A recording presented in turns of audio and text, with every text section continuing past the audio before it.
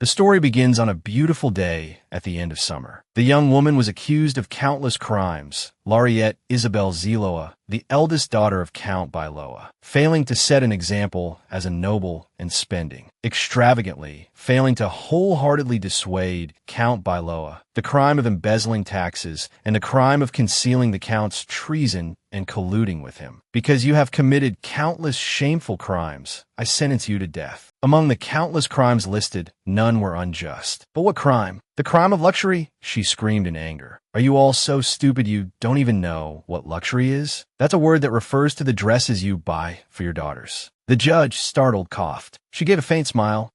No way you don't know. Count Biloa lived an extremely frugal life, a fact that everyone in the aristocracy knows. Save, you must save. Taxes are paid by the people. Do not spend extravagantly. I often went to sleep while enduring my father's harsh scolding. A dress studded with jewels along with jewelry made of silk from the East. He never paid any attention to them. When I was at a ball, I overheard a conversation. They told each other that I knew nothing about fashion. However, I always put the people of this land first. But that was a luxury for me, even if I am a mistake in your lives. There's no need to lie anymore. Ahem, I will give you one last chance to defend yourself. She stood before the witness stand. Her hands clenched. Whether I actually did those things or not, I won't do it. If I survive, my father, mother, my young little brother, and even the cousins I've never met will all be killed. Even if I were to live, I would just cry all day and have no regrets left in this life. Laureate turned sharply. However, he didn't look very happy as he watched me die because of his baseless anger. Emperor Rupert Egaras Bellorum. She gritted her teeth. Then she burst out laughing. Ha ha ha. Then she gritted her teeth and screamed, "You bastard." Of course, I said that without knowing that we would meet again when I opened my eyes once more. I died in the middle of a hot summer. I cursed the emperor, the one who was displeased with my existence. Suddenly, the door burst open with a call. "Young mistress, are you awake?" She was startled and called for her nanny, the kind-hearted woman who, last autumn, had died in a carriage accident with her husband. Suddenly, she came to her senses. Is this heaven? I'm in heaven. She rushed to hug her nanny. Yes. Why are you up so early today? You must be excited because it's your birthday. She exclaimed in surprise again. A birthday? Do they celebrate birthdays in heaven? But my birthday is in the winter. You must get ready quickly. By the way, was it cold last night? I asked Voix to get more firewood because you're sensitive to the cold wind. Voix, the butler is here too? Of course, young mistress. He's been back from his honeymoon for a while now. Honeymoon? How many years has Voix been married? Did he remarry? Don't tell me he came to heaven to get married. Men are truly unbelievable. The nanny complained. Anyway, the Count is really something. The young mistress doesn't like to study. That's true. But what was he thinking, letting you sleep in a shabby place like this on your birthday? Her eyes sparkled as she looked at her and then rushed to hug her again. I really missed you so much, Nanny. Hi, does this hairstyle make me look younger? Maybe I'm aging in reverse. What did you dream about last night? Rather, was it a nightmare? What's wrong with you? The young master said you've been having a lot of dreams lately. She asked again, young master who? Don't you remember? Your younger brother, young Master Lohan. Is Lohan here too? She thought to herself, Lohan is too wicked to go to heaven, and she still thought she was in heaven. The nanny asked, why are you talking such nonsense? If the young master isn't with us, where would he be? Now, she asked again, where are we? She gently pressed on her forehead and said softly, the Bellorum Empire, the residence of Count Biloa. This is the detached annex. Young mistress, are you still not fully awake? What? She thought blankly. This really is our house. But a fire burned down the entire Count's residence. I'm sure I saw it with my own eyes. She looked around, thinking back this room. The place my father used to punish Lohan and me was an isolated room called the repentance room. I, who hated being alone and loathed the dark, despised it. However, until I turned 12, I never had to come here again. Thinking, she spoke up and asked, today, no, right now, how old am I? The nanny said, as of today, the young lady is 12 years old. 12 years old. She couldn't believe it and pinched her cheek. Have I really returned to when I was 12? 12 years old, I died at 18. Suddenly she bolted, and the nanny immediately called out, young lady, where are you going? If this is really the Count's residence, and if this room is the repentance room, my little brother must be sleeping in the small room next door, right? I hope he's there. Please be there. Please. Her heart pounded as she called out, Lohan, Lohan, please, I beg you, I want to see him." She pounded on the door. "It's me, your sister, Laureate. Please open the door. Are you there?" The one who knew I was afraid of being alone. The one who was always causing trouble, but was gentle. With me, the one I couldn't even say a final goodbye to, my dear little brother. At that moment, the boy opened the door. "Sister, why are you doing that? Did you have a nightmare?" Without a word, Laureate threw her arms around her little brother. "Good morning, Lohan. Happy birthday." "Sister, thank God, I'm truly so lucky." Afterward, the nanny asked her,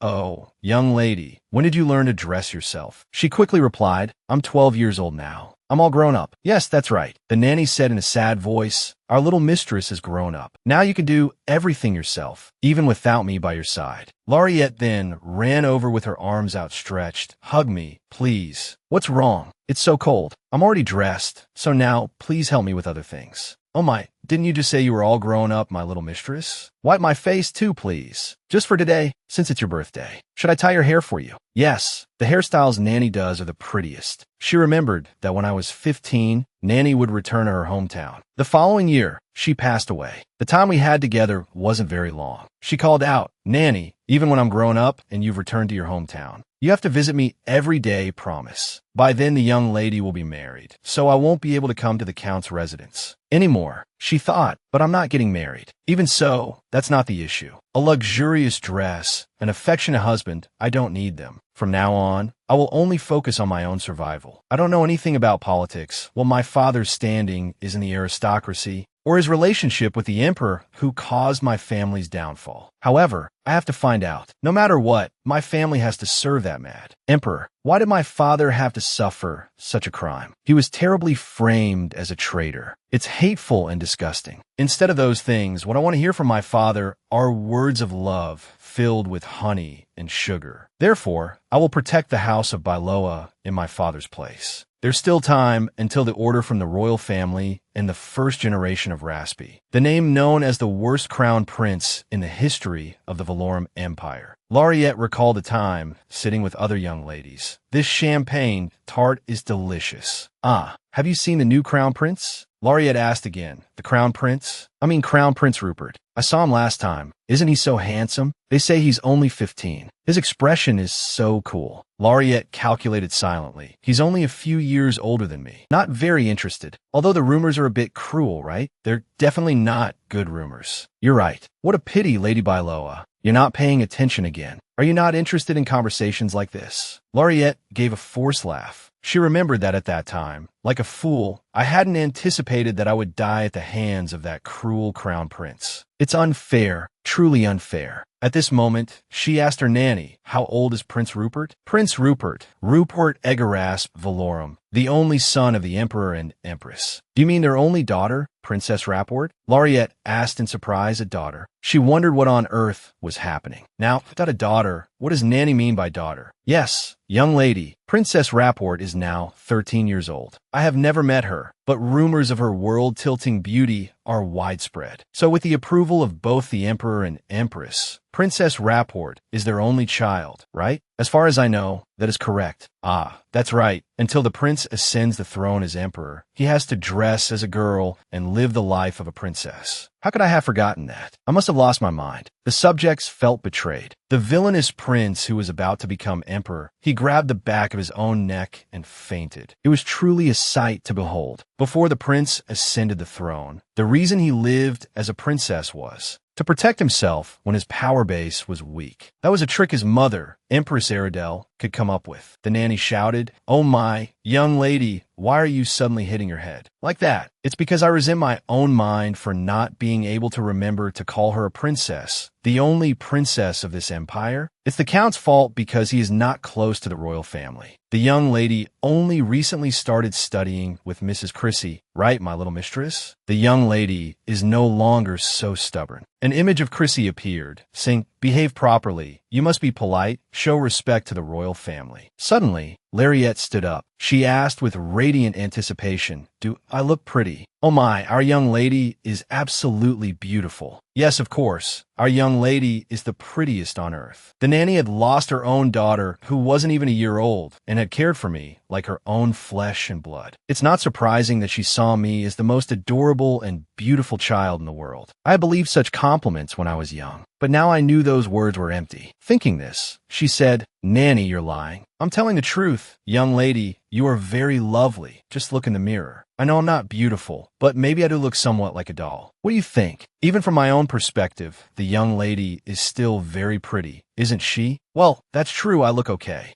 My adult version looked so gaunt, having never experienced a life of luxury, plain and unremarkable. A woman who wasn't even allowed to dress properly. Even so, because I was a woman, I was seen as a thorn in his side for such a petty reason. My crime was the crime of luxury. He judged my life as he pleased, that cursed monster. Even if I had tried to report everything to the villainous prince. But there was no way they would believe the words of a kid like me. I had no power to fight against that brutal monster who would soon monopolize the throne. Therefore, even if I have to flatter him, I need to form a close relationship with him. The purpose, of course, is to survive, but to the one who had me beheaded. I will show you clearly what true luxury is. On the day of the birthday party, Lariette thought to herself, "I can't believe so many people are attending. It's just a 12th birthday party." She glanced around, this person here, that one over there. The people gathered here to curry favor with my father, who always remained neutral. In the past I didn't know, but now it's clear I was blind to trust my father. "You failed to protect your own family." He carried a heavy burden. She stared at him. He's quite young now, compared to my memories of him. Thinking this, she smiled and approached,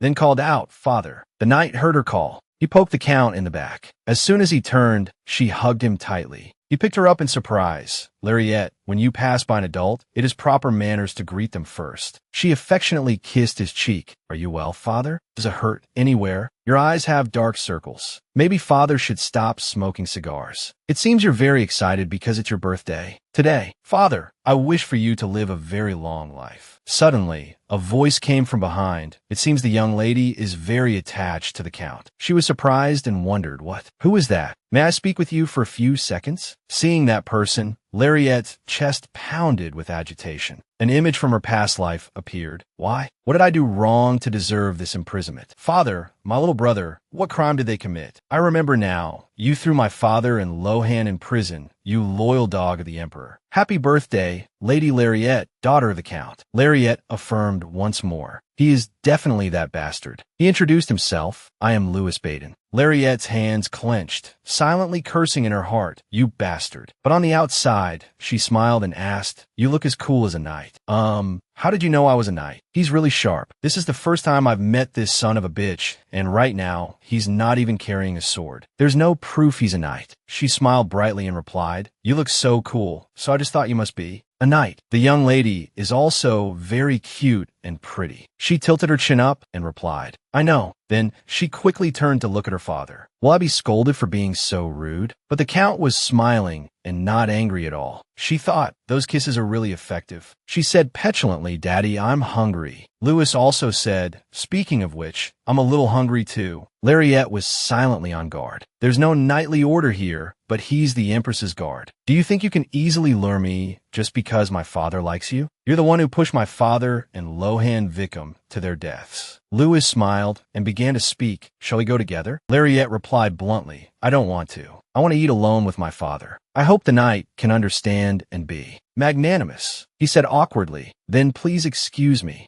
Yes, it's fine." The Count asked, "You don't like him?" "Yes, I have a very, very bad feeling about him. Father will always listen to my childish words, but he wouldn't believe such baseless slander, because that's the kind of person he is. Pure and straightforward from birth, always keeping himself neutral. That neutrality could be frayed, but not bent, until the end of his life. Suddenly he called, "Lariette." She replied, "Yes, father. It's your birthday, so you should spend time with your friends too." She stammered, "That's true, but..." He said, "Let's eat together tomorrow." "Yes, sir." Then Lariette went over to the other young ladies. She greeted them. "Long time no see, Rick." Rick asked blankly, "Long time? We just saw each other recently." Looking at Rick, she remembered her father. At that time, he had coldly chased Lariette away. "Get out, don't come looking for my daughter Rick anymore." Lariette cried and begged, "Please help us. Marquis Gotten, you and my father have been close for a long time. They imprisoned him with false accusations. So please, I beg you, please save him." He used a handkerchief to wipe the hand that had just struck Lariette and sneered, "Foolish," seeing Lariette place a hand on hers. Rick asked what's wrong. She gave a forced laugh and replied, "It's nothing. I just like doing this. It's silly. I know it's not Rick's fault, but I don't think I can cherish her with all my heart like I used to. We were once soulmates." She looked at the young ladies and wished them a good meal. The eldest daughter of Marquis Gotten is Rick. Marion, the second daughter of Count Vincent, a distant relative of the Hamel family. All of them are children of the aristocracy who are close friends of my father. They probably wouldn't even say a good word about my father to the emperor. I have to behave, well, to persuade them to have a favorable view of us. Bailoa, my family, they all ignore my family's downfall. Even if I resent them, despise them, anyway, that person. This is the first time I've seen her. Who is she? She stared, making the girl sweat. Then she looked up and stole a glance at Lariette.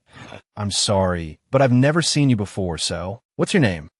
I'm not a noble like the ladies here, so please don't address me like that." Marion heard this and burst out laughing. How dare a commoner girl sit at the table of noble ladies from a ducal house? Lariette looked at her and thought, so arrogant, no doubt about it, because I've had a similar lesson myself. Those who resisted my father's death were mostly people from Bailoa, and they were killed by Lewis's and his subordinates. Plan. I was taught and believed that commoners were lazy and like animals, but that was completely wrong. Lariette smiled at the girl and then called Marion. "Yes, Lady Bailoa, please speak. Did you not bathe today and just spray on perfume?" The girl froze upon hearing this. "What did you say?" Lariette covered her nose and continued, "You always spray on strong perfume to cover up the bad smell, don't you? The smell of sweat mixed with perfume is truly unbearable." The girl hurriedly said, "Please forgive me. My stomach is very weak, so I can't stand these bad smells." Marion retorted, "I don't smell like that." But Lariette insisted, "It's definitely coming from your direction." Everyone else chimed in,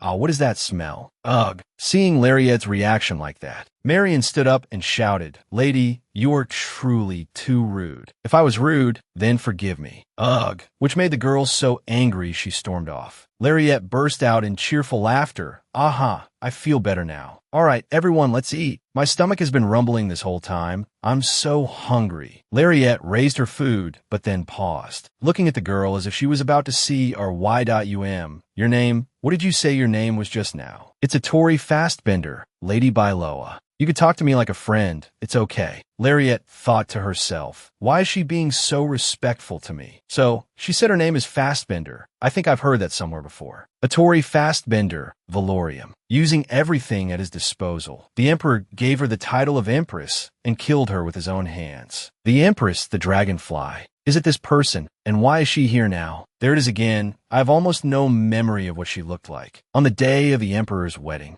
I only saw them parading in the sparkling lights. I was watching from a distance at that time, so this is what she looked like. I guess she's only 8 or 9 years old now. When the Emperor married her, she was around 18. She was too young for the Emperor, and when she died. It's like a fairy tale, isn't it, from a commoner to an empress. But even with the power she had, she didn't live to use it. At that time, the servants were gossiping. Have you heard? There's a rumor that the Empress was killed by the Emperor's own hands. Oh my, really? Do you think it's because the Empress had an affair? But he still wanted to marry her. I heard the Empress was Prince Arnon's former lover. The noble ladies gossiped among themselves. I also heard they planned together to kill the Emperor. Aren't they too much? Not only that, I heard she was also a spy for Willerson. They just kept rambling on about it. I don't know what they found so interesting. Based on those meaningless rumors, the Empress became a criminal and disappeared from the country's history. But were those rumors really true? Even before she became Empress, there were some rumors. Fastbender operated a large merchant guild, but there was no information about that family, not a single bit. At that time, the Count said that girl would be qualified to become the Empress of this empire. I'm not sure, but people are still talking about it. My father, who always maintained a neutral opinion, opposed it for the first time. But the Empress still had to die, and he did not intervene. The Emperor always sneered at my father's business. How could he, with that disgusting thing used only to kill monsters?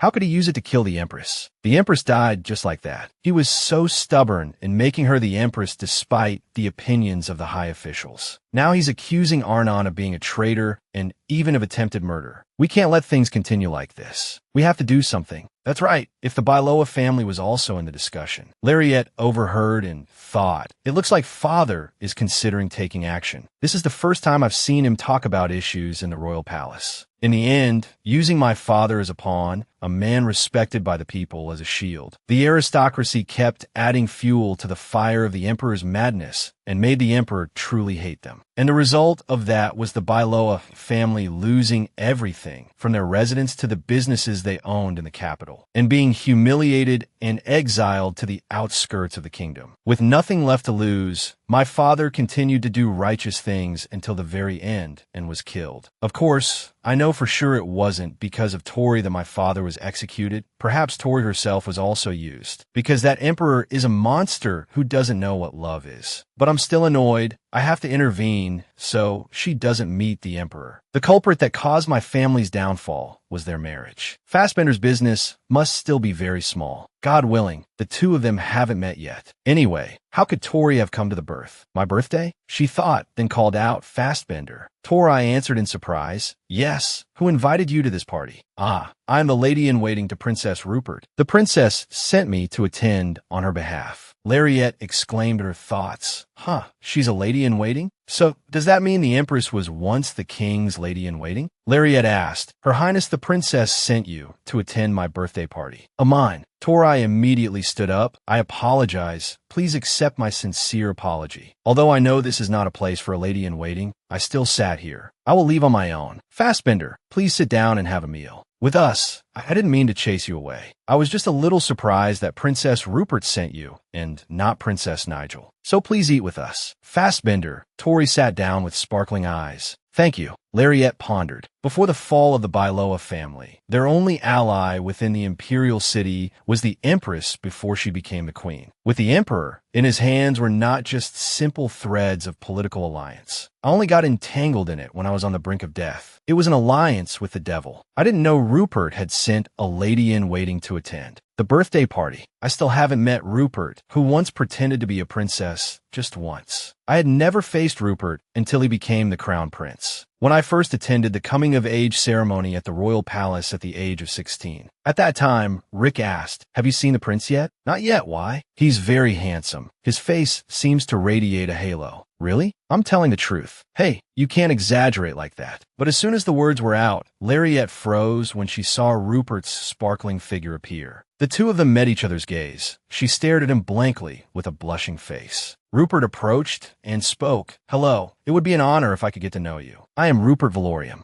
It's a great honor to meet you. I am Lariette Byloa. Rupert gently placed a kiss on her hand. Lady Byloa, congratulations on your coming of age. He pretended it was the first time they had met. He actually knew my identity well, if so, then why? When he knew of my existence, why did he pretend not to know me at the coming-of-age ceremony? I don't know what Rupert's ulterior motive is, but he certainly had a plan for a long time. That's right. Now I just need to figure out that plan. While she was thinking, Tori spoke up, Excuse me, my lady. Is it really okay for me to be here? Because of your expression. She smiled and said it's completely fine. The princess asked you to come in her place. It's such an honor that I didn't know how to react. Please tell Her Highness that I am very grateful for her kindness. Yes, I will definitely pass on the message to Her Highness. How long have you been working alongside Her Highness, Tori? I just arrived a little over a week ago, so it hasn't been that long. Rick turned to ask Lariette, You're a bit strange today. Me? Not at all. Lariette forced a cheerful smile. Wow, this is really delicious. But inside she was screaming. No, is this whole spread just dessert? I used to love them so much. But I only ate them when I was little. I don't eat them anymore. Rick touched Lariette's forehead and asked, Are you not well? Are you feeling tired somewhere? You haven't even touched your favorite dish. It's nothing. I just don't have much of an appetite. Don't lie. Even when you're sick and can't eat porridge, you can still finish a huge pudding. You're kidding that much? Lariette remembered Chef Bernard saying, "Young lady, if you keep this up, you'll get fat." Then she said awkwardly, "I think I have a slight fever." Rick immediately turned and called, "Voix,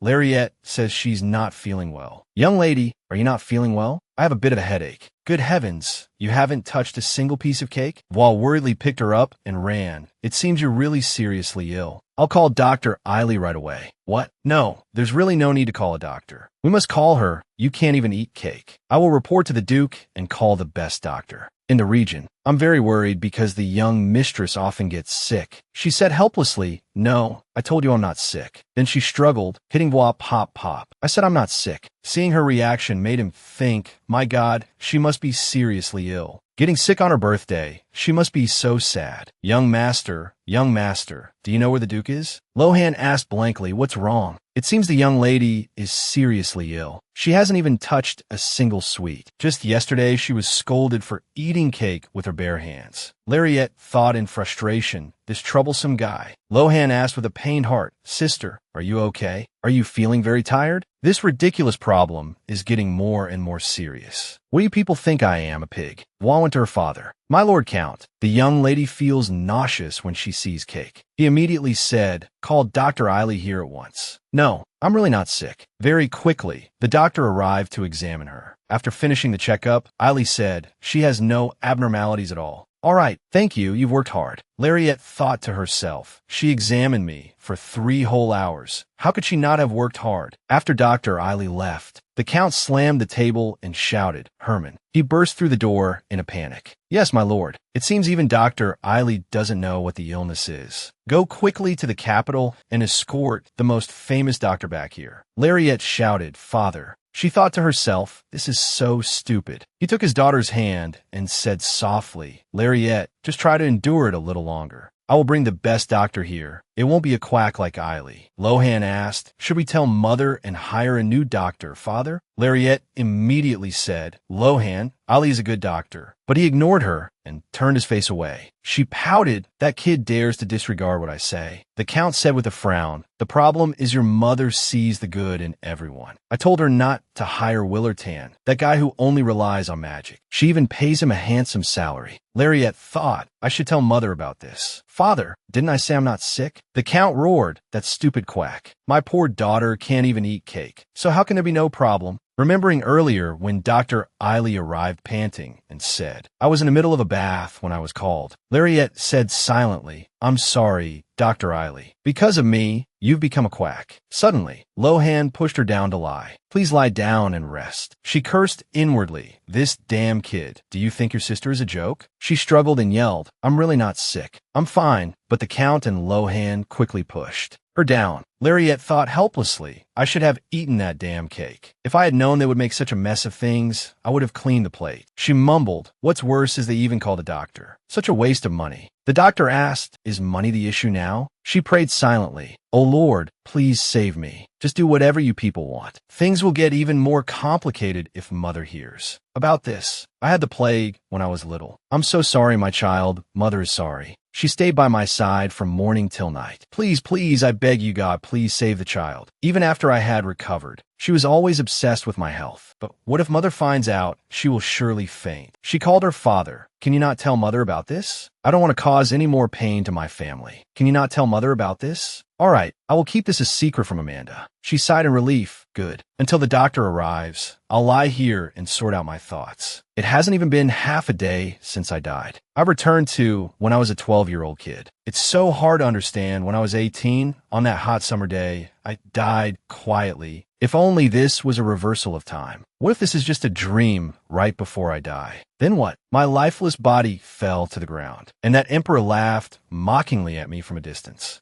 Lohan took her hand to comfort her. "Sister, don't worry. It's not a very dangerous illness. Didn't I just say this a moment ago?" Dr. Eiley also said there's no serious problem. They will bring a doctor from the capital. You'll get well soon. Seeing Lariette shed tears, the Count and Lohan panicked and yelled, "Good heavens. Why haven't you gotten going yet? The child is crying from the pain, and you're still here. Are you planning to just linger around here? I'll tell your wife later. Now go quickly." The servant broke out in a sweat and turned away. "I apologize, my lord." In the evening, Lariette lay sighing. She opened her eyes to peek. Has everyone left? Everything happened in such a mess. Suddenly, Lohan leaned over. She reached her hand out to Lohan. It would be so nice if you don't leave me. Later on, I won't leave you, never. She thought to herself, no, you will. When you grow up, you'll become a rebellious brat. It's been a long time since you've been by my side like this. Thinking this, she pulled her hand back. Lohan asked, this morning, you said that no matter what kind of person I become, you'll always love me. She replied, yes, you too. Lariette asked in surprise, really? Lohan was about to leave when she called. Wait, you said please don't get sick, sister. Remembering the grown-up Lohan also said that. She smiled and thought, it's really so similar. The next morning, this is my room when I was 12. Grandfather personally designed all the furniture in my room. This is the place I've always been attached to and never left. The spring when Lohan was born. The summer when our family visited the capital. In the fall, mother's favorite season. Until winter came, when the Bailoa mansion became more beautiful than ever. This is the room that was with me through all those years. Isn't this the wall used to measure my height? I've grown a whole head taller since the last time I measured it. Wait, so from the age of 12 until I became poor, I only grew by 1 head? What? I stopped growing at the age of 10. When measuring my height, the servant couldn't help but chuckle. The count hit him and scolded, stop laughing, you brat. She told herself, I'll have to live with it. At least from now on, I'll exercise diligently and eat food that helps with growth. Almost nothing has changed from before I died. She touched the box, and when she opened it, music played. This is the prelude to my favorite fairy tale from a few years ago. No, it was just last year, Lohan bought it as my birthday present. The kid must have been very worried. She pursed her lips, remembering that time. The box was thrown down with the rubble, and she had sent people to dig and search for it. Her tears fell. Someone had deliberately set fire to the Bailoa mansion. Because of that chaos, the only thing I managed to keep was this music box. The deaths of my father and mother were something I never imagined. Lohan, that boy died before me. I was so useless and lost everything precious. The only reason he had to die before me was because he was a man. I couldn't do anything. At that time she screamed, kill me first. Can't you hear me? I beg you. How could I bear it if my younger brother died before me? Please kill me first. She laughed faintly. I was miserable and helpless. Now there is no one left, and nothing left for me. She told herself, I won't let him go through that. I won't go through it. At this moment, she picked up a book. I found my diary. It's all cute stories. If someone saw this, they would think it's just a dream or a fantasy. However, this is the reality of what I've been through. Torai cannot become the empress because that is the origin of the conflict between my father and the emperor. There must be a way, no matter what. I can't lose my family this time. September, year 287, investiture of the crown prince. May, year 289, the previous emperor abdicated the throne. She sighed wearily. There will be so many deaths that I don't remember. So many that I can't recall. The court's reign of terror, indiscriminate killing. A madman who slaughtered his own family like a wild beast. Killing his uncle, killing his half-brother, even though his position was not affected by them. The nobility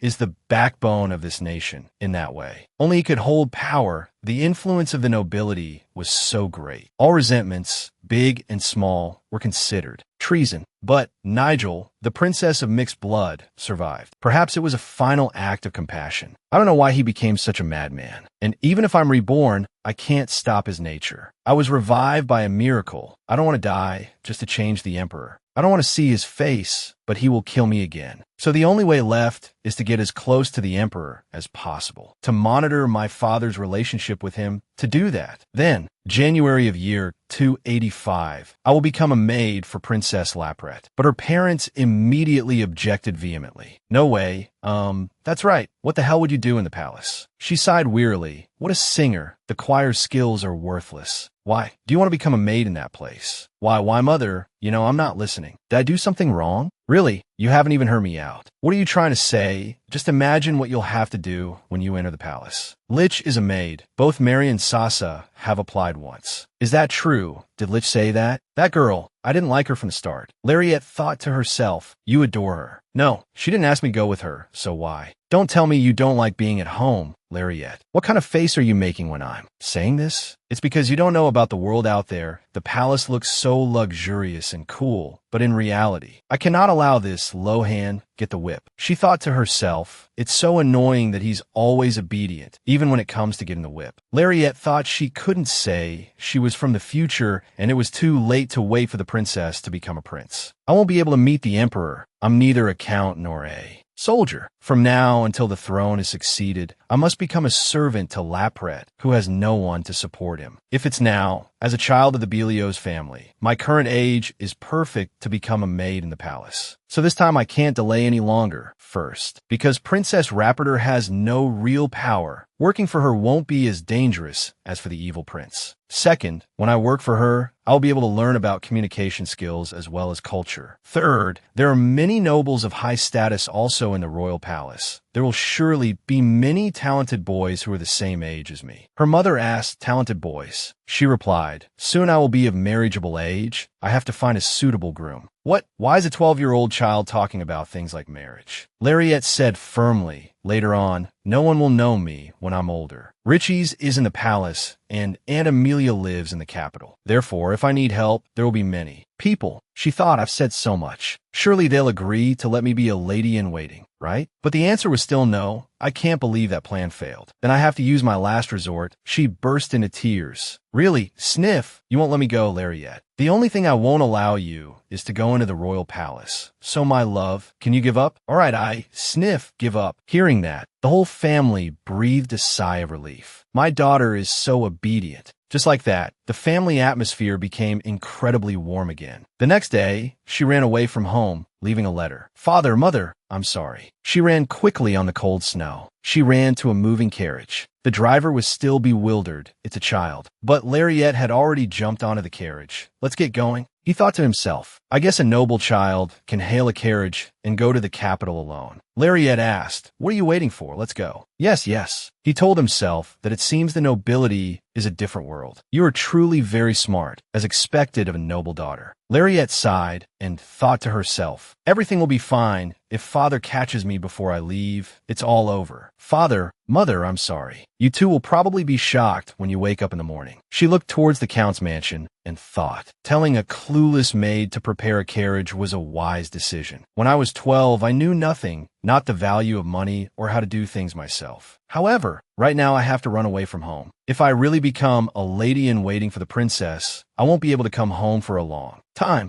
Goodbye. Bye, Loa. I have to leave this place to protect it, and I can definitely do it. I'll just run away from home. This house is so magnificent. No doubt about it. It's my aunt's house. Aunt Amelia is very arrogant and also full of ambition. She is the 5th concubine of Prince Venebold, whom she believed would later become the king. My aunt didn't care about her father's objections, nor did she worry about being pointed at by others. She was also willing to die with Prince Venebold when Emperor Rupert gave the order. She must have been very arrogant. That's because she always had romantic ideas, common among nobles. She's not a bad person. She rang the bell loudly, but there was no response. A worry arose in her. This is big trouble. There's no one in the mansion. What do I do now? I have to find a place to stay. I was so happy that I gave the driver a lot of money, but now, should I go ask Rick for help? It would be a perfect plan if I knew where she lived. She works at the royal palace, so I know she used to live at the count's mansion in the capital. But now she's only 18, I'm not sure if she's here. She wondered glumly, what should I do? Suddenly her stomach rumbled, gurgle. Her face turned red. She picked up her suitcase and ran. I haven't eaten anything all day. There's no other choice. I'll eat first. She panted and complained. It's farther than I thought. Because I always travel by horse, I didn't expect it to be this far. The town is almost all closed. Where am I going to eat? She stopped and looked around. Suddenly someone shouted, anyone want to buy a dumpling? This is the last one. I'll give you half price. Lariette happily ran over at once. I'll take it. Sell me that dumpling, please. She continued excitedly, mister. The uncle was also happy. She put the money on the table, inwardly overjoyed. Finally, something to eat. It was so hard to buy it, but the table was now empty. What? Where's my dumpling? She immediately turned around and grabbed the girl's hand tightly. Excuse me. I already bought that dumpling. Do you understand? Give me back my food. Seeing the person's unresponsive face, Lariette felt a chill. She wondered, what is this? Even though I'm holding her hand so tightly, she's not reacting at all? Lariette quickly let go of her hand and stared at her. She raised her hand and waved it back and forth. Excuse me, but she accidentally touched the person's forehead. Seeing the scowl, Lariette was startled. What the hell is going on? Why is she suddenly angry? She instinctively stepped back, but quickly felt that something was wrong. Wait a minute, why should I back down? I'm the one who should be angry, right? Lariette once again stepped forward and grabbed her hand tightly. She angrily ground her teeth and said, let go. Lariette also said, give me back my dumpling right now. She thought, even though she doesn't have any money or servants with her, but from the way she talks, she might be a noble. Thinking this, Lariette turned and asked, Mister, I paid for that dumpling first, right? He hasn't paid yet, has he?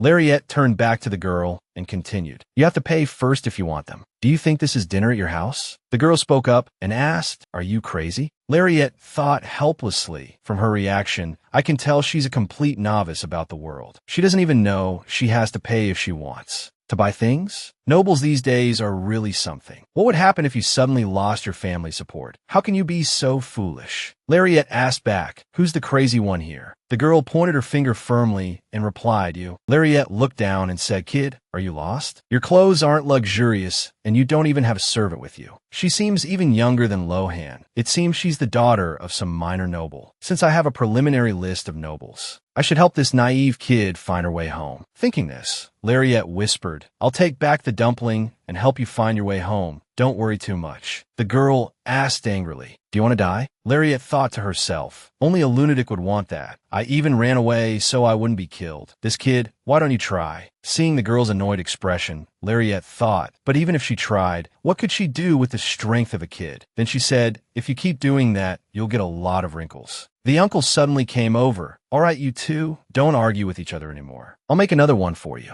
Lariette's eyes lit up, really. She exclaimed with excitement, wonderful. Suddenly, the other girl lunged forward and grabbed Lariette's hand. Called out in a low voice, you. Lariette asked, what is it? Damn it, don't get in my way. Lariette blankly thought that kids these days have such a bad attitude. What did I expect when Rupert is the next emperor? It's bound to be like this anyway. Thinking that, Lariette let out a long sigh. Suddenly the girl asked, what's your name? My name? Yes. Tell me your name, quickly. Suddenly a voice called out, the dumplings are ready. Hearing that, Lariette quickly shook off the girl's hand and replied with a smile, I don't want to tell you. With that, Lariette turned her head and walked away, leaving behind a face glaring in anger. Lariette thought to herself, a rude kid deserves to be rejected. When Lariette returned, she saw Rick. She happily ran over and exclaimed, long time no see. Rick was so startled she almost had a heart attack. Yes, long time no see. Are you surprised? How did you get here? It's a long story, but you still have to explain it to me. What are you wearing? Aren't you cold? Because I don't have any thick clothes. To put it briefly, I'm planning to apply to be a lady-in-waiting at the palace. Rick slapped her forehead, asking and answering herself, did the Count agree to this? No, definitely not. If he had, you wouldn't have come here looking like this. Oh, do I look that bad? Rick said bluntly, you look like a beggar. My goodness. At first, I was wondering what beggar had the nerve to call me by my name. Have you ever seen a beggar wearing a dress? That dress looks tattered, throw it away. Why should I throw away something that's still perfectly usable? But the beautiful lady of Marquis, Gotten, is being so wasteful. Honestly, what on earth were you thinking? Coming here alone is very dangerous. Aren't you living alone too? Rick shouted, I have 4 guards with me, 4 of them. Even at home, my father doesn't care this excessively. Walking around alone is so dangerous. Lariette thought to herself, how cute. She used to be like an older sister to me, but now she looks so adorable and lovely. She laughed and said,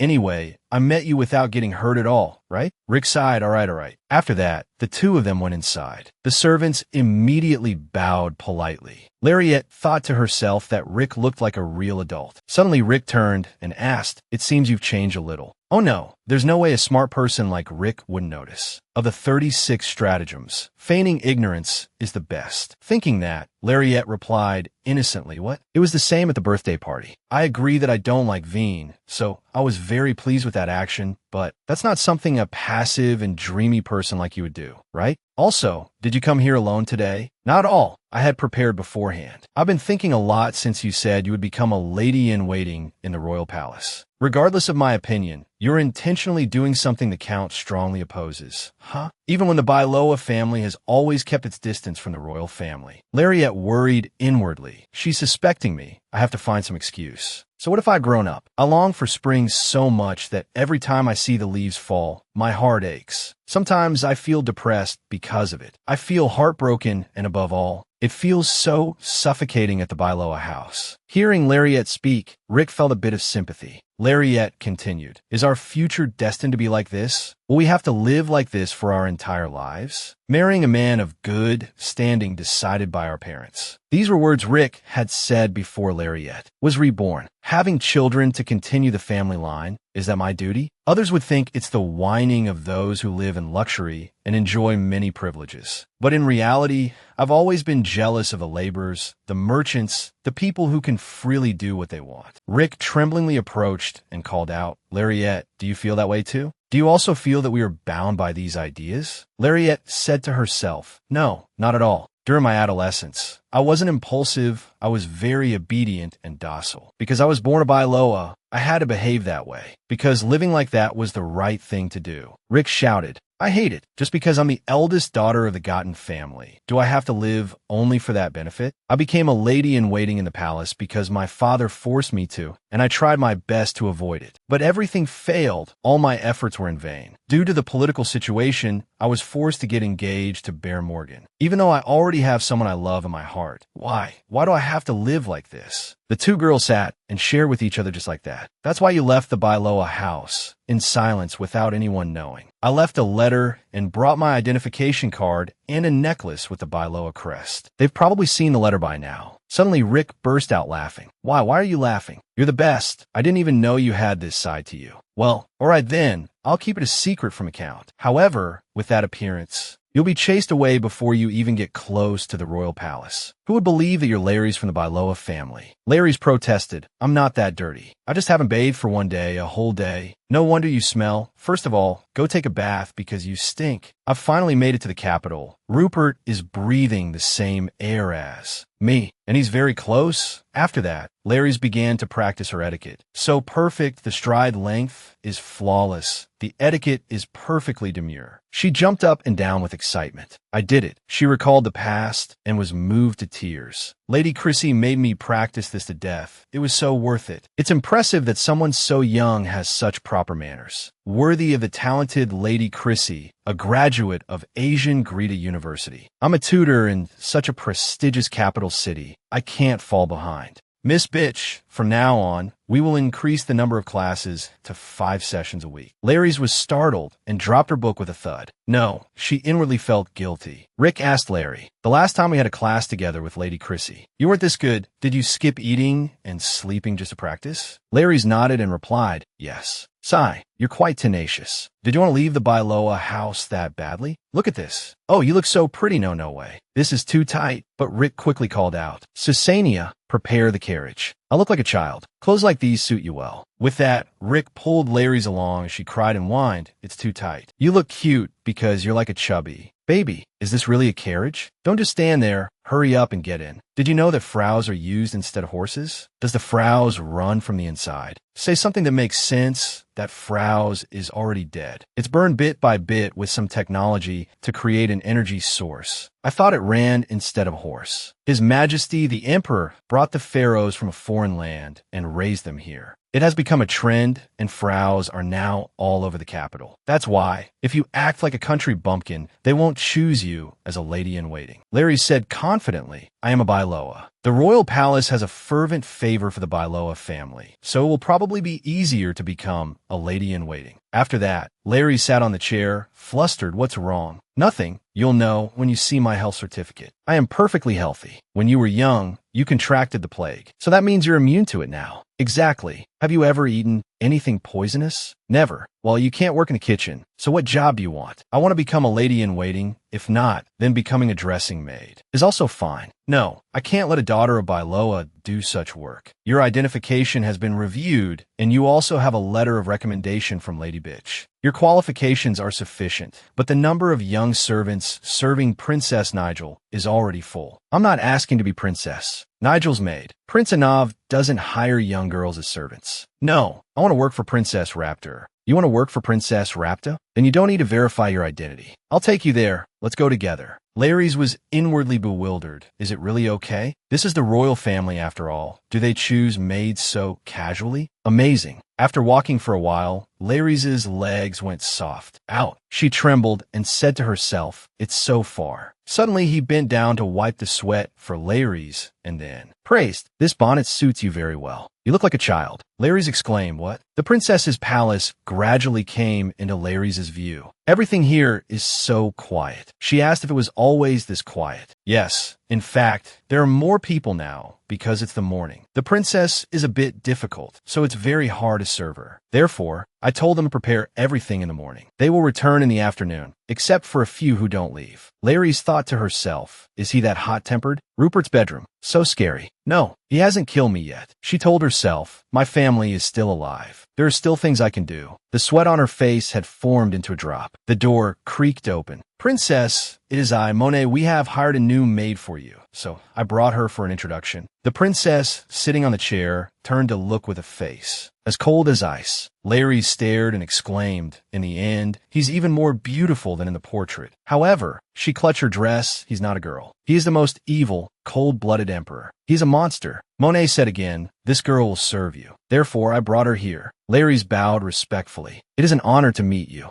The princess asked, what is it? Startling Monet. She began to introduce herself. My name is Larry's Isabel Bailoa. I am the eldest daughter of Count Bailoa. The princess said in a cold voice. I wasn't asking you. The princess was about to say something when Monet cut in. Your Highness, please accept this girl even if you dislike her. Get out of the way. Monet continued. Bailoa is a family that governs the southern region. The princess said in a low voice. Didn't you hear what I said? Then stepped forward and grabbed Larry's face, causing her bonnet to fall to the ground. This little one won't do. She eats quite a lot of dumplings, so it will cost a lot of money too. Raise her. Larry's recalled, the child I met at the dumpling stall back then was the emperor. Oh no, this is big trouble. Monet asked curiously, forgive me, what are you talking about? You heard it too. She's a dumpling thief. Larry's lowered her head and feigned ignorance. What dumplings, Your Highness? I'm allergic to dumplings. The princess's face went blank. What? When I was little, I had a severe stomachache after eating it. So since then, I can't even stand the smell of it. Looking at Larry's innocent eyes, the princess asked, allergic to dumplings? Yes, Your Highness. So, I must have been mistaken. That's right, Your Highness. I have a rather common face. So it's wrong to say that you're not discerning, Your Highness. The princess thought blankly. She said she's not that person, then waved her hand at Monet, get out. Yes. The door slammed shut. Larry's asked in confusion, what about me? The princess crawled onto the bed, lay down, and sighed. So you're from a Bailoa family? Yes, Your Highness. The Bailoa family in the south? You are the daughter of Count Bailoa, the one in the Senate's Hall of Honor? Yes, Your Highness. But how can I believe that you are from the Bailoa family? How could such a noble young lady steal dumplings to eat? Larry's put on an innocent face again. Sorry, I don't understand what you're talking about. Ah, did you come here at the will of Count Bailoa? No, I came here voluntarily. You voluntarily came to the royal palace to see me. Why? Your Highness, I have heard many good things about you from my father. So when I grew up, my wish was to become a lady-in-waiting to follow Your Highness the princess. The princess sat up and asked, you're saying Count Bailoa told stories about me? Looking at the princess's expectant face, Lariette thought to herself, he's just like a child. Yes, Your Highness, my father said that you are an extremely beautiful and exceptionally intelligent princess. But it's a pity you're not a prince, otherwise you would be a great king. Lariette smiled on the outside, but thought inwardly, of course it's a lie. The princess froze for a moment, then flopped back down. I don't remember ever meeting Count Bailoa. Although Your Highness is not acquainted with my father, it doesn't mean my father doesn't know of you. Your Highness, No, of course I know your father, but I didn't know he was that crazy. Lariette gave a forced smile and thought to herself, right, you're always right, what small hands. These small hands killed me and my entire family. This kid did that. Suddenly she imagined the scene. She pounced onto the bed, pinning Rupert down, her hands tightening around Rupert's neck, a sly smile on her lips. At this point, she startled herself and wondered, what was I just thinking? Assassinating a member of the royal family is treason. I can't do that, or my family will be destroyed again. The princess asked, I heard you helped Torai. I will take that into consideration. I don't understand. What do you mean, your highness? The price for that dumpling.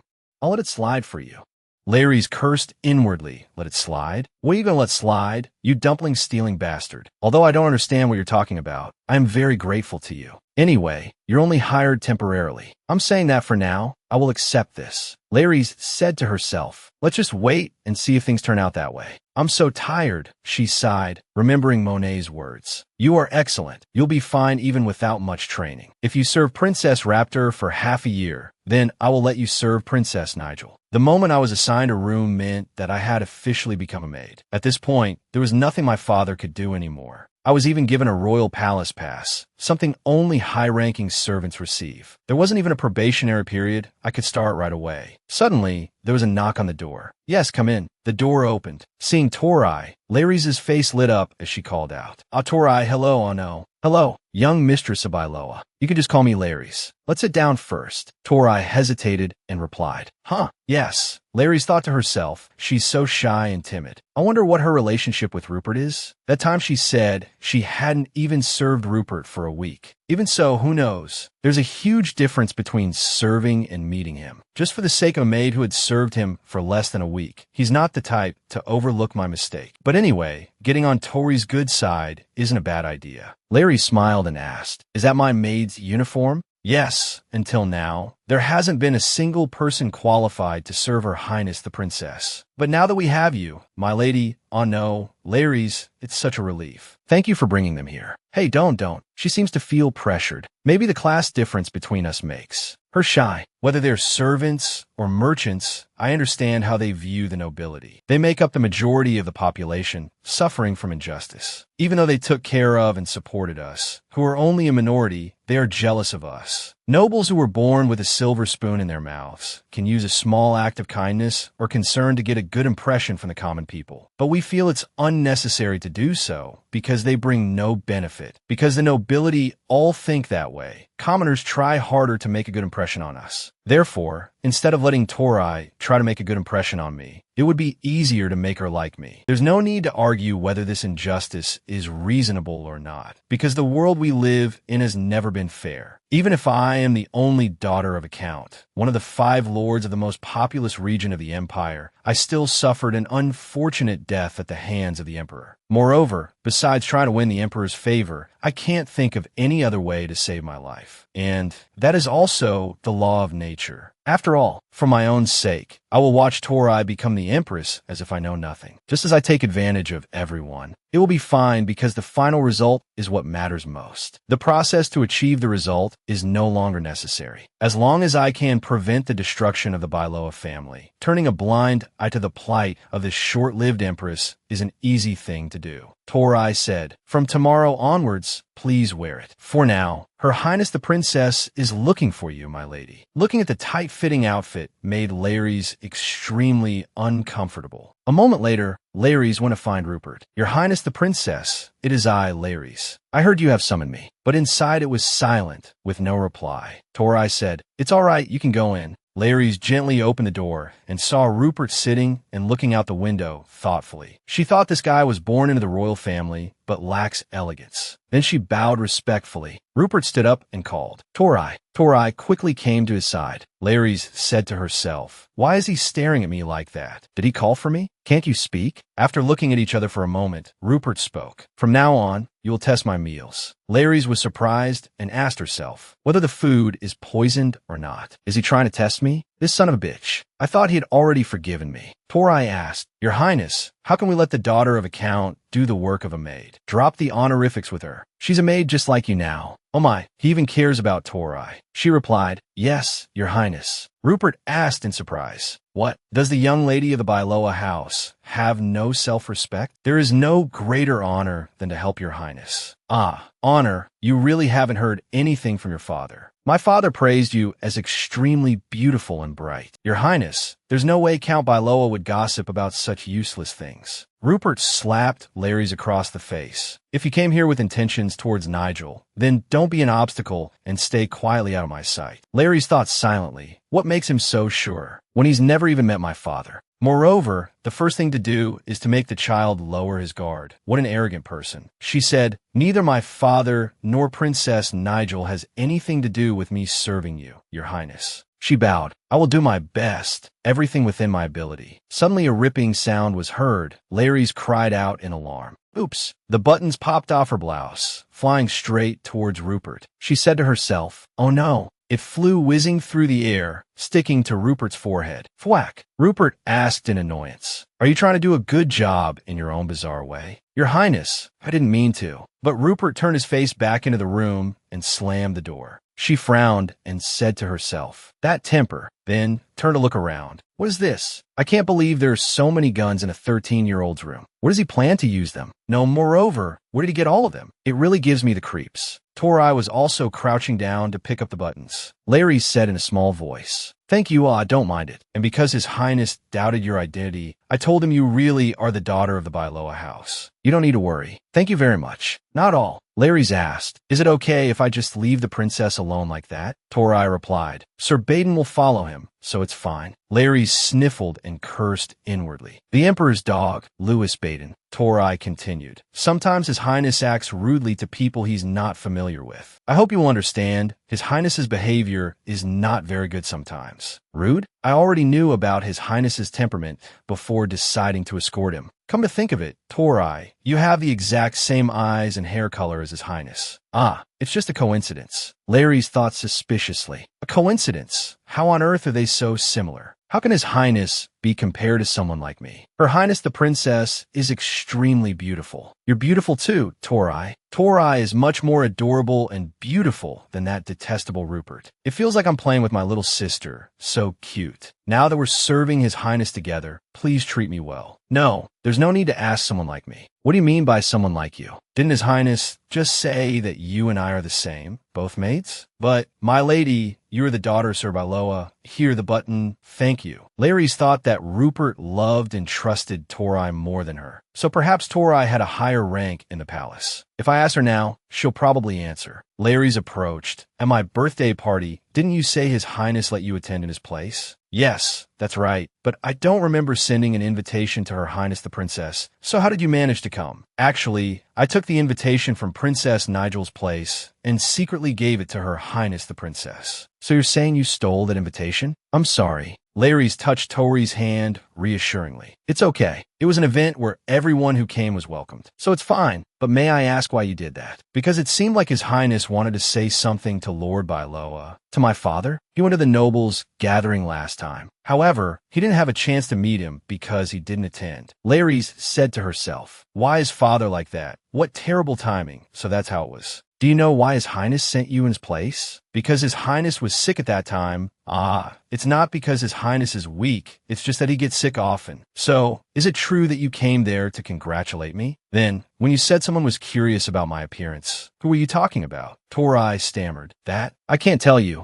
I'm sorry. Lariette rested her chin on her hand, pondering. Should I dig deeper? No. Even if she likes me, she doesn't trust me yet. I'll postpone this for later. She held out her hand and said, it's okay. Let's get out of here. Torai followed behind with a flushed face. Did I just hold the young lady's hand? Arriving at Lariette's room, she gently sent her away as she followed her inside. No, you don't have to escort me. To my room. After being left alone, Lariette sprawled on the bed. So tired, so drained. Wait, I should write this down first. Rupert and Torai have a better relationship than I initially thought. Torai is shy and timid, but it's not because of any abusive behavior from Rupert. They might even show affection for each other in their own way, whether it's friendship or familial love. Therefore, there must have been some major upheaval when Torai became the Empress. Rupert is also interested in the House of Bailoa. I don't know the details, but it seems he has been observing the house of Byloha for quite a long time. She rubbed her forehead, thinking, my father never told me a single word about Rupert before. Then she flopped down in frustration. I thought I could find some clues by becoming the Emperor's maid, but I don't know anything at all. I want to cry. For months later, according to the imperial calendar year 286, spring had arrived. I had just turned 13 and Rupert turned 14. Rupert was more moderate than I thought, incredibly calm. I wondered why he collected so many guns when he never seemed to go hunting. Except for living expenses, the entire budget was used for Rupert's collecting activities. He hated being followed by servants, so I was only summoned when called to meals to taste the food for Rupert. It was so safe that it didn't even need to be checked. With a silver knife. It was just to mock me. This was just a formality. Because people thought that since he was the Empress's child and a girl, poisoning him would be useless. But now, with his hot temper, I'm wondering who he has made an enemy of. Suddenly Rupert spoke up, asking, did you just glance at me? Lariette shook her head. Why would I do that, Your Highness? Have you lost weight? That outfit looks a bit looser, Lariette replied. No, Your Highness. But inside, she cursed, it's always been loose, this lunatic. Torai insisted on changing it and getting me an even larger size. Rupert taunted, come to think of it, you're always tasting the food prepared for me. How could you lose weight? Since he doesn't tell me what he wants to eat, I have to try all of it. Therefore, I'm forced to just sit for show during the servants' mealtime. Otherwise, what if I miss some rumors? If I gain weight, it's all your fault. Even so, it'll come off when I'm 15. Thinking this, Lariette smiled brightly with a friendly expression.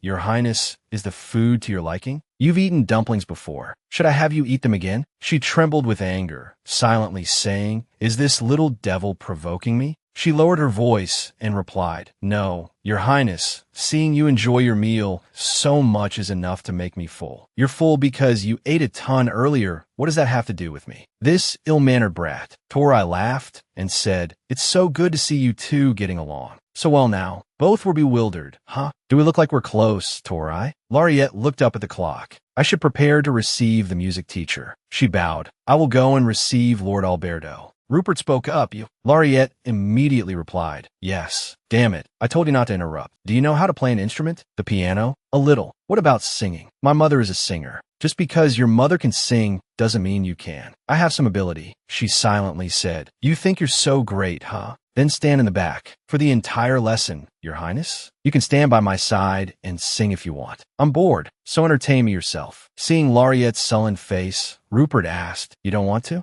No, Your Highness, I will do as you command. Then she turned away, thinking a monster in human skin. How ridiculous. Lariette went out and immediately met Alberto. Welcome, my lord. It's been a long time, hasn't it? Alberto, the pianist of the Avon band. Rupert's music teacher. Lariette, I saw your mother, Amanda, 3 days ago. She's very worried about you. She was even sad because she hasn't received a letter from you. Aren't you going to write to them? Lariette cried out internally. Mom, I miss you. I want to tell you how hard a time I've been having. But what excuse should I make in the letter? After all, I'm the one who ran away from home without her permission. Seeing her heavy mood, Alberto comforted her in a hoarse voice. Lariette, when I was your age, I also wandered around a lot. She thought blankly, what is he talking about? His Highness is waiting. Are you joining us today? Her Highness the Princess usually doesn't allow anyone near him. Except for that commoner girl, what's her name? Torai or something, she silently said. Torai would be sad to hear this. She replied, yes, for today. His Highness is a lonely person. I can tell from hearing him play the piano. Please comfort him with your singing.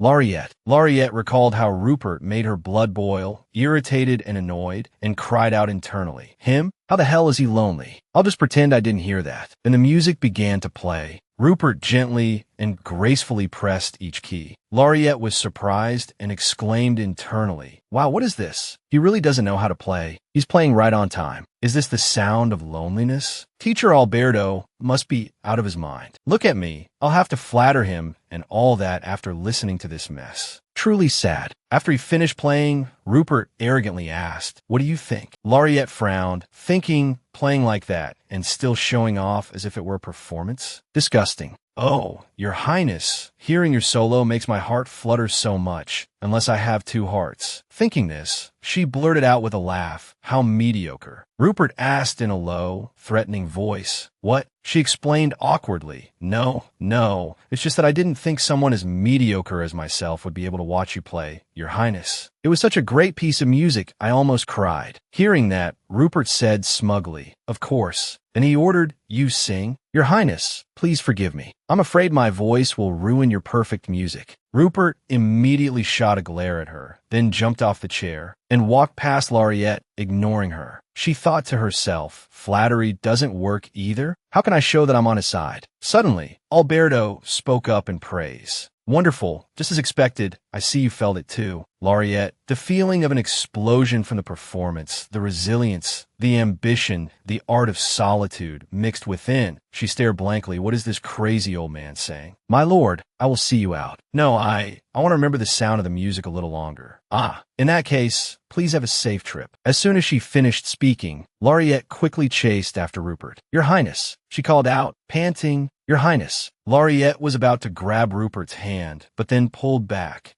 Where are you going alone in such a hurry? Don't you need a servant to follow you? Haven't you learned your etiquette? Who gave you permission to run? Can't you behave better? Don't smile at me. Will that make you feel good about me? You're ugly and annoying as hell." "Ah, I see. Well then." Laureate paused, silently saying, "He's as beautiful as a goddess." Seeing Rupert walking far ahead, she asked, "Where are you going?" "Let me come with you." Although it was spring, there was still snow in the city. "How fun." "Your Highness, please wear this. You'll catch a cold." Rupert's chest suddenly thumped. Then he burst out laughing. "Haha, why are you laughing?" "Because it's ridiculous how you're treating me like a child." "Aren't you still a child?" She thought, "I'm only giving it to you to score points. This place is much colder than the Byloha residence." Seeing Laureate shivering, Rupert paused, silently saying, "That girl must be cold. She's not going to freeze, is she?" Then he turned back and said, "Hey, if you're cold, you can go back if you want." Now he's wearing my cloak and telling me to get lost? Is he worried about me? "I can't let you go alone, Your Highness." "Then stop shivering. It's annoying me." "That's right. There's no way this brat would worry about me." But we talked a lot today. We exchanged more words than in the past 4 months combined. He didn't even complain when I secretly spoke disrespectfully to him. This result isn't too bad, right? But I'm still a little worried. Suddenly, the two of them stopped and looked into the bushes. A rustling sound was heard. Torai emerged from the bushes with the bear. "You've arrived, Your Highness?" Laureate was stunned when she saw her. The bear jumped from Tori's arms. Laureate asked, startled, "What is this?" "This is a raccoon, His Highness's pet." "Can you even keep a raccoon as a pet?" "Usually not, but it's not impossible." Torai showed her scratched and bleeding hand and continued, "His Highness's raccoon is especially gentle and well-behaved, so." Laureate rushed over worriedly. "Oh my God, Torai, is this a bite mark?" As she cleaned the wound, she muttered, "What do you mean well-behaved? Biting and making someone's hand look like this? You're making me worry." Torai blushed a little. "It's usually very gentle with His Highness." "I'm fine, so don't get your clothes dirty like that." "No way. Let's go back to the palace immediately. Go right now, or it'll leave a scar. As for His Highness, just leave him to me." Torai, both touched and embarrassed, replied, "I understand." Rupert also said go. Laureate turned to remind him, "Your Highness should be careful too. It's a wild animal. There are so many better animals you could choose as a pet. But why did you choose it and get so close to it? It's gentle. Didn't you see Tori's hand? If it follows anyone other than me, I can't consider it mine. Since I became Your Highness's servant, I have also followed only you." Rupert looked at her and said firmly, "No, you're not mine." "Why? After all, I am still your servant. The things I own are few, and you are not one of them." Rupert moved closer to Laureate, "So stop being stubborn and bothering me." Seeing Laureate quiet and unresponsive, Rupert smiled and continued, "Even if I'm called a powerless princess, I can still end you as easily as blowing away a feather." Laureate silently reassured herself, "No, this isn't what I'm afraid of. I'm afraid of the monster this kid will become. Just in case, maybe just if I decide to kill you. Of course, I'll die too. But you're also human, so you could die too." After imagining smashing Rupert's head with a rock, Laureate said softly, "Your Highness, I did not mean to offend you. I apologize if I have hurt you, Your Highness." Suddenly, Rupert squatted down, then asked Laureate, "Why aren't you leaving? Where can I possibly go when Your Highness is here? If you're not stupid, you must be an idiot." "I'm neither. Do you think I'm joking?" "No, Your Highness. If I thought that, I wouldn't do this." She drew lines in the snow with her finger. Your Highness, I'm confused. What? What did I do wrong for you to hate me so much? You don't know the answer? I really don't know. Don't get too close to Torai. I see she's very happy that even a young lady of a powerful family has a warm heart. I can't be like that. I know how kids like you look at her. Don't pretend. Lariat thought mockingly. You're a member of the royal family, but you care for Torai, and I'm the one pretending. Of course I'm using Torai, but I don't hate Torai. I suddenly feel terrible. Rupert said, stop following me around like a dog. I am your servant. If I don't follow you, who will I follow? Sooner or later you'll go to Nigel or Onif's side anyway. I mean, you don't need to be nice to me. I won't go. Rupert turned in surprise and asked why. What do you mean why? Why you have to stick to me? Unless you're really as stupid as you look. I told you, ever since I was little, my father. You don't believe that the Count said good things about you? You don't have to believe me. I just want to say that I will continue to serve you. Is that so? Lariat stood up and sighed. The raccoon was about to pounce, but Rupert patted its head and it became obedient. Lariat silently said, not funny at all. Images of Rupert appeared in her mind. So scary, like a child. He looked so normal. It's disgusting. I hate it. I'm disgusted by it. You should have been a monster from the moment you were born. You shouldn't have let me realize that beasts also have humanity. What happened that made you become a murderer? Why did he discard Torai so cruelly? I'm curious about you, but don't make me understand you. Don't use something called a reason to justify yourself anymore. You are a monster. That way, I can easily resent and hate you. Enough for me to fear, loathe, and want to kill you. So please, thinking this, Lariat spoke up. I hope you find me useful. Even if you don't like me, killing me would be a waste. You say it as if I've already planned to kill you. Lariat clenched her fists and silently said, not yet, but maybe soon. You said you would kill me. That was, she thought, could a princess with no power in her hands kill a noble? Then said, Bailoha has nothing to do with me serving you. I just want to serve you. Is that answer good enough? How can I find a logical reason for everything in this world? Sometimes there is no reason. Is that your reason? Yes, but in her heart, Lariat said, no, I think you're scary and disagreeable, but I have to make you think I'm on your side. That's the only way to survive. Then the two of them walked on with heavy steps. Suddenly they bumped into someone. Lariat silently recognized him. Prince Onif. 3 years, no, half a year. Lariat, long time no see. Lariat was silently bewildered. Why is His Highness acting so friendly with me? What's the reason? She suddenly realized the problem. Ah, you don't like him, do you? She spoke up. Yes, Your Highness the Crown Prince, have you been well? I didn't think Lariat would come to be a maid at the palace if you had told me, or Nigel. We would have brought you straight to our palace. No need, thank you. Nigel would be very sad to find out, because my sister is quite fond of Bailoha. Lariat thought to herself, he's clearly using me to show off. You're already 23, and you still want to flirt with me. She said decisively, excuse me, but I will continue to serve Princess Rupert. Seeing Rupert's surprised expression, she silently asked, you don't believe me? That's fair, but you should believe me now. She affirmed once more, I will continue to serve Princess Rupert. The prince's face went blank as he asked, what? I only want to serve Princess Rupert. Is that Bailoha's purpose? Is the Count that foolish? Your Highness, I am only 13 years old. How did this become Bailoha's purpose? She bowed her head and thought, maybe I shouldn't mess with the Empress. But it will be fine. I'm not a son. I can't inherit the title like Lohan. My future is uncertain. My future is also the future of Bailoha. The fate of the entire family is in my hands. That is my responsibility. Unexpectedly, Rupert grabbed Lariat's hand. Then he stepped forward to shield her. This action surprised Lariat a little. Rupert spoke up, asking, is there a problem? I had to come here myself because you ignored all the letters I sent. I've read them all. I cannot meet His Majesty privately. I've memorized it. If you've memorized it, why don't you follow it? His Majesty's command comes first. The prince gave a faint smile. Haha. Then he slapped Rupert hard across the face. You're getting more and more arrogant. I think I've been too lenient lately. I didn't want to see you in the first place. Lariat supported Rupert, her heart filled with shock. He hit him, a friendly prince. The prince pointed his finger and said, what's so great about you? You just have a pretty face. I can't believe he'd say that to his 14-year-old brother. It's not even certain you share the same blood as His Majesty. You should be grateful to be sheltered by the royal family. The only mistake the venerable William Bologna made was to make someone no different from a prostitute, the Empress. Lariat thought, why does he hate him so much? It's not to show off his power, nor is it to insult the Emperor. So then why? The prince continued, do you know that the Empress of Bologna came from the Aden brothel? Count Aiden only used her as a plaything and never saw her as an adopted daughter. Oh, so you didn't know that. It makes sense. Count Byloha has always been tight-lipped. Lariette was silently horrified. My father knew? Now you know. The prince turned to leave. Then I will order Lariette to be transferred to Nigel's palace. Lariette was about to chase after him, but Rupert pulled her hand back. Lariette turned back in surprise as Rupert said, "You said you wouldn't go." She quickly pulled her hand back. "I won't go." "What?" "I was trying to tell him that I'm not going. I will discuss this matter privately with the head of human resources." Rupert looked at her silently, not saying a word. Lariette let out a sigh, silently saying, "This is driving me crazy." Looking at his injuries, she asked, "Is your face okay?" Rupert didn't answer and said, "Give it here." "Give what?" "Your wrist." "What is it?" "Can't you see?"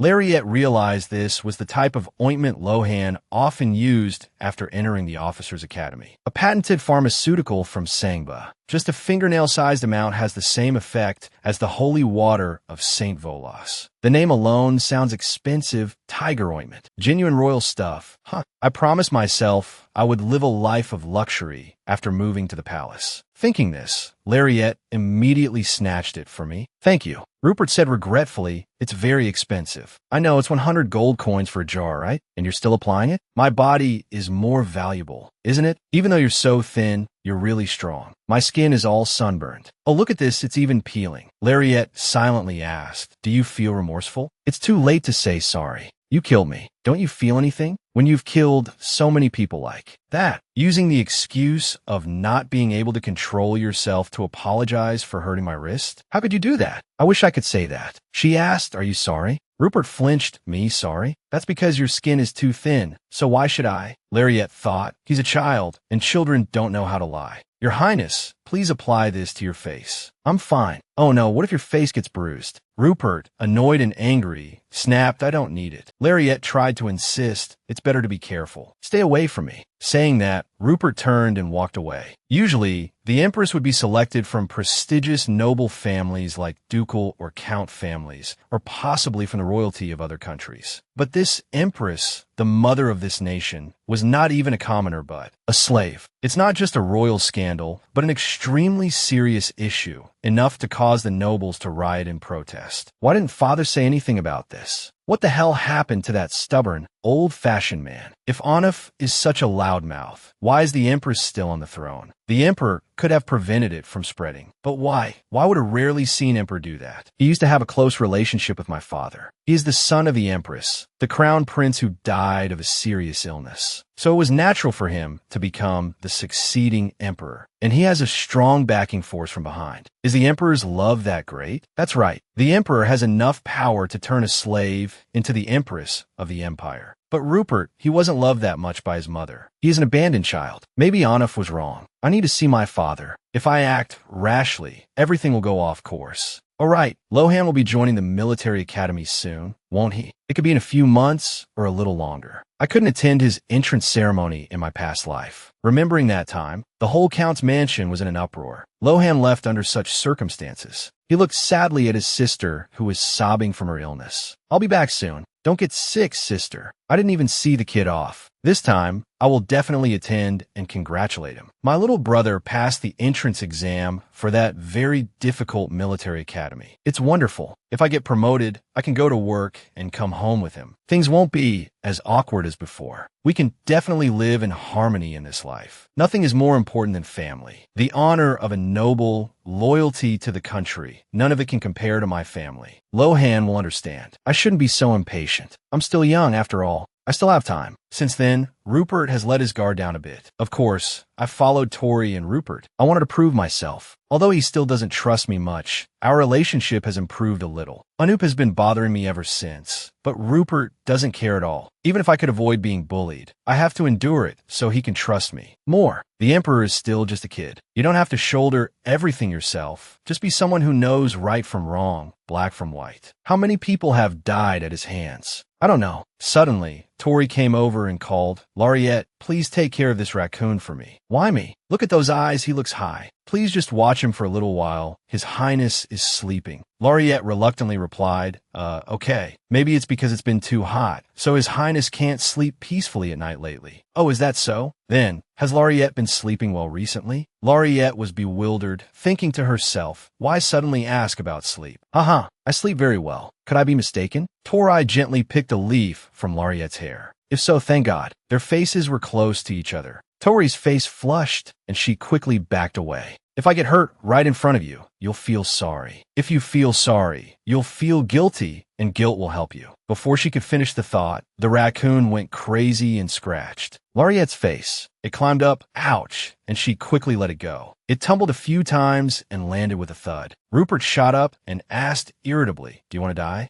Lariette asked, bewildered, "What? Who told you to wake me up?" "Your Highness, you won't even be able to get married because of that raccoon." What? You look like a steam bun." This bastard, with such a handsome face, he only spouts such words. "A steam bun? That makes me sad." Rupert beckoned with his finger. "Come here." Lariette immediately smiled brightly and rushed over. "Yes, I told you not to smile." He handed Lariette a jar of ointment and said, "You don't even know how to say thank you?" "Your esteemed Highness, I am extremely grateful." "Are you being sarcastic with me?" "I'm not being sarcastic at all, really. Thank you very much, Your Highness. I'm just afraid the steamed bun will explode." Lariette rubbed the ointment on her cheek. That's right." After applying it, she handed it back to Rupert. "How can I use something you've already used? I wiped it clean." She cursed inwardly. "I'm cleaner than you damn bastard. It's not clean. Just use it." "Thank you." Lariette thought to herself, should I sell it or keep it? No, I'm going to live extravagantly. It's very expensive, so I'll use it all up. This raccoon has changed. It's truly cunning, the sly raccoon. From now on, you are officially the cunning raccoon. That's putting it lightly. She asked, "It seems to treasure you very much." "Because it's mine. First it was Tori, now it's this raccoon. I wonder if you would like me if I acted the same way." How pathetic. I'm even losing to an animal. Suddenly Rupert asked, "Where's Tori?" "I think she has a stomachache." "Tori's only been gone for a moment. He really cares." "You must treasure Tori a lot, right?" "Not really. At least he has a preference for women. That's why he always keeps Tori by his side all day. Even Lohan is restless at this age, let alone him. You must be very embarrassed since you're going through puberty." "I don't know. If you keep sitting like that, I'll be able to see inside your skirt. If you want to look, then look. You shouldn't sit like that." The moment I sat on this barren ground, etiquette was already out the window. "Anyway, it's true that you care about Tori. Do you like everything you care about? Isn't it the other way around? I cherish those things because I treasure them. Liking something doesn't mean you'll care for it. If you like it, you should care for it, shouldn't you? What about you?" "I'm sure everyone is like that." Lariette thought to herself, is there something wrong with liking something?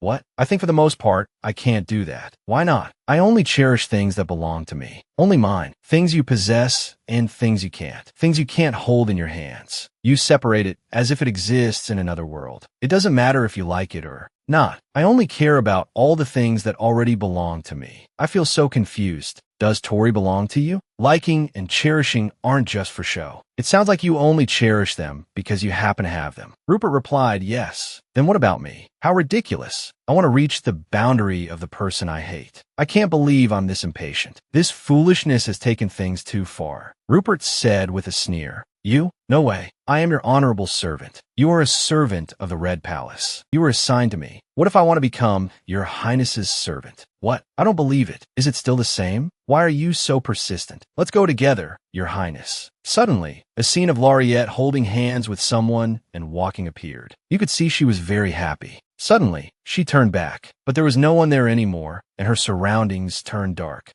Didn't I die before this happened? I've never held a boy's hand before. A voice calling Lariette woke her up. "Oh, I just dozed off. Do you know how hard it is to sleep in this hot weather?" Tori urgently called her. Lariette asked, bewildered, What is it? Is something wrong?" Tori said, crying, "Lariette, something's wrong with His Highness. It seems like he's having a nightmare. Sobi.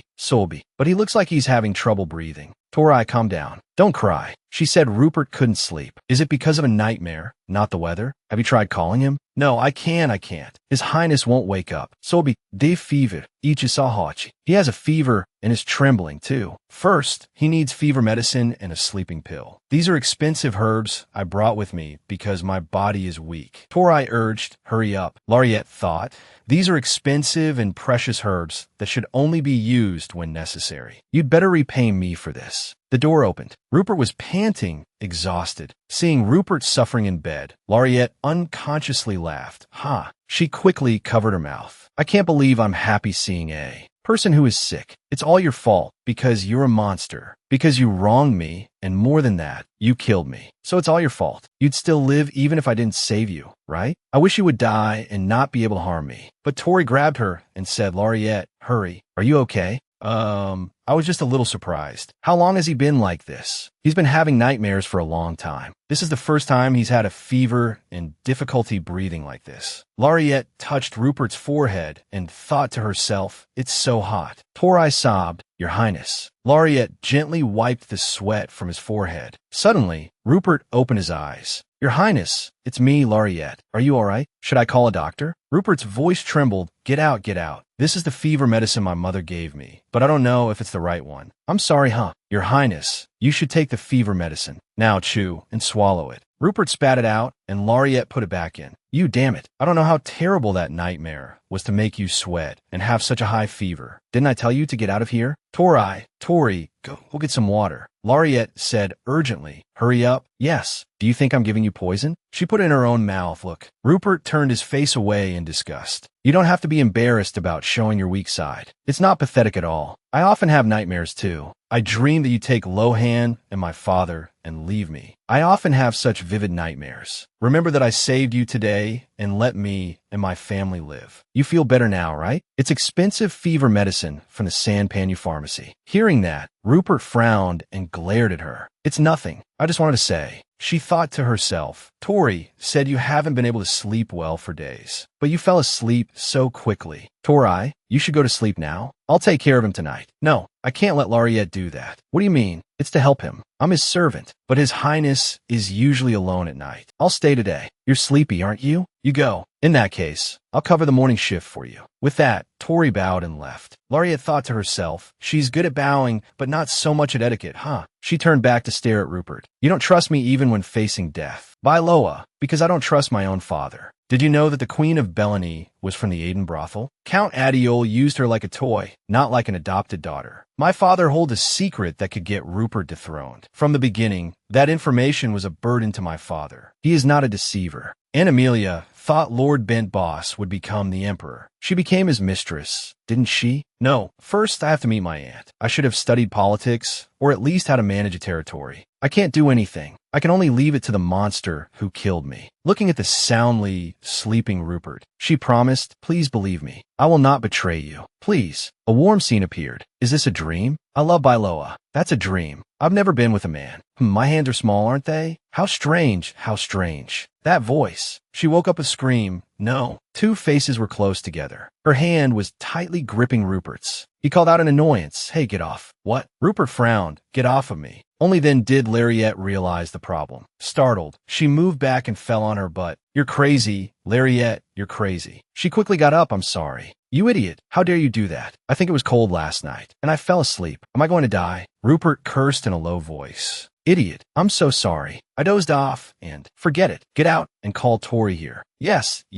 she's already here. Torai ran over, and Rupert immediately petted Tori's head like a puppy. Lariette smiled and asked, Your Highness, are you okay now? Rupert ignored her and instructed, next time, no matter what happens, do not come in here at night. Torai said, Your Highness, you should say thank you first. Rupert asked, bewildered, what? It was thanks to the medicine Lariette brought that your fever went down, and she took care of you all night. What? Lariette cursed inwardly, that bastard. That's right. Don't you remember what I did for you? She smiled and said, my body has always been weak, so I keep medicine for emergencies. Please call me when you don't want to call the royal doctor. How could I drink medicine you gave me when I don't trust you yet? You're fine, though. Then Lariette called, Your Highness. Rupert asked indifferently what. She smiled friendly and was immediately cursed at. Why are you smiling? What the hell do you want? I hate it. Your Highness, I'm relieved that you're better. I'll pay you for the medicine, so stop acting like that. Can't I get paid for the medicine and brag about it at the same time? How shameless. I'm just kidding. Does your Highness think I want you to pay for the medicine? That expression, he's truly a murderer. So scary. I'm your maid. Stop talking nonsense. What do you want? What do you mean? I'm a maid. Rupert cut her off, damn it. Do you think your master is an idiot who doesn't know what his servant wants? What do you want? He admitted it. He said his servant.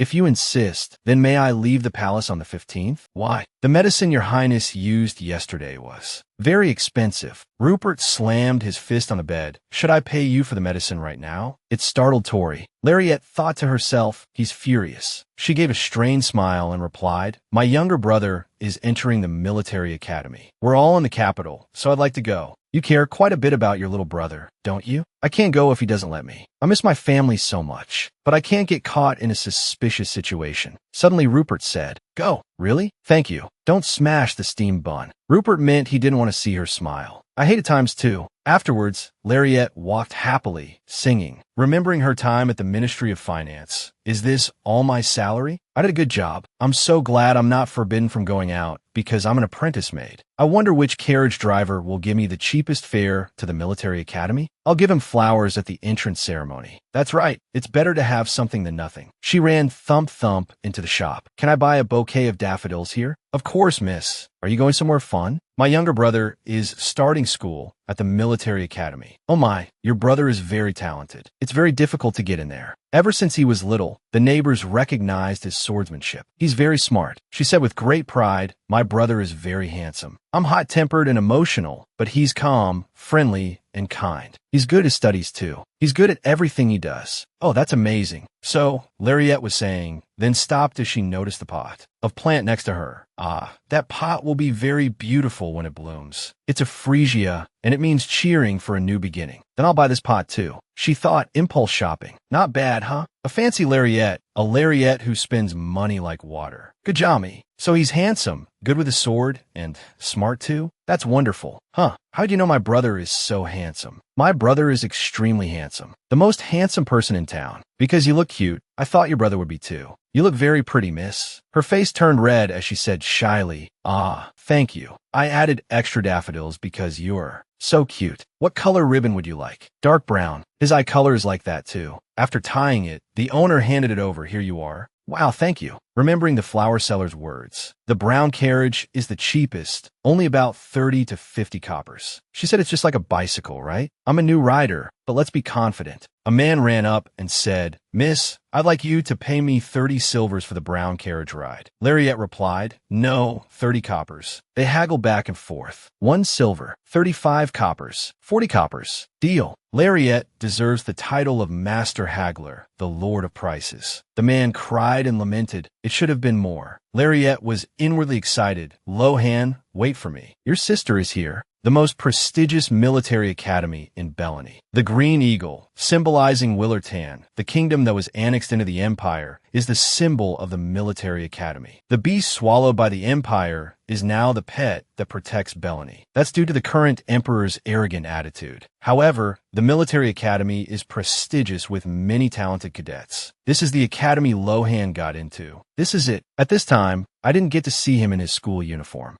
He must look so cute. As she was smiling gleefully, someone knocked on the carriage door. Excuse me, may I check your ID, miss? Here, thank you for your cooperation, miss. Lariette exclaimed inwardly, Oh, the uniform. His body looks so muscular. He must be very firm, right? It's all because of those dreams. That faceless person keeps appearing in my dreams. The cadet asked suspiciously, Are you a family member of Lohan Diatric Byloa? You know Lohan? Yes, I'm Diatric's first cadet. But I was informed that the Bylode family would not be attending the entrance ceremony. I'm his older sister. I came in place of my parents. Oh, the brown hair of the Bylode family? I see. I will park the carriage for you. Then she entered the noisy academy. How do I find Lohan? Suddenly, a loud voice rang out. Thank you to all the distinguished guests who have come to attend the opening ceremony of the Bellany Imperial Academy. Today is a proud day for all of us. Dear first-year cadets who have undergone long, arduous training and have proudly become cadets of the Academy, I sincerely congratulate you. You are now cadets of this prestigious military academy. Moreover, you are the talents who will be the officers leading Bellany. Everyone, please enter. Lariette looked around frantically, but couldn't see Lohan anywhere. She imagined a scene of Lohan saying, I hate my family. No one even came. Don't tell me he didn't come to the entrance ceremony. The loud voice rang out again, now the representative for the first years. Next is the speech by Cadet Lohan Diatrip Lariette was overjoyed. It's Lohan. I'm Lohan Diatrip My friends, we are all here. We have all gone through the different hardships of life. Youth becomes a name full of responsibility and pride. Lariette shouted loudly, my brother is the best. Hearing that, Lohan looked around, searching. Then he continued, you must become youthful and be a good student. That is all. With that, he hurriedly left. Bailoa, what did you just do? That was the speech by Lohan Diatrip Lohan quickly made his way to Lariette. He leaped up with a whoosh. Surprising Lariette, who asked, Lohan, are you a monkey? Why are you acting so dangerously? Then she hugged her younger brother tightly. It's been a long time. Lohan, congratulations on getting in. Lohan asked awkwardly, who are you? Surprise, huh? Am I really your older sister? Who else would I be, little brother? Were you just smiling? Are you mad? No, sis. Do you know how worried everyone was? Didn't you see the letter? What letter? Would you like it if I ran away from home and only wrote letters like that? Don't you know how dangerous the capital is? Go into the cruel imperial palace without any fear. What were you so unhappy about with the Bailoa family that you had to run away? Why didn't you contact me? Mom and Dad can be scary. Even I think so. You should have told me. I didn't know it would be such a shock to little Lohan. It must have been hard. She hugged Lohan again. I'm sorry. I'm truly sorry. I wasn't thinking. I'll keep in touch with you. I'm sorry. No, I'm sorry for making a big deal out of it. I've reconsidered. Family is a burden, but it's also my happiness. Seeing people whispering, he pulled Lariette to another place. She quickly told Lohan, we should go to the entrance ceremony. Lohan, go. Yes, sister. With that, he landed coolly. Seeing his senior pointing at Lohan, Lariette worried inwardly. TSK, you're in trouble now. Why did you have to climb up here? But surprisingly, Lohan twisted the person's arm with a crack. The man then punched him on the head with a thwack. Seeing this, Lariette growled, that ugly bastard, that's my little brother. Seeing her fuming, the man was startled. Then he gave a forced smile and quickly adjusted Lohan's hat. He smiled and waved bye, sis. She waved back. Even though I know fighting at the academy will be severely punished, I'm still worried. After that, the ceremony ended. Congratulations to all of you on your admission. Lohan immediately ran to Lariette. Sis, she asked, who is that guy? Why did he dare to hit you? He's a senior from an upper class, an honor cadet. It's okay, sis. This place is great. He doesn't know what a grave crime he's committed. How can I not be worried? What if there's violence here? It's not like that. It was my fault. Why did he pick you to hit? Hearing that, Lohan couldn't help but burst out laughing. Huh. Lariette suddenly remembered her past life. You can't laugh out loud. Do you understand, Lariette? She sniffled and replied yes. He's also covering his mouth to laugh. It's so unfair. Later, when Louis Baden, the Emperor's dog, arrived, he ordered, seize the next successor of Bailoa, seize the criminal. She screamed, Lohan, no, you're the criminals. You can't take him away. But he insisted, seize him. She cried out helplessly, Father, no, you can't do this. Lohan reassured her, sis, I told you it's okay. Everything will be fine. But then they were all sentenced to death. As she was in a daze, Lohan called out, sis, give me that luggage. What is it? Are you a knight? First years are also knights. She laughed. You're so smooth-tongued. You haven't even been appointed yet. Now let's talk about you.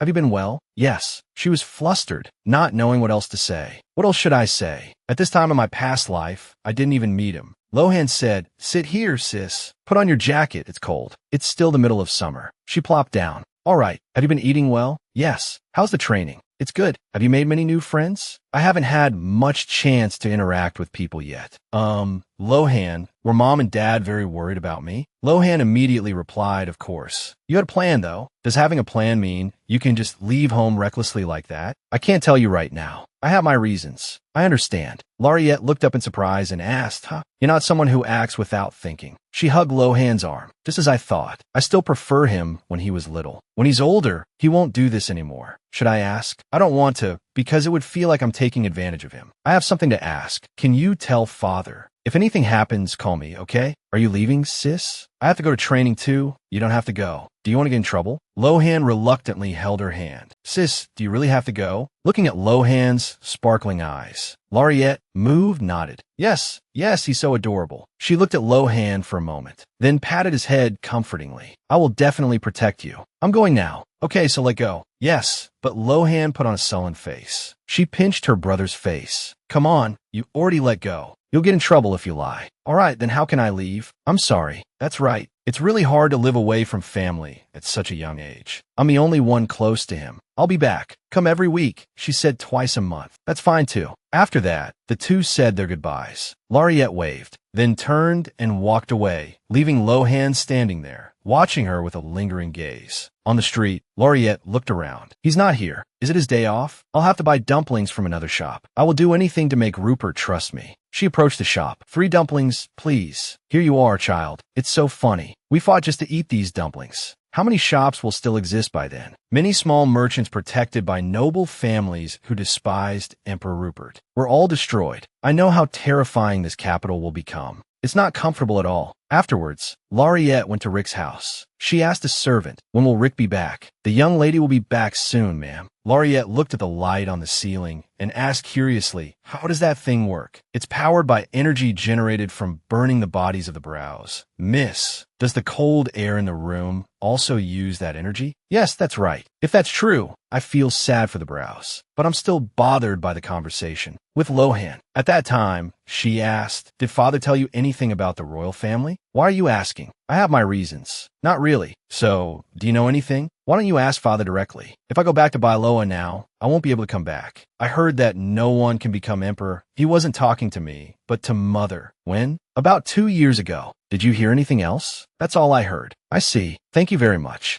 Anyway, congratulations on your enrollment, Lohan. I'm sure mom and dad will be very proud of you, since you're also the representative for the first-year students. Remember to write letters to let everyone know. It's not a big deal. Back to the present, Lariette thought to herself, father doesn't like Rupert or enough. Therefore, my humble father is the most suspicious one. That's all about the royal family. It seems Lohan knows more, but doesn't want to say. In the end, it's still information I don't know. Just then, Rick returned and called for Lariette. She smiled and said, long time no see. Rick stared intently, making Lariette flustered. You went out again? Lohan joined the military academy. Rick said, I know I saw you there. I also attended the academy's entrance ceremony. You did? Why? Because I thought no one would come. At that moment, Rick had seen Lariette and Lohan. The bouquet in her hand fell to the ground. Lariette asked, what? What did you just say? It's nothing. But what's wrong?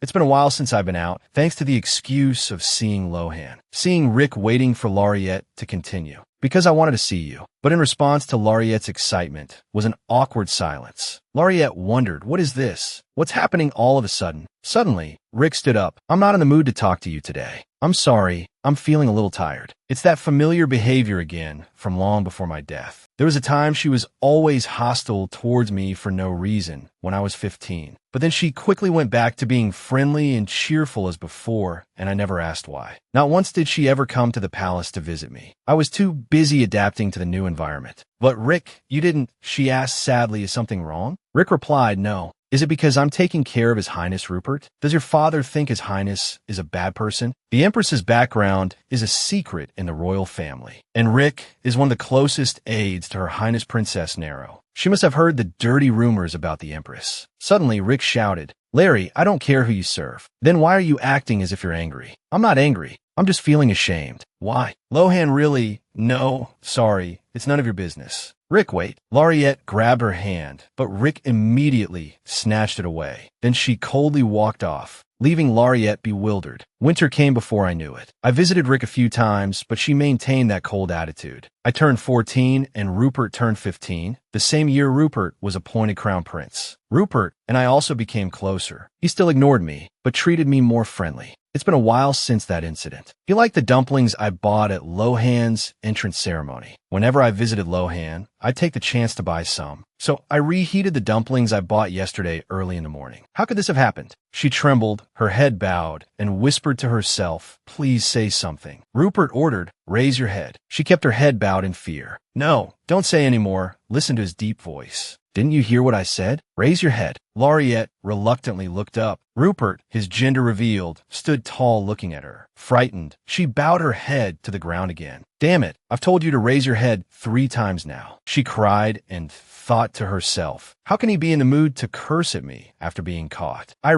Before that, she had run excitedly to Rupert's room. "Your Highness, you don't bother to answer, but it's always like that." She just barged into the room as usual, and the result was seeing Rupert before he could put on his shirt. "I didn't do anything. It's so unfair. Isn't it because he's too careless? It's even more miraculous that he hasn't been caught until now." Seeing Rupert pick up a gun, she yelped in shock. "Your Highness, calm down. Your Highness, wait, let's talk about it. Let's discuss it a bit." "There's nothing to discuss here. To kill with something with such little friction. Don't you think it's a waste of a talent?" Rupert smirked and said, "All talented people must die." She thought in fear, am I going to die? The guillotine was already terrifying, but being hunted like an animal is even more terrifying. Find a way to live, Laureate. I have to stall for time. If someone comes, who can help me? Who could possibly stop Rupert? Suddenly, she thought of Tori. "Tori can save me. I have to stall until Tori arrives." With that thought, she shouted, "Why? Why? Didn't you lock the door? Then why did you dare to come in when I only called for Tori?" "Because the butler told me to find you, so I came in. He's new, so he doesn't know Tori. So I told him to call the girl who always sticks by my side, and he must have called you." Seeing Laureate back away, Rupert asked, "Do you think you can outrun bullets? So what should I do? Should I let you live? Are you really going to shoot me?" Rupert pointed the gun at her head. "Your Highness, I am from the Bailoa family. I know, that's what annoys me. My father won't let this go. I just need to claim it was an accident. Would that be plausible? It's only been half a year after all." "Only half a year? Why? Why are you trying to kill me? I'm on your side. I won't tell anyone. I already have enough of what I want. How many more times do I have to say that I don't trust you?" Laureate thought to herself, "But while I'm talking, he won't kill me as long as I'm answering." She wailed and begged, "Don't kill me. Have you not eaten in a year? And I'll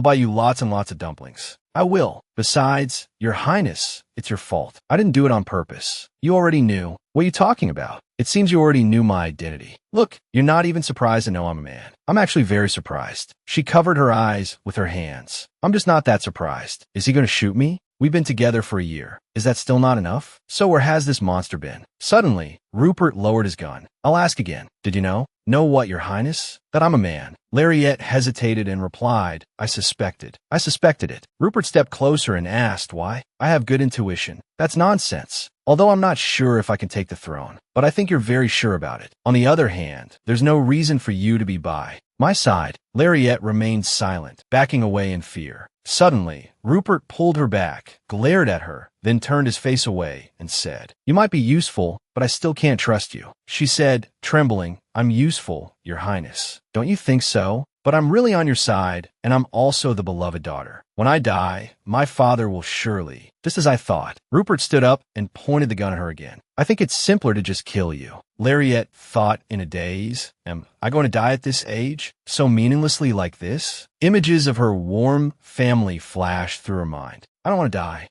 I don't want that to happen again.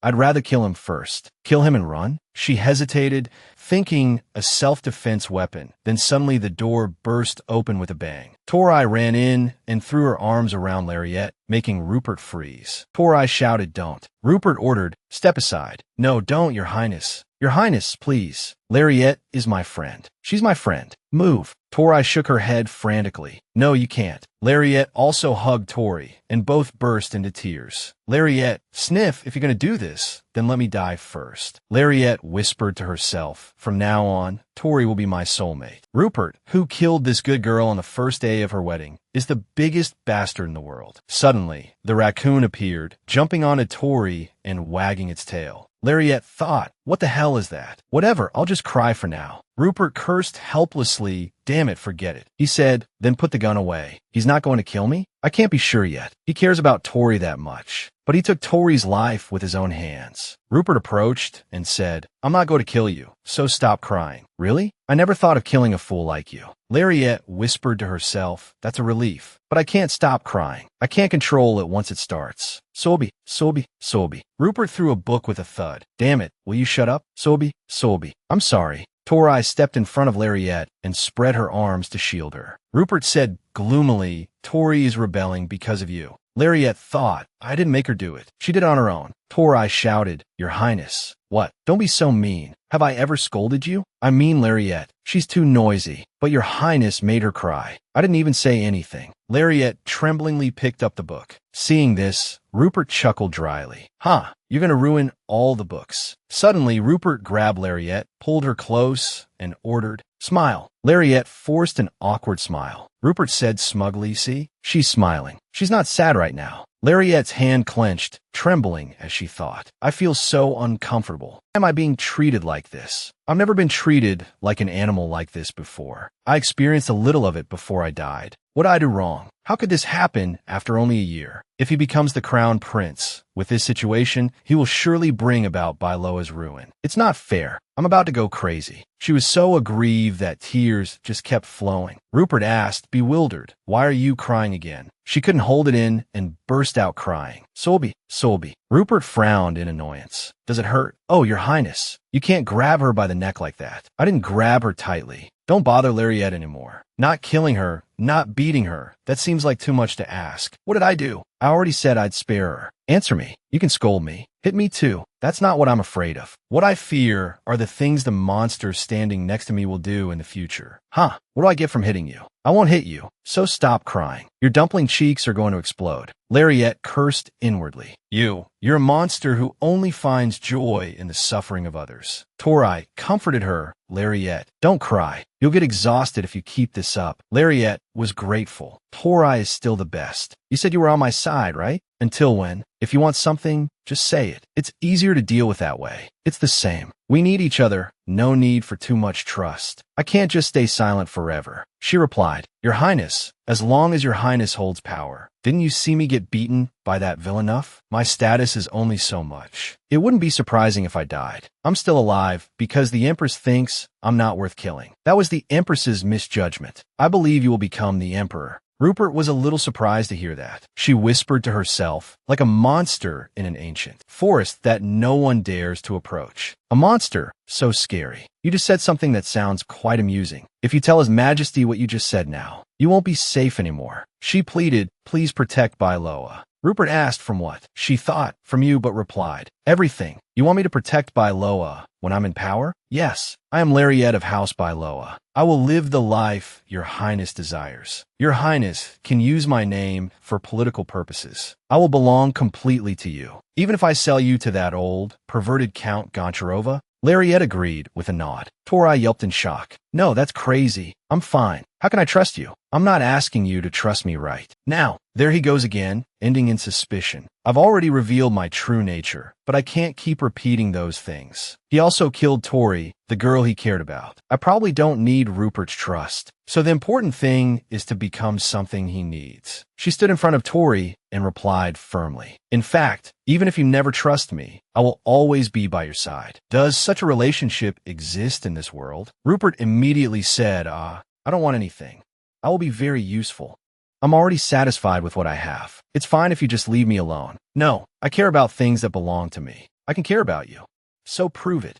Show me if you're worth it to me. Later, at the dormitory, Lohan called Sis. She opened her eyes, then smiled and asked, What? Lohan asked back, Is something wrong? She patted his head and said, No, nothing's wrong. I heard Princess Rupert is a very difficult person. Is your job hard? If you're having a hard time, just come back to Bailoa. I'm sure Mother will welcome you. I can't. Never. Why? I still don't understand why you entered the palace. Lariette anxiously thought of Rupert's words. Prove it. Can I prove my worth to him? This value is also the connection. All I need to show is with my flesh and blood in this very body. My father will not leave Bailoa, as tough as a rock, a firm belief to be determined by death. Even though he lived under the suspicion of the emperor and empress, he remained neutral, regardless of the empress's humble origins. A foolish father, so tiring. Lohan asked worriedly, "Are you sure you're okay?" She was touched and whispered to herself, "You're so mature, making me feel useless and having to rely on you."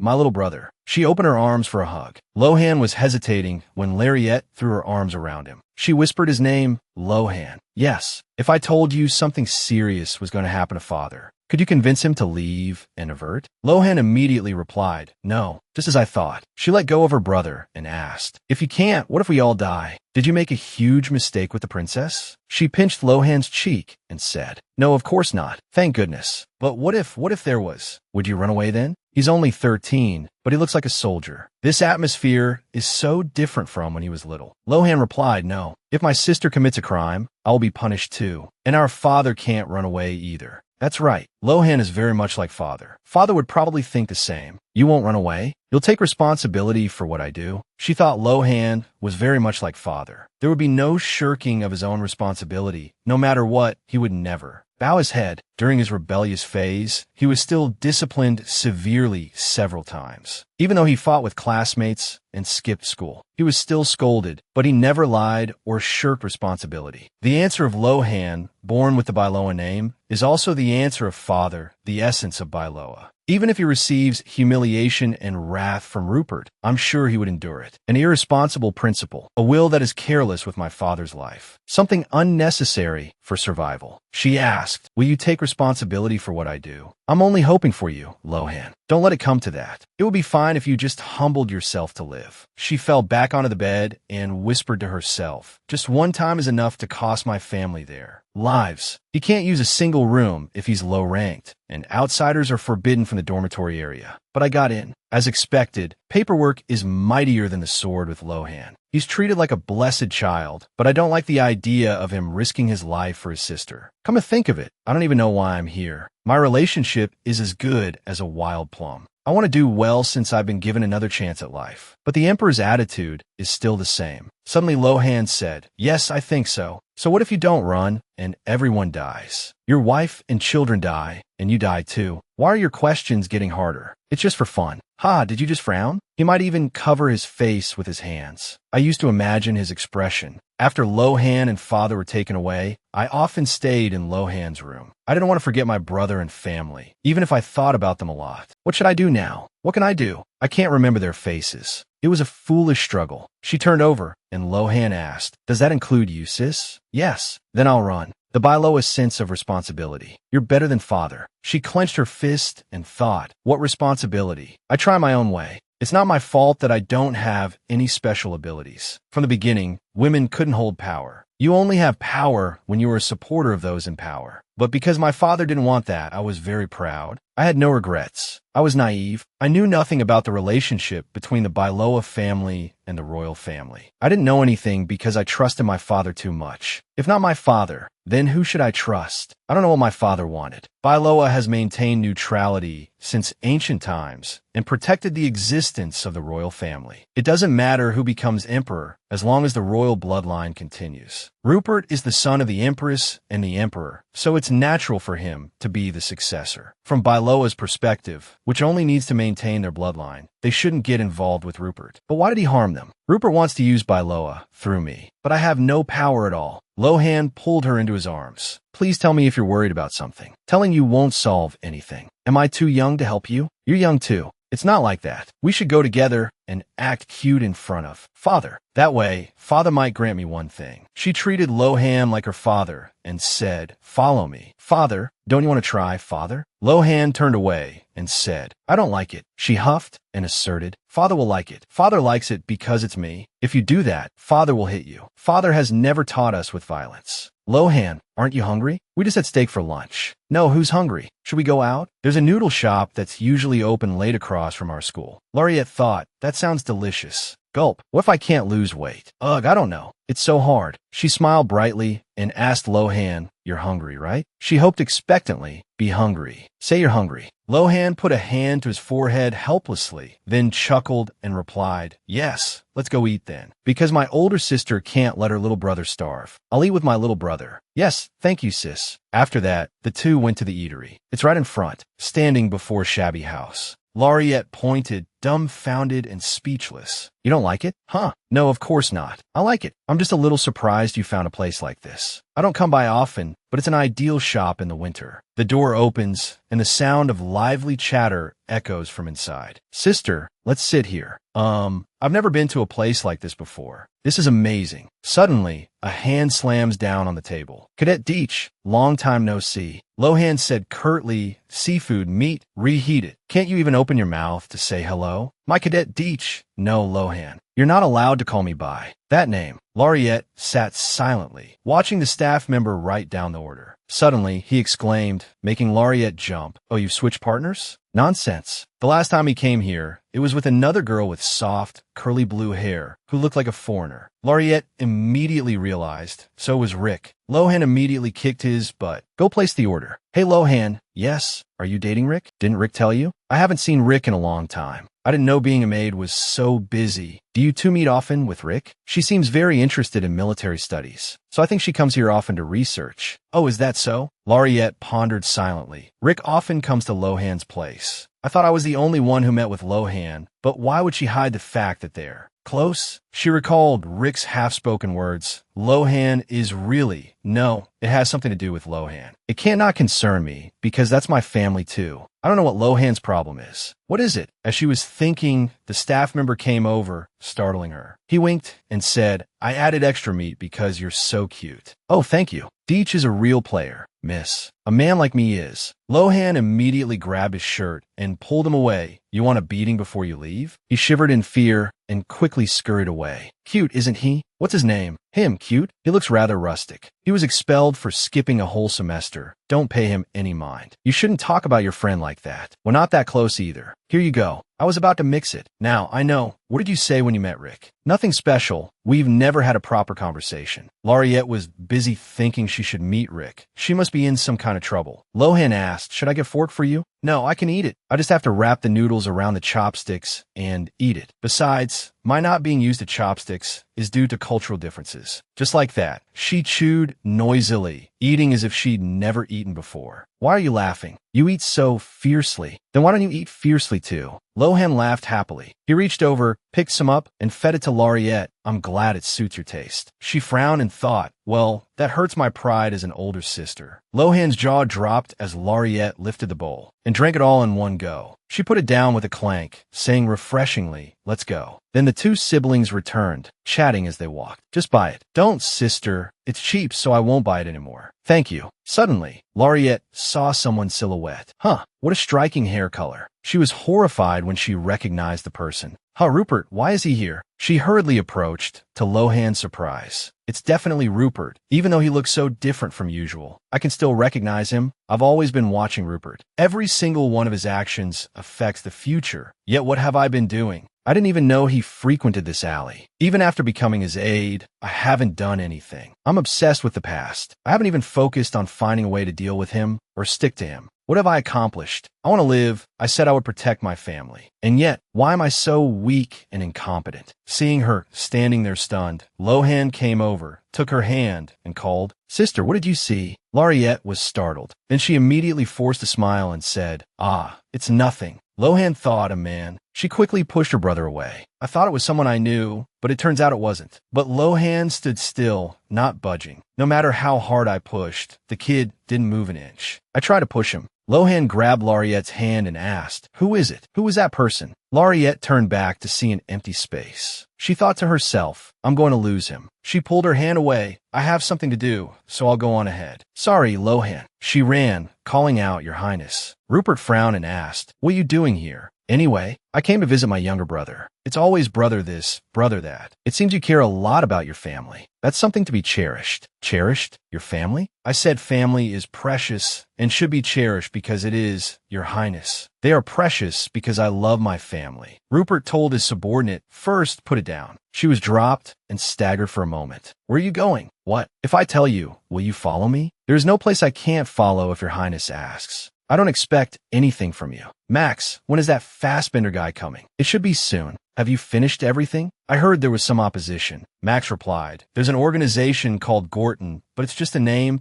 They don't have enough power to be an obstacle. Laureate froze when she heard the name Fassbender. Rupert said in a harsh voice, clean it up even if it's not an obstacle. Fassbender must be the biggest and most powerful head in Bologna. Do you understand? Rupert turned to Laureate. Ah, Gorton, that name seems familiar to you. Yes, he and my father have a long-standing relationship. You said you would do anything if I asked, right? You said you would give yourself to me, right? You're gradually becoming my person. Laureate said that will happen in the future. Find out about the business Gorton is managing. He's planning to make a big deal out of what we're preparing. She asked blankly how. Rupert created a glowing magic circle. Instantly, a mysterious door opened. Laureate exclaimed in amazement. Magic! Your Highness, alchemy is forbidden. You could be cursed. Of all types of magic, alchemy is the forgotten magic. It's a forbidden magic that hasn't been used for thousands, tens of thousands of years. It was the beginning of the development of modern chemical research, but it was seen as possessing the power of demons, so it was heavily criticized. Arrogant alchemists tried to overcome death and treated humans like animals, as if they didn't think for themselves. A slave of the royal family, only bearing the appearance of royalty. Grinaruka, an organization called the Black Hand, whose leader was Emperor Grimro III. Until his death, he could not rest in peace. He wandered the world. That magic is right before my eyes. Rupert asked, do you believe in curses? Laureate replied, no, I do. And what's more, I've already been cursed by it, so I don't really need to be careful anymore. Do I? Rupert pulled her hand and stepped in. Follow me. Inside, he suddenly pushed her hard against the wall. She was startled and called out, Your Highness. Rupert's face was pressed close, making her chest pound with fear. Her eyes widened as she looked at Rupert and thought, so scary, I'm so scared. She quickly regained her composure, forced a smile, and asked, Is something the matter, Your Highness? Why aren't you surprised at all? Should I be surprised? He leaned in and asked, Besides you, who else knows I'm a man? Your younger brother. No one, Your Highness. Are you going to try to justify it with your intuition again? I'm not trying to justify it. In an age of magic, curses, guns, and wands, you don't believe in human intuition? Rupert once again pressed his face close to hers. He snorted coldly, then turned and walked away. I don't believe in anything about humans. Laureate breathed a sigh of relief. I'm alive. Then she immediately reacted. You don't have to trust me. Instead, I will trust you. Shut up and follow me. I'll throw you out if you dare get in my way. She thought, throw me out? Does that mean you've accepted me? I did it. Just like that, she happily followed behind Rupert. She looked around and exclaimed silently, This is amazing. Where is this? As if understanding her thoughts, Rupert said, A secret passage. What? We're in a secret passage. She was silently bewildered. Can he read minds? It used to be the capital's city wall. Now it's been expanded to divide territories. This is the inside. The royal guards will use it. But how does he know? She asked, You know your way around here well? Of course. How do you know? I made it. Laureate's face went blank. You? Rupert leaned against the wall and said, Come here. Your Highness, you built this secret passage. With alchemy. Damn it, I won't say it twice. With that, he turned and walked away. Laureate peeked from behind and asked, Is there a path here? Rupert snapped his fingers. The tunnel lit up. Laureate silently exclaimed, Wow, alchemy gets you arrested, but why? Why to let me know? How much has he accepted me? This is so troublesome. But alchemy is so cowardly, creating gold instead of trying to earn it. Is it worth it? Suddenly Rupert turned back and asked, Are you laughing at me? She quickly replied, No, why would I laugh at your highness? Worshipping fakes and false beliefs, those are common cases. You nobles only acknowledge the usefulness of mages and science. She let out a snort and thought, He talks as if he's not a noble himself. He has the noblest blood. She replied, Oh, I don't really remember. Rupert pulled out a knife and decisively cut his hand. The Emperor. No. Have you ever met my father? Perhaps I met him when I was little. He looks nothing like me. Blood dripped from Rupert's hand. Below, a radiant magic circle appeared. Laureate thought, why does he like that? Is it a good thing to not be like his father? How sad. Suddenly Rupert disappeared in a flash. She was bewildered and wondered. Did he jump down? She stood looking down at the hole, hesitating. That's Rupert for you, you damn bastard. Just act normal. She bravely jumped down, screaming loudly. There, a thud was heard. Rupert let out a weary sigh. She quickly ran over and called, "Your Highness," then suddenly grabbed Rupert's hand. "What are you doing? Stop the bleeding. Bring some ointment or something." "No, because I'm a blood-sucking leech, I gave it to you. I already gave it to my brother." "Who gave you permission to act on your own?" "I'm sorry. If you gave it to me, then it's mine." Max approached and called, "Your Highness." "Ah, Fastbender." Lariette turned in bewilderment when she heard the name Fastbender. Tori's father suddenly appearing made Lariette completely shocked. She screamed internally, "What the hell is this?" She stroked her chin, assessing. "The only similarity is the height," Rupert said in a harsh voice. "As you said, most of Fifth Street has joined under you. More than half of the merchants around the Sangpango area have joined, and Aner has joined. From the beginning. They don't trade anything with us, so I need to do something." He stopped and turned to look at Lariette. "But sir, this is—" Rupert said, "Don't mind her, continue." "Ahem, yes, some of Gordon's businesses don't want to do business with us. Because of the favorable terrain in the south, they trade with foreign countries via land routes." Rupert said, "It's hard to believe. Start with Gordon. What does Gordon purchase?" "I haven't found out yet. I apologize." Lariette pondered. "Empress Tori's backer is Fastbender. Rupert has been cultivating her since he was a princess. I can understand why Fastbender grew so quickly in a short time right after the coronation. Rupert has secured a major position in foreign affairs. He has always been at odds with Gorton for a long time. But why was Bailoa, not Gorton, executed as a traitor? Above all, if I do this right, I can avoid being framed. I can get my revenge.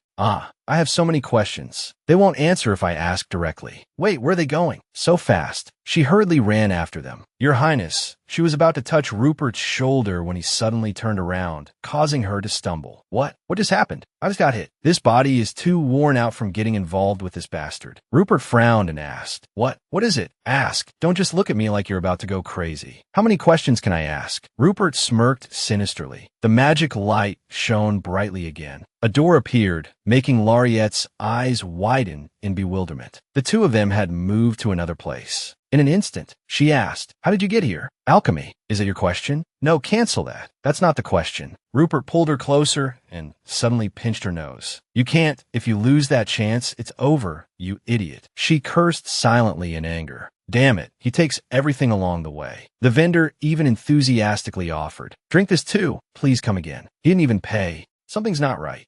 Something in this mess.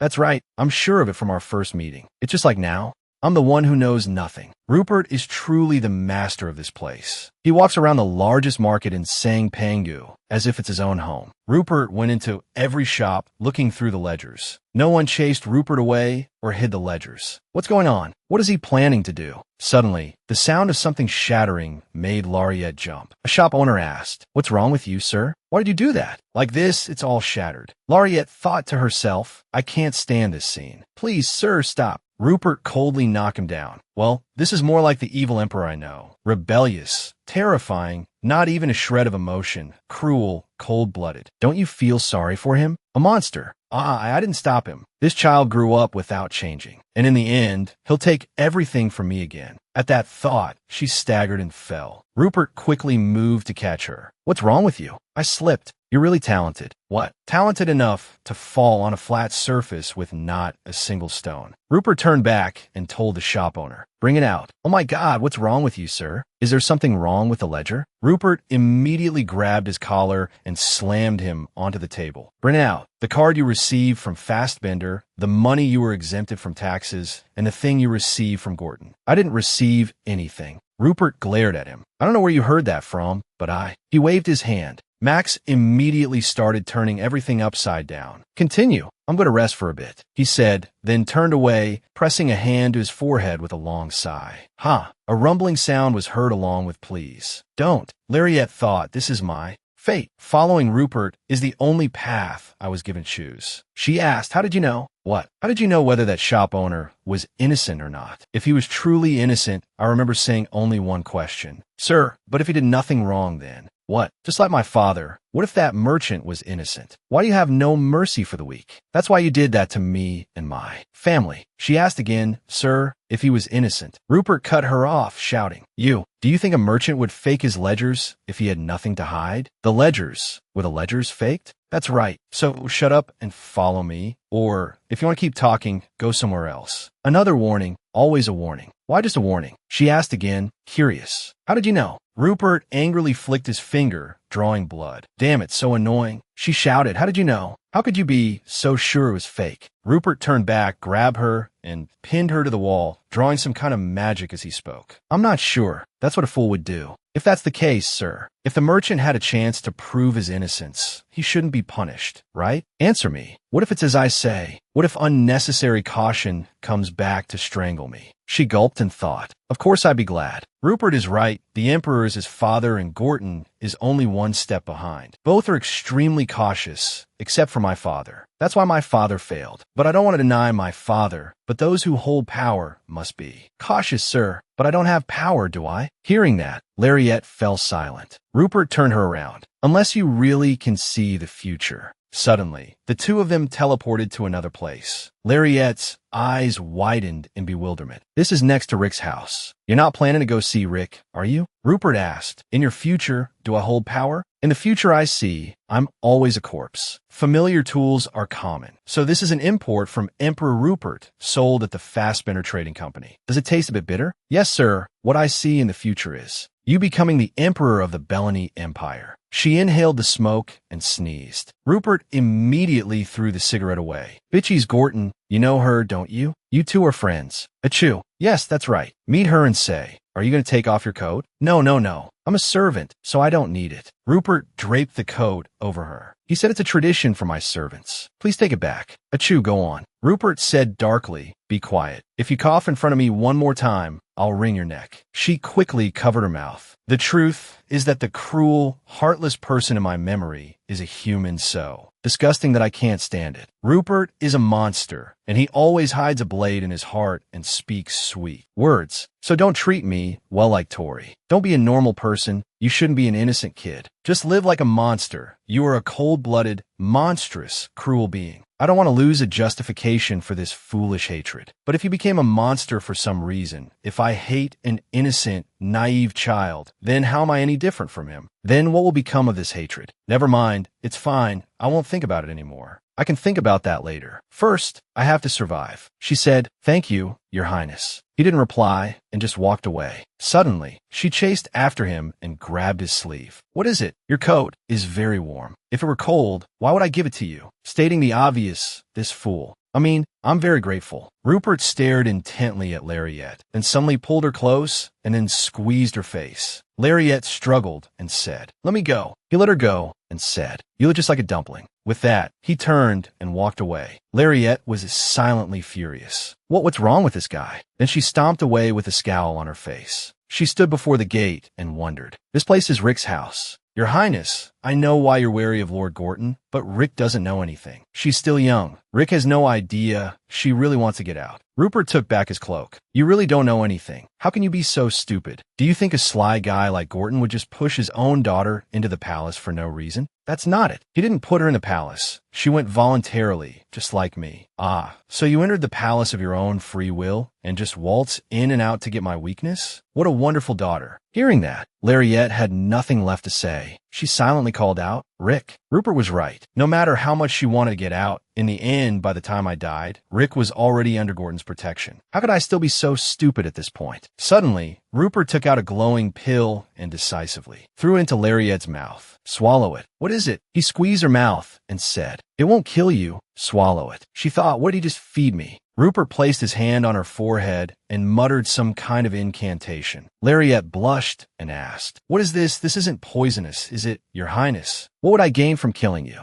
A light flashed, illuminating Rupert's face. The two of them stood like that for a long time. The close proximity made Lariette's face turn red. Suddenly, Rupert reached out and stroked her eye, making her so embarrassed her ears turned red. Suddenly, she grabbed his wrist and said, it hurts. Rupert shrugged and said, sorry, is that all you have to say? What is this thing, anyway? From now on, you will share your sight and hearing with me. Huh? I have to share what? What you hear, I hear. And what you see, I also see. What? She cursed silently. Hey, you crazy bastard. No, take it out. How can you take it out after swallowing it? No, I have no other choice. I need information on Gorton. I'll tell you everything. I won't lie. I don't trust you that much yet. Do you have something you want to hide from me? She replied, flustered. It's not like that. Then what is it? She shouted. If you do that, how am I supposed to take a bath? An immediate silence fell over them. Lariette was embarrassed. Her face flushed bright red. Rupert gently lifted her chin. I won't look. What? Do you know how the thing you swallowed affects me? Is it that clear?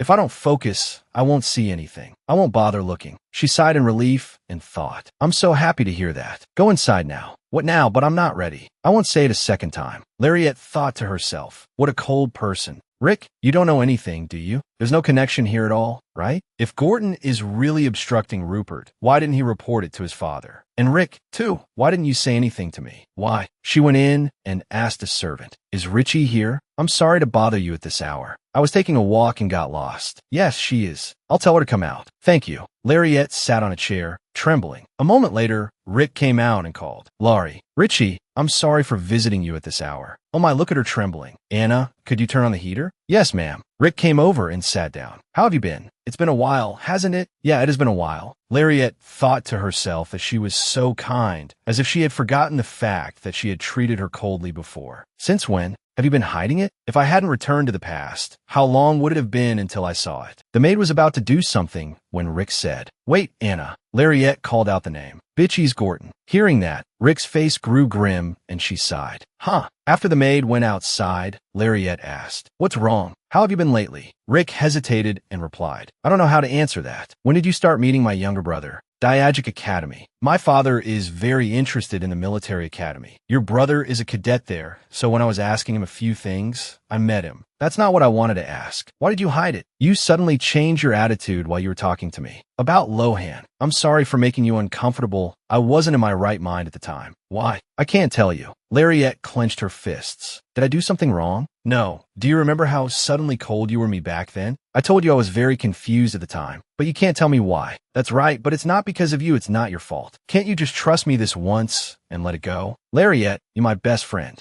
Lariette thought to herself, a lie. The Marquis of an Empire needs information related to Lohan, an ordinary cadet? Then there's no reason for Rick to be cold to me if it's not related to me. On the other hand, I want to trust Rick, but how can I trust you? Wanting to trust and being able to trust are two different things. I was once betrayed by your family. How can I trust you? So, thinking this, Lariette went and hugged Rick. Yeah, I trust you. Thank you, Larry. Suddenly, Lariette felt a sharp pain. She looked in the mirror and wondered, Rupert, are you watching? She kissed Rick's forehead. Then she turned and went to the mirror, praising it. What a beautiful mirror. Thank you. It's been a while since I've seen you. How about you stay here today? Yeah, but I'm actually on leave. I'm not sure I want to go back to Bailoa right away. Then stay here. Thank you. Lariette looked into the mirror and asked in a low voice, Are you satisfied? Then the two of them went to a very sparkly place. Rick asked, Are the cookies good? Lariette replied, Delicious. She thought about trying to share her vision and sound all night, but failed. Rupert didn't even bother to inform her. Rick said again, This is the Dagic Academy's tea shop. No, Lohan introduced it to me. Is that so? Lohan likes tea? Yeah, he also recommended many other restaurants. We've been to many places together. Lariette was bewildered and wondered to herself, why is she bragging about being close to my family? Suddenly, the sound of a door opening was heard. Seeing the person who entered, Rick immediately called out loudly, Lohan. He looked over and replied, Sister, I'm quite surprised to see you at a tea shop like this. Surprisingly, Rick stood up and hugged Lohan tightly. Lariette was stunned and cried out internally, What? Since when were you two so close? What's with these two? Since when did they become so close again? Lohan looked at Lariette and asked, It seems the matter has been resolved, right?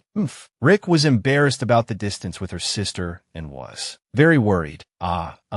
We've made up, although we never fought. What a relief. Then Lariette sat there forlornly, looking at the two in front of her. You two are so close, huh? She told herself, This fool. What's this? You can't be a wicked sister-in-law. Your brother is of a suitable age for marriage, you fool. Rick said, Close? No, we're not. Lariette pondered to herself, Should I separate those two? I'm worried about getting involved with Gordon. Lohan stood up. I have something I need to buy. I'll be back later. After Lohan left, Rick asked, You don't like me getting to know your brother? It's not like that. Laylee, the things I know are more than you think about both you and your brother. Is there some kind of relationship? Lariette clenched her fists and thought, What are you talking about? Of course it's a family relationship. Let's hear what it is. You really can't answer, can you? All right. Lariette looked at Rick and her father, silently comparing them. That disgusting look in their eyes is exactly the same. Even if I try to ask, she won't explain. Because you're so cautious, when I ask, you'll just shut your mouth, right? Rick said, stop acting so high and mighty. Lariette stammered, but just then, she saw her brother return. She smiled and asked Lohan when he got back. I had some time today. The teacher in charge was summoned to the Imperial Palace. Who's the teacher? It's Louis Baden. He's a famous knight, so you've probably heard of him. She thought to herself, of course I know him. He's the royal family's dog. He's probably meeting Rupert now. Rupert, whom few people know as a boy. She stood up and said, then come with me. Rick also stood up, wanted to follow, but Lariette held out her hand to stop her. Rick, it's been a long time since I've been with my brother. Please understand. Am I being an obstacle? Lariette took off her hat and said with a bright smile, don't sound so disappointed. Her face hardened as she thought, is it because they are close siblings? Well then, see you at home later. The two siblings walked away in silence. Lariette suddenly grabbed Lohan's hand and asked, are you seeing Rick? He looked blank, huh? So you see Rick as a marriage prospect? Huh? Don't you think that's too early a question for you? You're about to turn 14. I don't think that's early. No, I can't face this kind of mood. What about Rick? What does Rick think of you? I don't know. All the truths we know about Rick might not be what they seem, Lohan. The reality could be a completely different person. Right, Lohan? He pulled his hand away from me. What about you, sister? After all, one can never completely understand another person. Lariette said, it's not that, but he cut her off. Suppose I'm not the person you think I am. What then? She pondered, you think it's just a mischievous joke. Looking at your face like that, it can't be a joke. Lohan, if you're not the child I know. But I never really knew you well to begin with. Why are you so lost? What was father's reason for objecting? I don't know a single thing, so it's okay. That can't compare to your importance. She lowered her head and mumbled, anyway, you're still my brother. He gripped Lariette's hand and said, I'm sure I can't give a definite answer like you.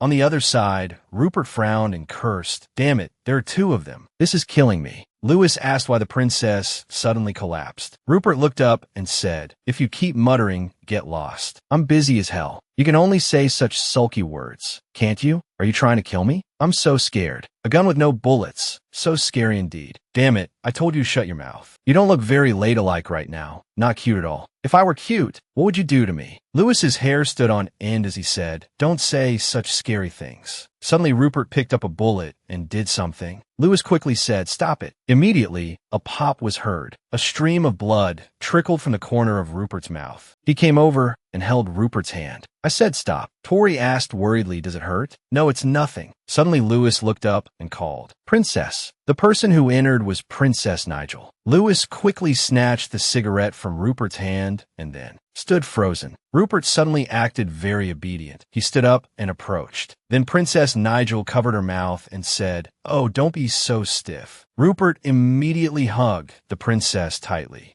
Duke Baden. Even though that's been popular lately, Lepos's health is still weak. He replied, I'm sorry. Lepos, have you been well lately?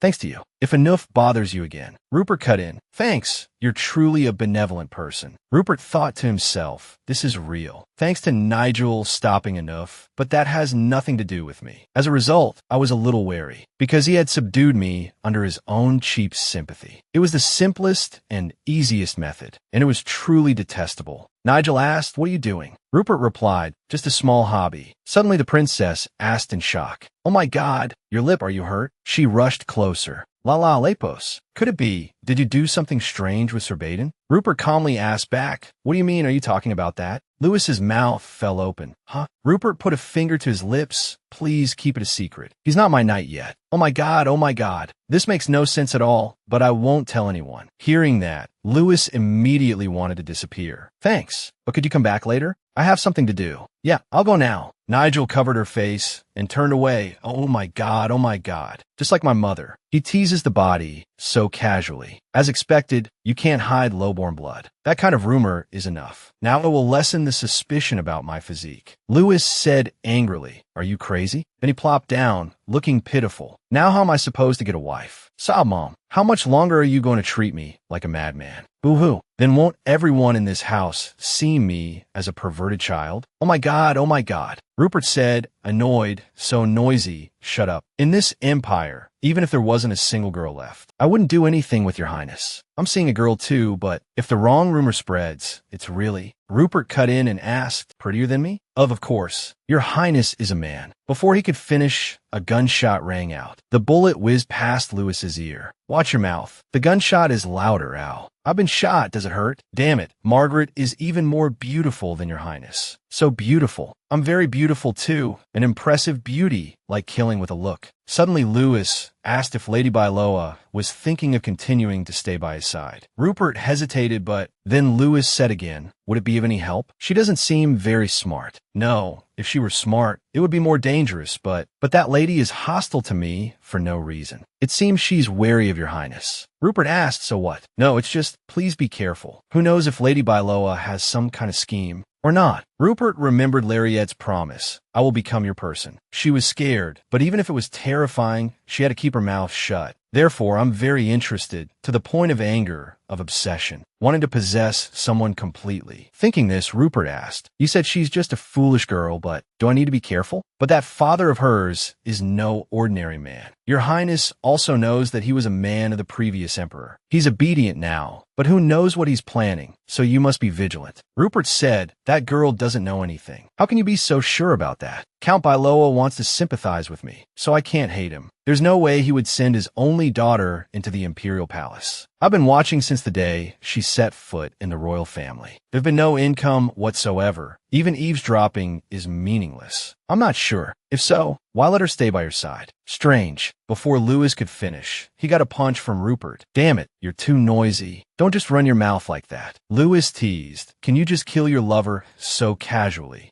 Huh? You mad man? I'm hurt. I'm crying. Rupert picked up the magic crossbow. He shot bang bang towards Lewis, who cried out, ow, that really hurts. Rupert said nonchalantly, sorry, I misfired. Hey, stop lying.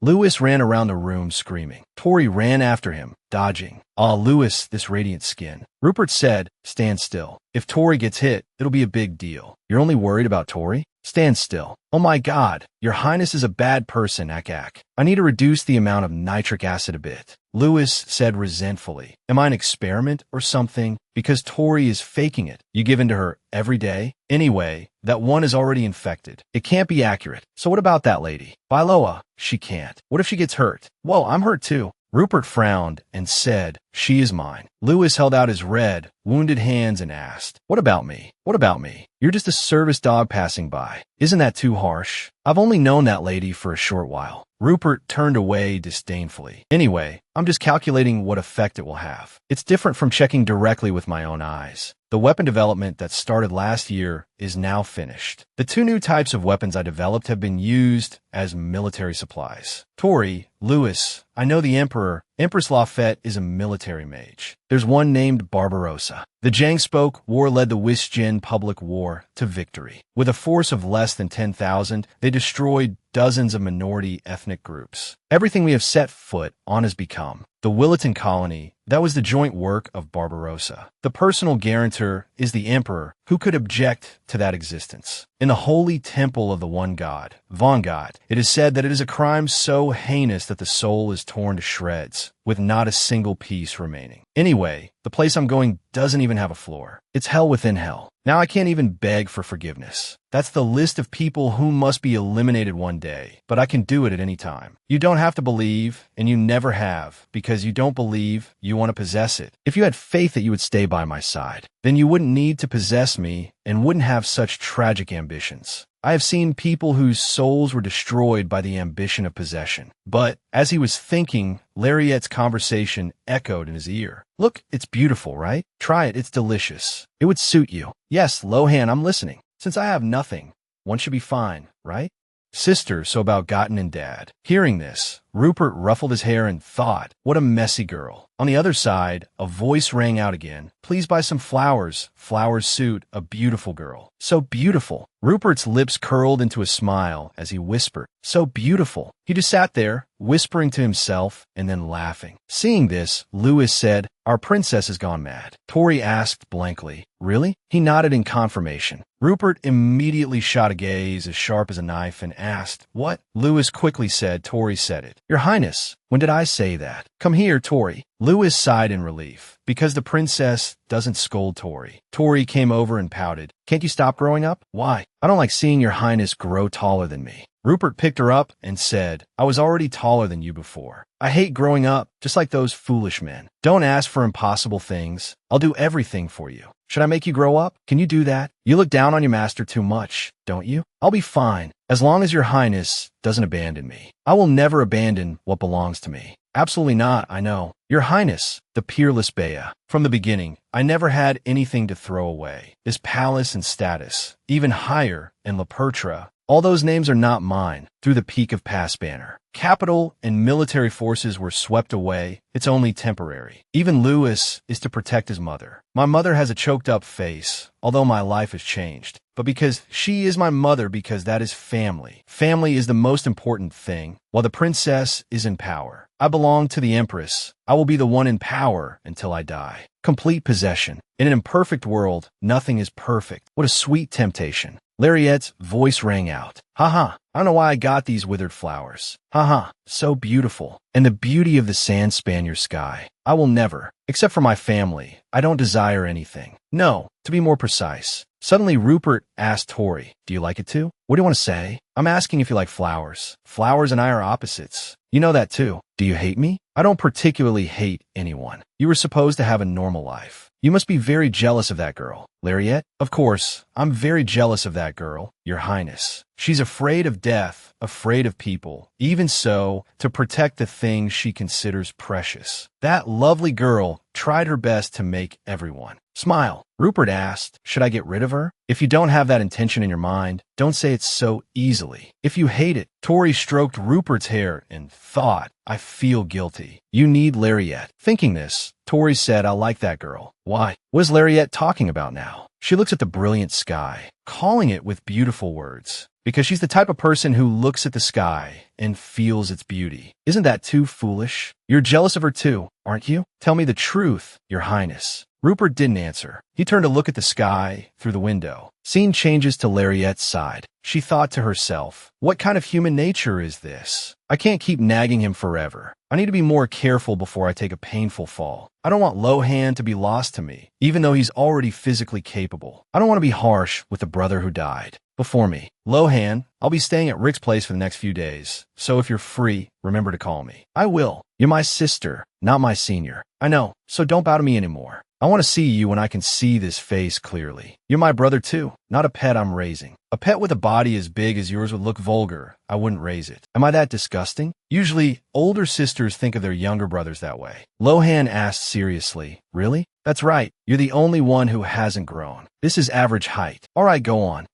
Please take this with you. Isn't this the thing you just bought? I bought some tea, leaves to give to you. Thank you, Lohan. I'll definitely drink it. Then you should go inside. I'll leave when I see you go in. Then she turned and went inside the house. Rick said with a smile, welcome back, Larry. Lariette thought to herself, how embarrassing. Is this how Rupert sees me too? I'm sure he suspects me too. There's no way someone born into royalty and raised in such difficult circumstances could be so easily fooled. But why does he still keep me by his side? Suddenly Rick asked. What have you been doing with Lohan all day? Well, first, can I know when the transaction started? Transaction? Are you talking about father? It started a long time ago. I'm not sure either. About 5 years ago. You said you had a mission there? Well, it was just introducing them to the people I met at the palace. Lariette asked again, doesn't the Count do it himself? Gotten is only there in name. The merchants are the ones who open and manage the place. The same way Count Hamio did. There's a Count too? Southern nobles love to stick together. That man isn't really a noble, she thought, although Count Hamio is a third-generation noble. He was originally a commoner who went from being loved by everyone to being hated. Even so, that's not a reason for accusation. Rick said, I know, even if he's a nobleman, he shouldn't act like a merchant. You know how much pressure there is to be a noble, right? That's why I hate it. He doesn't fulfill his responsibilities and only enjoys the power he has. In essence, he's just a merchant. Lariette gritted her teeth and thought,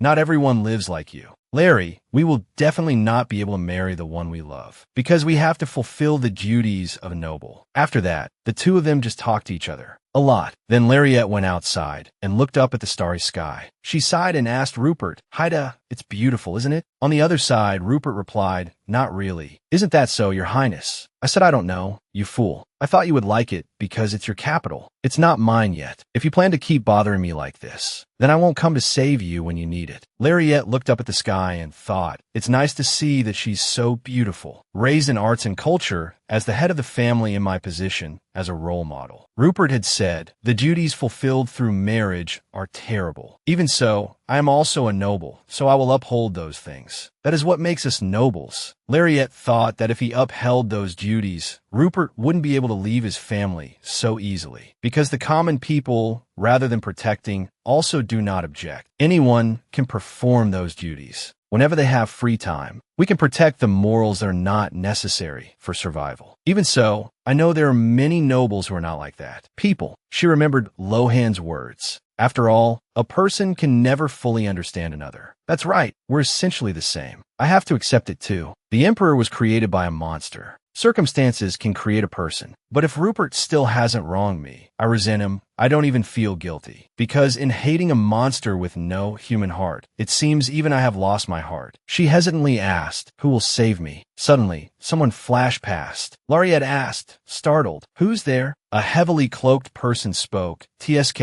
I've been discovered. She asked blankly, who are you? He gritted his teeth and said, since when did you notice? I didn't notice at all. There seems to be a misunderstanding. I wasn't talking to you. What do you mean you weren't? You just called for me. Lariette gave a dismissive laugh. Oh my. It's late. The night view is beautiful, isn't it? Please take a good look. I'm leaving now. He immediately pulled out a knife to threaten her. Where are you going? Then he quickly pointed the tip of the knife at Lariette. She stepped back, crying inwardly, I should have brought Litcher with me. She quickly took out a money pouch. Take this first. This is really all I have. Money? She stared at him with wide eyes. Seriously, why are you giving me money? You're unbelievable. I know it's a small amount, but I'm poor. Suddenly he called out, Lariette Isabel Z. by Loa. How does he know my name? She told herself not to be surprised. Don't let it show. She feigned ignorance. Who's that? This is crazy. Who are you? My name is... Lariette recalled what Rupert often called her. Hey, Mandu. That Rupert. She shrugged and replied, my name is Miandue. He shouted in alarm. Your name is Mandu? Be quiet for a second, you brat. Oh my, why would you compare my beautiful name to such a crude dish? All right, Miss Montu, first you have to go somewhere with me. Lariette stepped back, saying I'm busy right now. He turned to his accomplice and said, it seems she won't listen to words. Lariette turned in fear and ran. Your Highness, I'm in danger. She thought, I should at least report it. On the other side, Rupert told her she just needed to get to the main road. Okay, but before she reached the main road, they caught up to her. Then they surrounded her, and in a flash, they grabbed her. Then they threw her over their shoulder and carried her away. Lariette struggled and screamed,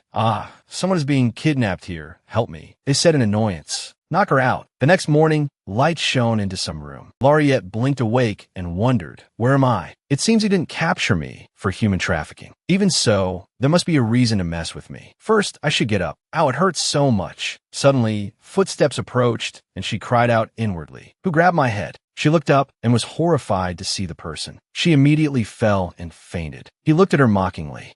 So conscious are we? Later, she woke up and thought to herself, I'm so dizzy. The kidnappers, one of them was a foreigner. She heard them talking. Damn it, why can't I open it this time? No, not that page, page 30. The Count changed the book's cipher again. That's why. It is. Lariette realized the other one was a code-breaking night. Suddenly they turned to her and asked, who is that girl anyway? The daughter of Count by Loa. The Count's daughter? You managed to catch someone like that? I caught her in an alley. How was I supposed to know who she was? While she was pretending to be unconscious, a cat pounced, making her scream in fear.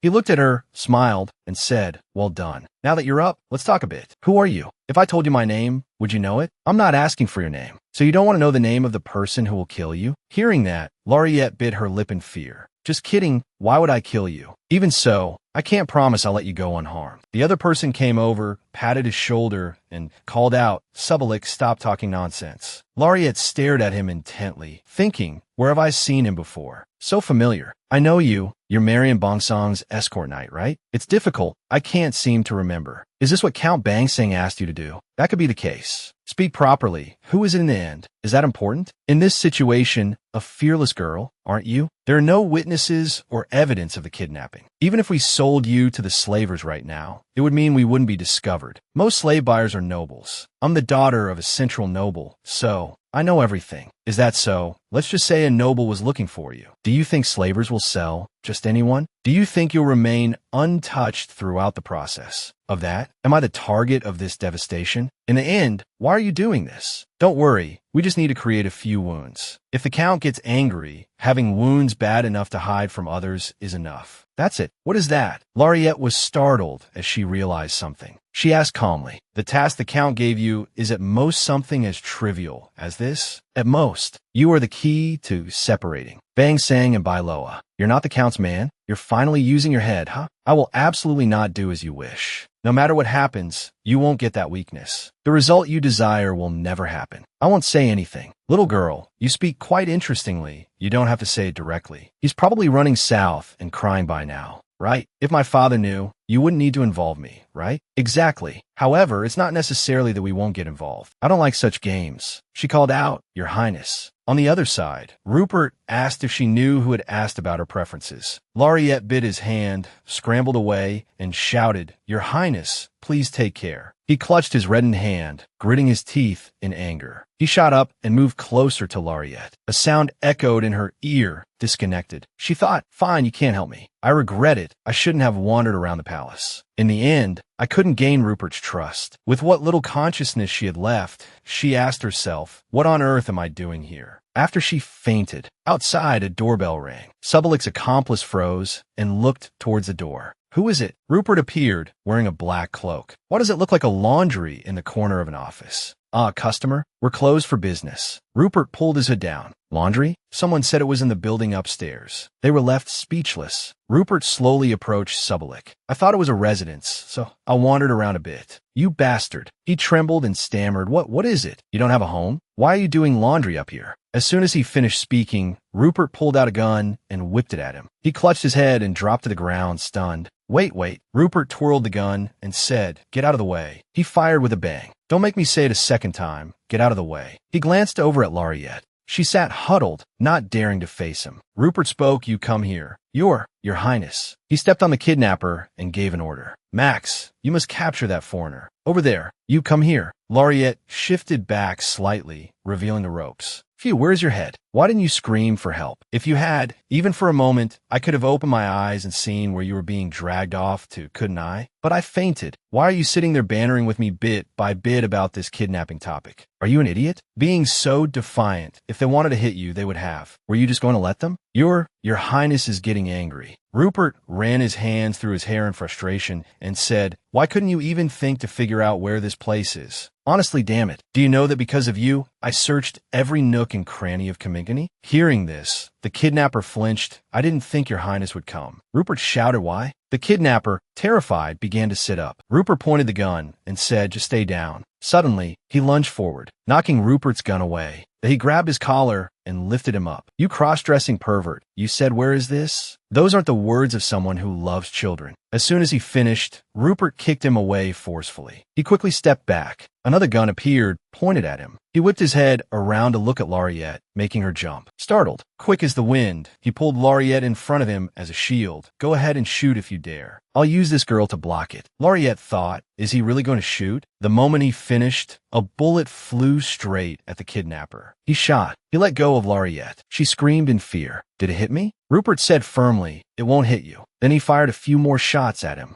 Rupert came over and took her hand. The ropes were untied gently. He chided, "Your wrist is all bruised." Then he continued to fire, bang bang. Laureate wondered, it doesn't seem like real bullets, but it's not magic either. What is that? Rupert looked at her without saying anything. She only paid attention to the two kidnappers and thought. Anyway, it's a relief they only went this far. Just handle this without any problems. Suddenly Rupert asked, "What's this? Why are you crying again?" Her tears fell uncontrollably. Her lips pursed as she let out sobs. "I asked why you're crying." She tried to argue. "I'm not. Hick, not crying. Hick, I'm not." "What are you talking about?" She thought that she, the one who felt relieved, was truly pathetic. "An incident caused by my own carelessness, and I had to be rescued. It's painful and shameful. I'm so useless. I still don't understand why those guys wanted to separate Bang Sang and Bailoa. I was kidnapped so defenselessly and couldn't even escape. If God could turn back time, please turn it back to when my father or Lohan was here." Rupert is probably looking at me with pity. Rupert rummaged around, looking for something. "What now? Does it hurt somewhere?" He smiled reassuringly. "Cheer up, you fool." Then he used a handkerchief to wipe her tears. "Why did you think I wouldn't come?" She stammered, "That's..." Then she turned her face away, avoiding his gaze. "I told you I would protect you," he said as he untied the ropes on her feet. "It's true you said you'd protect me. You also said it's fine if I don't need it. You probably don't need it. You don't even bother to listen carefully to what I say. Being brought to this terrible place is annoying, and on top of that, I had to run my butt off in these damn shoes. You could have just reported it, but anyway, what I found out is no small matter." She stammered, "Wow, what is that?" "The code book Gorton uses when dealing with merchants. With this change, I'm not sure if that old fox has noticed or not." She smiled and said, "Ah, so it's very valuable?" Rupert turned back and snapped. "So you want to get caught again?" She replied, startled, "No." Night fell at the glittering palace, and Laureate was gloomy. "I'm angry at my incompetence, frustrated that in this situation I can only rely on Rupert. My goal was to hide in his shadow, but I can only rely on my enemy. My situation is so ironic. Even though I've made up my mind, this is the only way." Rupert turned back and said, "Don't cry in such a creepy way." She covered her mouth. I'm sorry." For a moment, he looked just like a character from a fairy tale. Although he's a goblin that bewitches people's hearts. Because he's not a prince saving a princess. "I'm facing a goblin. What must I do to survive?" Seeing her dazed, Rupert asked again, "Are you okay? It would be strange if you were. Were you deceived?" She replied, "I wasn't deceived." "Then why are you crying?" Suddenly she saw something fluttering towards them.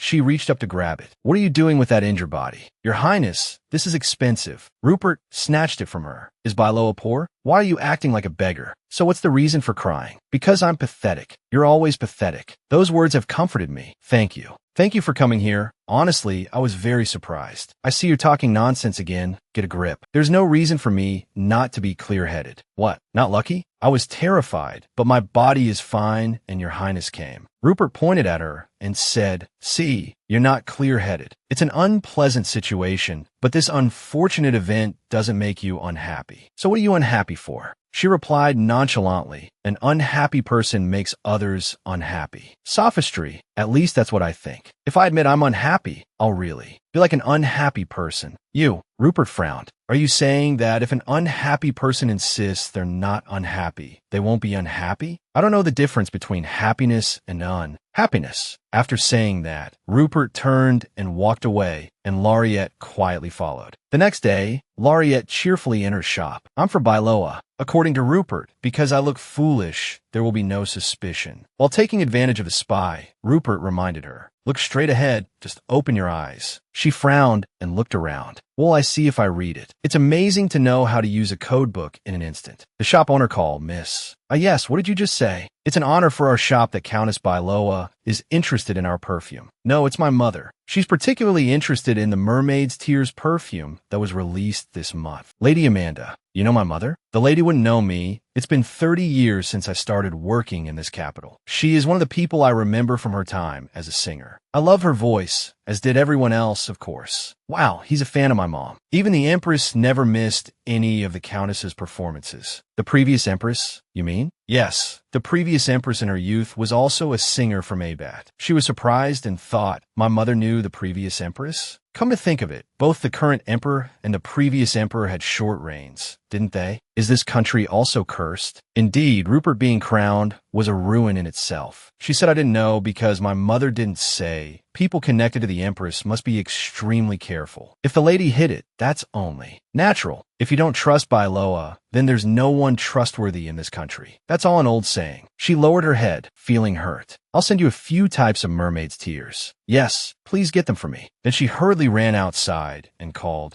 Your Highness, Your Highness, Your Highness, Your Highness. Since I have to go to another merchant today, I can't turn this off. If you ignore me, I have no choice but to keep calling. Damn it, shut up. Do you suspect that merchant? Did you find anything? Not yet. Don't hang up until you've found everything. Are you ordering me around now? I'm asking you. I don't like being asked. She threatened. Then I won't buy any manta today. Rupert relented and said calling Lewis is fine. She added, Today I'll buy and eat everything that appears. Rupert immediately scolded like a pig, damn it. He said no more, and Lauriette smiled to herself. Even if he says that, he'll still agree. He's no different from Tori now, because of the way he treats me. As expected of Rick, how did he know I was kidnapped? It's not entirely unrelated to Marquis Gorton, but Rick wanted to harm me. At that moment, Lohan arrived. She immediately let go of Lauriette and ran to Lohan's side. Ridiculous. How could I not know that people hate me? Looking at this foolish face of mine, how would he mock me? I've truly lived a useless life. Rupert asked why there's no one to trust. He said such things don't exist in the first place. Lauriette pleaded, I have a favor to ask. Your Highness, please don't lie to me. I have been completely deceived, but even so, I hate being deceived. I don't do such things. It's ridiculous. The friend I trusted, even if I died, thoroughly deceived me. You who killed me promised me the truth. The owner of the expensive flower shop. Oh, Lauriette, not buying flowers today? She gave a dismissive laugh and replied, I'll drop by on my way. You didn't drop by before. Hey, how can I keep buying flowers so often? A lady's maid doesn't earn that much. Is that so? It seems your master both exploits your labor and is stingy with your pay. She replied blankly, yes. The scoundrel and cheapskate you're talking about sounds like a rotten person, doesn't he? Just hearing about it makes me angry. Lauriette's eyes widened in panic as she thought, please be quiet. I'm still connected to Rupert. He continued, anyway, what's already there usually gets added to, right? Which family's good for nothing is he? Rupert suddenly appeared next to Lauriette. Boris was still going on. That's what she said, a rotten personality and a foul mouth to match. Rupert's sinister smirk made Lauriette's skin crawl. Please just be quiet. She forced a laugh. Haha, did I say that? Rupert spoke up and asked, did you say anything else? Lauriette quickly intervened. We have to go, don't we? Rupert pushed her aside. You, get out of the way. What else did she spread about that master of hers?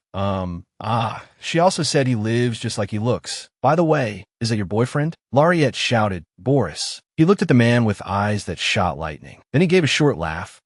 Nonsense. Then he turned and walked away. Now, it was Lauriette's turn to glare at the man. She quickly ran after Rupert, calling, young master. He stopped and asked irritably, what? You're angry. So, was I angry? Is that so? Just living up to my appearance. She thought, it's not living up to it. It's being arrogant. Suddenly, Rupert took off his cloak and threw it at Lauriette. She smiled obsequiously. Our young master is very handsome. So, I was just complimenting you. He said a face reflects one's personality. So you look very gentle. Lauriette pondered. A bad personality equals handsome. So if I'm gentle, that equals. The young lady tripped while walking. Rupert beckoned, and she immediately replied, yes, yes, coming. He flicked her forehead. Take that, don't smile. She winced and asked, so what? A moment later, seeing Rupert peeking around furtively made her curious, and she approached. He immediately signaled for her to be quiet, but when he turned back, he saw her crouching below. He smirked and asked, what are you doing? She looked up and replied, I'm not hiding. It's done, so you can go back. With that, Rupert shot off in a flash. The young man had just turned around. Quick as the wind, Rupert approached him and knocked him head over heels. He stepped on the man and threatened him with a gun. Hand it over, who are you? A blast echoed, zipping past his head. You don't need to know. I already know you the snake of Mac Ben Vonnergang that Gordon raised. The warehouse key, or whatever, hand it over now. I don't have it. What did you say to me? Before he could finish, a blinding light flashed. Lauriette, who was eavesdropping, cried out, "Ack my eyes." Then she covered her mouth, making a sound. Ha. Rupert used a knife to cut a line on his own hand. Then he used the blood to create some kind of magic. She asked curiously, who is that? A subordinate of Mac Ben Vonnergang. Lariat froze in thought. Where have I heard that before? The leader of the Togang mercenary group, a descendant of Goten who values status and bloodline above all else. Yet he's a mercenary and not a soldier? Not too hasty. Could it be a rebellion?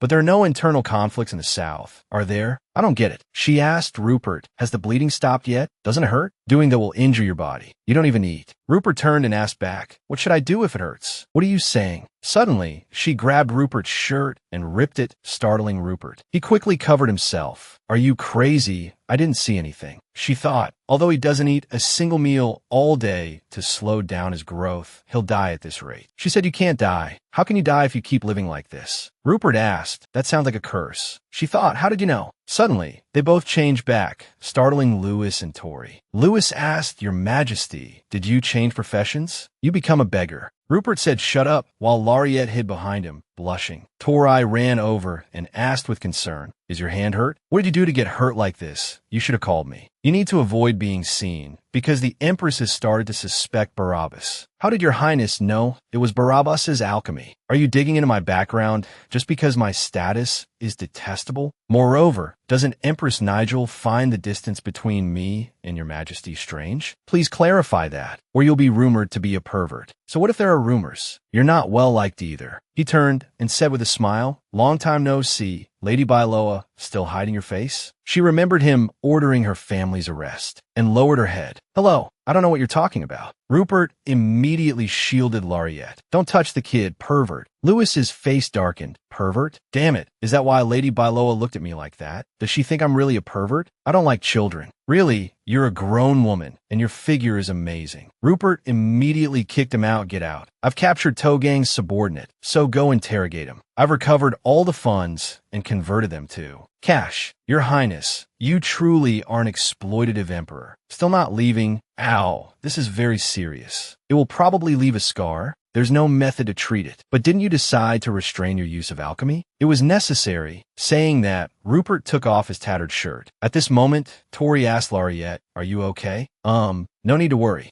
Tori, I have something for you. Ta-da, brooch. Tori cried out emotionally. Lariat, as expected, the color really suits Tori. It will probably look good. I was out and about, thought of Tori, and bought it. Do you like it? Tori hesitated. Okay, it's beautiful. Tori hugged her tightly. Thank you, Lariat. Suddenly, the raccoon ran over and hugged Lariat's skirt tightly. She reached out and patted its head. She thought, what's with this change in attitude? Oh, that's right. She turned to Rupert and called, Your Highness, I want to see Aunt Amelia tomorrow. May I go out alone? Amelia Byloa, wife of Vinavoltha. Go ahead. Hearing this, Lariat was stunned. Isn't Duke Vinaval someone Rupert should be wary of? She asked, I can't eat things like bottle rock candy, can I? All right, just remember that on your own. She stared at Rupert, thinking, what if I lie and get caught? He frowned and asked, what are you looking at? Nothing. I'm just surprised that your Highness truly wants to trust me now.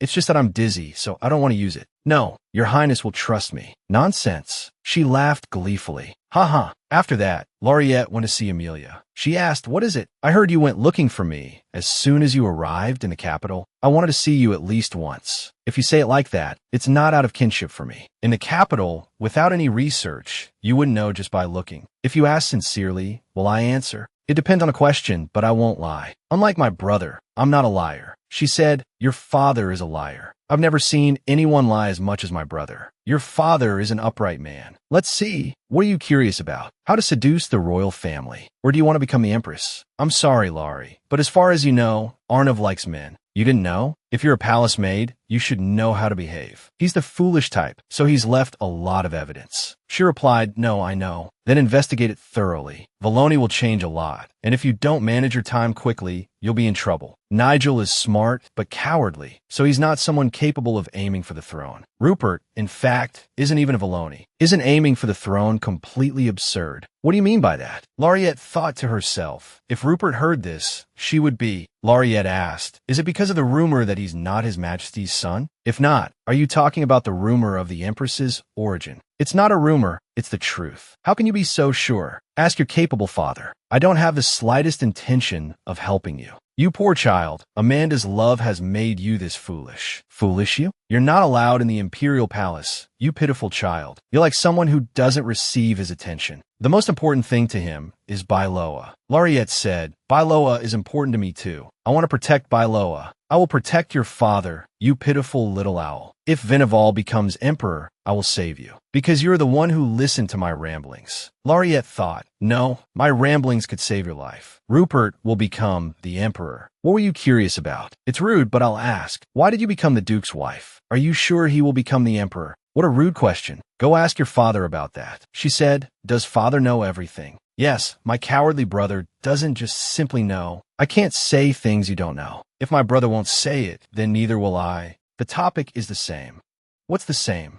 The reason you don't know so much is because my brother loves you. Indeed. Is it because of your family love that you want to protect Bailoa? Yes, I love my family, and I want to protect it. How tragic. Let me give you a piece of advice. Don't get too attached to Empress Lapis. Why is that? Because she will die soon. My aunt loves power. The distance between my father and her grew wider and wider. That was the decisive reason. The current emperor is young and has 3 children. What makes you believe the Duke will become emperor? The most logical inference is rebellion. Wouldn't it bring a bad reputation if they were really preparing for a rebellion? If they join hands with Goten and gather an army, it's reasonable for Goten to get involved with the mercenaries. I have to see father, because father holds the key to all the problems. What have I seen all this time? On what basis do I trust father so much? No, I have to believe. She asked herself, are you going to ignore the truth? So cowardly. What should I do? I have to believe. I can only believe. She trembled as she knelt on the ground, panting. Suddenly, a hand from behind stroked her hair. Rupert asked, did money fall on the floor too? She gave a forced laugh and didn't answer. Rupert asked again, what's wrong? When she lowered her head, he lifted her chin. Tell me, what is it? Why the long face? I was already ugly to begin with. That's not what I'm asking. Don't make me ask a second time. It's just, I have something to worry about. I'm afraid I won't trust the person I trust most in this world. Your father. I'm not saying. It's a personal matter. What did Amelia Bailoa say? Just that the noble's actions have been very suspicious lately, so you should be careful. Is my life being threatened? No, don't say such scary things. Your Highness could die, Rupert said nonchalantly. Exactly. She cried out in shock, huh? Suddenly, Rupert moved closer. His hand brushed through her hair. She was surprised and asked about the thing in Rupert's mouth. That's bottle rock candy. He replied, the last piece. She shouted, liar. You were watching me. You said you wouldn't do that. That really was the last piece. She turned her face away and replied, I don't believe you. All right, actually there's one more. This is the last lie I'll tell you. If you don't believe me, I can even make an alchemist's oath. All right, what is it? Simple. If I lie to you, I will die. She patted Rupert's shoulder. Hey, I don't need something so scary. He asked in a cold voice. Did you just hit me? Oh, no, that's not it. Have you lost your mind? She also said, hey, it's because your Highness cheated first. Torai, save me. She ran all the way back to her room, panting. Rupert smirked and said, come here. Her face pale, she turned to look at Rupert, then trembled and made an excuse. Your Highness, I didn't hit you. That's actually a trend these days. Come here while I'm still talking. Are you going to hit me? I'm about to burst. The steam bun is about to explode. I'm not going to hit you. Rupert placed his hand on her forehead. She thought in surprise, is he letting me off? Suddenly, Rupert flicked her on the forehead. She cried out in pain. Ouch. He poked her and asked, it didn't burst, did it? Then he suddenly pulled her in and rubbed her head, leaving her stunned. The next day, while Rupert was looking at documents, his subordinate came in. He reported, Your Highness, Count Bailoa, I heard he has arrived at his residence in the capital. Rupert smiled and thought, it seems the hypnosis was performed at the right time. As expected, it can be used. I know, you may leave. The subordinate bowed and obeyed. As soon as he left, Lariette peeked her head in. She called, Your Highness. Rupert thought to himself, she's here. I'll just keep reading. Meeting me secretly like this. Though a bit bold, she's still timid. With that thought, Rupert beckoned her over and asked, what is it? Your Highness. She stammered. My father has been in the capital for 2 years, but I've never gotten to see him. So I like to go see him. Just for half a day is fine. I've already finished all my work. Rupert held the paper tightly and thought, too naive. Doesn't she even know her father's name is on the list? Right, because she knows nothing. It's natural for the Grand Duke to look down on her like this. Perhaps I know the answer she's waiting for. What do you want to ask? I don't know for sure yet, but I think my father will know something. If the Count knows, then I know too. Hearing that, she was startled and shook her head vigorously. There are some things Your Highness doesn't know. It's related to me. What if I say I know? Even so, I still want to know what he thinks. Rupert was silent for a moment, then said, I do not permit it. Your Highness, please. I've already finished all my work. Fed the raccoon dogs, sowed the dandelion seeds, cleaned the garden. He glared and thought, stubborn. Why is she so flustered all of a sudden? Could it be that I used too much force? I need to adjust this power. I have to be more careful in the future. He spoke up and asked, don't you think it would be better if you didn't know the truth? Being silent like that, you're not crying, are you? Suddenly, she answered clearly, no. I feel that not knowing something once is enough. Rupert mused, completely different from my prediction. I absolutely cannot understand what principle she operates on. It could just be simple curiosity. Somehow, I find this incomprehensible matter interesting. So I understand even less. And if she gets into any trouble, it will be difficult for me to resolve. What must I do to understand her? But now that I've kept her, I can't let her go. In other words, having someone by my side. It's something I've always wanted. It will be difficult for me to resolve. I said I wanted to do that. He asked, you said you want to become my person, right? Rupert pondered again, just like a starving demon trying to ferociously fill an empty space. If I chew and swallow a person whole, I think I can become human. Although she said she would give her whole body to me, she fears me more than anything. Why? Just why? He asked again, are you sure you won't change? She replied, nothing in this world doesn't change, Your Highness. But things won't change easily. Rupert turned his face away and said, go meet him and come back. If that's not enough, I will directly tell you everything you want to know. But it's over. Laureate thought, this might be the last time I get to see Rupert. If so, I won't be able to get out now. I won't be able to come back. She came closer and asked, you said you cherish your things, right, Your Highness? If so, then take everything from me and cherish it. She thought, my family and my clan, everything that is mine. That is the goal I have for you. Even if the future changes, I will not regret it. I will come back. Please wait for me. Rupert thought, don't come back here. This is also the last bottle rock candy. This is the last chance to know everything and its meaning. Suddenly, Tory peeked his head in and reported, Your Highness, His Majesty is looking for you. Rupert paused for a moment, then stood up and started walking. Butterflies? Is that why she thinks this place is an ancient forest? In reality, it's the forest where all the monsters were burned. The most tragic place in hell. When you see all of this, will you still want to be by the side of a monster like me? As he walked, Rupert mumbled, destroy it, destroy, destroy it. Just live. Fortunately, you will stop breathing and crawl on the floor like an insect. It won't be long now. A birth of suspicion. Doesn't look like His Majesty the Emperor, but looks like the Empress. Memories flooded Rupert's mind. You do not share the Emperor's blood. Those words had sown obsession in the soul of an innocent child. The Emperor's study slowly appeared before Rupert's eyes. The bloodstains splattered on the wall were being cleaned by a servant. Suddenly, a hand reached out, quickly grabbing Rupert's hand, and hastily pulled him into the room. He pulled his hand back and said, don't touch me. My sincerest apologies. I was in a bit of a hurry. Your Majesty, Empress Lappert is entering. The Emperor walked with bare feet. He said, that thing, it's broken. He immediately slapped Rupert across the face with a crack, making him spit blood, bending over and panting. He couldn't see the Emperor's face, only felt his murderous aura. Scene changed to Count Byloa. He called out happily, Laureate. You've grown so much. I'm so glad you're okay. It's been a long time, Father. Have you been well? I'm not the issue to worry about right now. First, let's return to Bylus. At the same time, Rupert panted and thought, all right, don't let me go. Count Byloa. Over here, Laureate clutched his shirt, then handed him a letter, saying, please read this, Father. For some reason, I can't relay it to you verbally. Rupert might be watching, so I have to be careful. Back with Rupert, he asked Count Byloa, what do you know about me? The Emperor ground his teeth in anger and said, why are you suddenly asking about the Count? Did that snake-like bastard manage to sway our ancestors? No, impossible. He can't do that. Why are you asking that? Have you met the Count? I have never met him, but how does that person know me? I don't know.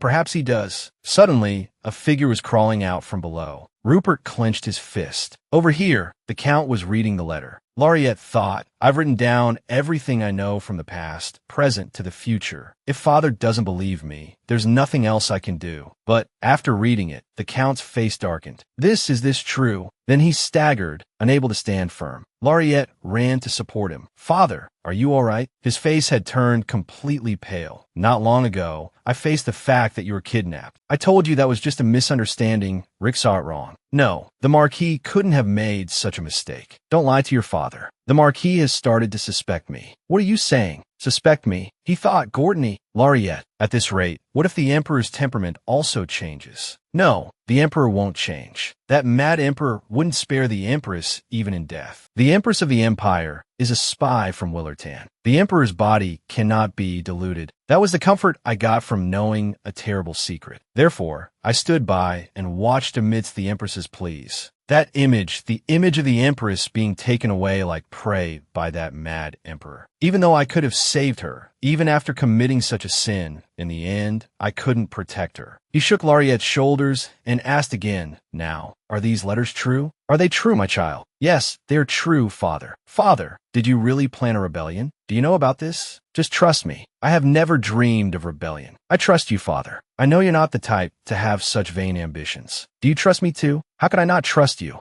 Unlike this cowardly father of yours, you are kind and brave. To me, you are truly perfect. I deserve this retribution. The jewel was stolen. Trust me. Rupert heard Lariette ask, hurry up and tell me, were you hiding, father? Yes, father, I believe you. What is it, you fool? Saying you'll believe me so reluctantly. Are you lacking something? So you came running to me? Suddenly she said, Father, actually, Just then the Empress collapsed. Rupert looked at the angry Emperor and could only remain silent. Damn it, I told you to fix it. You're useless. No, are you all right? Rupert thought. He threw it away himself. Ridiculous. He turned away and said, please wait a little longer. The damage is less, but it's not time yet. The Emperor looked at Rupert and thought, his attitude is so detestable, but only that brat can fix it. Lately, the cycle of destruction has been getting faster. If it can't be fixed permanently at this rate. Thinking this, the Emperor asked, it could be fixed, right? If you're so afraid of it being destroyed, you should have taken good care of it from the beginning. Who was it that had to die in the first place? With that thought, Rupert replied, yes, thank goodness, really thank goodness. I love her, only her, from when my mother was alive until now. Everything is too dull and too terrible, like a curse. Back to Lariette's side. The Count said, I'm sorry. It was my inadequacy that I couldn't protect you. No, it's not. The future I saw, I personally experienced the fall of Bailoa and came back. To believe in such vague words, if I die without being able to live a proper life. So if I just stand by and watch the heads of my family members fall, that is my sin. Lariette, I never thought of treason. I wouldn't dare have such an ambition. I have no desire for the throne. How could a coward full of fears like me dare? I know, Father could never be that kind of person. Father, why are we being misunderstood? Please tell me. I need to know what you are preparing or anything related to it. Eva. There was a woman named Eva from Willertan. She was an orphan of humble birth with the name Muhi, but she possessed outstanding talent and beauty. That radiant girl was even more popular than the country's own princess. In the place called Willertan's second capital, Adele, there was no one who didn't know her name. Why did she love me? I was a prince, but a pathetic one. Eva's lover, the former prince of Willertan, Cloud, though a prince, was somewhat inferior compared to her. So why do you love me? Even if you're a prince, I have no ambitions. It's simple. I'm grateful for the small and simple happiness. That alone is good enough. The prince and the lowly commoner, the two of them couldn't get married due to the vast difference in their status. Fortunately, he could buy a bloodline from the Count of Adele. For that noble status, Cloud had to sell everything he had. However, even if he tried to become a count, Eva's inherent bloodline was holding them back. But they were very happy. The fact that they could be together forever made them overjoyed. Ironically, that misfortune struck one day before their wedding. The woman named Eva. Thanks to your stubbornness in demanding to marry the prince, I finally came looking. Willertan is now collapsing, not just the royal family, but my ducal house as well. It's all at the hands of Belnarny's Black Hand, Krunaruka, but there is still hope. I have found the last blue eagle. The people controlled by the eagle's magic are also the secret weapon of Duke Miramonte. Those whose actions and thoughts, even emotions, are controlled by the Duke. The foolish king of Belnarny is in a state of having lost his Black Hand. This is the right time for the blue eagle to counterattack. However, this girl has a strength unsuitable for a weapon and is especially too emotional. Compared to the emotionless ones, managing her is much more difficult. Fortunately, I can use her beauty. Let her be the concubine of the Belnarny Emperor. I agree. She has become a member of my family, so sending her to be the Emperor's concubine is fine. Yes, compared to disgracing the royal family's name, being the Belnarny Emperor's concubine is better. To save Eva, Prince Cloud tried relentlessly, but nothing changed. So Eva had to go to the distant Belnerny with no known return date. With a newly programmed brain full of lies that she must seduce the Emperor and bring about the downfall of Belnerny. And in that place was the man who killed his own older brother to ascend the throne. The man filled with greed had now become the Emperor. No, it's disgusting. Cloud, what is this? I can't remember Cloud's face. I only feel disgust for the Emperor. Could it be that the Duke brainwashed me just so I would only have this feeling the moment I see myself whole? How can I make Belnerny fall into ruin? What method should I use? It's just that when I think about the fall of Belnerny, though I bear the name of the ancestor Laporte, I'm in a situation where I'm pushed into a separate palace. I hear I'm not even officially part of the royal family. Your Majesty the Empress. The Emperor's body cannot have children. The power of bloodline is amazing. Cloud and I combined couldn't do it. The fact that my parents were the Duke's subordinates, it's all because of the Laporte bloodline. How wonderful would it be to use that bloodline for revenge? How miserable would the Emperor be if a child born of an affair ascended to the throne? If the throne ultimately goes to this child, death will no longer be a tragedy. The only way of revenge I can take. My child, L-A-P-E. I'm sorry. Is it because it's the first time I'm holding you that you're uncomfortable? Should I put you down? Don't cry.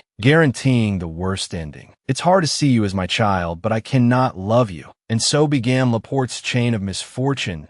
If only you weren't like your father, it would be so much better. Cloud. Seeing the mother and child, people gossiped, but she still takes care of the child. So it's fortunate, because besides his mother, the child has no one else. The boy tried to be good at everything he could, because it was the only way to make his beloved mother smile, even enduring being forced by his mother to drink poison to build a tolerance for it. In any case, the two of them, the blind child, the weak mother when near the Emperor, there might have been some empathy between them. Every day was depressing and unfortunate, too tragic. People ignored the pain of both of them as if they knew nothing, and so time passed. The child had come to realize that the relationship between him and his mother was extremely abnormal. On the day the child witnessed his mother's death with his own eyes, the child was left all alone. Even so, the child was determined to carry out his mother's will. No matter how unfortunate that path was, there was no one by his side to stop him. The things he learned from his beloved mother, that was all. The Emperor cannot have children. The Empress is a spy from Willertan. These were all facts I already knew, but I still seem to be in shock. Damn it. Is it because I'm too tired that my temples hurt so much? The Emperor shouted an order. Fix it. Hurry up. Mother, do you want to know what happened after you died? Do you know about the situation of being dead, but not being able to be? The one who indirectly caused the Emperor's death. The one who cannot accept the reality of your death. Only your son is the one who gave you no love at all. You were crueler than anyone. Did you know that? Rupert stepped forward and used magic on the Empress's body. The one you left all alone, your son, has always been thinking of you. She immediately fell. Using alchemy on a body is a taboo. Someone who uses you like me is, of course, also cruel. I'm getting more and more exhausted. Right now, I really want to end it all. The Emperor said the day you get the throne is not far off, but don't be arrogant. Do you want to be Emperor that badly, even if it means selling out your own mother? I will take my leave, Your Majesty. With that, Rupert opened the door and left. Walking past, he frightened the servants, Rupert's face turning pale. A sharp pain made him frown and curse under his breath. Damn it, look away. Because of exhaustion, I can't even control the simplest magic. See, my mind is so unstable, I can't even focus. How far did I get to see? It's okay to have seen it, right? Because only now can I run away. Deep down, I don't want to run, because I am an arrogant person. Mother's body has reached its limit. If it can't be fixed, the Emperor will die with her. But I'm not stupid enough to let those idiots steal my title. It's okay. It's not far now. Everything will be over soon. Meanwhile, Lariette was panting tiredly. She caught a glimpse of Rupert's incredibly gloomy figure.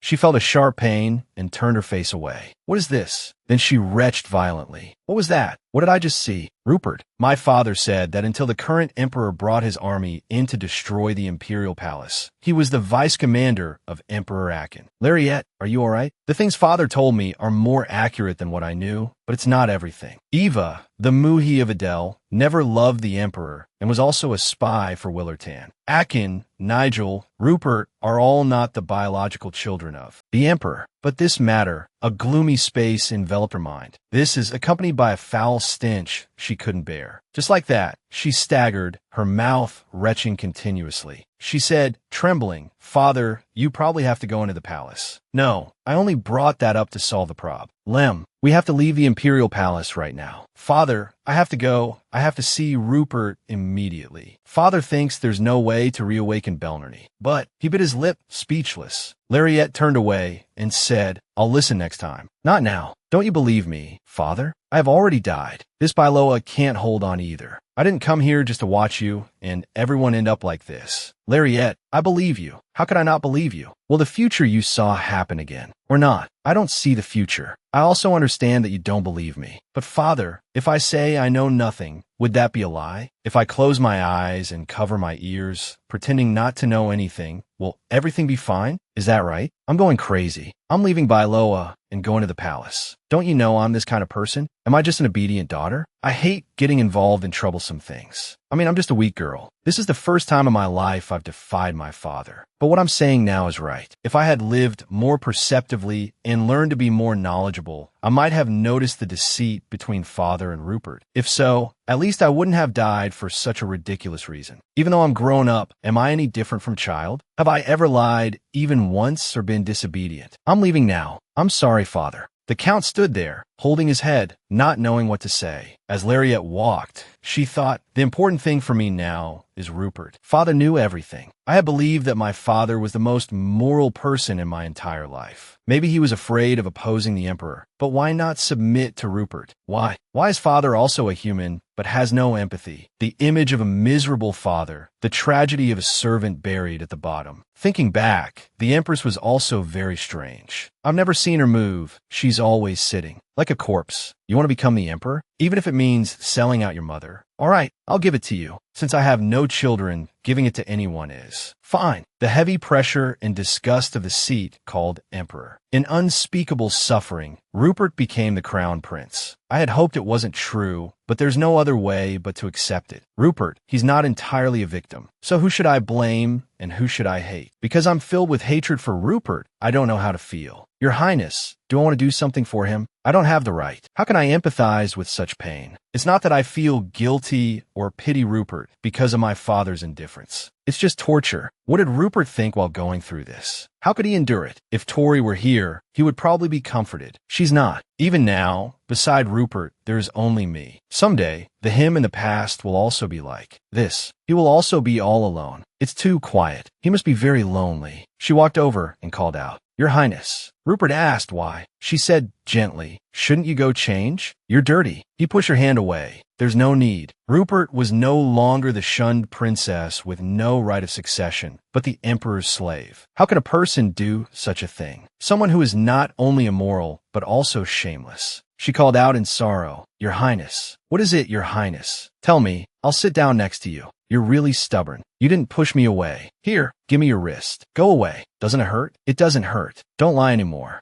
It's true. This is the old one. Where's the one I gave you? This one is expensive too. Oh God, please don't show off about giving me a jar of ointment. You're such an idiot. What? That's why. Why did you come here? Why did I come here? I didn't quit. I just went out. Of course I had to come back." Rupert leaned over and mumbled, "Can't you see? Your Highness. I'm sorry." She said to herself, "I still hate you. I will not forgive you." "Why are you sorry?" "Because I was late." Even in this situation, whether you're tortured, beaten, or abused, you only know how to endure. How selfish, how wicked. I won't go far away anymore. With that, the two looked at each other intently. "Shouldn't you go take a bath?" "I'll go call Tori." "You're not asking me why I'm like this?" "If I ask, will you tell me?" Rupert silently took Lariette's hand. She turned back and asked, "What is it?" "It's not too late. You came at just the right time." Lariette said to herself, "I was too arrogant. The world doesn't just have one side. I was a fool for only intending to look at one side of the coin. I had no intention of moving forward on my own and just lived according to others' wishes. That was the worst mistake of my life." A moment later, Lariette was drying Rupert's hair. She asked, "Where did Princess Tori go?" He answered briefly, "An errand." "When will she be back?" "Why are you looking for her?" "I'm afraid your Highness will be bored." Hearing that, Rupert smiled without saying anything. "Have you eaten anything today?" Not yet. Aren't you hungry? No. Lariat looked at Rupert and thought. I couldn't see it clearly when he was younger, but now, just a glance is enough to see he's too thin. You only had one meal yesterday, too. Are you not eating because you're afraid of growing taller or not? Is no one here now? Who's the head chef? Stop making noise, or else get out. Can't I ask anything? Get out. Lariat pursed her lips and said to herself, he's getting taller, but he's too thin. This won't do. I have to go to the kitchen for a bit. Just as she turned, Rupert asked, where are you going? Startled, I thought he was focused on his work. I'm going down to the kitchen. What are you eating again? Are you planning to roll around? I'm not the one eating. I'm going to make food for you. Surprised, Rupert dropped the papers in his hand. What? What's wrong? Then I'll eat what you make. Hey, are you afraid of being poisoned? No. Have you ever learned to cook before? She clamped her mouth shut, not answering because she never had. A moment later, she laughed it off and cursed inwardly. Even so, I've learned a lot since coming to work here, you hateful guy. Don't make me laugh. Come here, I've reconsidered. She shouted. I don't want to, don't you regret it. I'll bring you something really delicious. Finishing her words, she ran off. Arriving at the kitchen, she threw open the door, panting. I said I could do it, but honestly, I don't know how to cook. She rolled up her sleeves. Even so, I know Rupert will like it. After there were chaotic sounds coming from the kitchen, crash, bang. Looking at the utterly gloomy plate of food, Lariat stared blankly in sadness. Suddenly, a voice came from behind. It's ruined. She jumped and shouted, there's no pepper. TSK, why did he follow me? I thought he was still looking at documents. Rupert came closer and said, move. She hurriedly shielded the plate of food. No, you can't. You push your face away, move it. Looking at the plate of food, Rupert immediately turned to stone. What is this? She hesitated and replied, it's mandu, dumplings. Did you make it and then step on it? No, these are Bailoa-style dumplings. Is Bailoa that poor? Lariat jumped up to snatch it away. If you don't want to eat it, then don't. I'll eat it. Seeing Rupert actually bring it to his mouth to eat, she was inwardly excited. You just eating it without checking? Do you trust me? A moment later, Rupert put the empty plate down and said, it's not good at all. Even so, you ate it all. I can cook, can't I? Stop smiling, it's too ugly.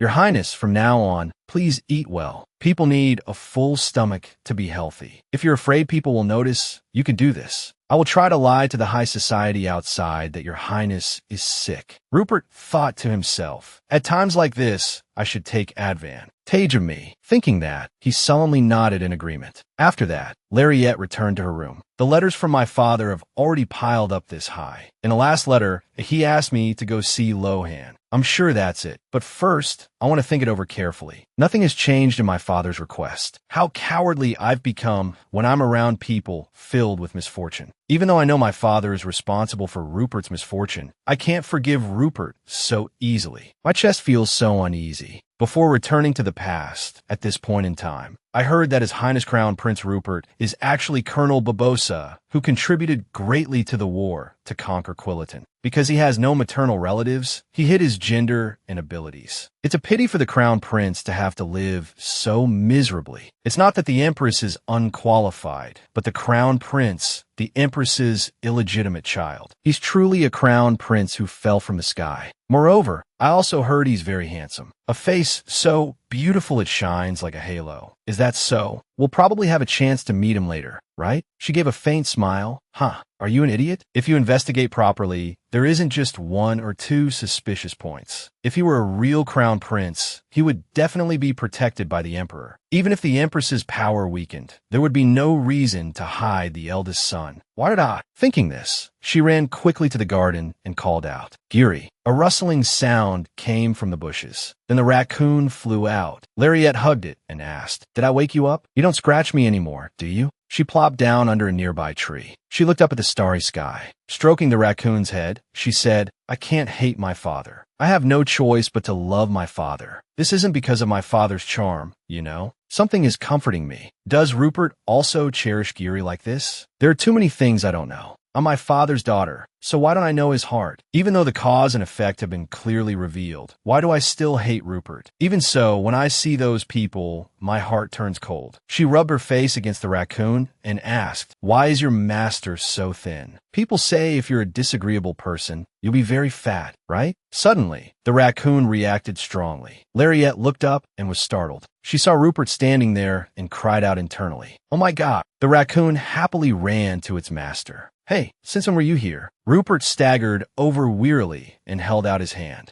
to pull Lariette up. She asked again, why are you here? What about you? Because I have a lot to think about. Thinking about what to eat tomorrow? That's not it. I'm worried about the future. You're deafening. Don't worry about pointless things. Go to sleep. Finishing his words, he gripped her hand tightly, then turned and pulled her inside. Hey, why are we going in here? Don't look so worried. Go inside. It's not that I'm worried. It's you, the one who was so sure I would become Emperor. I'm just as sure now. Then why? I mean, after that. I'm scared of what comes after. So why? She thought to herself, I'm afraid you'll become a terrifying monster. A demon that will devour me and destroy Bailoa. Now I become afraid of the future. A future I don't know. About a future I don't truly know. It's a really, really scary thing. She replied, that's all. A lot will change in the future. Rupert said, no matter how it changes, it'll be much better than now. With that, he let out a breath. That's right. Your Highness will become happy. What? She said, Your Highness will become happy? Do you think this world is a fairy tale? Happiness doesn't only exist in fairy tales. That's only your world, Your Highness. Then please step into my world. Your Highness will be happy. I'm sure of it. She thought to herself, if it's not like that, it's too unfair. After that, Lohan came to find Lariette. Sister, it's been a while. She thought to herself, I was just talking about him, and he's already here. But with that expression, as expected, Lohan is also hiding something from me. Come in. How long are you going to stand at the door? Yes. Have you been well? Yes. I'm sorry. The tea leaves you gave me, I've used them all. It's okay. Did you come here because you have something to say? Yes. Lohan asked nervously. How much did you hear from father? So, you knew everything? Lohan shook his head and replied, no. Lariette thought. The fact that the Empress is a spy for Williton is related to the Duke. The fact that she had no feelings but still married the Emperor, and that the Empress was constantly abused and asked father for help but was refused. The fact that Rupert is likely not the Emperor's biological son. Father still hasn't told me everything. There might still be something I don't know. Is that all? Lariette slammed the table and asked excitedly, there's more, isn't there? What is it that I don't know? What was the reason father changed his mind about withdrawing from the royal family? Lohan broke out in a sweat and called, Sister, my chest is so tight it feels like it's going to explode. Both Lohan and father are keeping secrets from me. Even Rupert doesn't keep secrets to this extent. Thinking this, she said, you too, and father too. Why is everyone hiding everything? Is it because I'm not trustworthy? That's not it. We're family. You have to believe me, right? Lohan asked, what is the meaning of family? The people who are important to us forever. A bond that cannot be changed, sister. Are you sure? It can't be changed, right? Lohan, are you afraid that when I find out what you're hiding, I'll hate you? That won't happen. No matter what sin father has committed, he is still my father. You're the same. You'll forever be my little brother. I don't hope for that. Please go back to Bailoa. No, I'm not going. I sincerely want to serve His Highness. In the end, His Highness will save us. Do you know why I entered the military academy? To be wary of the royal family. The military is separate from them. What do you mean by that? What would Rupert think if he heard this? She shot up and shouted, her face close to Lohan's. Who is being wary of the royal family? I mean the current royal family. I know you're being defiant, but watch your words. This sounds a lot like defiance. Because father is afraid you will resent and hate him. Tell father not to worry about that. Suddenly Lohan said, it would be better if you just hated father. Seeing you so determined, I have nothing more to say. Wait, explain it to me. I'm just saying, the past is repeating itself, avoiding me for no reason. In the end, the only thing I can change is myself. She let out a breath and bent down to pick up the leaves. So pretty. I'll give one to Rupert and one to Tori. Then she went to Rupert's room. Your Highness, I'm coming in. She paused slightly when she saw Lewis there, but she quickly smiled and said, I brought a gift. What gift? It's a dried leaf. It's great as a bookmark. A dead, dried leaf is a gift. You could call it a beautiful, dried red leaf, because it really is beautiful. How ridiculous. Lewis whispered in her ear. His Highness doesn't know the first thing about romance. You have to understand. Just like that, the two of them bantered back and forth. A dried leaf can be this beautiful, and yet our Highness can't see it. Oh my God, that's right. His Highness really doesn't know anything about romance. That's what I'm saying. Since His Highness said he doesn't like it, I'll take it. Rupert slammed the table with a bang. Take your hand off. Do you even read books? Stop talking nonsense. Take your hand off it, or I'll cut off your arm. Suddenly Tori came in and patted Lewis on the back. Ouch, you idiot. When Lariette saw Tori, she immediately went over. This is for Tori. Ooh, thanks, Lariette. Tori took the gift and jumped around happily. I didn't have a share from the beginning. After that, in the forest, the leaves rustled. Lariette stood there thinking. Rupert and Baden suddenly went out, so it feels so relaxing. It would be great if every day was like this. Suddenly, a sound was heard. The bear was being pushed into the water, struggling. Lariette curiously walked over and wondered, what's that sound? And saw Tori sitting there, trying to drown the raccoon. Lariette hurriedly ran over and shouted, Tori, what are you doing? Then she immediately jumped into the water with a splash and hugged the raccoon. Tori rested her chin on her hand nonchalantly and said, Laurie, be careful or you'll catch a cold again. Lariette stepped out, soaking wet. She asked, what on earth is going on? Laurie, you don't understand. That's right, I don't understand. Are you trying to kill His Highness's pet? Why? His Highness doesn't have many things that belong to him. Compared to losing everything at once, it would be very painful for him to lose things one by one like this. What are you talking about? What is His Highness losing? I'm the only thing His Highness has. That's all. Lariette, do you remember the winter 2 years ago when we first met? Laurie, you've changed a lot, but what about me? Don't you find it strange that I haven't grown up yet? Only this way can His Highness take me with him, because I will absolutely not change. Can't we change and still be together? Laurie, you're kind, but you're going to leave His Highness. That's not it. If things change, you can't be by His Highness's side. He is a monster that will devour everything. Tori, please explain. Before she could finish, Rupert appeared. Tori rushed over, calling, Your Highness, you're here? Rupert immediately picked Tori up. Looking at the soaking wet Lariette, he asked, Why are you like this? Lariette replied, The raccoon. It fell into the pond, so I jumped in. But seeing Tori's sharp gaze, Lariette lowered her face in fear and said, I don't know how I fell in. Rupert came over and gently lifted her chin.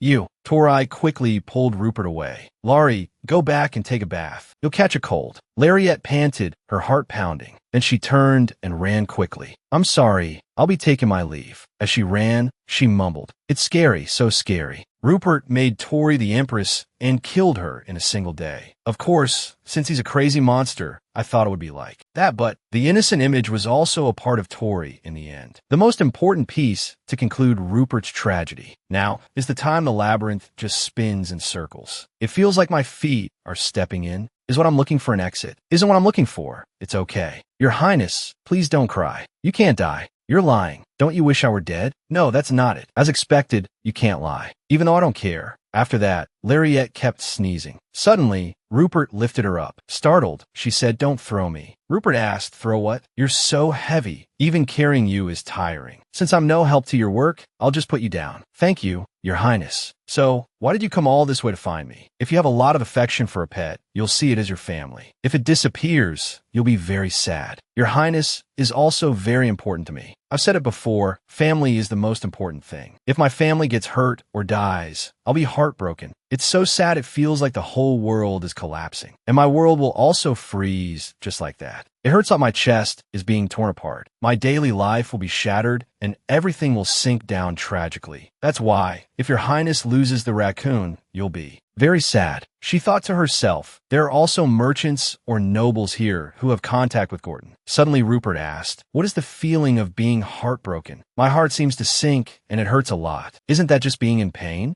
Tears just keep streaming down and your face turns red. If Your Highness feels heartbroken, you'll know. What if nothing heartbreaking happens? Then isn't that good? It's best not to have heartbreaking things happen. No, in the future, Your Highness won't have things like that happen because you'll be happy. Suddenly, Tori appeared and touched her forehead. Oh, you have a fever. It gave Lariette a start. Your Highness, you know the documents that Grand Duke Veneval is hiding. Can Laurie bring them? Lariette is a prestigious noble. The Grand Duke won't be on his guard. Right, Lariette? Tori's eyes gleamed. Didn't His Highness say he likes you a lot? Lariette, that's a document His Highness definitely needs. Can't you do it? You coward. You phony. Haven't you always just pretended to serve His Highness with your words? Saying that, she took out a scarf, startling Lariette. Then she wrapped it around her neck. This is a gift for Lariette. Don't get sick. Lariette's chest pounded with fear. I'll go. Rupert asked now. Yes, if I visit through my Aunt Amelia. That will work. Rupert chased after her, saying, You said you were sick. Are you okay now? Can I go alone? Go alone? Don't follow me. When will you be back? When did I ever follow you? I'm just taking a walk. You're on my path. Laureate hurriedly ran off. This is the first time I can do something on my own. I want to do this perfectly, but why do you keep following me? Rupert called out loudly from behind. Hey, Dumpling, wait a minute. What's with your eyes since earlier? Huh? Be careful. Rupert lunged and grabbed her. Don't you know the way? Why did you turn back? Am I not worthy of your trust?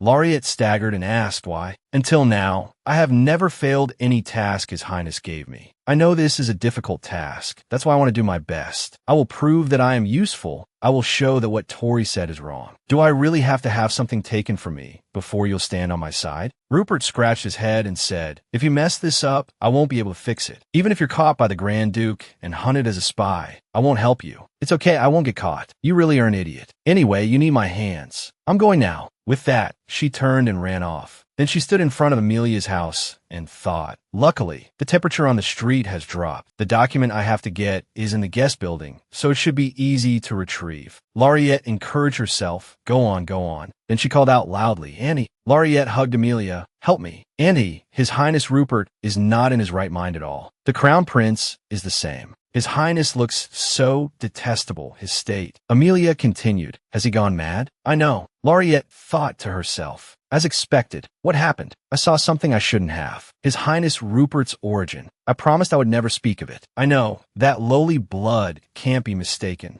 Can it? My dear niece, go take a bath and treat your wounds. I will prepare a room for you. I will discuss this with the Grand Duke. Yes, Lady Byloha. Amelia whispered. Go back to Byloha, or if you still have lingering feelings, I will help you. I told you, Rupert won't live long. Even so, I will keep it tightly under wraps. The Grand Duke is not ready yet. Laureate nodded and followed the servant. She thought, first, I have to pretend that I have succeeded in my betrayal. She will believe that the Grand Duke will protect her. I can't be sure, not just her, but me as well. Because there is no one who can protect me. Only he can do this, but if I had known, I would have stopped it. Meanwhile, Rupert asked Tori, why did you seem to force her? Didn't you say you didn't want to get involved in politics? I don't have a reason. It's just something Laureate needs. Really? Is that all? Tori turned back gloomily and asked, you don't believe me? Rupert immediately came forward and patted her head. I believe you. Rupert thought to himself, is Laureate ashamed? I thought it would be fine. Rupert asked, can it be compensated? Your Highness doesn't need to do that. Rupert silently realized. An ordinary girl could never avoid being discovered by the Grand Duke. As I thought, Tori did it on purpose. Do you hate her? Yes. Laureate made me realize that I am different. Her existence causes Tori pain. She makes me realize that I am not normal. Rupert asked himself, what about me? Do I hate her too? No, I'm just curious. What do I want? What is the reason she stands by my side? Even if it's the truth of the world, I will find out, right? I also want to find out everything about her. Why are you in the same world, but so different? Tori wants to become like Rupert, but I want to possess it. Just looking from afar is enough, even though I know it's dangerous. That is my desire. Meanwhile, Laureate lay on the bed, thinking to herself, where could the Grand Duke have hidden the other documents? According to Rupert, it's hidden somewhere. At the top of the tower. There's no way he would hide it in an easily discoverable place like a room at the top of the tower. What if the Grand Duke finds out my purpose? No, that won't happen, because I know the guard shift change times and their patrol routes, so I can avoid them. Therefore, I just need to move carefully and it will be fine. She gulped to calm herself. I can do this. At today's meal, I saw the Grand Duke for the first time. Duke Vinabon looked more indifferent than I thought. My aunt and the Grand Duke are in love. With an aunt like that, the Grand Duke still... I thought they were simply rebels, but they are lovers. A completely ordinary pair of lovers. What is this? Are they testing me? In the 4 days I've been here, I've almost found it. Could it really be in such an obvious place? The safe is too big to be carried away. To open it, a combination of a key and a password is needed. Think, there must be a way to open it.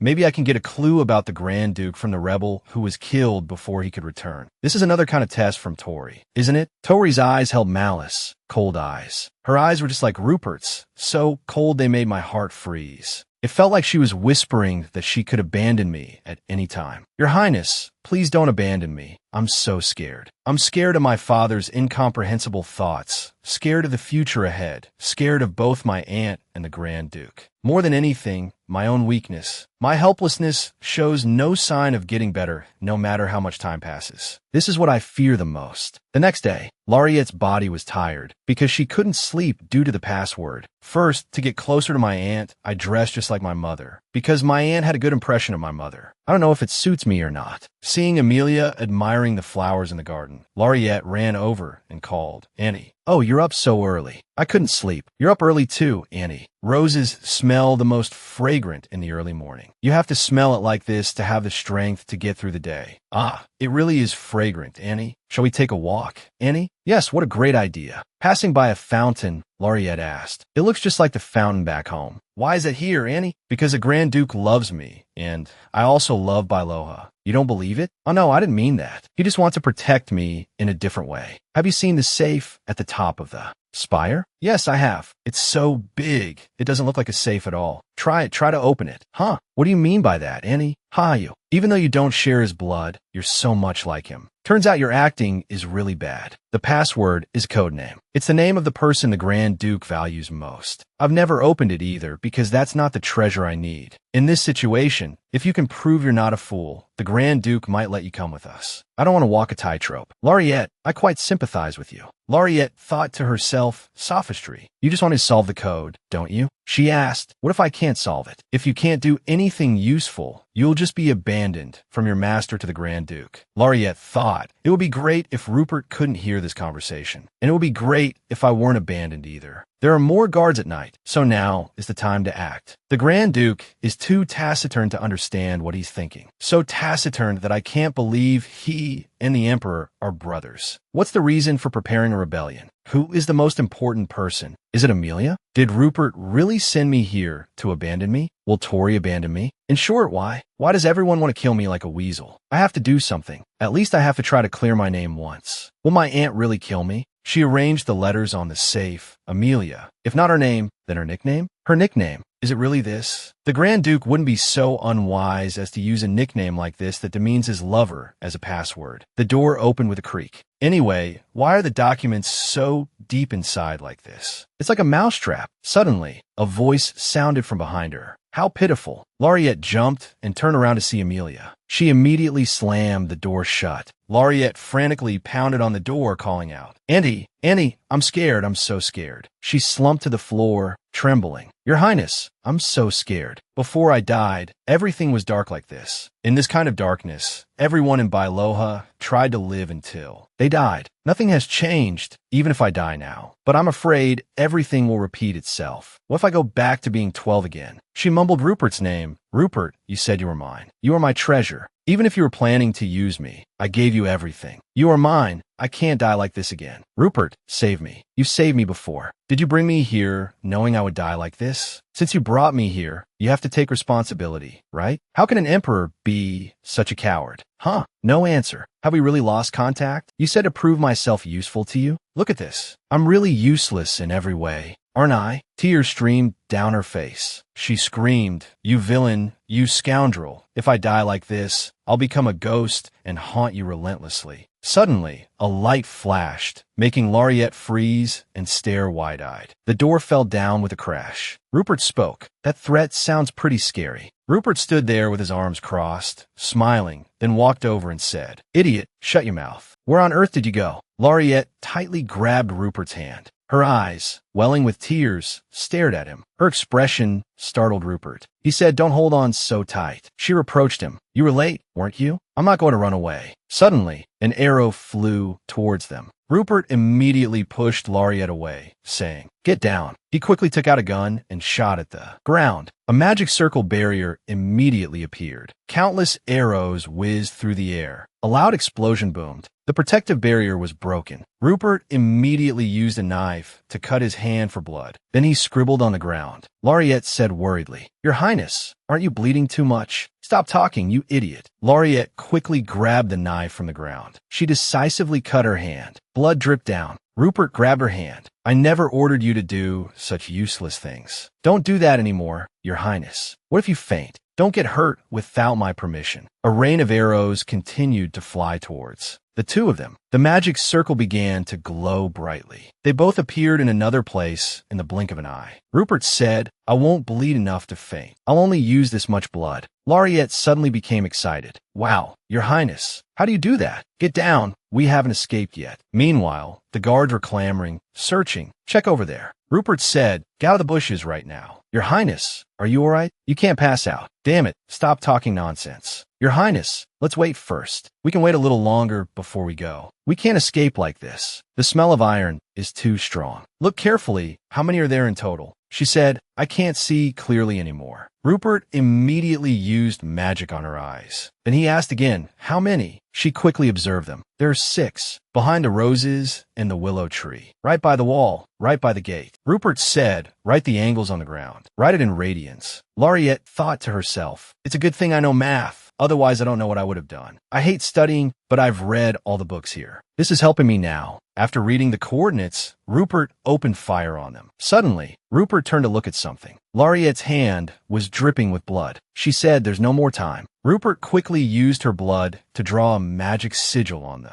wall. Your Highness, is this okay? I'm not using it recklessly. She asked, am I Your Highness's person now? Very quickly, the two of them escaped through the wall. Thinking back, he was someone who wouldn't hesitate to do anything. Rupert pulled Laureate along as he ran, lost in thought. The Empress is no longer alive. Therefore, enough running away, with the goal of becoming Emperor. Although I could have taken Tori and fled to Arden with alchemy, but I persevered to the end and survived. Therefore, I will push everyone into hell in the future. And Laureate, running behind, wondered, why didn't I give up? Because I want to find happiness. It would be better to give up now and leave. Suddenly, Rupert turned around and asked with a pale face, if you want to escape, then run. Do you think I'm crazy, Your Highness? How could I run away and leave you in the middle of this? Rupert sacrificed himself to save me. Now he's taking care of me like he once did with Tori. Rupert has never received care in his life, to the point that even a fool like me can take advantage of him. His Highness said that I am his person.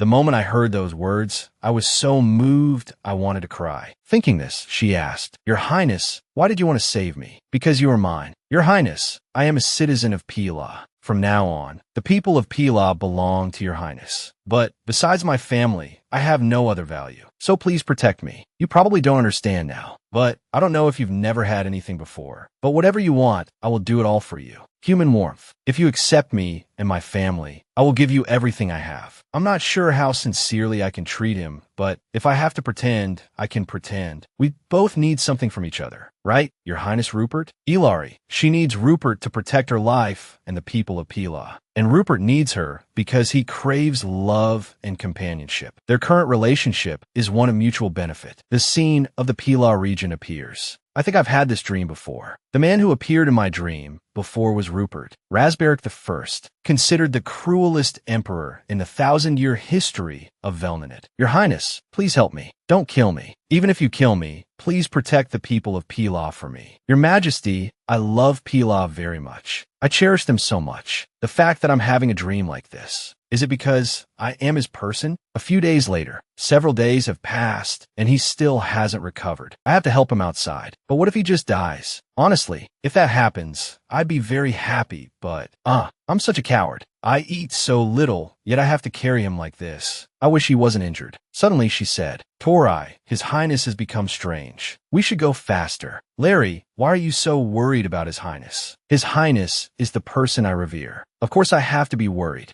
Lies. Larry is a liar. Laureate froze, stunned. I'm not lying. I'm genuinely worried about him. Don't let His Highness's condition get worse. Suddenly Tori burst into tears. I'm all alone. I'm worried about His Highness too. Let's go. Laureate silently wondered. Why is Tori afraid of Rupert having more meaningful things? Could that become the reason she dies in the future? What is the relationship between the two of them? A while later, they stopped in front of a house. The doctor lives here, right? A man opened the door and asked, what's going on at this hour? Tori said, His Highness is seriously injured. What Highness? I don't belong to the palace. What are you doing? Laureate spoke up. Greetings, sir. My name is Laureate Isabel Jebela. I am His Highness's lady-in-waiting. He immediately turned and said, bring him in. What a pain. Hearing that, Everyone quickly went inside. He helped Rupert lie down on the bed. Laureate thought with worry. Can he really cure him? Medicine is an advanced skill. Only some nobles can learn it. Someone who studied medicine must be very rich, but he doesn't look like it. As she was thinking, he suddenly turned and snapped at her. What are you looking at? If you can't help, get out. Laureate stood there dumbfounded. Moreover, he looked so much like Rupert. He repeated, you can't help me with anything. Get out of the way. Laureate hesitantly replied, I don't want to. Tori pleaded, please let Laureate stay here. Father Philip, then you'd better keep quiet. He raised his finger to his mouth and bit it for blood. A blue light flashed. Magic characters ran around Rupert's body. Laureate watched intently without blinking. Then she turned to see Tori sitting and trembling. Isn't that alchemy? She approached and asked, how can you treat him with that method? For alchemists, nothing is impossible. Laureate, it can even save many other people. Just not the Empress? Laureate was silently astonished. Even Rupert doesn't know that I saw. How does Tori know? Tori, that person is no longer alive. Isn't she alive? Laureate, so in Laureate's eyes, the Empress is already dead? From what I saw, that person is not the Empress. Then what is it? A homunculus, she said to herself, a thing created from the Emperor's obsession and Rupert's feelings of regret and hesitation. Seeing Rupert wake up, Laureate immediately rushed over and called, Your Highness, what is it? Get away. Philip said, if you can sit up, then leave immediately. But his condition is still not stable. Please help His Highness until he is fully recovered. Tori also pleaded, We're begging you, Father. Father Philip. Laureate looked at Rupert and thought, why are you still so calm when you're about to collapse? Ah, whatever, I don't know. She rushed over and pushed Rupert down. Your Highness, are you feeling dizzy? Philip asked, what do you want? Please let us stay here until he has recovered enough to return to the palace. This is why I hate brats. Thank you so much. Sir Alchemist. The alchemist is that kid,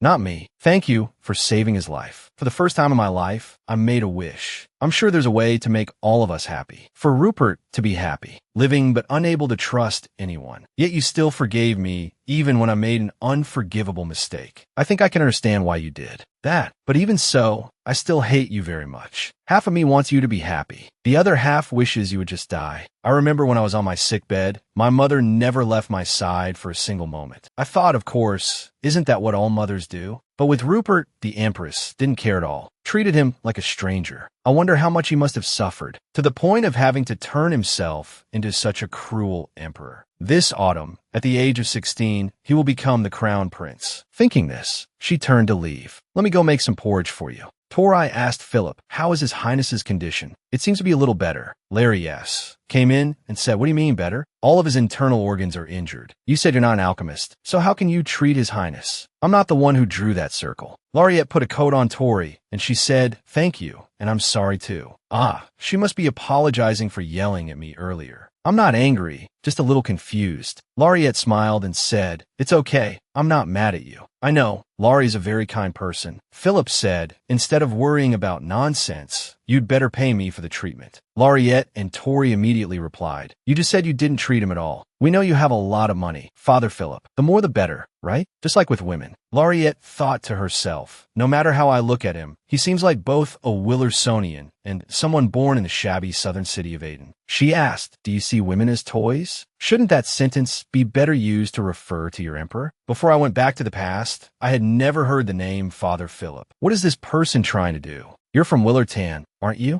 Am I obligated to answer? Never mind. I'll just ask Tori and His Highness later. He laughed and said, Rue, can't tell you anything about me, because I'm a father who deserves to die. Why so surprised? You need a father to have a child, right? Eva wasn't picky because of age, either. Laureate turned to ask Tori, is it true? Tori just replied, he's the most likely one. The most likely one? So there are still others who could be Rupert's father? Look at your face, as clueless as those Volenians. Eva always had many men around her. So why didn't you run away with His Highness? If Rue wants the throne, why should I stop? Him? I don't think His Highness really wants the throne. It's not the throne, but love. Warmth. But what I wanted was Eva, not Rue. Instead of loving Eva, I just wanted to possess her. Why should I care about the child born from that ambition? I told Eva that I didn't want children, and Eva agreed. And instead, she took advantage of me. He's truly selfish, arrogant, doesn't even want anyone to have any connection to him. If only he cared a little more. He picked up the dozing Tori. Poor thing. How could I dare to do that? I'll go down to the kitchen for a bit, but I don't know how to make porridge, so I'll just make dumplings. Rupert is about to eat something I made. The love that my mother gave me. I want Rupert to feel it too, even just a little. Suddenly, Philip came and pushed her away, saying, "Move aside." Lauriette was stunned for a moment, then turned to look at Tori. Tori loves Rupert very much, but I don't know if that love is completely pure. But I hate him. You know that, don't you? How much I despise you. Just because you're longing for someone's warmth and affection, you are pretending not to know and keeping me by your side. That day, I'm sure the arrow only grazed him lightly. It's all my fault. She called out, "Your Highness, I thought you might be hungry, so I made some dumplings. For you." Whenever I was sick, my mother would always make dumplings for me, my favorite dish. When you're sick, you must want to eat your favorite food too. That's what I thought. So whenever you're sick, I'll make dumplings for you, okay? Let me do it, Rupert said. No, don't. Look at its shape. It doesn't look appetizing at all. But it's fine this time. She thought to herself, with that kind of vitality, he'd survive even if I fed him uncooked food. Suddenly, Rupert praised, "It's better than last time. Now that we have evidence of the Grand Duke's treasonous plot, the Emperor will grant me the throne soon.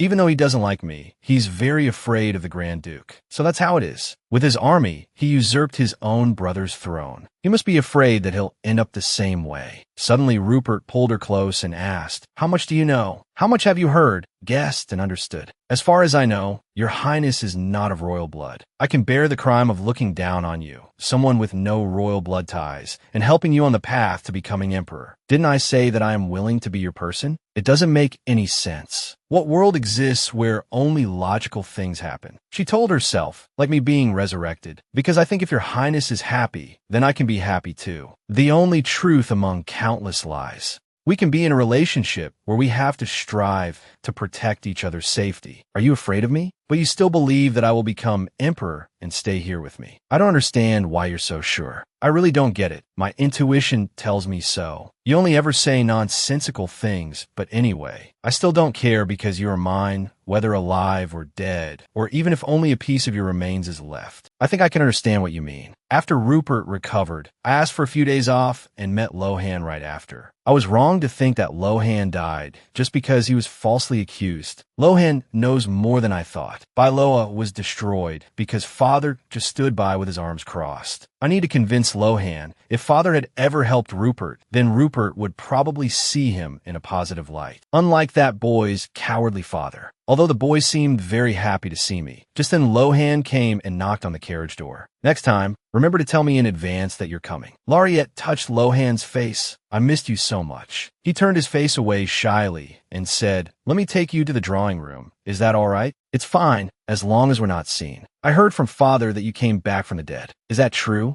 I guess it's because Father had those letters. Lohan is still young, and it was truly a terrible experience. I don't know how to respond. She said, "I'm not sure how our father explained it, but..." "Yes, that's right." Lohan touched Lauriette's hand. "That must have been so painful. It must have been terrible. I'm completely fine. I'm more surprised that you and Father both believe me." "Sister, how could I ever doubt you?" Lauriette pulled her hand back and asked, "Does Mother know?" "No, not yet. I think it would be better if you told Mother yourself." "Lohan, about the hidden things Father is hiding. You really don't know?" "Allow me to ask first. Are you sure that the House of Bailoa will be destroyed? Is there any way for you not to have to stay at the palace?" "Not. It will be possible if you persuade our father. Didn't you say you wouldn't serve near Her Highness the Princess? That's the reason. Father will not betray the royal family. He has always been persistent about that. And then he was condemned as a traitor. I'm sure the princess will favor me. She's always that kind of person." Lauriette thought to herself, a world that doesn't know his cruelty. She continued, "If it's true that the House of Bailoa did not commit any treason, then there must be a reason for His Highness to reprimand and arrest the people of Bailoa. A reason why Father organized a rebellion against the royal family? I don't know either. Is that so? I don't know if it's okay for me to say this. But you, and I might not be blood related. So sister, are you actually adopted? I don't know. I overheard Father and Mother talking about it, so I don't know for sure. I'm not even sure which of us is the adopted one." Lauriette thought to herself, "It must be me." Bailoa is a family founded by a northern noble who had close ties with the royal family and was entrusted with the southern lands. Perhaps because of the belief that blood is thicker than water, or perhaps they're southerners known for the virtuous belief that maintaining the purity of the bloodline is the most important thing. People from Bailoa have such a distinctive appearance. Ah, so that's why Miss Amelia called me a cuckoo. It's a parasitic bird that lays its eggs in another bird's nest. Lohan, when did you find out? It was some time ago. It's like my earliest memory. Is that so? Is that why Lohan used to avoid me? I suspected it after hearing what Miss Amelia said. However, if we're not blood-related, this relationship will change. My whole life, they wanted me to believe I was part of the family, so I should act like it. She said, even if I'm not mother and father's child, it doesn't change the fact that I care about you. Me too. No matter the circumstances, there's no reason for me not to cherish you with all my sincerity. She patted Lohan's head and said, please go back to Bailoa right now. The capital is dangerous. Do you think His Highness's displeasure is because of me and has nothing to do with Bailoa's bloodline? I don't know. From the beginning, father and mother didn't know that I knew the truth. That's right, he doesn't interact with me if something happens. I can't say. I think I just need to be careful. I don't think my bloodline is the reason why Rupert ordered the destruction of Bailoa. Both father and mother do good charity work and support their orphanages. I want to know everything Lohan knows. It's all scattered pieces and very hard to put together. I'm so helpless. I can't do anything due to my lack of knowledge. Do you really think my identity has nothing to do with the future? Lohan replied, yes. She told herself, a lie. So why did you tell me? Please run, go into hiding. I think our father thinks the same way you do. There's no need to sacrifice someone who has nothing to do with the house of Bailoa. You think I have nothing to do with the house of Bailoa? That's not what I meant. I am the eldest son and a knight of Bailoa. My mission is to protect Bailoa. What are you talking about when you haven't even taken a knight's oath? I was accepted a month ago. If you allow it, I will do everything you want me to do. I don't want you to be in danger. I understand you want to protect me from that secret, but I also love the house of Bailoa and want to protect you as the eldest sister. So, you have to help me. I understand. So this is how Lohan has grown up. Because of my indifference, I couldn't witness his growth. No matter how distant Lohan was, I should have at least tried. I was too busy thinking about marriage and didn't want to stray from father's sight. That's why I couldn't read his inner thoughts. She asked again, will you help me? Yes, I'll do what you want. Lohan, I've asked for a few days off and I have money. You should ask for a few days off too, so we can go out together. After that, the two of them walked down the street. She turned and said, let's hold hands. Yes, we haven't gone out holding hands since we were little. The weather is beautiful today, isn't it? Yes, the weather is especially beautiful today. Then they went into a shop. Laureate said to bring out everything you have. Sponge cake, Earl Grey milk tea, strawberry jelly tart, Sigaroff cookies, milk bread. Ah, the shopkeeper continued, sighs. Laureate asked in surprise, what was that? Oh no, it's nothing. I must have been hallucinating, but I'm afraid it will take some time to prepare. It's okay. Laureate's eyes clearly showed her craving. I'll eat them all. Hearing that, Lohan looked at her and smiled. You know, Lohan, back then, do you mean when we were little? No, before that, when you seemed more mature than now, always avoiding me. Why was that? Lohan hesitated. Did I do something to upset you? No, it's not that. I could never do that to you. It's just, I was wondering if it had anything to do with us not being real siblings. She wondered to herself, what am I saying? Never mind. Is it that you don't want me to be like that with you? I don't want you to ignore me. I understand. A moment later, the food was brought out. She said as she picked up some food, I'm not just rambling. I know, but you also have your own thoughts. Of your own. That I'm not a Bailoa, I still can't stop thinking about it. Could there be another bloodline in this long lineage of the house of Bailoa? The worst mistake of those Bailoa bastards was accepting a deviant like you. She was the Marchioness of the house. I don't remember clearly. What was she rambling about? From that day on, I began to suspect that Lohan and I were not real siblings. Everyone around me noticed it. Suddenly, Laureate asked, how is Rick? I know that Rick caused our father to panic about your safety. You mean I was in danger? Yes, but I don't think she lied on purpose. Laureate pressed her lips together and said, I don't know who was behind this. I only know that the guard escorting Marion Vincent was not from the Vincent house. His enemy is Bailoa. I also don't think she did it intentionally. That's why I'm asking you. When was the last time you saw Rick? Suddenly, at that moment, Rick appeared. Laurie, long time no see. Lohan, since you introduced this tea shop to me, I see you come here quite often. Huh? She and I are discussing something important. What is it? That you two aren't blood siblings. Huh? Dietrich, you know that's the issue I've always struggled with and still haven't been able to change anything, right? Even if she really is your blood sister. Whether Laureate was an orphan or not, the Count doesn't intend to abandon her. So you two will be stuck together as siblings for the rest of your lives. But you two ordered so much food, didn't you? I don't like to eat these things at all. As a lady, you have to know what to eat and drink to maintain your figure. Rick, I know you don't like these things. As the daughter of a noble family, one must sacrifice personal desires for the good of the family. A person's value lies in how they dress and the name of their family. They are bound by such principles. But you see, there's no reason for someone like me to break those customs myself. It's been a long time since we've seen each other. Let's put this negative topic aside for now, shall we? Rick, I have something to talk to Lohan about. Is it about you two not being siblings? I've already heard. How can I not know about that? I thought you were in danger, so I reported it to your father. It was a guard from the Vincent house who kidnapped me. Laurie, I don't hate you. Lohan, how about we go to the night market and have some tea, even you, Lauriette? Lauriette looked at Rick and thought, the only thing I've gained from returning to the past is Rupert's protection. But in return, I've lost the blood ties that connect me to my family and friends. She said, all right, let's go then. And so they went to the crowded fair. Lohan asked Lauriette, you still want to eat? The vendor said, there are food stalls all along the street. I'm not sure if it's alchemy or magic, but they'll usually return to my place. So you can just leave them when you're done eating, miss. Rick asked, we're in the middle of the capital, so it probably isn't alchemy, right? Don't you know Colonel Barbarossa? That person is just for show in the military. They operate outside the capital as well. Lauriette thought to herself, an alchemist in the military and the future crown prince. Barbarossa, thinking of this, Lauriette said, let's go, let's go. Suddenly Rick looked at Rupert with a flushed face. Lauriette wondered to herself, don't tell me. No wonder Rick was so wary of me. She likes Lohan. I think I understand now the reason why Rick doesn't want to get married, or why she wants to escape her duties as a noble. Rick has always been suspicious of me. She thought that Lohan and I were more than just siblings. She told Lohan, hold this for me, okay? Lohan took the cake. Lauriette just kept scooping and eating the cake. She told herself, how can it smell so good? Seeing the colorful flowers, she asked, how much is this? 100 gold. Suddenly she froze and then called, out, Louis. Oh, what are you doing here, Lauriette?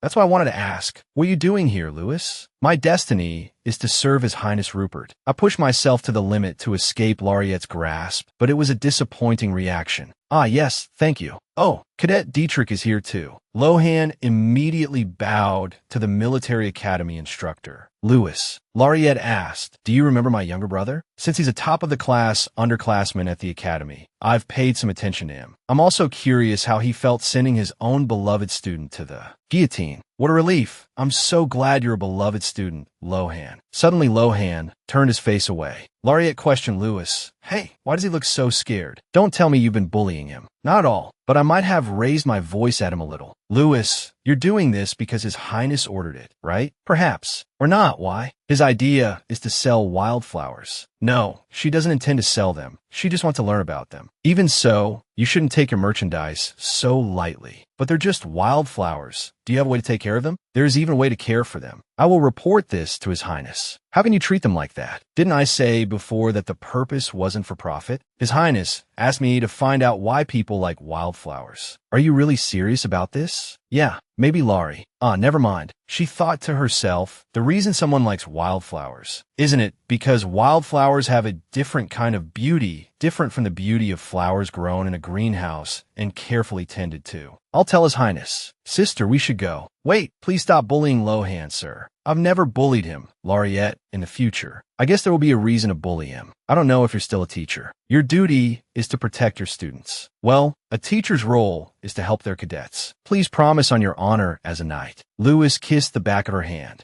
I would be more than willing if Lady Lauriette is fine with this knight's half-hearted oath. Lauriette immediately pulled her hand back. Rick asked, is that Sir Louis Baden? Is he acquainted with His Highness Rupert? Lauriette turned away and replied, yeah, probably. Rupert's personal knight and said to be his only servant. Are you close with Sir Baden? No, we're just acquaintances. I treat him like a child. That guy is just a big kid. Trust me, he's like a ruthless beast. Everyone has a dark side. Everyone has a different face, like two sides of a coin. Everyone is selfish. That's why we don't want to let each other know. That selfishness, I hope Rick still sees me as a friend. Lohan said, I'll go get the carriage. Now he's mature enough, he's old enough to love. Will he and Rick be okay? Lauriette said, Rick, I still think we're friends. She laughed grimly and replied, Laurie, were we ever not friends? Lauriette clenched her fists and thought, that conceited tone. Then she turned back, smiled, and replied, I don't think there was ever a time we weren't friends. From the beginning, Rick and I were not friends. I am Rick's rival in love, and to me, she is the daughter of Goten, who betrayed my father. It's contradictory that she likes Lohan while also being involved in the fall of Bailoa. But I'm sure Rick's situation is different, right? I want Lohan to be happy. I want to see him grow old. For his future, I don't care if he and Rick develop a relationship. At that moment, Lohan came and said, "I'll take Rick home." Then he and Rick got into the carriage, and Lariette plopped down on the side of the road. I think I've walked too much. Suddenly, Lohan turned back and said, "You won't be able to relax if you keep massaging like that. Does it hurt? My toe is cramping. I need to apply some medicine." "When did you notice?" "Since you started limping." "Was I?" Lohan asked. "Father is in the capital. Don't you want to talk to Father?" "But Father isn't someone who frequently visits the Champagne region. I think we should visit him first." She thought this was too complicated, and I'm not even related to them by blood. I guess he won't feel any change in me, but it's just that being able to endure loneliness by oneself is not easy, because the only one who knows the future is me. Lariette stood up and said, "Easy now, let's go. Autumn has arrived. Rupert's coronation will also take place here. As long as you are happy, I can be. Happy from the bottom of my soul. Can I?" The two of them went to see the Count together, Father, Lariette, Lohan. "I came here because I needed to see you and explain everything in person. Is it true that I'm not your daughter?" "You're my child." Lariette easily leaves Bailoa. "Father, she should know the truth. Your sister already knows the whole truth." "Father," Lohan was about to say something when the Count slapped him hard. "Be quiet. This is not something you can interfere in." "I'm sorry. I hope you will forgive me." "Are you saying I have no right to interfere in that matter, Father?" "No, I don't want you to feel disrespected like that. And the same goes for you, Lariette. My hands are always trembling, and I can't sleep because I'm so scared at the thought that you could get hurt. Then I'll step aside for a bit." Lariette watched Lohan's retreating back as he left. The Count sat down and called, "Lariette, honestly, I've always thought of you as my daughter regardless. When I first met you, you were just a baby. Amanda was the one who brought you. At that time, we didn't have any children. I decided to raise you as my own, but I had never been a father, so I didn't know what I needed to do. I tried to think of you as just a child I adopted from an orphanage, but I never expected you to become such a priceless daughter to me. It became even clearer after Lohan was born. I even thought about having you marry." "Lohan, why?" "I thought it was a way for you to truly become a part of the family." "I see. Noble families often marry each other to maintain the bloodline, but it's not suitable for becoming a family. They can adopt a child and teach it the family's values and traditions to pass on to future generations. It's like a fairy tale of how a commoner girl rises in social status to become a noble. I was going to tell you when you're more mature and when you could understand and bear the problems, responsibilities, and honor that Bailoa must carry. No, you didn't tell me even when I grew up. I wanted to live with you as my child. I wanted you to live as my daughter. Live happily, without thinking about anything, and live with me in Bailoa. But I couldn't even do that. I'm sorry for being such an incompetent father." Lariette hugged him tightly. "You're not incompetent, Father. I'm sure it will be different this time. Trust me. I promised myself that I would become braver and stronger." "It's too late, Father. Rupert will be the crown prince." "This can't be. There's no reason for the Emperor to break his promise." "I don't know what that promise is, but he has no reason to keep it. The Emperor, the ruler of the Empire, cannot risk his life just to keep that promise to you. Because of that, the Emperor went mad. He is a man obsessed with the dead Empress." The Count agitatedly pulled her close. "Eva is dead? Unbelievable. I felt very guilty towards the Empress. The Empress is dead, and so is the Emperor the reason why I was indifferent to them. What could it be, since I have nothing more to say? It's time for you to go back. It's getting late." "Wait a minute, Lariette. It's all right. I know what you're going to say. My feelings for you will never change. Because we are a family. This time I will protect Bailoa. I can't stop Rupert from becoming emperor. He has spent years to get to the throne. Your Majesty, if I have to stay in the imperial palace, I must go see His Highness immediately. Father, please believe me. I'm sure I can protect you in Belwa." She thought it was because Rupert was no longer suffering and lonely. Because no matter what, he had me by his side now. Afterward, in the forest, Lariette plopped down on the ground, panting. "I can't run anymore, I just can't. If I run anymore, I'll die." Rupert stood with his arms crossed, frowning at her, then bent down and asked, "Is this all you can do?" She pursed her lips, thinking to herself, there's nothing I'm good at. Even though I was taught thoroughly, I still don't know anything. Rupert pointed to the magic circle on the ground. Place your hand here. Then he recited the spell, and she repeated after him, rout, rout. A source of light appeared, making Laureate exclaim, wow, is this alchemy? When I was little, my father invited a sorcerer to test my aptitude for magic, but I was told I had none. Could that have been wrong? What if I have a talent for alchemy? Your Highness, did I do it right? How was it? Rupert stated bluntly, a failure. So, is my technique useless? No, that's not it. So, that means I still have a talent for this, right? That's not it either. Do you know how to do math? I can do simple calculations. Then solve this. Laureate thought to herself, this is an equation I learned before I died. After she fumbled with it for a moment, Rupert asked, in the South, do nobles teach math of this level to their ladies? When the hell did you learn this? My father taught it to me, Count Bellois. That's an unexpected side of him. He's the type of person who wouldn't give up easily even with a knife to his throat, not at all. He's the type who trusts people easily. To me, father is a person with a fragile soul. You don't know anything about your father. He pointed towards a horse. Ride it. You want me to ride a horse? Your Highness, let's try a lap. Laureate thought to herself that she had only ridden a few times before. Does this horse belong to the royal family? Your Highness? Louis stole this war horse before. It's mine. Ah, this is a war horse. She kissed its head and whispered, please take good care of me. Then it leaped forward. She turned back, smiled, and said, and here I thought this was a gentle horse. Your Highness. Rupert, looking bored, plopped down without a word. Just like that, Laureate rode the horse like a professional. You did that on purpose, didn't you? It'll be fine. I'm not as weak as I used to be.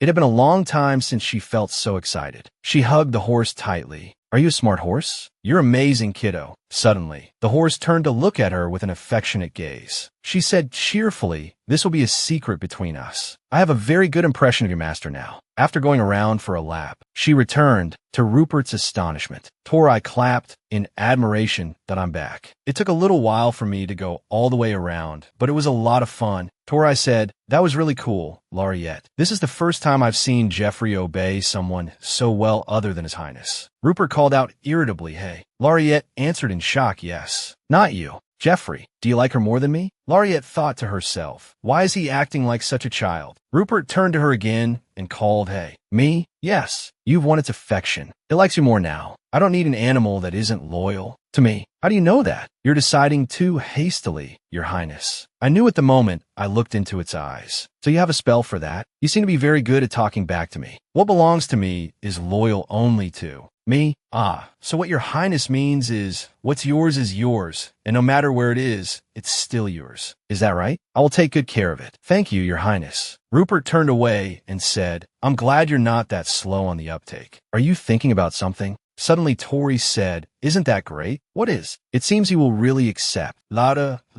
Don't you think it would be good if you became His Highness's person? As you know, he doesn't know how to love someone. I wonder what the relationship between Tori and Rupert is. She blindly pursued him, but tried to kill his pet. They even got married, but he killed Tori. Is it really because Rupert doesn't know how to love others that she became like that? Tori, I'm not looking for that so-called power. I'm going back now. I'm really tired. With that, Laureate led the horse away, leaving Tori standing there. Then, Laureate thought as she walked, on the way back from a morning of training with Geoffrey, seriously, I can't wipe it off. Rupert tried to see if I could use alchemy or not, both succeeding and failing. Suddenly, she saw Tori. Tori, I was about to go to the main hall. I need to choose a new outfit and some accessories for His Highness. She thought, even if he doesn't need it now, he'll become the crown prince in a month anyway. I should pretend not to know to avoid suspicion. I'm sorry, Laureate. That should have been my job. Why are you apologizing for that? Good luck, Laureate. I know you can stand up to the maids of Nikid. Huh, why is that? When Laureate stood before the other servants, she was startled and realized, ah, so that's what it was. Hello, is anyone here? What is it? It's not this little one. Isn't it her? The one who looks small and thin, but is as strong as an ox. Doesn't seem like it. Laureate said, the only thing I want to do here is bring clothes back for Princess Rupert. Wait, it's been a while, hasn't it, Lady Bellois? Laureate looked at her and called out Marion. Vincent, she thought, because of an incident in the past, I don't think she still considers me a friend. How'd you been? I didn't know you were chosen as a princess's lady-in-waiting. Didn't Rick tell you? Ah, but you're not that close to her, are you? I don't know. I've been quite busy, so I haven't seen her often. She said sarcastically, with such a lazy, useless princess, how busy can you be? What did you say? That's a bit disrespectful. Oh my, I'm sorry. I was just speaking the truth. I didn't think you'd be so upset. The girl next to her spoke up. Belwa, that maid. Don't be scared, Martha. She's just the abandoned child of the Belwa house. Laureate thought to herself, what do you mean abandoned? Where did you hear that nonsense? Marion said, my father said so. Because what kind of father would dare to let his beloved daughter stay by that useless princess's side? It's over, Laureate. You can't be arrogant and look down on others anymore. The Duke must have finally decided to throw away the bad omen his mistress left behind. For him, watch your mouth. Are you his mistress's child, or was it the lady of the house who had an affair? Marion, you're going too far. You have nowhere else to go, so you had to reluctantly become Princess Rupert's dog, didn't you?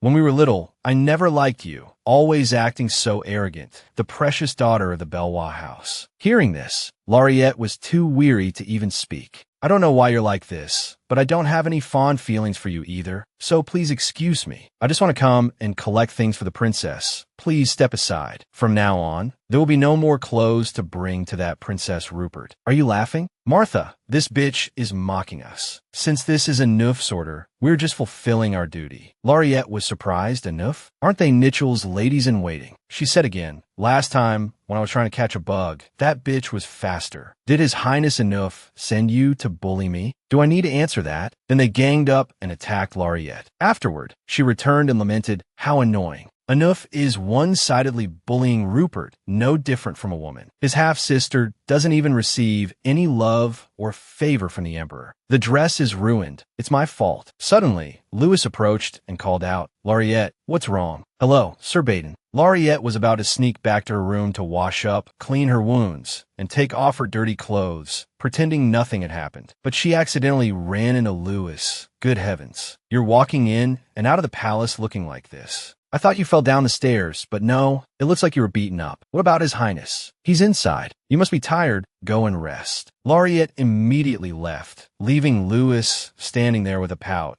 I have to get back to my room quickly, so no one finds out. I was beaten. Just as she finished the thought, a hand appeared from behind and grabbed her shoulder. Laureate jumped and cried out, Your Highness. What's wrong with you? Did you just see a ghost? She turned her face away to avoid him. I'm sorry. I was just a little startled. I told you to go get the clothes. I just got back. Why are you sneaking around like a thief? You've misunderstood. I'm very calm and confident. Rupert smirked, hilarious. Suddenly, his face hardened as he asked, What happened to your face? I fell. Rupert reached out and turned her face back. Rupert asked, seething with rage, You were beaten, weren't you? Who was it? She stammered, the ladies-in-waiting, but I managed to get the dress back. Rupert immediately turned and walked away. Your Highness, where are you going? To eliminate them. What? Who are you going to kill? You said you were beaten by the ladies-in-waiting. She cried and tried to stop him. I don't think that's a good idea. Let go. You won't let go. I'm not seriously hurt. Isn't that more important? Of course it's important. What more do you want?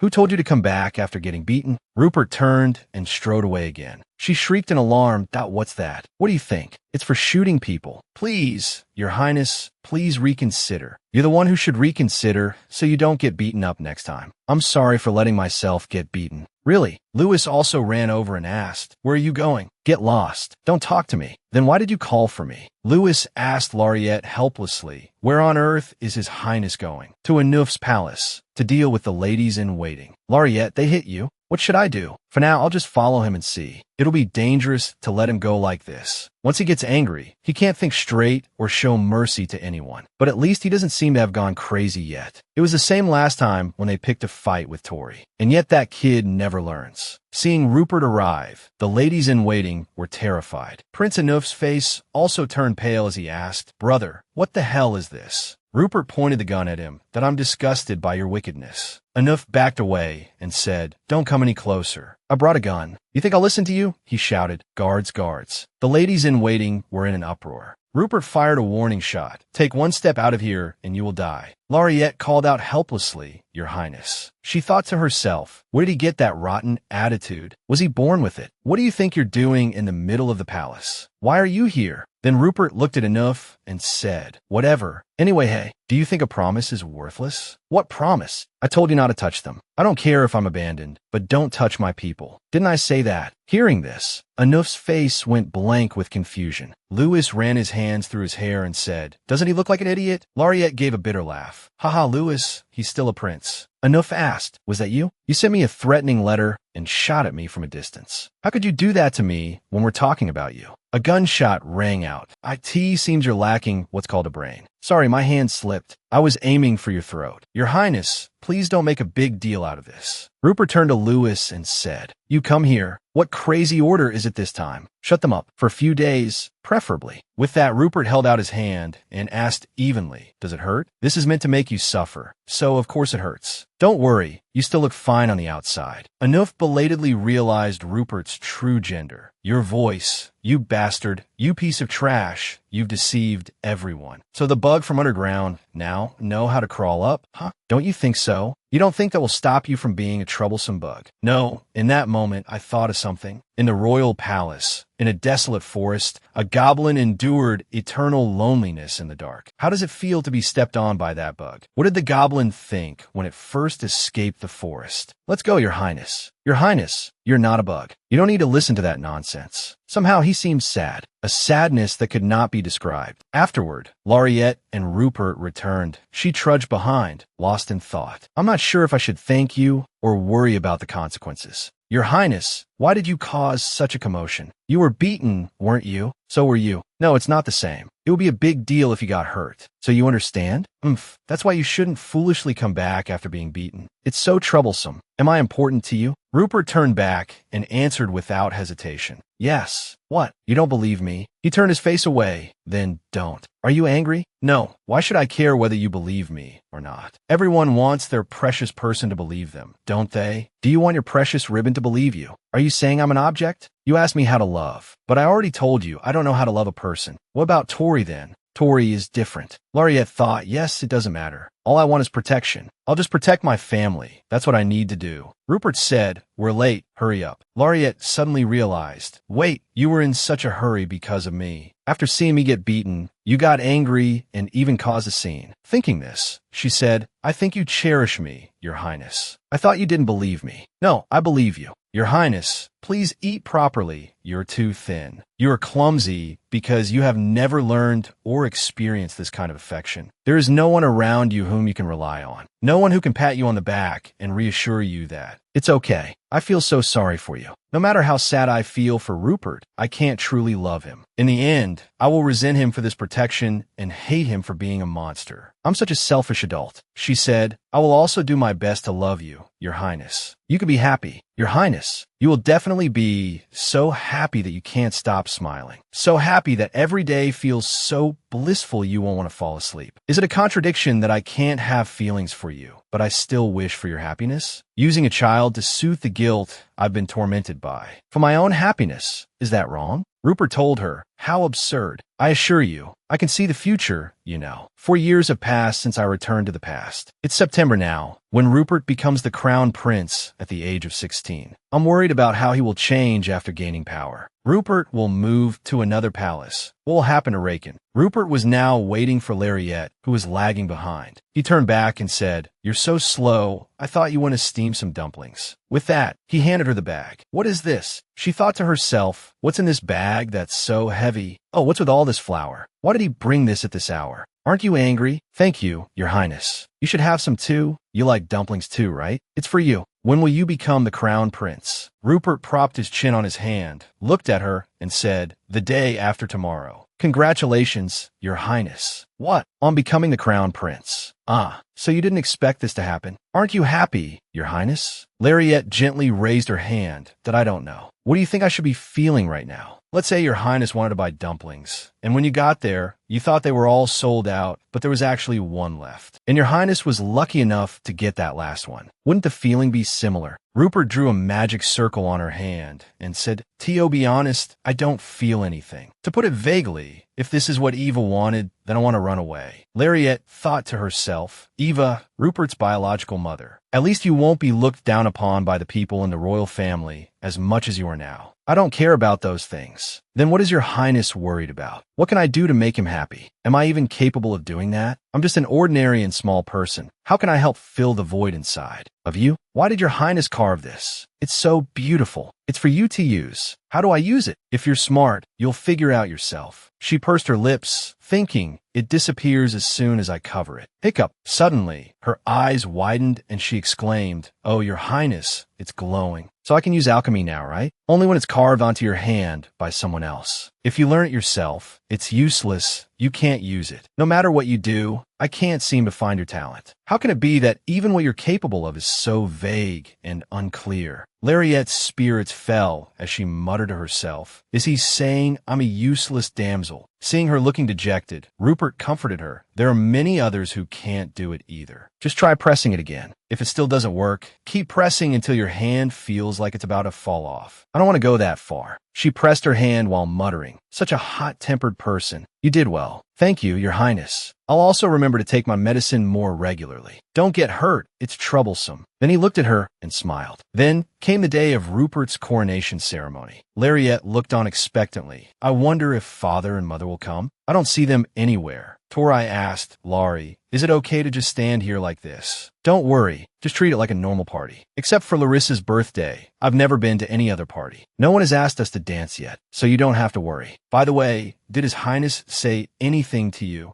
No, he disappeared early this morning without a word. I have no idea how Rupert will appear. In the past, I only met him when I first entered high society. After all, I'm his subordinate. He should at least tell me something. Suddenly, a voice from behind called out, Lariette, why aren't you dancing? Rick approached in a sparkling, luxurious dress. Lariette turned and replied, I don't really like dancing. Don't tell me you haven't been asked to dance yet. How pitiful. It's because I don't want to dance, so it's nothing. Lord Roa, why don't you ask my friend to dance? She's trying to humiliate me. Torai and Rick must have both come up with a way to deal with me. The man named Roa immediately stepped forward with an invitation to MY Lady. May I have the honor of a dance with you? Thank you for your sincere offer, Lord Roa. I believe you're a cadet at the military academy, aren't you? He scratched his head and replied, ah, yes. Then do you know Deech? Lohan Deech Belwa is my younger brother. Ah, although we're not the same age, I do know him. He's at the top of his class. Lariette turned to ask Rick, did Lohan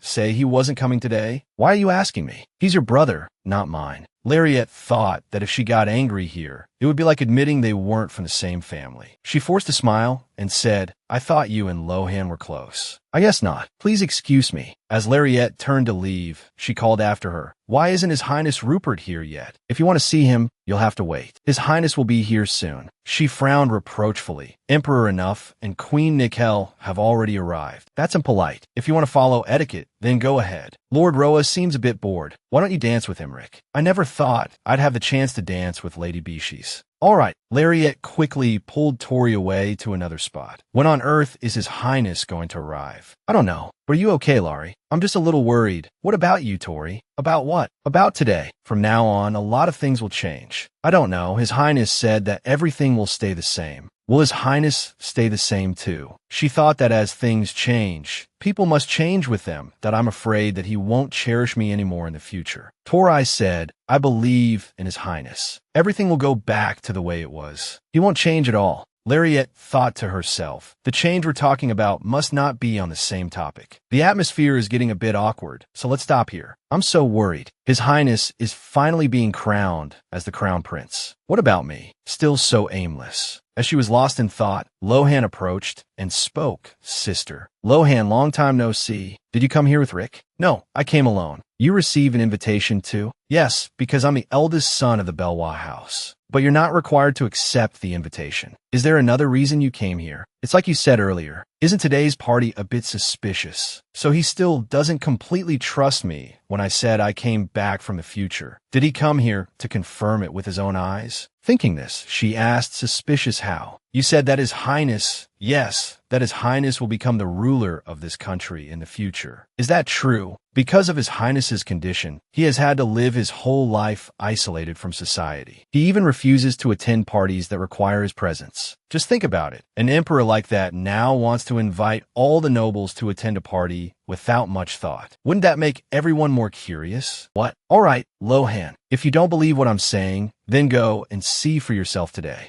Isn't it that you don't believe me, sister? Don't you want to check if what I said is true? That's not it. I just wanted to come here to confirm whether history would repeat itself. I told you it was true. Lariette thought to herself, nothing has changed, so of course history will repeat itself. The only thing that has changed is that now there's a noble girl who likes to hang around him.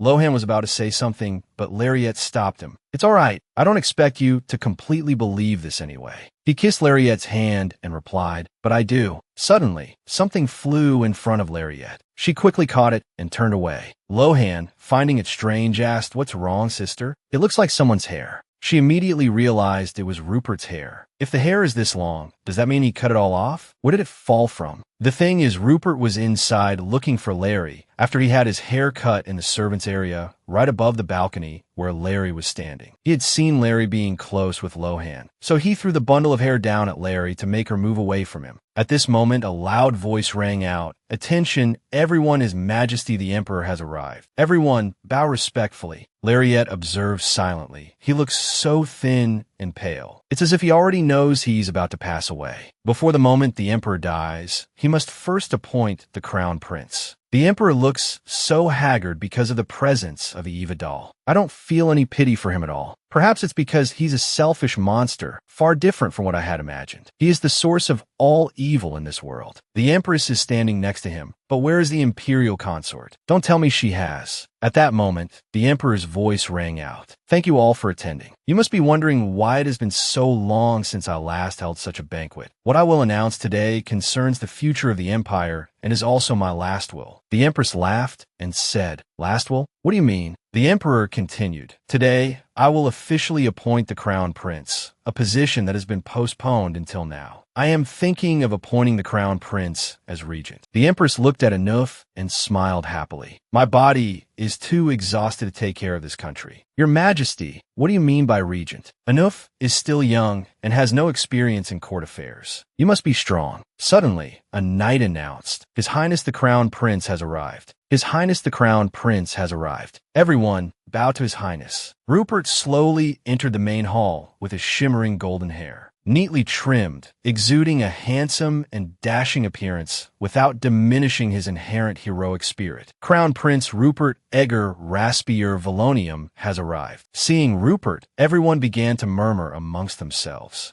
Anuf's face darkened as he bit his lip in anger and shouted, "Who is that guy? Who does he think he is to call himself the Crown Prince, Your Majesty?" Rupert calmly asked, "Can't you recognize your own younger brother, my dear older brother?" He pointed a finger and stammered, "You, say something, brother." "I'm waiting, you madman, this can't be." It seems my dear older brother has forgotten the royal language. According to what Lariette knew, the rumors she had heard about this event were as accurate as what she was seeing right now, including the cool neck-grabbing scene. "Look how amused he is." The Empress immediately said, "Your Majesty, how could you do this to me? Your Majesty can't do this to me. Do you think my father will let this slide?" The Emperor shouted, "Get out. Who gave you the permission to be so disrespectful to me? You'd better watch your mouth if you want to keep this position as Empress." She hesitated, "Your Majesty's son and the Imperial Consort. I am guilty, Your Majesty." The Emperor ordered, "Bring the priest here. This seat is the position of the Crown Prince. You will be officially appointed today." Egger Rupert respectfully replied, "Yes, Your Majesty. You cut your hair. It suits you very well." "Thank you, Your Majesty." The priest said, "I will use holy water to baptize His Highness the Crown Prince. With God as my witness, you shall protect the Crimson Throne. You shall command the Equator, Rupert Egger Raspier Valonium. For the wise descendant of Velima the First, by God's will, I bless you." Rupert spoke up. "First of all, I want to sincerely apologize for deceiving everyone. My mother was not feeling well and was worried about a few things." Rupert paused, frowning at Lariette as if to say, "Stand up straight. Don't be so timid if you want to live." Then he smiled and continued, "I heard that ever since I was born, I have been surrounded by assassination threats. This was a decision that had to be made, so I hope everyone can understand." Lariette cried out internally, "Has he always been this polite? I know that everyone here is shocked by my sudden appointment as Crown Prince without verifying my intentions. I hope that everyone can rest assured that I will only make the most beneficial choice for the future of Valoni from now on. Lariette pondered to herself. Besides that beneficial choice, there is still the possibility of eliminating Bilola. Did I make the right choice? Is this path really my only option? Suddenly, Louis excitedly shouted, "A toast to His Highness the Crown Prince." Everyone raised their glasses and shouted in unison, "Long live His Highness the Crown Prince." Afterwards, Rupert spent his time busy getting used to the etiquette education course for the Crown Prince. My room was moved to the main palace, and right now, I was busy chasing after that forgotten raccoon. She shouted loudly, "Geary, it's time for you to move. Come out. There's some really hungry tigers here, you know? If you don't come out, I'm going home and leaving you here." Suddenly, Rupert spoke up. "That's ridiculous." It startled Lariette so much her heart almost jumped out her chest. "Hey, be quiet. You're too noisy." "Your Highness, why are you here?" "Resting, what else?" "Too many people. It's giving me a headache." She grabbed Rupert's leg and said with a bright smile, "It's been a while, Your Highness." Rupert immediately pulled his leg back. "Let go. Why are you grinning so happily? You grumpy person.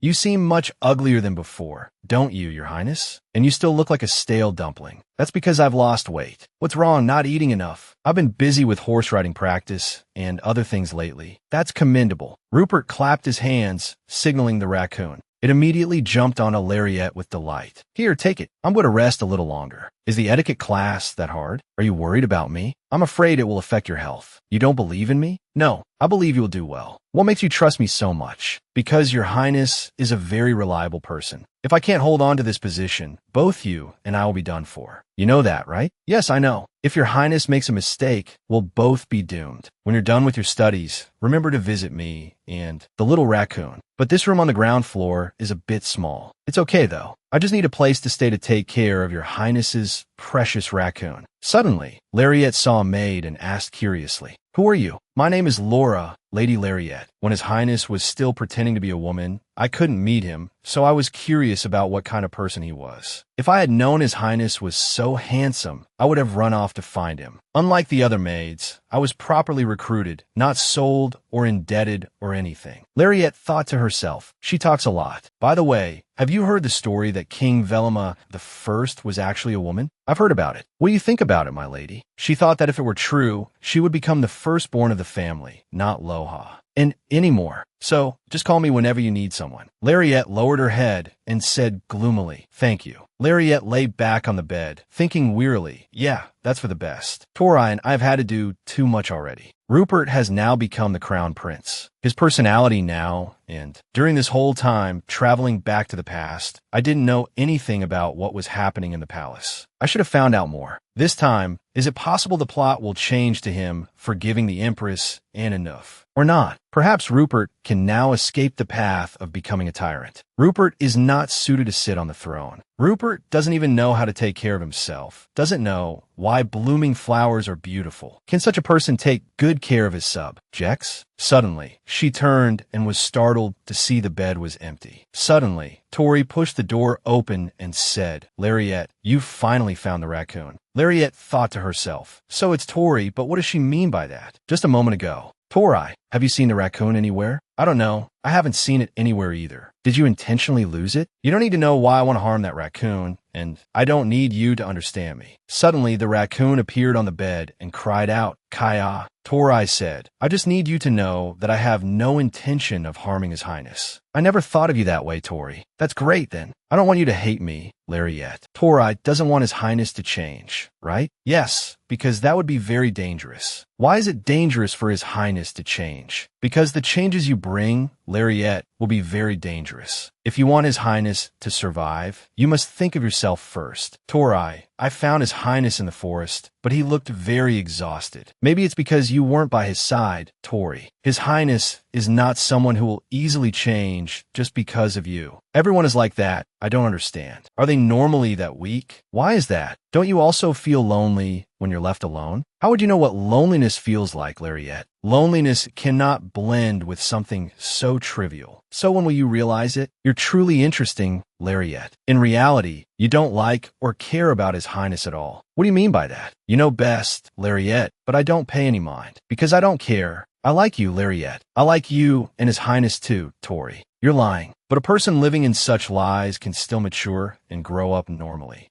Don't get me wrong, I'm just jealous. Lariette said, everyone grows up eventually. To me, that sounds like anyone can become a noble. Lariette paused, thinking to herself in astonishment. Now I understand. The little girl doesn't have much time left. So what is Tori's true self? I'm sure that's what makes Tori feel so lonely. Is it time? Have you arrived, Your Highness the Crown Prince? Finally, Rupert returned to the Crown Prince's palace. Lewis said tearfully, why did the Crown Prince treat me like that? Lariette asked, bewildered. What happened? It's the captain of the Royal Guard. I thought I was a shoo-in for that position, but who knew? Don't be too disappointed. Maybe things will be different when he becomes emperor. Is that so?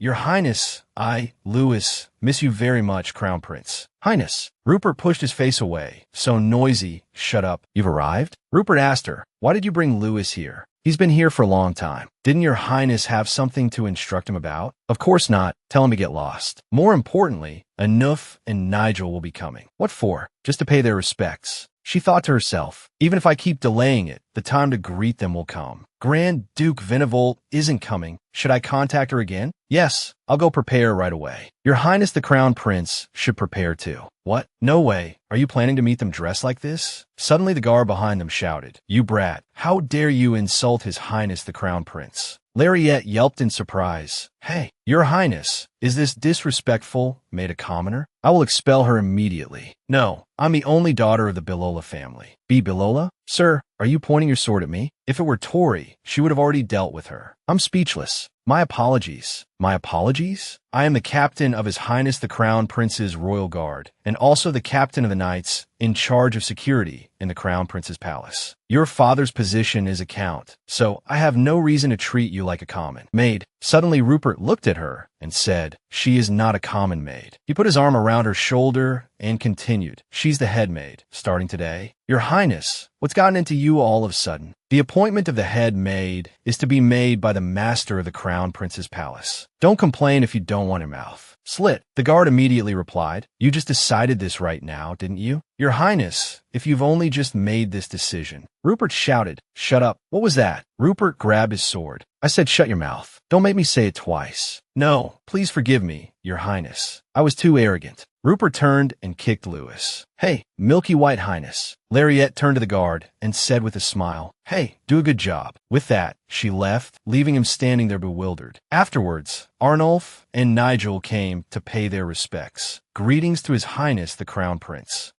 Nigel Marion Zune Belnotium, greet His Highness the Crown Prince. Rupert tapped on the arm of his chair.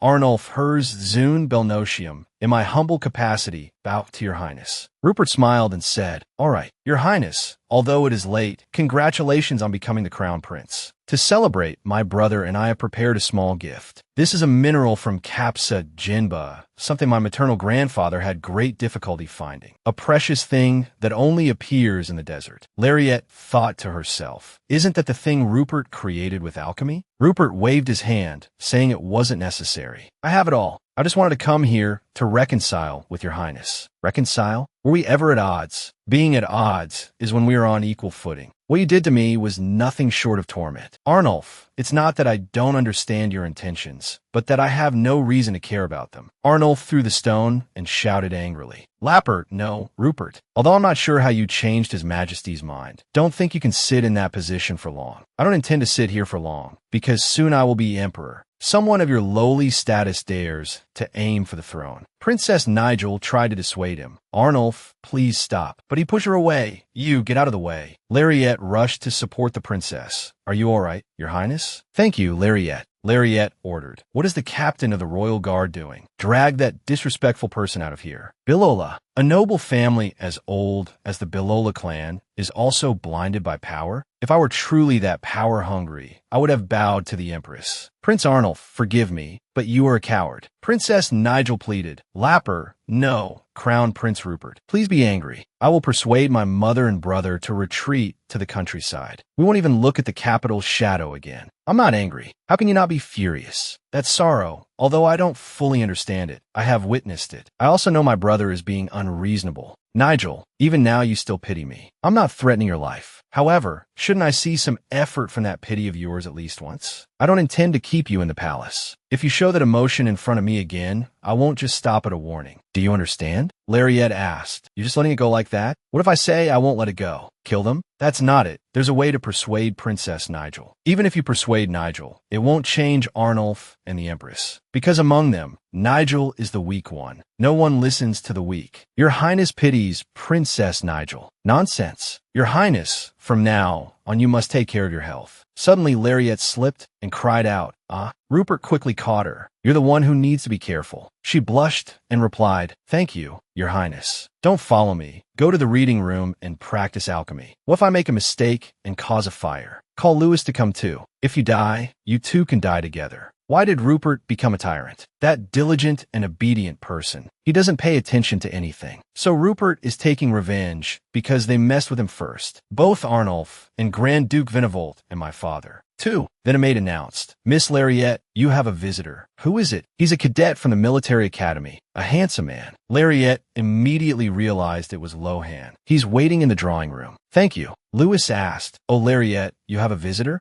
Yes. It's my younger brother. Oh, he's a cadet from Diatric Academy. Huh. Yes, you don't have to go in. Hey, I'm a teacher at that school too. With that, Lewis opened the door and walked in. Lohan called out with a bright smile, Sister. Then he immediately froze. Greetings, Your Highness. Yes, long time no see. Are you well? What's the matter? I have something important to tell you, sister, but don't mind me. You two can talk. I was asked to find out if there were any problems if Lady Lariette's family came to visit. Did His Highness order you to monitor me? It's not about monitoring you, Lady Lariette. Lohan, please come next time. No, it's fine for him to hear this. Father is asking you to return home. What? She thought to herself, Father believed and understood what I said, but now he's suddenly asking me to return? If this continues, I'll have no reason to come to the Imperial Palace anymore. She said, Father can't do that. Isn't His Highness the Crown Prince now? The Imperial Palace is dangerous for you, sister. Don't you know that the Crown Prince is different from the time of the Empress? Lohan, the Crown Prince is not yet familiar with the Crown Prince's palace, so it's not possible right now. Wait until he gives permission. Lewis spoke up. Lariette, let me try to persuade His Highness, because I understand the worries of the Count and him very well. I also had a younger sister around Lariette's age. You had one. She passed away in an unfortunate accident, so I really understand the worry that Cadet Diatric has for his older sister. Thank you for your kindness, sir, but that's not necessary. Lohan, I have no intention of returning to Billola. Are you not aware of the current situation? I'm sorry, I misspoke. Tell Father, please don't think about making me return to Billola. It will be better for us. I will give up Billola. Are you serious, sister? Yes, I will give up both the inheritance and the land. Father won't accept it. Even if Father comes to the Imperial City himself, my decision will not change. But Lohan, my feelings for Billola have not changed. For your own safety, sister, it's better to change. A few days later, Lady Lariette, the Count, is still waiting outside. Please ask him to leave for me. Lariette thought to herself, I don't have the courage to meet him.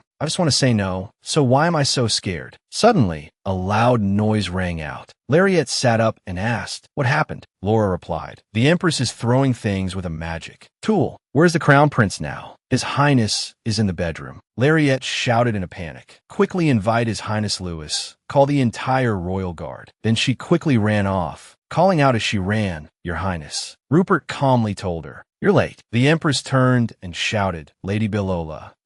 Lariette Billola, headmaid in charge of serving His Highness the Crown Prince, greet Her Majesty the Empress. You become the headmaid? She frowned darkly and asked, Why did Billola know the truth that that brat was a boy? What are you talking about? Didn't Billola know from the beginning? If that weren't the case, then why would you entrust your only daughter to a princess with no power? I swear we didn't know about that. Lies. How dare you lie right in front of me? Even the daughter of the Bilola family dares to look down on me. A vase was flying towards her. Rupert caught it with his hand. I never knew you could become so unsightly. Do you want me to report this attitude to the Emperor? You were the one who called me to the Crown Prince's palace. A ray of light shot out from her hand. You dare to side with the Crown Prince. Lariette cried out in silent astonishment, creating objects out of thin air. Rupert stepped forward to shield Lariette. You're still aware that you're in the Crown Prince's palace? Lariette, get behind me. Suddenly the Empress clutched her head and screamed, Hey, the Crown Prince is attacking me. He wants to harm the Empress. At that moment, Louis entered with the knights. Louis immediately drew his sword and pointed it at the Empress. I cannot protect someone who wants to harm His Highness. You madman. Suddenly she froze when she saw Count Bilola. Count Bilola turned to look at Lariette and called, Lariette, isn't it time to go home now? Father, this is an order. Go back to Bilola. Wait a minute, father. She froze and thought to herself, a lot of people are looking at me. The Count understood and ordered, Don't be noisy and everyone, please step outside. Sir Baden, please lower your sword. Lariette ran to the Empress and supported her. Your Majesty, please calm down.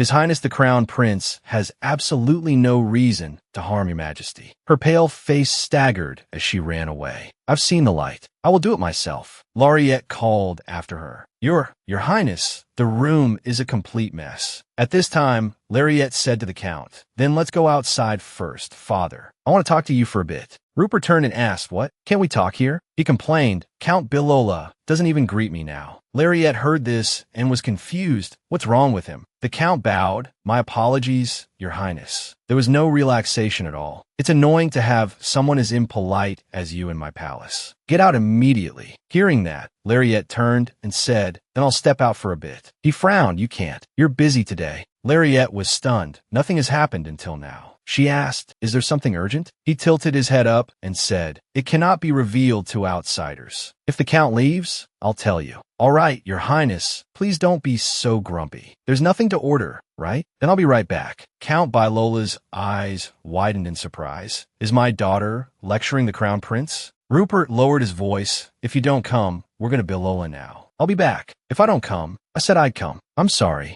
Don't be so stubborn. How is this being stubborn? If I can't go, I can't go. I'm a maid, a position where I can't go out without permission. Then stop being a maid. Lariette helplessly pulled a chair. Ha. Father, there's no other way. Please sit here. No matter how long this drags on, strange rumors will start. If that's the case, let's finish this quickly and send you on your way. As the Count sat down, she immediately said, I've heard from Lohan, father. Just give up already. He replied, I can't do that. I believe His Highness the Crown Prince also understands how dangerous this place is. He bluntly said, I don't understand. You saw what just happened, so why are you saying that? Count, I will not let your daughter get hurt, because she no longer belongs to Belwa. He pulled Lariette towards him, asserting his ownership, but to me, and I have never let my things get damaged. Is Lariette an object? You're the one who treats your daughter like an object. You need to respect Lariette's opinion. Lariette, annoyed, I've already said it. Don't push it anymore. Father, I want to stay here. I told Lohan that I have no intention of going back. The Count slammed the table bang. You can't do this. Rupert's eyes sharpened.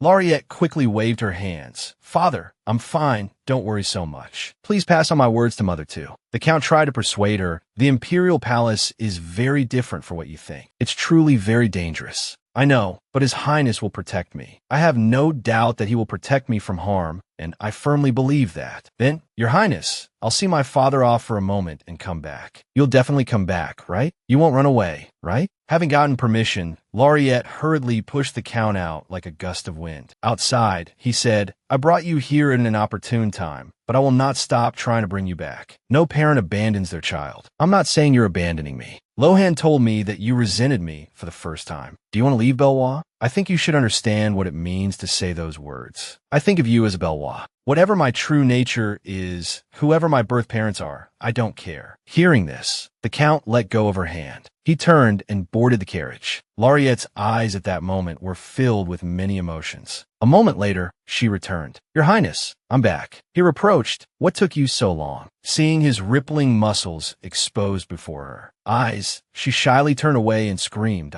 Oh, please put on your shirt quickly. You've seen my body before. Why are you making such a fuss? Please put on your shirt. All right, come here. Laureate resolutely refused to turn her head and moved towards him like a crab. What are you doing? You're quite the comedian, aren't you? He reached for her blushing face. Lift your head. She looked up and asked blankly, what is this? A strange mark had appeared on Rupert's shoulder. He replied, I don't know either. I think it's something superfluous. My hand can't erase it, so you do it. Laureate broke into a sweat. Touch your body. This, how do I erase it? She bit her fingertip and then touched his body. He blushed and said, you could have just drawn with a pen. She replied, blood is the most powerful catalyst. Was your alchemy taught by that old man, your highness? No, my mother taught me. Her Majesty the Empress was an alchemist? Yes, she knew many things. Laureate silently assessed. His indifference hasn't changed. Although I've seen him get angry, I've never seen him laugh happily or look sad. Not long ago, even when the Empress's death was announced, he just sat there quietly. Because to Rupert, she was someone he had long forgotten. Watching the drawing gradually disappear, she rejoiced, wow, your highness, it seems to have worked. Following orders is useful after all. It's so magical. So this is what success feels like. Rupert reminded her, don't use blood next time. Just think about yourself. She threw the shirt at him. I am your highness's maid. I have to act for your highness's sake. Seeing the shirt cover his face, she quickly covered her mouth. He wasn't angry, but smirked. Yes, you are my maid. That's all. You say the same thing to Tori. Answer me. You don't trust Tori either. She's a maid. I'm a maid. What's the difference? He pulled the shirt off and replied, it's different. Then why do you have that expression? Am I supposed to be happy about that? You don't even trust me. You suspect I'll leave, and when I give my all, you tell me not to. She blamed herself. Up until now, I haven't been able to do a single damn thing. Rupert sat up and said, you are allowed to be that way. I never wanted you to be like Tori. You have a choice, so why are you angry? Tori, I can't leave here. Why? Is it because she loves you too much, your highness? Because she was born that way. Logically, I don't understand why you're still by my side. Do you have to understand to believe me? Because I also wish for your highness's happiness. Is my trust that important? Anyway, I'm leaving. Sometime later, Imperial Year 288. A year had passed since Rupert became the crown prince. Rupert was sitting at a table of food while Laureate stood behind him, puzzled. Why do I feel so awkward with Crown Prince Rupert? Tori has been sleepy lately too, often absent. Does she go somewhere at night? Just then, Rupert beckoned with his hand. Seeing a servant come to clear the table, she asked, your highness, won't you eat more? Rupert loosened his collar. It's hard to breathe. Too many people. Your highness must get used to it. If you become emperor, even more people will surround you. If I become emperor, I'll cut the number of people in half. That wouldn't be proper etiquette. Why should the one in power follow etiquette? At that moment, someone ran up and called out, your highness, the maid who just tasted the food has fainted. Laureate's face darkened. Not long ago, I was the food taster. That was a close call. Rupert ordered, call 2 royal physicians here. One to the maid. Laureate also said, your highness, I'll go to the maid. He turned back, annoyed. What? She said breathlessly,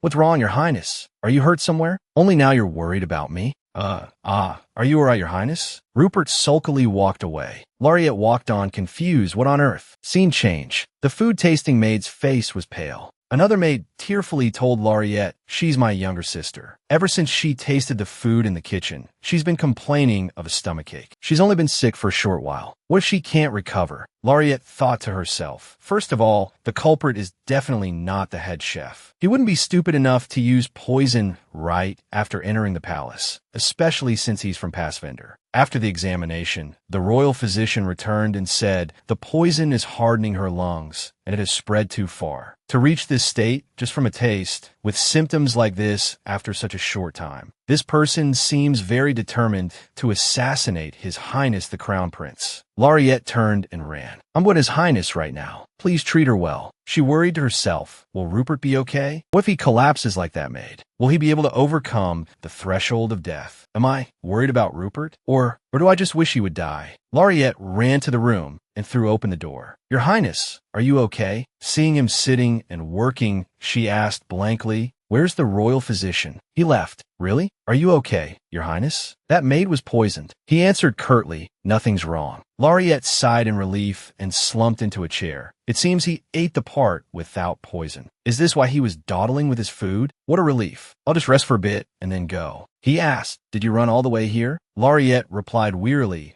yes. He asked sarcastically, is that all? Of course I was worried. Didn't you eat the poisoned food too? So, what? Someone poisoned your food and you're not scared? Scared of what? The reality is that someone is constantly aiming for your life, Your Highness. Are you scared of that? Of course I'm scared. I don't even like it when someone normally dislikes me. Well, then you just have to kill them before they kill you. Lariette suddenly froze. Why aren't you scared at all? If you're scared, you should be scared. When your mother passes away, you should be sad and cry. And finally, you should be happy when you become the crown prince. If only you could become a person like that, how great it would be. Laura's sister finally passed away after 3 days. The imperial palace was in an uproar. The death by poisoning was proof of the threat against the crown prince. The emperor was furious and formed a search team, and everyone except Laura was interrogated. And of course, I was also one of the suspects. Another palace mate had something bad happen right after tasting the food, so it couldn't be helped. Looking at her room that had been turned upside down, she felt annoyed. Why so rough? This is too rough. Lariette looked at the passing guard and asked, "You'll clean up before you leave, right? Cleaning the room is your job, isn't it? If it's too much trouble, you can just call a servant to help. Whoever made the mess should clean it up themselves. How can a man clean a room? The guard are all appointed from elite warriors." Lariette sneered inwardly. Yes, a captain of the guard for a year in a unit of only 10. The scale is much smaller than my family's night order. It's normal for them to be arrogant. So you think I'm different from you and that I have to clean the room? Are you looking down on me? Fine. The courtesy I had for a knight from an unknown family has just run out. He shouted, "This Lariette brat." She also raised her voice in response. "A low-ranking knight dares to be so arrogant. For a knight, you have no manners, and you only showed your face once in battle. It seems His Majesty made a careless appointment while he was too busy. If you don't apologize for that disrespect, I will report it to His Majesty." Something like treating the daughter of Belwa like a common servant. I'm not sure if he will turn a blind eye to your ignorance, but that's not my problem. He knelt in fear. I have committed a disrespectful crime. I will clean up before I leave. Hearing that, she turned and left. She sighed in relief. It's a good thing I hid the diary. The diary Rupert wrote when he was a princess. I buried it in the palace garden. Even if someone finds it, they won't be able to know who its owner is. I heard there are often secret meetings here. Rupert doesn't frequent the crown prince's inner garden, so it probably has nothing to do with him. Suddenly, she saw Rupert whispering with a female servant. She called out, "Your Highness." Laura jumped and turned around. "Miss Lariette, what are you two doing here?" Laura trembled, then brushed past Lariette and ran away. Lariette watched her go, confused. What on earth? What's wrong with being in love? Why run away? Rupert asked her, "What are you doing here? Isn't the captain of the guard searching my room and making a mess right now? I was so annoyed I came out here. So that's it. By the way, Your Highness, what is your relationship with Laura? Why do you have to meet her secretly here?" He pinched her cheek. "You want to die? Hey, there's no way. More importantly, you said you saw my food being poisoned, right? What do you mean by that? Could it be? You believe that?" Lariette was worried. Why is it suddenly like this? If Rupert believes me, then it's miraculous. The fact that I believe you're not the one who poisoned my food. How is it miraculous? Well, why do I believe you? I'm glad you believe me. If I intended to poison you,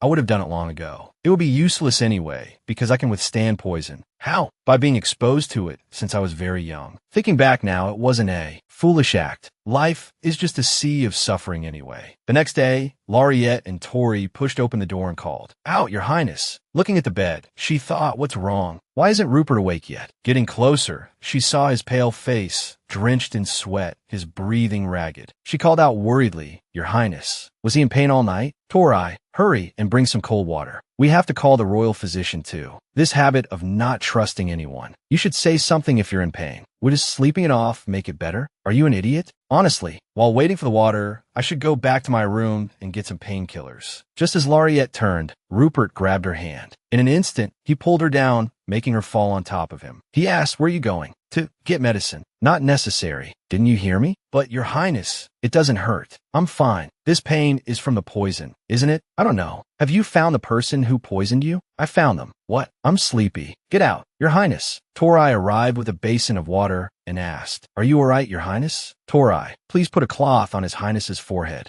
As soon as she finished speaking, Rupert gripped her wrist tightly. He ordered irritably, "Get out. I don't want to." "You." Before he could finish, Tori's cold cloth was pressed onto his face. He called out, "Tori." Tori explained that Lariette had requested it. "Me?" Rupert growled, "Both of you get out now." They replied in unison, "We don't want to." Lariette said she would leave. "When did I say that? If I leave, Tori has to leave too." You won't leave? Stop arguing. Everyone get out. Laureate was worried. What if he gets a fever while he's alone? Wait me. Why am I so concerned about Rupert? Rupert in my past life destroyed me and my family. I'm still terrified and disgusted. Even so, I can't forgive the tyrant Rupert. But the person who has spent this time with me is completely different from the person I once knew. It's as if he's a completely different person. And yet, I'm still using a Rupert like this. Is that why I feel so guilty that my heart is pounding like this? With that thought, she stood up to leave. Your Highness, please don't be in pain. I'll bring medicine. As she reached the door, she ran into the guard. He shouted in her face, Lady Belvoir, you are under arrest on suspicion of poisoning His Royal Highness the Crown Prince. You have no evidence to question me. Do you think my father will stand by and do nothing? He held up a vial. I have evidence right here from your room. Laureate thought to herself, the person who cleaned my room was Laura. Laura was also the one who lied to me. So the culprit was someone else. Rupert, his face dripping wet, came and wrapped an arm around Laureate's neck, growling. You there, what exactly is your duty? He bowed his head. My most important duty is to protect the Crown Prince. Arresting my maid is protecting me. Is that what it is to you? Is your job to arrest and pressure a child you're not happy with? He stammered,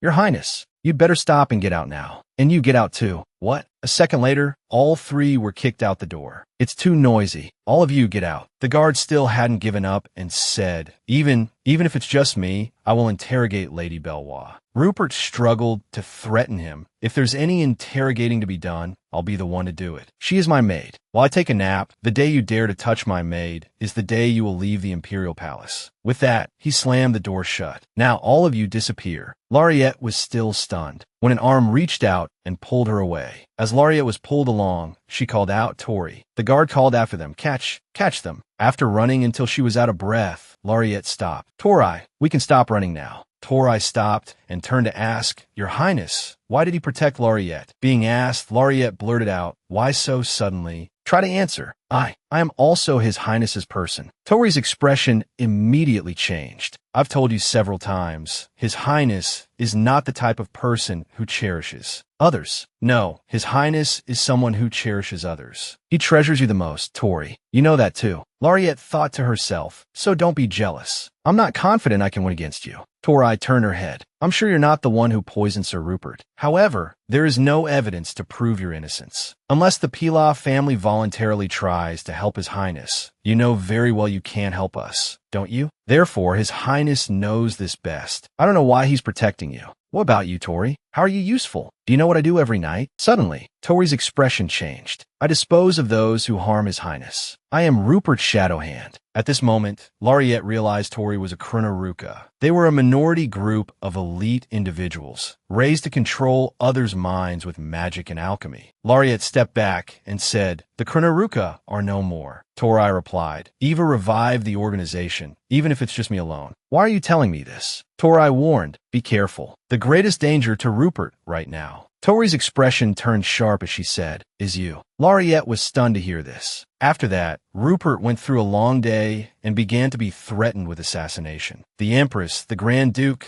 Gotham, Arnold, even Nigel. Everything was a mess. Even if I knew who the culprit was, there was nothing I could do. The core issue was the food being poisoned or made by servants of unknown origin. So I started to directly manage the food supply. Looking at the dark dish in front of him, Rupert asked, Why does it look like this? Just eat it. Why do these dishes taste like this? Laureate changed the subject. By the way, I heard Tori is the shadow hand. Rupert snapped his head around. Who? Tori. Rupert replied without any attempt to hide it. Yes. That girl is my mother's failed product. So her late Majesty the Empress made Tori a Kruna-Ruka for your sake, Your Highness? No, she would never do anything for me in her entire life. She prolonged my life solely for her own desires. Laureate bowed her head and smiled brightly. You have to live to feel both suffering and happiness. And you can also eat delicious food. He was helpless. So eating this is suffering, right? Isn't it? Yes. Someday, Your Highness will feel happiness. I will help you know it, because it would be wonderful if both Your Highness and Tori could be happy. Later, in the office. Why are you here? Laureate struggled with a pile of documents. Although there was no order, I have to help as usual. Not necessary. Laureate looked at the stack of documents and thought they were diplomatic papers. It seems the emperor has completely withdrawn from political affairs. Eva's body was buried not long ago, and it seems she had completely given up on her life. I'm quite glad I didn't do anything to someone who had been dead for a long time. Rupert looked at her helplessly. I told you to get out. Suddenly, a shattering sound rang out. Crash. Laureate turned and wondered. What was that? A cloud of black smoke appeared. Torai lay motionless on the floor. Laureate quickly called out, "Oh, Torai." Torai lifted her head and asked, "They're here." Rupert asked, "Torai, you told her you're Kronaruka?" Laureate was still bewildered, seeing Tori appear from the floor. Torai replied, "Yes. What's wrong? Are you angry because I told Laureate?" "No, it's just that you've never acted alone before. Your Highness said you trust Laureate. That's why I told her. That's not the issue. You acted recklessly on your own without my order. I can't do that one more time." At this question, Rupert stared blankly and asked, "What?" Torai opened the door and said, "All right, I understand." Seeing Tori leave, Laureate called out, "Torai, wait." She remembered Tori's earlier words, "Disposing of those who harm His Highness. I am Rupert's shadow hand. The suspicions I've felt since then, they must be resolved today." Laureate walked over and asked, "The reason you told me about Tori's identity was because you were thinking of opposing His Highness?" "Laureate, I am a Kronaruka. I cannot oppose His Highness. I'm just trying my best to separate you from His Highness." Laureate thought to herself, "You still think I'm harming Rupert? Are you threatening me?" "No, it's a warning. What if I don't listen? Then Rupert will be in danger." With that, Tori waved. "I'm leaving." In the kitchen, Laureate peeked from outside the door. I was worried, so I blindly followed her. But why did she suddenly go into the kitchen? She saw Tori put something into the teapot. "What's this? Is she letting me see this?" Laureate approached and asked, "Torai, that thing just now was..." Laureate, just in time. "Please take this to His Highness." "What did you put in here?" "Just a sedative." "Is that true?" "How can I believe you?" "Then you can drink it and see." Laureate guessed herself. Is she testing me? Torai calmly left. "If not, then you can take it to His Highness." It's fine even if you say I poisoned the tea." Laureate was worried. What should I do? While I was worrying, the sun had set. Is it okay to give Rupert that tea? Really? I don't know either. She snatched the teacup from Rupert's hand. Then she brought it to her lips and drank it all. "Let's say I die. Torai made this tea." As she finished speaking, Laureate clutched her throat. Then she collapsed in front of Rupert. He frantically caught her. "Hey!" Laureate thought dimly. "It hurts so much. My head and heart feel like they're going to explode." It really was poison. She reached out a hand to caress Rupert's face and said, "I'm fine." With that, she fainted. Rupert shouted loudly, "Someone, call the royal physician here. Tell them they'll die if they're late." "Yes." Looking at Laureate's pale face, Rupert thought, "Torai can't harm me. Why did you drink it? Are you really a fool? I told you I have resistance to poison." Rupert was so worried he was losing control. "It's hot." You don't believe me. Even if I told you, you wouldn't believe me. That's why you drank it. So foolish." The royal physician ran in from outside. "Your Highness, what happened?" Rupert continued his train of thought. "If you don't believe me, then just ignore me. Why would you do something so stupid for me?" After a while, the physician said, "There's no hope." Rupert's face darkened. If you wake up so that you won't do these foolish things again in the future, I will scold you very harshly." After that, Rupert spent 4 days. He interrogated dozens of people to find the culprit, but it was all in vain, because the culprit was, of course, Tori. He clutched his head and asked, "You did it?" "I don't know either." "She." That was an expression of emotion. Rupert brushed past Torai without a moment's hesitation. "Now that I know what she drank, I just need to prepare a remedy. That should do it. It has already spread through her bloodstream, so I must hurry. Torai will have to analyze the ropium that was used." At this moment, someone called, "Your Highness." Rupert looked up, thinking to himself, this name, Lohan Dietrich Byloa, sends his greetings to Your Highness. I received a report that my sister has fainted. How is she now? She drank ropium. If it's ropium, is she just sleeping? I have found a good doctor. I will go to Byloa. Not necessary. I will concoct it myself, and very few doctors know about this drug. So there's no other way? No. I will make the antidote. You're making it yourself? Yes. Then I will help too. Get lost. You know nothing about alchemy. Although I don't know about it, I have studied chemistry. And Philip knows too. Thinking of Philip's appearance, Rupert cursed. Damned old man. Lohan continued to speak. Please allow me to help. If you make a mistake, I will throw you out. Yes, but may I ask what you're doing now? You two really ask a lot of questions just the same. I am looking for the ropium that your sister drank. It is hidden here. I will neutralize this ropium. A moment later, Your Highness, it seems to be a success. Rupert thought to himself, that is the color of ropium. But if Tori added other substances, there's no other way but to test it myself. Seeing Rupert drink it, Lohan called out, Your Highness, the vial fell and shattered. Are you all right? It was mixed. Yes. There's no way she would be half dead just from ingesting pure ropium. This one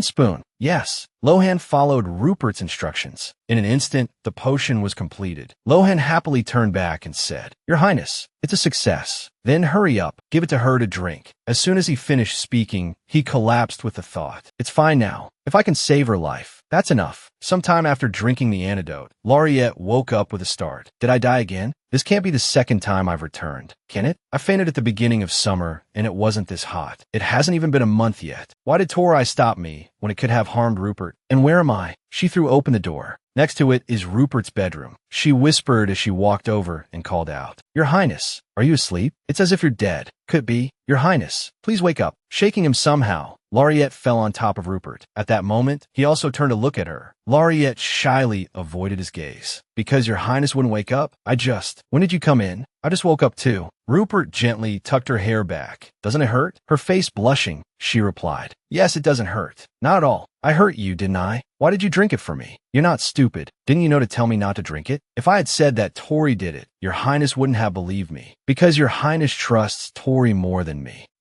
He paused for a moment, then told her. It turns out your brother helped me make the antidote. Laureate sat up in surprise. Lohan, as expected of my brother. Smart and handsome too. His stamina is also, as if by magic. Laureate fell on top of Rupert again. This time, Rupert took the opportunity to embrace her. What is this fruity scent? Laureate's face turned beet red. She hurriedly pushed him away. I will call for the royal physician. Then she quickly bolted like the wind. Damn it, it's because of the poison side effects. Not because of that bastard. It's not a big deal. I must protect the position I've created more than anything. An image of Rupert throwing a stack of evidence appeared. This is the evidence of Grand Duke Pinnabone's treason. I found it at the residence of Amelia Pilar. To die at my younger brother's hands would be the most beautiful end. But I can't do that, because I stole this position from my older brother. The most logical outcome is for me to be taken away. If that's the case, please take it away from me. After becoming emperor, that was the only goal. How am I supposed to live now? I don't want to live like that person. A life of coveting someone who can't be mine. A life where I finally get what I want, but am despised to the very end. I know the end of that story all too well. Therefore, I cannot develop a desire for her. Remembering her angelic smile. Your Highness, you will be happy. His face darkened, and he trembled. Oh no, I'm not allowed to desire a person. That is not allowed. A few days later, Laureate tiptoed into the room. Rupert said with his eyes closed, If you have something to say it quickly and get out. His words made her jump. You scared me. Laureate gave a forced laugh. Well, Your Highness, I would like to request a leave of absence. She worried internally. He probably won't agree. She recalled what Lohan had said before. We can't go on like this. You have to return to Pila. But if you don't return to Pila, our parents might come to the Imperial Palace. At a dangerous time like this. That can't happen. Laureate gave a reason. My parents are seriously worried. So, before she could finish, he cut her off. It's nothing. Do whatever you want. Really? Go on. Hurry up. What about you? Do you really want that? She looked at him for a moment, then slammed the table and replied, Not at all, while I'll go and come back. Suddenly, she moved closer and whispered, What will you do if you feel lonely without me? If that's the case, I will come to you. Laureate was astonished to hear this. Yes. What? Will you really feel lonely? He asked back, What does loneliness feel like? It's the feeling of being all alone in this world, whether it's at night, in the early morning, or in the bright daylight. Your heart might feel as cold as ice. Tears might fall. If I feel that, I will come to you. Yes, then I'll go on leave and come back. Perhaps because I was so anxious during the trip, time passed very slowly and I felt tired even before arriving. So we decided to rest for a bit at the villa in between. Lohan, it's been a long time since you've been back to the residence too, right? Let's go for a little walk. Lohan took Laureate's hand. Yes, sister. I still can't believe you learned alchemy. I learned it because you told me to, because you said you would come back. You believed me? I never doubted it, not even once. I learned alchemy to check if it really had the ability to turn back time. Lohan said, after checking, I found that alchemy doesn't have that ability. That is the domain of the gods. Besides, it's been a long time since you've been home. How are you feeling? I love it, although I'm a bit nervous thinking about Mom scolding me. Hearing this, Lohan burst out laughing, haha. That being said, I hope you don't face any danger, even if it means destroying Bailoa. Yes, to me, you are more important. Lariette was stunned for a moment, then squeezed Lohan's hand tightly. Such a good boy, my little brother. Let's go back now. We need to eat and get some proper rest. Yes. After returning to her room and washing up, she plopped down on the bed. It's been so long since I've been able to relax like this. It's because you've been in the palace all this time. Seeing her younger brother enter, she called out, Lohan, it's still a long way home. You should rest a bit. I want us to spend time together. That's great then. I have something I want to ask you too. Go ahead and ask. Did anyone come looking for father? Rick said, Marquis Gothan sent letters a few times. Here, Lariette thought to herself, what would Gothan gain from joining the rebellion? Even if he gets the position of a duke, the family is more important. It's clearly useless. Lohan asked, what kind of person is the crown prince?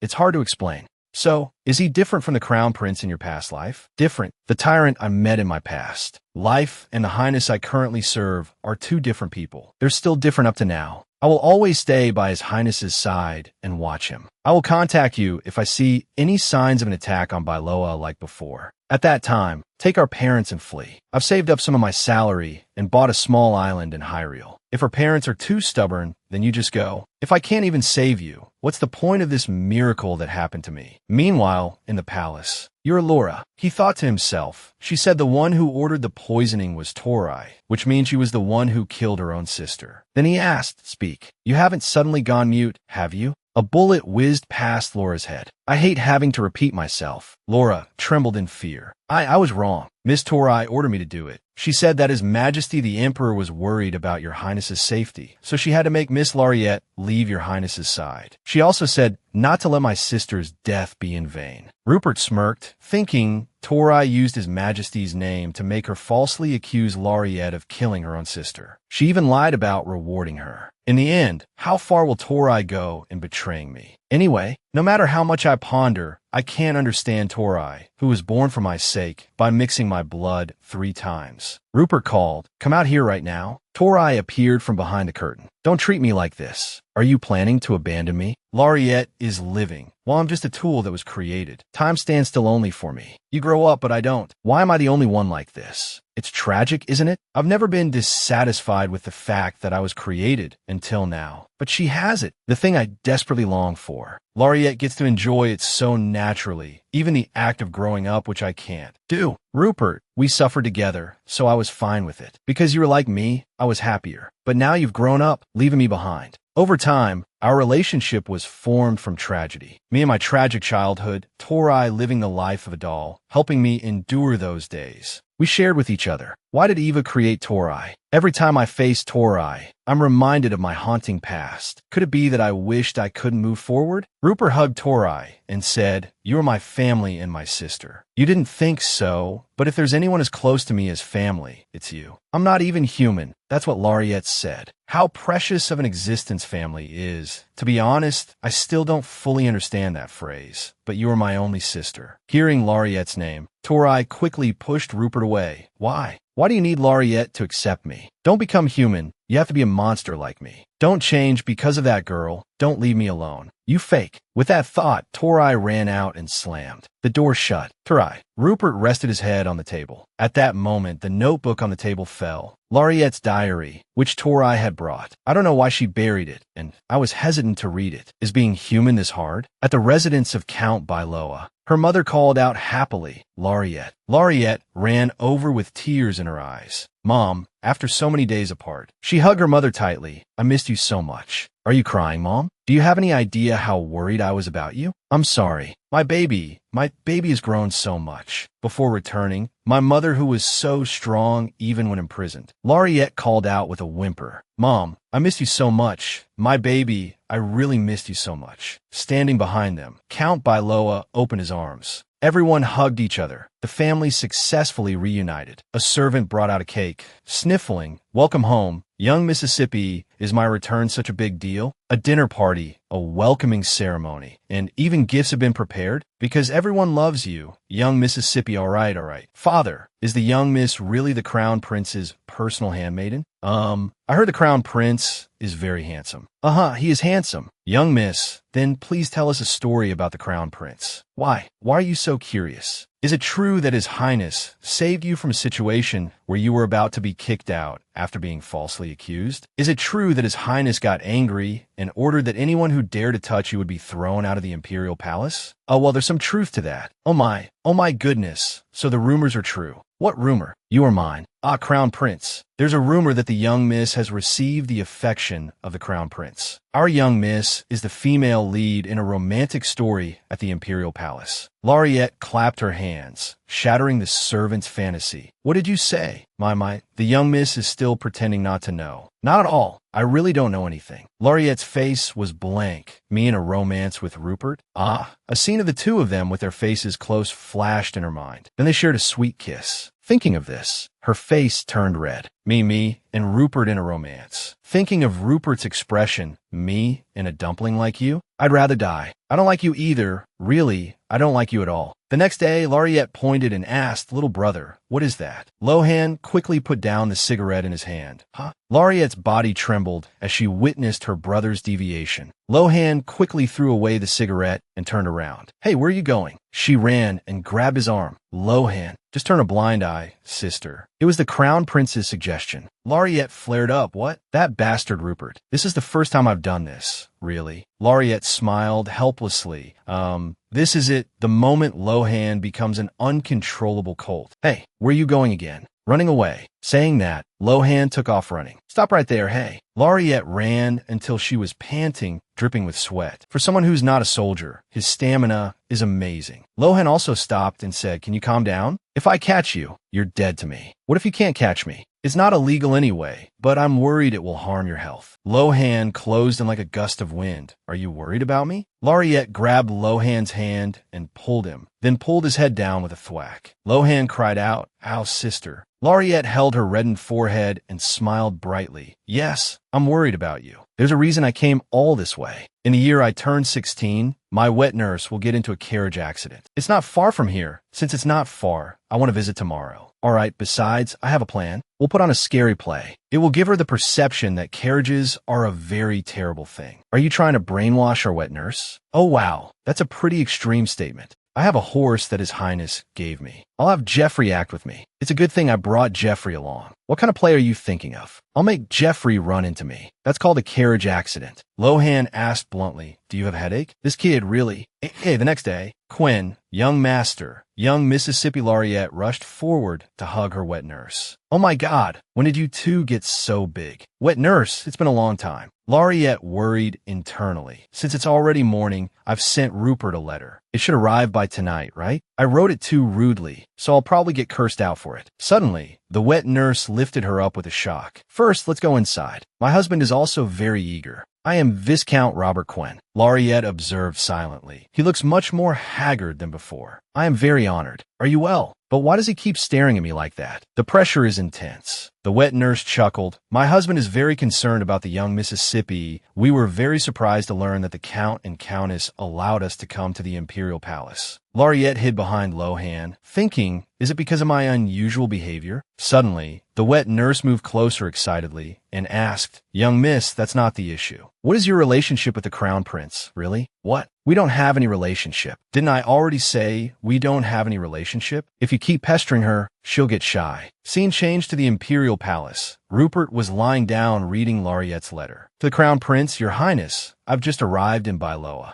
I'm very happy. Goodbye for now, Laureate. Rupert was confused. Why did she send me this? From outside, someone announced, Crown Prince, Grand Duke Bentivo is here to visit. Rupert sat up, thinking, let's go. I'll feel like an idiot if I keep reading this. As soon as he opened the door, Grand Duke Bentivo bowed. Bentivo Louis Belnerum sends his greetings to the Crown Prince. If you're curious about the purpose of this visit, it is very simple. Please abdicate the throne. Rupert smirked and replied, I don't want to. Grand Duke Bentivo is both the Emperor's younger brother and my uncle. However, we are not related by blood. Because of this, he has quietly bowed his head while also consolidating his power until now, because he too aims for the throne just like me. The scale of the mercenaries he has gathered underground, and I have learned information about the military supplies. However, I'm not afraid, because it's not just the Grand Duke who is prepared in advance, because you have not seen the imminent end of one who is consumed by desire. Do I look like someone with so much ambition? If not, then I guess I'll have to give up. Even if you become emperor, you will not be happy. I will not stand by and watch the imperial family, Belnarum, collapse. You have sat by and watched until now. The emperor is mad. The empress has become a puppet. Even the imperial consort had an affair and gave birth to an illegitimate child. The imperial family is in ruins. So it wouldn't be strange if it fell further into ruin. It seems you want to talk about bloodlines. How will you prove my bloodline?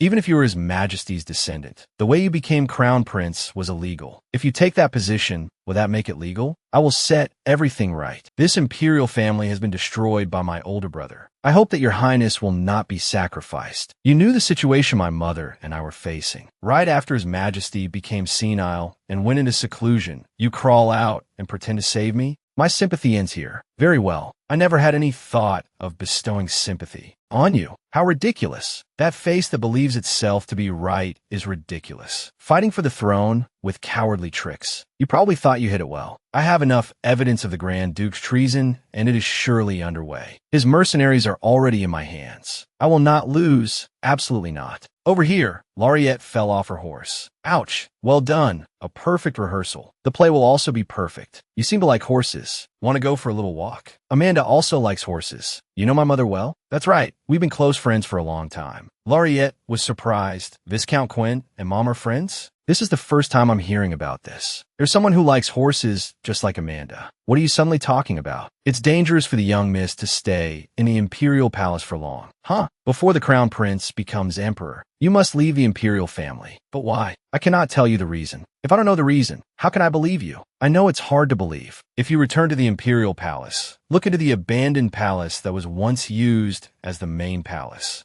This I got lost in memories and misspoke. This is not something that can be said casually. For now, please pretend you heard nothing. Then I shall take my leave. Huh? Lariette paused, thinking. He just said what he wanted to say and left. The next day, you two are already returning to the imperial palace? And when I return to the capital, I will send you a brown carriage as a gift. You know its advantages, right? Of course, I've heard it so much it's drilled into my ears. However, such a rare item is difficult to use. Even so, it's still much better than a regular carriage. Even though I've been persuading her all this time, it seems it's still not enough. If I had known, I would have prepared a play. I'm leaving now. As the carriage drove off, the wet nurse asked, "Young master, aren't you going?" Lohan watched it go and said, "I've been abandoned, sister." Suddenly, the horse reared up with a loud neigh. Both Lohan and the wet nurse showed their alarm. Young Mississippi Lariette fell out of the carriage. Her eyes widened in shock as she faced the horse's hoof in front of her. The horse's foot gently stepped on her stomach affectionately, while Lariette showed off her acting talent. She cried out, "Oh my! Oh dear! Am I really going to die?" The wet nurse frantically ran over. Young Mississippi Lohan asked, "What if you were really hurt?" Lariette continued to wail, Wet nurse, it hurts so much. Oh my goodness. Young miss, because you have to go home, the carriage. Carriages are too dangerous. No way. Then Lohan will carry you on his back. Lohan just stood there and smiled wryly. Afterwards, Lariette was properly bandaged. Lohan said, "It looks like it really hurts. You're a really good actress. I'm very confident in that. You have to help me until the end. You know that, right? We're here." Lohan helped Lariette off the horse. As soon as she got off, a voice spoke up. "Why are you so late?" She turned to see Rupert standing there waiting. Lariette was surprised. "Rupert, why is Her Highness here?" Rupert looked at her and asked, "Does it hurt? You can't move?" Lariette wondered. Rupert has never been to Bailoa. In my past life, even when my family was killed. I know that I'm not the same as before, but still. Rupert came closer with concern. "It seems you're seriously injured." Lariette dodged. "Why did Your Highness come here?" "You told me to come here and play." After saying that, he looked left and right to check. "I heard you almost died. What happened? When was that?" The news that came from Bailoa said. So, I'll read it. "The youngest and brightest son of the glorious empire, Crown Prince Rupert Egaras Belnarum. Our young miss is currently serving in the Crown Prince's palace. I have heard news that our beloved daughter Laureate is in critical condition due to a carriage accident. You're still in one piece, I see. Of course, I wasn't seriously injured either. It's a relief you weren't hurt anywhere. Did you come because you were worried about me? In just one day, no way. Her mother pushed a card out and asked, "What is this all about?" Laurie, because the guest wing is under repair, we don't have a good room. I will use the guest wing. Can your highness use my room? Your highness, could you please return today? Are you already trying to kick me out? No, that's not what I meant. Lohan chimed in. If it's inconvenient, you can use my room. Rupert turned and went inside. Laureate ran after him and asked, "Come to think of it, your highness, what about your work that you came all the way here?" I gave it all to Lewis. Going inside, he said, "This house is a lot like you." What do you mean? It's small, but that's why it's so warm.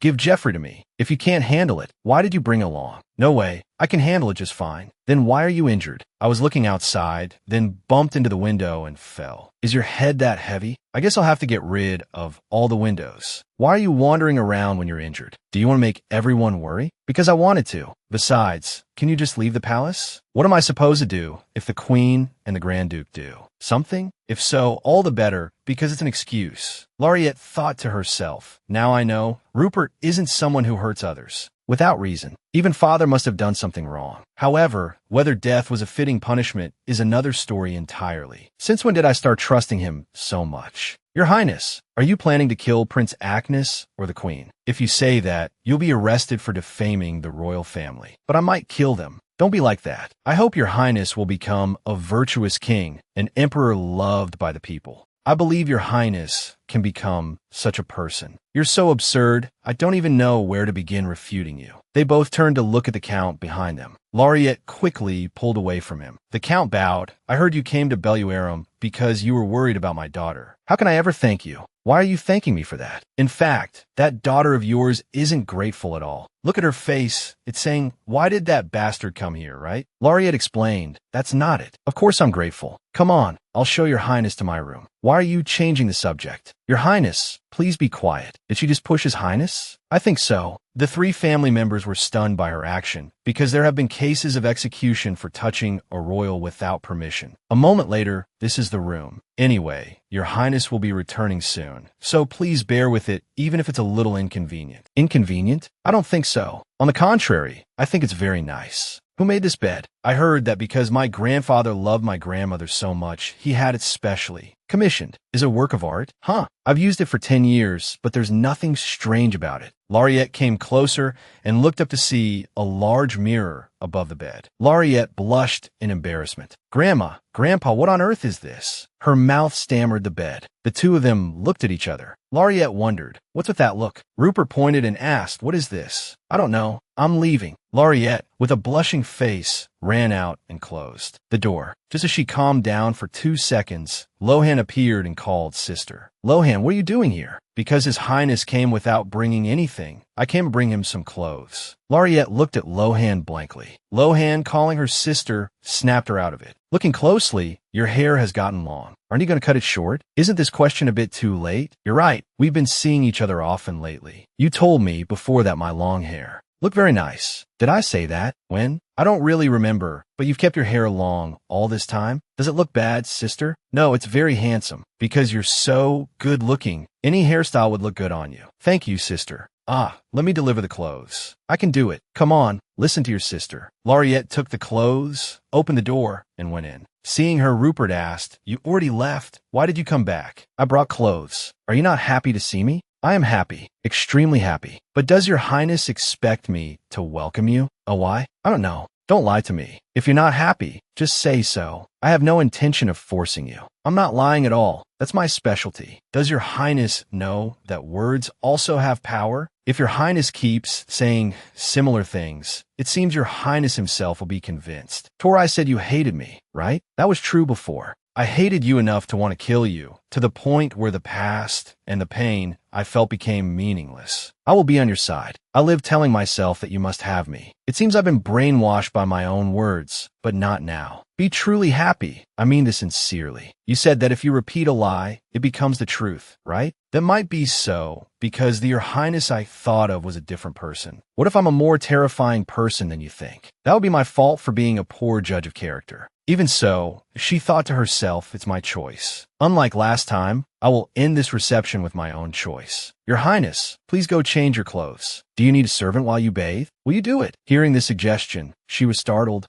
Wait a minute, why did you do this again? Looking at the mark on his shoulder, she asked, I already erased it last time. Why are you getting angry? Just answer me. He turned his face away and replied, because the carriage was too slow. What? He blushed and urged, hurry up and erase it. What if I do it wrong? Then you die, what else? Hey, where are your hands? Stop talking so recklessly. I already told you that words have power. I told you not to use the color. I hate failing. A moment later, the mark also disappeared. Laureate reminded him, Your Highness, please take care of yourself a little, please. Don't mind what I do. At this moment, she asked, When is Your Highness's birthday? Summer. I don't know the date. Neither my mother nor I cared. Aren't you curious? Why should I be curious about that? Laureate froze. That's right, you. The one who fits the Belluarum royal family the least. I have buried them in this old palace. The most suitable place. The book I read, the clothes I wore as a dancer, the ring I received from the prince who was my fiancé. Everything was returned, and I learned what kind of person you truly were after reading your diary. I died the moment I set foot in Belluarum, so there is nothing to bestow upon me. Even so, it's fine. I'm not sad at all, but these are the flowers that the prince I liked brought from the east. I shed tears at that meticulousness and delicacy. I like this flower. How are you now? You must be very happy because you are free, right? Or are you buried in the flower garden the emperor gave you, suffering because you lost your memory? You will become the emperor. It's what we wish for. However, why can't I smile? Perhaps Laureate will know what this feeling is. The answer was already written in the letter. Was loneliness? Was my mood now? After reading the letter, he turned and ran away. The next day, after learning the secret of the bed, Rupert ate his meal more comfortably than when he was in the imperial palace. The count asked, How long do you intend to stay in Belluarum? I'm not sure. He turned to ask, When will you go back? Me? Why are you suddenly asking? Are you going alone? Ah, we have to go together. We must go right away. So that's how it is. Even if I return to the imperial palace right now, I intend to take Laureate with me. One must distinguish between freedom and indulgence. The count said, Laureate is of a suitable age for marriage. Because quite a few families have made marriage proposals, it will be more rushed than expected. This statement from the count surprised everyone. Father said there would be no marriage before I returned. Father, you haven't even said a word to me. Whether I said it or not, you still had to come to Belluarum. Rupert snatched the stack of documents. Count Ubrim. Yes, he is both talented and outstanding. Because the previous count passed away early, he became the head of the family at a very young age, but he is managing the territory very well. He's a cripple. I know that he lives without any hindrance, but he's a pervert. Do you think I became the crown prince by just sitting still and sucking my thumb without any information? How did you know it was a trap? Whether it's a trap or a rumor, it seems the count intends to gamble with his daughter's life. Even if Laureate is your highness's handmaiden, she is still a member of the house of Belluarum. To interfere in the affairs of a noble house, I think it's a bit excessive, even if you're the crown prince. Rupert turned to ask Laureate, do you want to get married? No. Rupert turned back, beaming. She said she doesn't want to. This is not a matter that can be decided by one's own likes or dislikes. Laureate is a person of Belluarum, and I am the master of this place. This wouldn't have happened before I returned. Is it because I entered the imperial palace? Of course, my father's attitude makes me feel bad, but there's no other way. So you see your daughter as livestock. Why? Are you afraid she can't be happy in the royal family? Being by your highness's side is very dangerous. I said I would guarantee her safety. In fact, wasn't she already poisoned once? Your highness was unable to protect Laureate. Laureate is my daughter, so she cannot disobey my words. Laureate Isabel Z.E. Belluarum.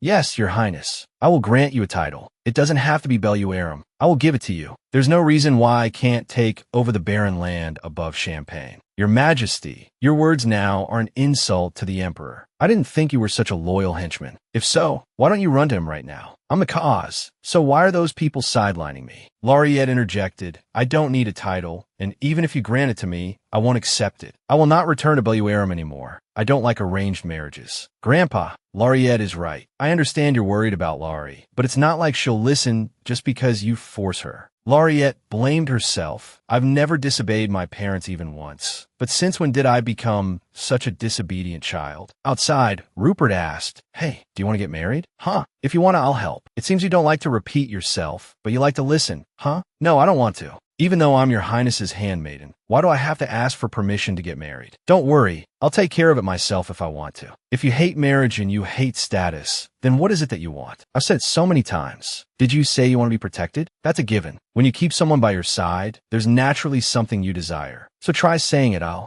listen. Laureate turned and replied, Become a good king. That will be beneficial for your highness and for everyone. I can't understand you. I will understand with everyone else. I want to go for a walk, so don't follow me. I saw with my own eyes Rupert leaving Champagne and coming down to Belluarum. The feeling was very real. Rupert loves me very much. Now I can completely take advantage of it. I cannot love him with the same love he has for me. Rupert, I absolutely cannot reveal the truth that I have returned from the dead. I can't. I must cast aside this guilt. This year, Rupert will become the emperor, right? After he becomes emperor, will I still be able to hold his heart? Becoming the ruler of the empire, and if he expands this country through violence, what will happen then? At this moment, her mother came and asked, Laureate, why are you walking alone without a handmaiden? It's a good time. I also have something to ask you, Mother. I heard you were acquainted with the previous empress. That's right. She was a precious friend I met when I was a singer. She was a very strong-willed person, to the point of reminding me of your father. Even at the time when the current emperor rebelled and faced death, she was a brave person who reprimanded him. Why are you suddenly asking? A merchant who is a fan of yours, Mother, and we talk a little. I see. I want to ask why the former count said strange things to me, but will he answer? He was a person who really liked music. I see. I'll probably return to the capital soon. You're only staying for a few days? I am His Highness's person now, Mother. I hope he continues to love you. Right now, I can't deny that he cares for me, but romantic feelings cool down as quickly as playing with fire. What? It would be better if you became the crown princess. That would probably be the safest. Mother, my relationship with His Highness is not like that. It's possible if you just set your mind to it. Do you think royals marry for love? You'll do well. You're not an obedient child. Laureate bowed her head in thought. Others could see that he rushed to the place where his beloved was injured to the point of forgetting to bring an escort. The distance between Belluarum and the imperial palace is very far. Rupert probably used alchemy. So our relationship can only be explained as love to others. I don't clearly understand Rupert's thoughts. I don't have the confidence to love Rupert as he loves me. The next day, Laureate puffed her cheeks and scolded Lohan. Even if you're not yet an adult, how sad would our parents be if they found out? The two had been caught smoking. Lohan said in a small voice, I'm sorry. Laureate glanced at Rupert. I want to question him right away, but I need to maintain his dignity. Your Highness, follow me. Rupert was pulled along without any resistance. Oh, why? Why are you only pulling me? Your Highness, my brother is still a child. But why would you give a child something that's bad for his health? You didn't say anything when I smoked. What? I've smoked a few times, but you've never said anything like that. That's not it. Laureate felt a pang of guilt. He pays attention to things like that. She covered her mouth with her hand. Could it be that your Highness is jealous? Rupert frowned and looked at her without answering. Are you sulking because I don't pay attention to you? Oh my goodness. Rupert's ears began to turn red. What is this? So cute. He covered her eyes in embarrassment. Let me nag you. You have to take care of your health. Be quiet. Do you want to die? You know you can't kill me. It seems so. So this is what it feels like to be dissatisfied, like indignation, but the end of a strange emotion. It seems you've never been dissatisfied with anything, have you? I know that His Majesty the Emperor discriminated against your Highness and Prince Agnes. That's a matter of course. Agnes's maternal family is Anbach, and the only thing I expect from the Emperor is the throne. What about you?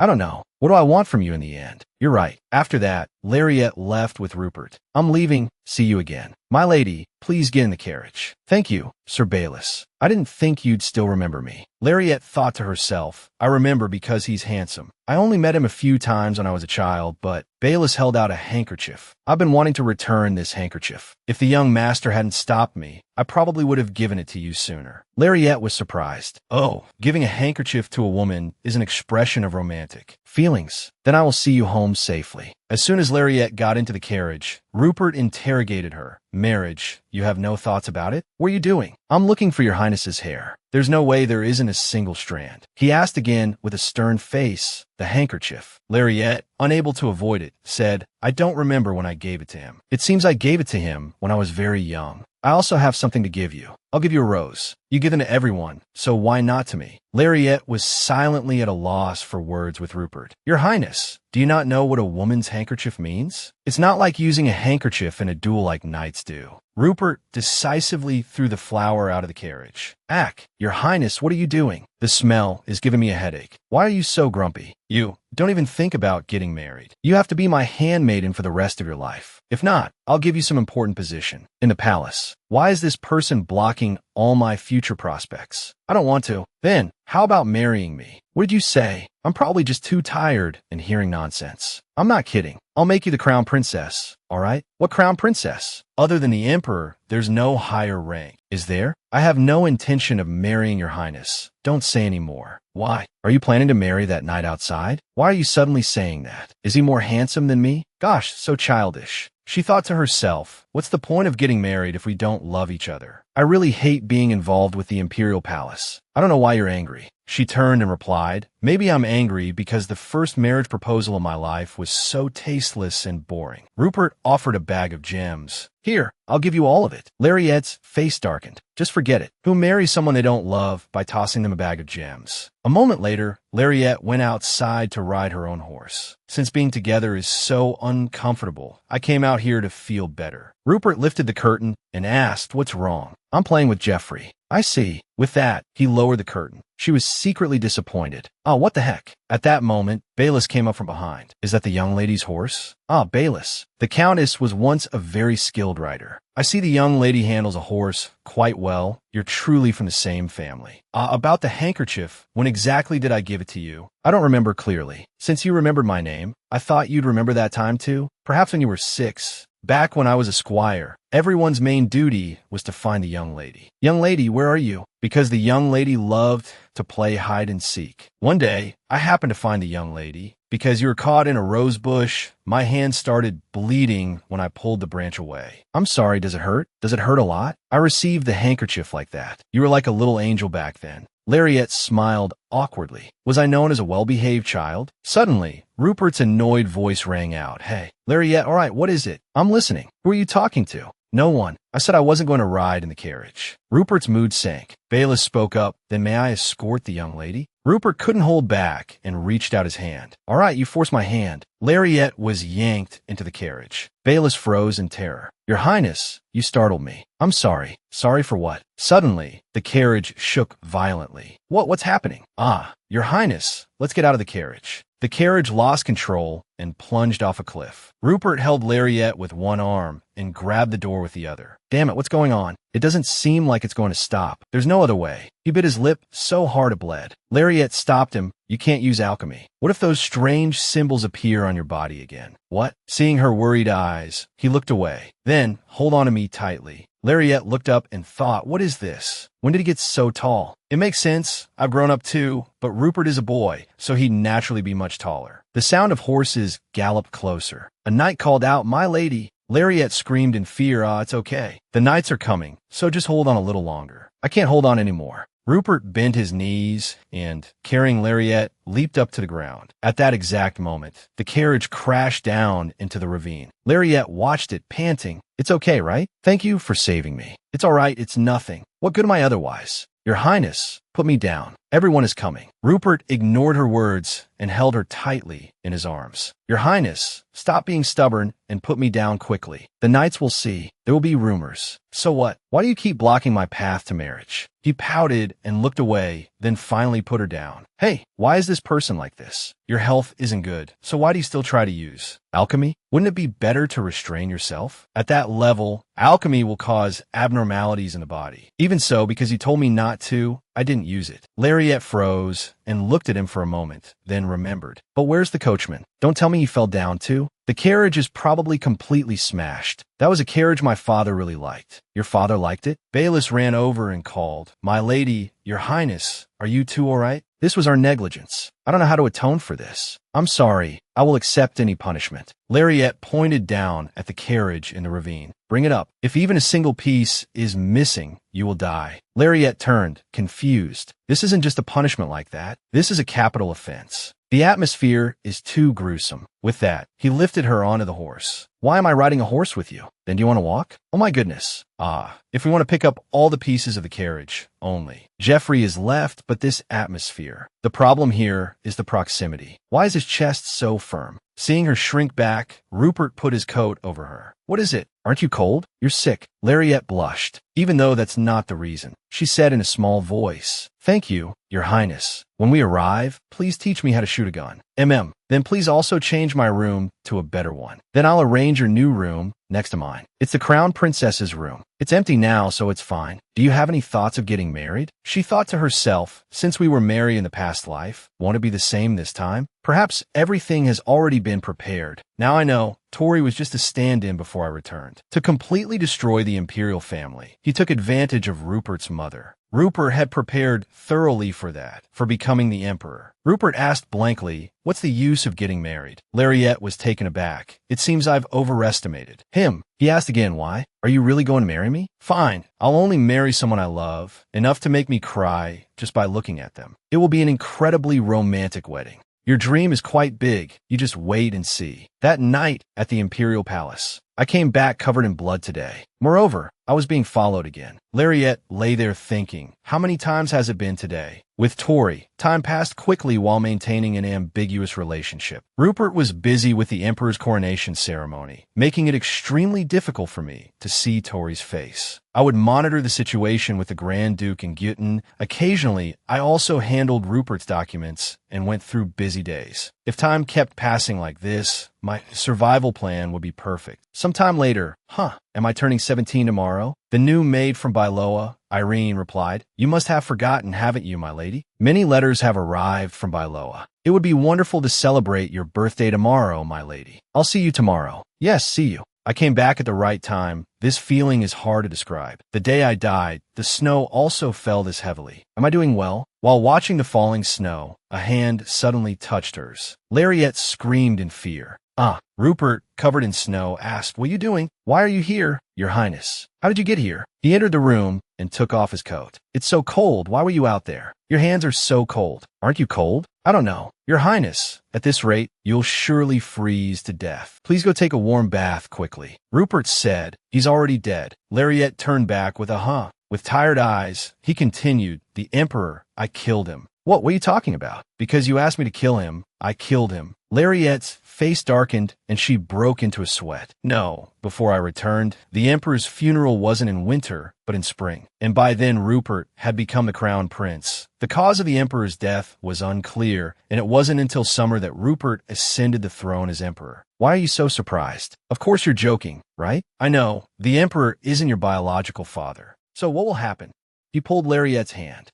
She lay down next to him, and facing her, he said, I will become the Emperor, just as you were sure I would. Lariat worried. What should I do? Could it be that the future will change? Could Rupert build such a powerful force in such a short time? Can I keep this man's hands from being stained with blood? You don't like that I did this? Am I supposed to like it? Your Highness, are you all right? Why wouldn't I be all right? Of course, it was so sudden. We haven't prepared anything. Rupert turned his face away, avoiding her hand. I'm tired. Everything is so hard for me. It's like I'm going to die. Lariat hugged him. Just rest. Even for a few days is fine. Not now. That event is coming soon anyway. Aren't you happy about becoming emperor? Because I'm becoming emperor. No one likes me now. Even you're the same. You're scared of me, right? No. Among the people I know, you're the biggest liar. You're afraid of holding power in your hands. Is it because you're afraid you'll change? I'm not so sentimental as to be afraid of that. In history, there are many people who change their personalities after coming into power. You hope that I can become a holy king, right? I hope that you won't become a tyrant. A king who kills countless people. What is the meaning of the power created? Each of those lives is a person with their own life, not just a name that appears in your Highness's pile of documents. She wondered, would I be happy after killing you? Would I live a satisfying life after killing your family and you? He said, "Enduring is normal. I endure my mother. I endure the emperor. What else must I endure now? Do you want to run away?" "No. The only purpose in my life is to become the emperor. I hope your highness will have a better life. Do you have a plan? Shall we start by being generous to the empress and Prince Anil?" She looked at him pensively. However, killing those people before became an opportunity for the nobles to turn against him, because even without killing them, he could have eliminated them if there was evidence of their treason. "The emperor is dead. Those two will come to harm you as soon as the sun rises. Your highness will win. It's strange. Everything you say will come true. Why did you close the door? My room is very dangerous. Duke Ambok will probably bring knights." Lariette pulled the door with all her strength. "Please open the door. Before dawn, Louis will clean up the mercenaries at the Crown Prince's palace. Then you should go to Louis or Tori. Why did you come here? You're the one who needs my protection the most. You should quickly practice the alchemy I taught you last time. If you're in danger, think of a huge explosion that can destroy everything and run. That's why I engraved it. I didn't think he thought that far ahead. Are you worried about me? I can't take you with me. Since I've locked the door tightly, don't worry and go to sleep." She worried. What if Duke Ambok and the Grand Duke blow up the palace? Fortunately, there were no particular signs. I'm going to die of anxiety. If Duke Ambok makes a move, Father will be very perceptive. I'll have to send a message as soon as I wake up. Seeing her pacing around, he asked, "Why aren't you going to sleep?" "I can't sleep because I'm anxious. Besides, I haven't bathed yet." "Bathe? How can I bathe with your highness here? Why are you paying attention to me? If you say so, then I won't mind anymore." She turned around, her mood turning bad in a strange way. Lariette went to soak in the tub. "I can relieve stress if I'm alone. I'm so pathetic." Lost in thought, she didn't notice she touched the hot water tap. Behind her, Lariette's face paled as she let out a blood-curdling scream.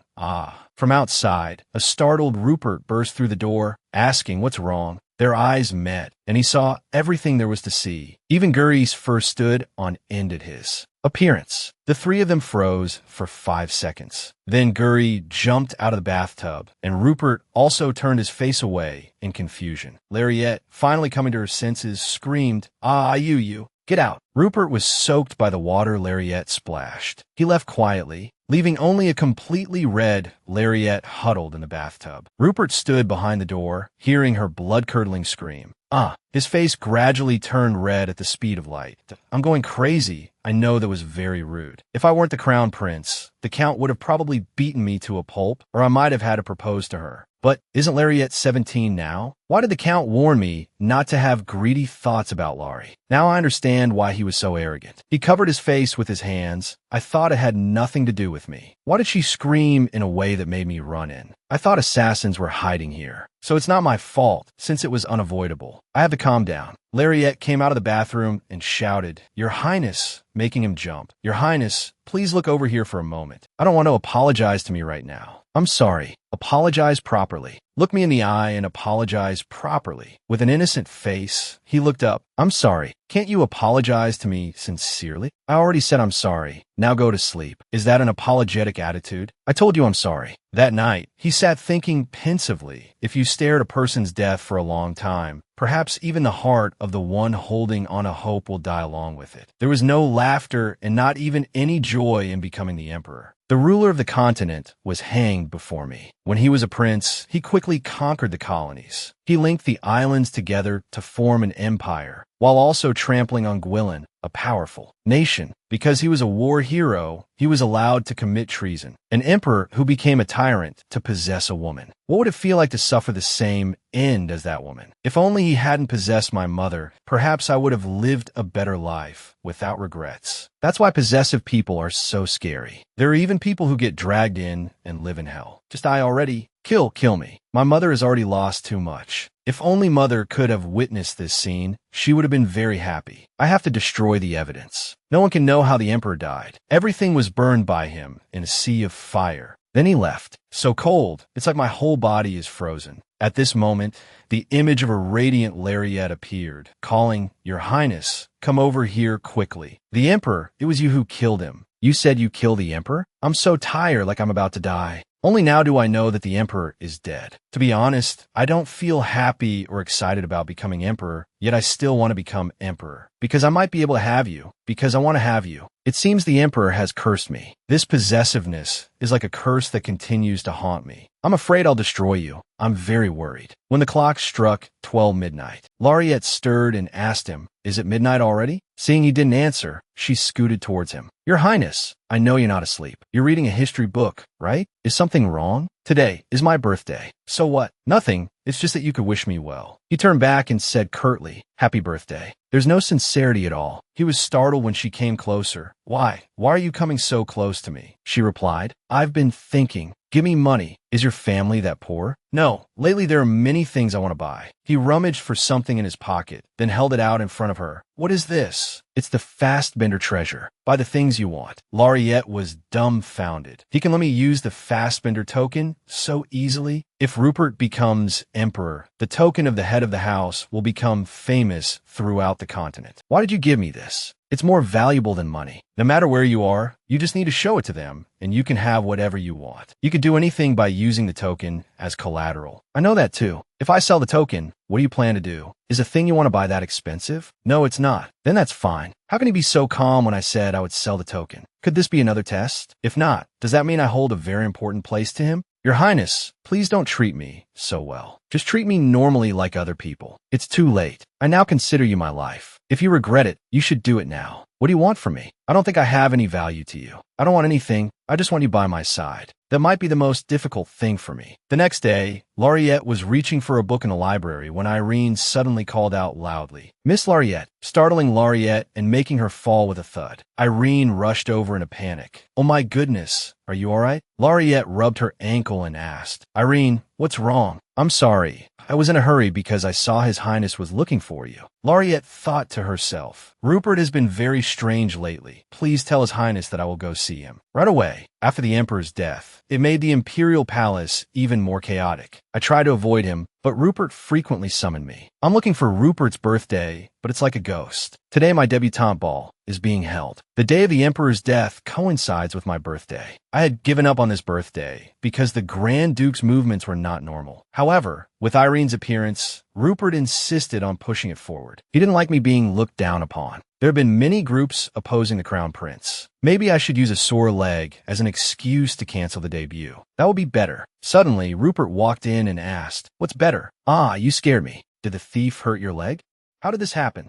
He worried. "How did this happen?" "I fell because I was startled by Irene's call. It seems my ankle is sprained. Could it be that His Highness has already figured it out? If you leave it like that, you'll have to walk backwards with a sprained ankle." "Ah, no. I must call the royal physician." Lariette broke out in a sweat. "So scary." He smiled and then used magic on her leg. "Does it hurt?" "No, it doesn't." "It doesn't hurt?" "It probably still hurts." "You're lying." "How'd he know?" Rupert interrogated. "Why did you feign illness?" "Because of the debutante ball. If no one asks me to dance, it will become the most shameful day of my life. My debut before I was revived was like that. Because Miss Amelia didn't help me during the debut, I was so embarrassed. Mockery and pity. I will dance with you, so don't worry." "Then I guess that's settled." "What's that about?" "Because I'm curious about when your Highness's birthday is." "Why are you curious about it?" "You're holding a debutante ball for me. You even held a ball to celebrate my birthday. I can't just receive things without giving back. It wasn't held to celebrate your birthday." "Then why?" "To announce that you are mine." "Your father is also very noisy." "Who is it?" Rupert looked at her affectionately and repeated, "You are mine." Hearing this, Lariette's face flushed red, and Rupert also looked at her with a gentle gaze. Then he stood up and left. Lariette silently asked, What was that? Why did he suddenly say that?" "I just have to finish the things I need to do." I tried searching the Imperial Palace's records to find Rupert's birthday, but Rupert was born in the summer. The content recorded during that time was nothing special. Even though Eva was pregnant, she still had to endure violence. Because she was confined in the Imperial Palace, she only took care of the flowers in the garden. The book ended right before Rupert was born. There are no records after that. So where can I find it? Lariette stood on her tiptoes on a chair to look for a book when Alan called again. "Miss Lariette, it's time to go to the salon. Be careful not to fall. Madame Arobe is a very arrogant person. If you're late, you won't be able to get your dress prepared. Both the fee for hiring Madame Arobe and the jewelry, and a ball gown suitable for you, my lady. His Highness had to pay a lot of money." "Rupert?" Before she could say anything, Alan pulled her and ran. Like the wind. Afterwards, Lariette put on an incredibly sparkling dress and sighed to herself. "So tiring. I came here in a carriage that looked very expensive at a glance. A total of 13 gowns, and I had to wear all of them. Madame Arobe said. It seems you're not like your mother at all, are you? Amanda wasn't very sexy. Suddenly, Laureate stepped back and cried out, "Ah, as expected of clothes designed by me, it's truly beautiful. I was preparing to release this dress next season." Laureate looked at herself in the mirror and thought, "It's beautiful, but isn't it a bit much?" She said it was a little heavy. Madame Arobe and the maids exclaimed, "It has to be at this level to be popular, right? I couldn't find a model, but it's great to have you." After that, Laureate was pulled away by the maids again, and she went through a rather thorough makeup session. After finishing, Laureate went out to the carriage when Madame called after her, "Wait a moment. Wonderful. It suits you very well. Isn't it a bit much?" Now all of these things belong to Miss Laureate, because His Highness paid in advance. Am I really okay? Of course you are.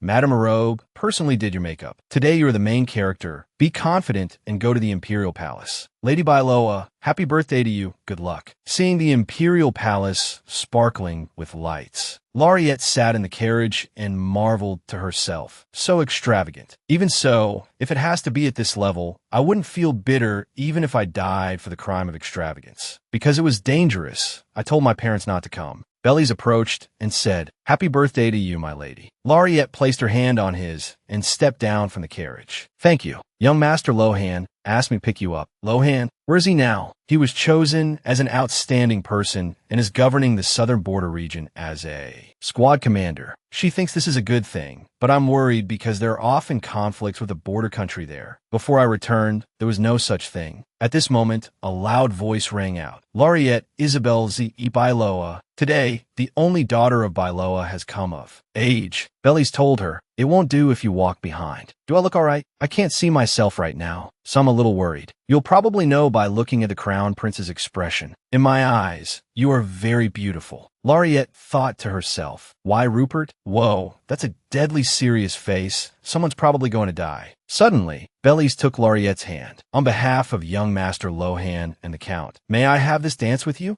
"Of course." Then he kissed Laureate's hand. "It's an honor." The music began to play. The couples danced together, creating a lively scene. And Laureate and Bellies danced together. Bellies said, "My lady, you will spare my life, won't you?" "Huh, please promise me." Suddenly, a flash of light appeared. Bellies said, "It's a pity, but I have to go this far. Happy birthday, Lady Bailoa." "Then I shall take my leave." Another young man approached. "I am Hesse Lean Bach Nazing. I am D Senior. Ajax, may I have the honor of a dance with you?" Rupert approached, frowning, and said, "Get lost. The greeting is enough."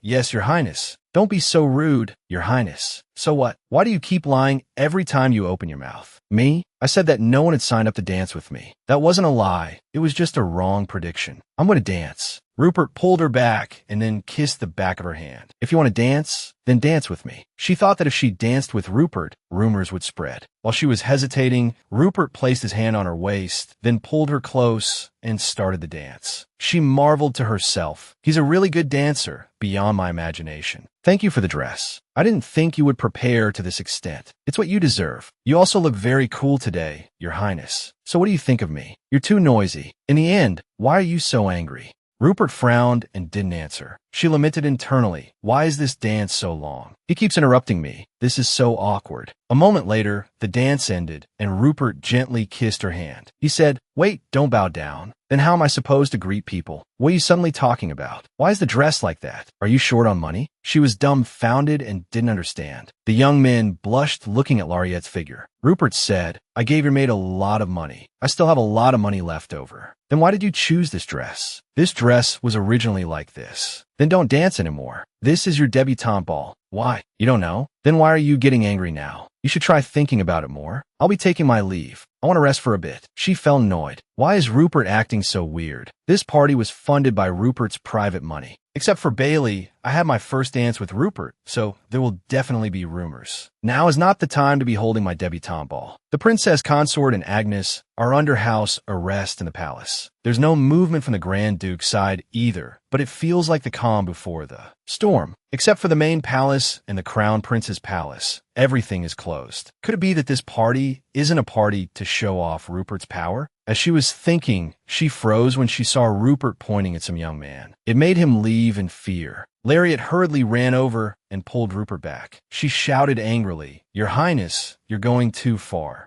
I don't even know the reason why you're so angry. Now I think I know. I don't like that bastard's face. Why are you acting so thoughtlessly? I heard you organized a grand debutante ball for me. But why do you keep stopping me from doing one thing after another? Today is my debut to high society. If I can't even get to know other people, what am I supposed to do? Why are you crying? I get it, I won't do it anymore. I'm going out. After saying that, Rupert turned and left. Lariat stood there, her head bowed sullenly. Rupert walked away, feeling annoyed. It's one thing if she doesn't like being with me, but why didn't she even try to stop me when I said I was leaving? She even said she wanted to dance with other men. Why am I getting scolded even though I'm the one who spent the money? But the purpose of this party was to announce that Lariat is mine. It's not a place for her to find a future husband. If the Count of Byloa wants to marry off his daughter so badly, I have to stop this marriage. Why is she so beautiful that she makes those men lust after her? The only way to keep Lariat at the Imperial Palace is to prevent her marriage, because everyone leaves the Imperial Palace after getting married. I was a bit too much today. Attending the party and finding someone to use is also good, but I don't want to do that. I'm doing all of this for her. She is wearing a white rose to mourn the emperor. Lumin spoke up when he saw Rupert. Your Highness the Crown Prince. Look at her. She seems to be having a lot of fun. Countess Lumin used to be one of the Queen's people a long time ago. Since all the men in her direct and collateral lines have died, she inherited the title. Rupert thought to himself, well, I bet she killed them all. He asked, isn't the Queen's palace this way? A rotten rope should be thrown away, shouldn't it? Rupert approached and asked, what do you mean? Then he leaned into her ear and hummed, making her face turn completely red. Rupert turned away, thinking to himself, Eva taught me something very useful, the honey trap. But why don't I see Lariat coming? Really, this is so annoying. He heard a rustling sound behind him. Rupert asked, why are you following me? I want to talk things out. He thought to himself, even if you betray the Queen and side with me, it's useless. What is it you want? Suddenly, Rupert froze when he saw Lariat dancing with another young man. He thought to himself, are we excited? Countess Lumin followed Rupert's gaze. Pilar's daughter, right? I forgot. Lariat is Count Pilar's only daughter. Pilar is now a very suitable political victim. Count Pilar is very conservative. I have to deal with Count Pilar, who is opposing me. If so, then Lariat. Rupert stopped thinking and turned to say, don't change the subject. Are you following me now to gossip about my person? Does the Queen find her an eyesore? Even if His Highness ascends the throne, the Queen won't give up. I know the girl very well, and I have hundreds of ways to stop Your Highness. Do you think I'm capable, Your Highness? There are many ways to arrange it like an accident. Are they planning something? How boring. There's no other way to protect Your Highness's honor. You have to let me live. Because someone wants you to live? Rupert recalled Lariat once saying, I hope you can become a virtuous ruler. I don't want you to become a murderer. Rupert immediately used magic on a young man dancing with Lariat. He immediately tripped and fell to the ground, startling Lariat. Lumin asked again, is the Queen planning to let Your Highness live? If so, what of it? It seems I've misjudged you. You won't be able to ascend the throne. Then I'll have to kill you. Stop talking nonsense. Finishing his words, Rupert moved to grab her by the neck. I won't take in a dog that someone else has abandoned.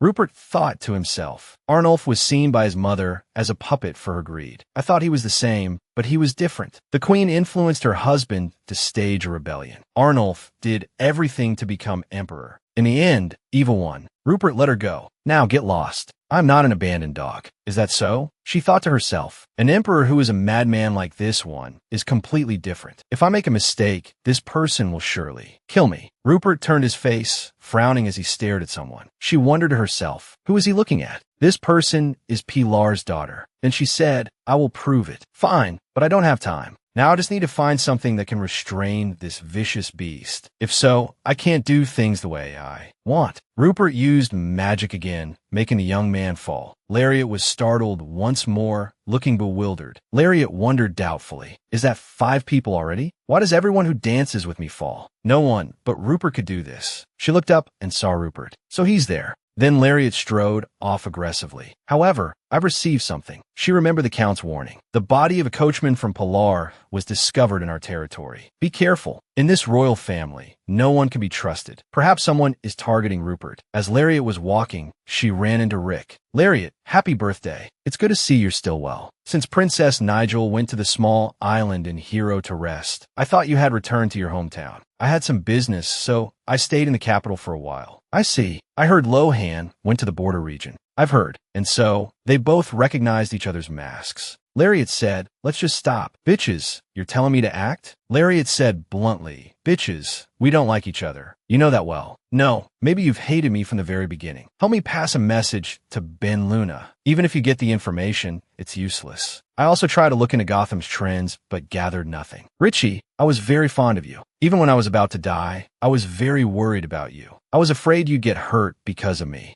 I have no feelings for you whatsoever. Lariat, so you must have misunderstood my relationship with Lohan, right? I didn't misunderstand. No, the one who misunderstood is you. Larry Isabel Zebel, you're so stupid. Lariat thought to herself, she would live more comfortably if she just pretended not to know anything. She got close to Lariat's face. What are you talking about? I've tried so hard to get to where I am today. You'll never know how hard I've tried all this time. You dare to stand in my way. Maybe I really don't know. But if Lohan liked you, he would express it immediately. Does Richie think Lohan loves her? Does she think I'm the one getting in the way? Making me your enemy is the same as making Gotham to your enemy. Now, do as you told the Count. You know who organized my debut ceremony, don't you? Are you threatening me by saying you have the Crown Prince's backing? Lariat smiled nonchalantly and said, that's right. So go ahead and make Bailoa an enemy. Pass the word to Gotham that it's useless. Crown Prince Rupert will become the Emperor. Make sure you tell that a moral father of yours. She didn't answer, but left with a dark expression. Lariat thought to herself, Richie, even just for a little, it seems you believe you're different from your father. Rupert saw Lariat approaching and asked, what's wrong with you? Did something happen? It's nothing. Then why are you sad? I'm not sad. Rupert turned his face away and said, is that so? Your Highness, why are you here? I told you to go out. I didn't mean go outside. If I go somewhere else, I won't be able to see you. Why do you keep staring at me? What if you run away? Why would I run away? Because I have no reason to keep you here. Lariat was surprised and silent for a moment, then asked, why would you think that? You've walked into my desires. You told me to protect you. Your purpose is to ensure your and Bailoa's safety, right? I will do so. What did you say? Your father. Unless I take the crown and run away, no one will harm you. I want to stop and do what I want. Go to a place where no one knows me and forget the entire past. I want to live my own life. No, if I run away, Rupert will be left all alone. I won't run away. Why? I hope that your Highness will feel that this life is worth living. I'm serious. Your Highness, please trust me. Before your Highness becomes happy, I will not leave your Highness's side. Rupert hesitated. He gently lifted her chin. You shouldn't speak so carelessly. You need to be a little more careful. Just like that, their lips slowly touched. The scene was romantic when a disruptive voice called out, Lariat. She turned around and saw Tori. She pushed Rupert away, asking awkwardly, how long have you been here? I've been here for a while. It's been a long time, Tori. Is that so? I've dealt with some people in Aiden. Tori continued gloomily. It's been a while, hasn't it? Your identity has been discovered, but you're not hiding anything, are you? Right now, I'm wondering whether or not to deal with a girl named Lemon. Why Countess Lemon? Is there something wrong with her? Because I like Lariat, so you must be careful. Don't make Rupert change. That's something Rupert has to do himself. You have to become happy. Tori, will he kill me? I'm not sure. Then why are you afraid of his Highness changing? Are you afraid he'll abandon you, Tori? Stop it, Laurie. Tori can change too. As long as you're both happy, that's all that matters. She gripped the silk cord behind her and said, metal cannot change, just as Laurie might die and turn to dust. Me too. Suddenly, the scene changes to another place. Lariat thought to herself, what a relief. I made it to the abandoned palace without anyone noticing. I already knew that Rupert was born in the middle of summer. The problem is I can't find Tori's date of birth. Returning to Tori's words, metal cannot change. Lariat then said, so if I put it in the fire and hit it with a hammer, it will be deformed, right? If it doesn't change, you can ask His Highness about alchemy. He's very good at it. At that moment, Tori let out a silly laugh. It's been a long time since I've seen you laugh like that. These are the records from after Eva became Empress. If I look at these records, I might learn more about Tori. This is the record of Akonai, right? The former emperor, who was usurped by his younger brother. Does it say here that he bought slaves from a colonial country and helped them settle as citizens of the empire? If the whole world knew about this, the emperor's shortcomings would be exposed. Is that why everyone was silenced and I was erased from history? Akonai and the empress ruled the country like virtuous rulers. After the rebellions broke out, he was able to hide his identity with the help of his retainers. After usurping the throne, the emperor was used by a woman, and it took several years to find Akin I and his wife. They had a son and a daughter, but the empress became pregnant while in hiding. However, after giving birth to the child, she fell ill and passed away. The remaining child was locked in a secret room with the empress and passed away. It was a shocking act because the emperor did not care about Akin I and his wife. The lower-ranking retainers protested this, but were dealt with quietly. Only the nobles who kept their mouths shut or were sycophants survived. Among them was my own father. Father isn't that kind of person, so why? I've been very busy lately, handling security alone and running errands for Rupert. As she was thinking, a voice rang out. What are you doing here? Do you know that this palace is abandoned and entry is forbidden?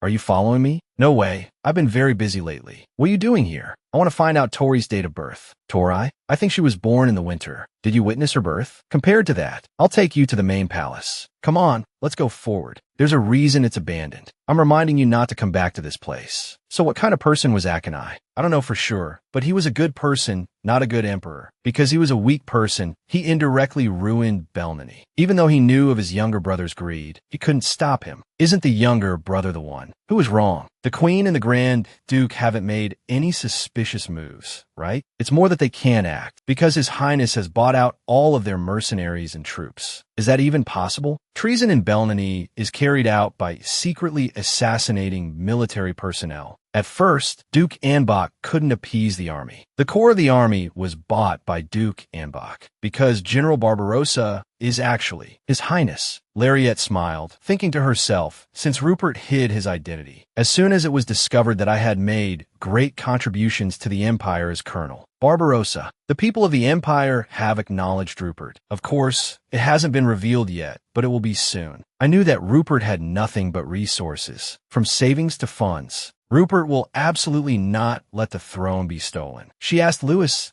how does no one know? Because Belnany knows nothing about alchemy. Alchemy erodes one's life. What if His Highness can't survive? The Emperor is already a dangerous position. We just need to be careful of Grand Duke Anbach. There's a rumor that Akin I's son is still alive. They said he died in the dressing room, but if he's alive, he could be a threat to His Highness. You're quite concerned about His Highness, aren't you? I thought only His Highness was concerned about you. Lariette asked in surprise, what? A while later, when Lariette returned, she found Rupert sitting in her room. He asked, where did you go? I went for a walk with Lewis. She complained to herself, where's my private life? Why did you go for a walk with him? Am I not allowed to? Well, I don't like it. If you don't like it, should I go get married? To whom? Lariette bit her lip, so angry she was fuming. Why aren't you answering? She stomped her foot and said, don't just enter other people's rooms as you please. Then you should lock the door so I can't get in. The Queen has issued an order to hand over Anbach's night order to the Duke. Lariette was shocked, thinking to herself, that's evidence of treason. She said, it could be bait to distract His Highness. Whether it's bait or not doesn't matter. Lariette thought, that's right. If he just has evidence of treason, Rupert can resolve everything quickly. Besides, he has suffered because of the Queen, those who are fond of Rupert's past. Tomorrow, Colonel Barbarossa's identity will be revealed. Rupert will become a beloved leader. Since Barbarossa is also loved, what do you plan to do? What do you think I should do? I hope you could be a little more lenient. Rupert frowned and said, I'm not talking about common criminals. The threat isn't the foolish Akin, it's the Queen. The foolish Akin. I see. Before I returned, Akin had also received the public's affection. Good looks and active in volunteering. Because he didn't receive the Emperor's love, he couldn't become the crown prince. Thanks to his identity as the unfortunate prince, even the Queen died in a carriage accident. After that, he was executed, after which Rupert's terrible days began. He received more and more sympathy and affection from the public. For Rupert, thinking this, she said, if you touch Akin, you'll have to face criticism. Do you think I'm afraid of such criticism? You should be afraid of those things. I hope you will become an emperor loved by all. If I become a virtuous ruler respected by all, will this feeling of emptiness disappear? Lariette looked up at Rupert. Then she gently touched his face. No life is filled with as much much as an emperor receiving love from the people of the empire. That is very difficult, but please don't throw it away even if you don't need it. It's something you won't know until you've experienced it. Is that value worth it? Is it worth taking the risk of Akin and the Queen surviving? We just need to make it not dangerous. The conditions to become emperor are power, wealth, and bloodline. Only Akin and the Grand Duke meet the conditions, because legitimacy is the most important. The queen can't do anything without Akin. We just need to not touch Akin and the queen, not becoming emperor, so as not to continue the royal bloodline. However, you must also have magnanimity, because your highness is a kind boy. We must make them the only ones who cause war. Not your highness. Rupert said it might be very dangerous. You'll ask Louis to do it anyway. I'd rather you tell me to kill Akin or the Grand Duke. Does your highness have to do what they want? You look very mean right now. A person has to be able to act like that at least once, right? She grabbed his shirt. Are you disappointed that I'm not nice? Who said I don't like it? I hope you will become a virtuous ruler, that you will treat your enemies with generosity even when in danger. Rupert turned his face away and said, "All right, I'll do it." She wondered doubtfully, why is he so easygoing? I try my best to persuade him. Scene change. The mark was called out, Astra, but she cut him off. Call me Lemon. Lemon, the one who killed her innocent younger sibling and all the men in the family line, including her own father. That name sounds better than Astra. My lovely Lemon, the maid whom I believed loved me. She took all my belongings and ran away with the butler. I thought she truly loved me. Lemon leaned close to his face and whispered, Marquis, can't you feel the sincerity I have for you? He burst into sobs. I was completely clueless. I'm sorry. I'm sorry. Even if you're the monster that captured my family. Are you okay? I really didn't think that way. Kyrian, please hug me. Now the imperial power has been replaced. This is the only chance to seize power. I have discovered the weakness of the man who will become emperor. All that's left now is time by Loa. Indeed, however perfect it looks on the outside, it hides that many flaws on the inside. The past of Count Byloa and Akin is hidden in Marquis Kyrian's study. Elsewhere, Lariette pondered to herself, Your Highness, what secret does your gem hold? Aren't you curious about it? I'm going crazy with curiosity. Lariette was searching through books when Iron came in to report. Miss Amelia says she won't return until she meets you. What should we do? You're not going to meet her, are you, Lariette? Then use force. Today is His Highness's coronation. The Grand Duke has been confined to his residence. But how did my aunt appear here? I don't want my aunt to discover my plan. I also don't want to carry the guilt of not being able to protect my aunt. Please take my aunt back and tell her to stay quietly in the residence. Tell my aunt that if she doesn't want to, she should abandon the Grand Duke and rely on Byloa. Yes, I will pass on the message. Lariette thought to herself, I just need to save Byloa. That's enough. If it's not important, don't go there. Later at the party, Lariette thought to herself, perhaps no one would know even if I stole a gemstone. Suddenly a voice called out, Lariette Byloa. She turned around, wondering who is it? Byloa, mixed with dirty blood. Before you died, we met in prison. Marchioness, you don't remember me? I am Countess Lemon. She wondered to herself, why is the Queen's closest aide here? However, isn't she the Marchioness? Do I remember wrong? Why is Lariette Byloa here alone? Shouldn't you be by His Highness's side, protecting him? I came to see my father. Did the Count come too? If he doesn't attend the coronation, he'll be suspected of being a traitor. That's no different from implicitly saying he doesn't recognize Rupert as emperor. She moved closer to Lariette. I have something to tell you. Since Lariette Byloa is worried, I wonder if you could listen to me? Please speak. When I was a young girl, I'd occasionally follow my father to Byloa to play. At that time, Countess Byloa was in the residence because she was feeling unwell. One day, I got lost in the Count's residence. The Countess found me crying and showed me the way. At that time, the Countess clearly did not look like she was pregnant at all. Not long after, I heard that a baby girl was born in Byloa. So what does that have to do with anything? Do you want to know the root of the matter? Lariette thought to herself, what's so important about that? My family is Byloa. Countess Lemon smiled and said, I heard about the root of the matter from Viscount Robert. Don't misunderstand. What is she trying to imply to me? She recalled what Viscount Robert once said. When you return to the palace, look into the abandoned palace that was once used as the main palace. As if a great secret is hidden in the royal palace. Lariette turned to leave when she called out, Lady Byloa. Then she smirked sinisterly. Lariette went to stand behind a pillar. All around were whispers and gossip. She looked at Rupert, wearing the crown and sitting on the throne. Suddenly his gaze turned towards her, startling Lariette, who turned to avoid it. She thought to herself, even though I already knew, He looks like he's lost in a dead forest. You have become the one who destroyed me and my family. At this moment, I have absolutely no confidence to face Rupert. With that thought, she turned and left. Lariette stepped outside, looking up at the sky with 1,000 thoughts running through her mind. When you return, look into the abandoned palace. Do you want to know the root of the matter? I don't want to know. So even though I tried to ignore it, now I can't pretend I don't know anymore. At the abandoned palace, Lariette entered holding a candle. A faint blue light flashed on her hand. She thought to herself, so this is alchemy. It's so dark, it's scary. Rupert helped me when I was in danger. Because I am Rupert's person, it slowly put me at ease. I don't know when I started to rely on Rupert, but I can't just keep expecting help from others in a state of blindness. She reached out and grabbed the cloth covering something, then quickly pulled it down. Lariette stared intently at it. It was a large portrait. She thought, she looks just like me. I can't believe it. All of Akinai's children have passed away. It was said that the youngest daughter also fell ill and died. She slumped to the ground, staring at it. Suddenly the portrait swayed and then immediately fell with a loud crash, startling Lariette, who cried out, "Ah!"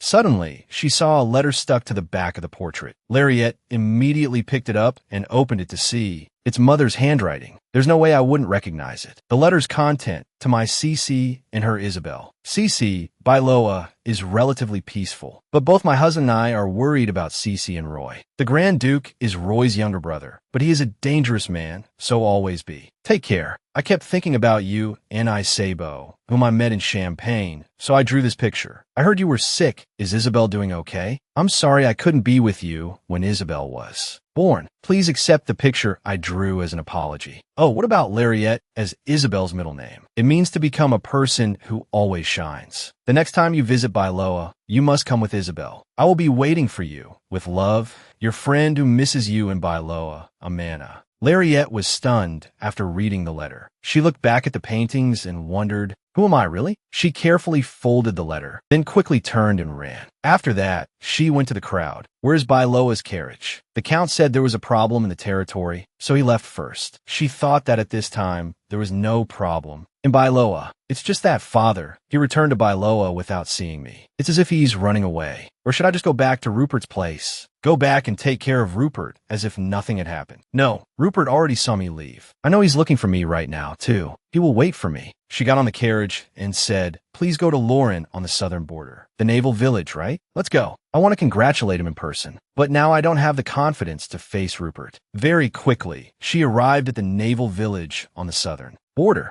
Lohan said the graduation ceremony was planned for next year, but it was moved up. Is that so? She asked, sitting down on a chair. Is there something you haven't told me? Why are you in Lauren? Did you come without saying a word to me? Does father know? I'm sorry for not telling you. Father knows. So it's true. The two of you planned something without me. What on earth is in Lauren? The main military force of the Beloran Empire is the army. So to succeed, Lohan had to join the army. But he came to the naval village nearby Loa. Why? Lohan said there was an old friend of father's, Commander Remote. He came here because he needed a helping hand. Lariette thought, the manager of the Lauren border and the headmaster of the Naval Officer Academy. Are they close to father? She asked. How do they know each other? I don't know either. A lie. Is Gramote Lauren one of Akinai's men? Lohan turned his face away and replied, I don't know. Don't lie anymore. I know everything just by looking in your eyes. Lohan. I was loyal to Rupert, the man who killed us, and it might all be because of me. Whenever I felt overwhelmed and tired, I would think of my family and try to endure. But if father and Lohan are deceiving me together, who else can I trust? She said, don't deceive me. Tell me everything. Lohan hesitated and replied, Gramote, Lauren, and father were the ones who escorted Akinai around here. To be precise, he was father's subordinate. What is it that you're helping with? I can't say. After I die, will my blood flow to Champagne or to the south? She picked up the picture and called out, Lohan, this picture, do you remember it? Seeing his reaction, it was just as she thought. Lohan, what have I been trying to protect until now? What was important to you? And father was never by Loa from the start. You know it too. Huh. I was going to tell you when things had progressed further. What? The fact that I'm the daughter of Akinai,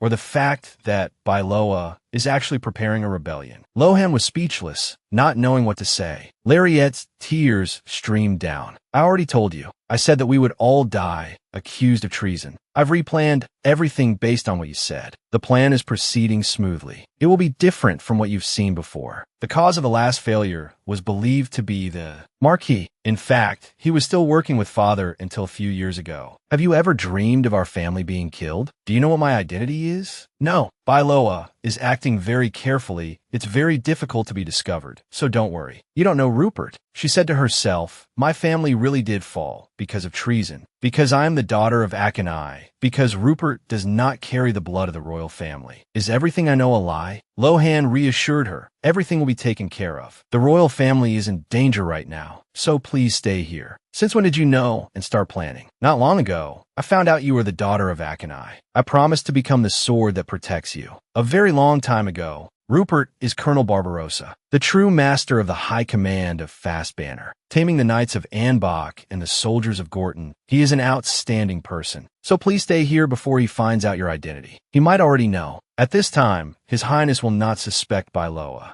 Lariette recalled, as long as you are not a threat to the throne, I can save you. The alchemist who saved my life. Although he cherishes me, giving me the throne is impossible. Lohan said our significance is no longer important. Lohan is right. Just by existing, I will destroy Bailoa. I don't know the truth that everyone else knows. Why didn't Father tell me? Is it because he absolutely didn't want to hear my opinion? It's only a matter of time before His Highness discovers your identity. We need to be faster. The army is divided into two factions. Those who were once officers of Akin, are the core of the army. Father can persuade them with his ability and authority. Lariette said to herself, there's a limit to arrogance. How thoroughly has Rupert prepared just for his ascension to the throne? She turned to leave. We're finished. I know we will lose. The situation is different. How can you be so sure the result will be the same? Because it's the same people. You, Father, and Rupert. How can there be a different result with the same people? Lariette's tears soaked her face. I don't know the scale of the armed forces Rupert has prepared. Torai is probably not the only secret weapon. We can only lose. What do we do now? That's right. I should be satisfied with having lived with my family for 2 lifetimes. If you've already prepared, then I have no other choice. Then stay away from Bailoa. I forgot something, so I will secretly go to the Imperial Palace. Rupert still trusts me. It will be safe. What did you forget? A diary. It records all the events of my past life. If it's discovered, it will be very dangerous. As she reached the door, Lohan called out, Sister, you'll come back, won't you? If I'm not with my family, where else would I go? I want to go with our family to the island I bought near Hero. I'll prepare it. Thank you. Rupert humiliated Bailoa by displaying Lohan's head at the castle gate. Thinking back now, it was just a warning to the other families. I want to go with my family to the island I saved up to buy. Since it's been a long time, I want to confide in my family about what I've been through. It's truly been so tiring. I want to reveal everything and laugh freely. Even so, I've arrived in a strangely changed future. Both the Empress and Akunov are still alive. That also doesn't make Tori a tragic. Empress. Suddenly, Tori appeared from behind. Laurie, His Majesty has been looking for you for a long time. That diary. Seeing you find it immediately, I guess you buried it in its original spot. But I heard Sir Rupert is going to kill me, right? Is it true he's going to kill me? Lariette asked, why are you suddenly saying that? If it's His Majesty, he probably really would kill me. Did His Majesty kill you? Has His Majesty read it? Not yet. He didn't read it, so I stole it. More importantly, aren't you worried about the girl who knows the secret named Lamy? I've already decided. The secret just needs to disappear. What do you mean? I don't regret getting to know Tori. But Tori said, I regret it. You will destroy His Majesty. Lariette replied, I'm sorry. Suddenly, the letter on Lariette fell to the ground. Tori crouched down, covering her face and crying out, I regret it. I regret it. I regret getting to know you. If I had known I would lose it like this, I shouldn't have loved it so much from the beginning. I wouldn't have done that. Someone collected the belongings of King Akin and the Queen. Why did they hide them instead of burning them all? As a result, I've been toyed with by everyone like this. It was my mistake to think I could change someone. I am just an important pawn to my father. Don't think like that anymore. Father and Lohan simply have a relationship of benefit and non-benefit with me. Lariette spread oil all over the room. Rupert, I'm sorry. The fire started to burn. Because I can't take responsibility for you and cherish you until the very end. She sat in the middle of the raging fire. Don't think anymore. Don't regret. Even so, I was so scared that tears fell. I returned to the age age of 12 and managed to persuade Rupert, but the result was my own death. After being given a chance to live again, we have to kill each other once more. I realize that this terrible bond is about to end. We are fated. We cannot be happy together. After that, Rupert's body was covered in bandages from his injuries. He asked, "Why isn't she awake yet?" "She looks fine on the outside." "Because the young lady was in the fire. Her lungs may have been damaged. But your Majesty rescued her right after the fire broke out, so she will be fine. Above all, your Majesty also needs to rest. You need to get enough sleep and eat properly." "I am resting, but get out." "Yes, your Majesty." Rupert lay down beside Lariette. He looked at her and said to himself, "Should I be angry with you? I don't know if I should beg you to wake up. Was I right to just let you die like that?" Count Bailoa is not a perfect person in every aspect. I was organizing all the documents Tori brought, so I knew beforehand. There's no way I didn't know. If you turned your back on me and rebelled with Bailoa, I had thought of suppressing everyone so that only you would not be harmed. And I intended to save your mother and your brother, but you didn't believe me. Bailoa is so selfish towards you, and you're so selfish towards me. You are truly cruel. After an unknown amount of time, Lariette slowly opened her eyes. Here I am, unable to even die properly. Suddenly, a voice sounded from beside her. "You're awake?" Seeing him sitting there, she called out, "Your Highness." "It's your Majesty now." "Ah, your Majesty, congratulations on your ascension. Why is it like this? Why did you want to die? Didn't your Majesty receive the letter?" "I read it." "You're the one who should be asked why. Why did you save me?" "Again, he saved me again. Even after becoming emperor, he didn't hesitate and did it again. Because I don't want you to die. Because I want you. If you die, I won't be able to hear your voice anymore." "Is that reason enough to justify everything you've done?" "Everything. The fact that I'm King Akin's daughter has nothing to do with my death. Bailoa already knows. Treason, you must have thought of it. Even so, I can't abandon Bailoa, my home." I know. Because you said your family is important." Rupert buried his face. "You didn't say it. You should have told me." "Damn it, then what am I supposed to do? If I told you to abandon Bailoa, would you just sit still? You're horrible, killing all of my loved ones. Should I just have held your hand tightly and begged you not to do anything? If I did that, would you have listened?" Lariette raised her hand and hugged Rupert. "It's not your Majesty's fault. Things were meant to be this way, so please don't say that. Let me go. That's how it should be." "No, you said my father would not give up his beliefs." Rupert immediately said, "I don't care. You said again, I will never abandon Bailoa. I can't make you happy as I promised. I can't be on your Majesty's side. I said I don't care. Don't make me lie to you.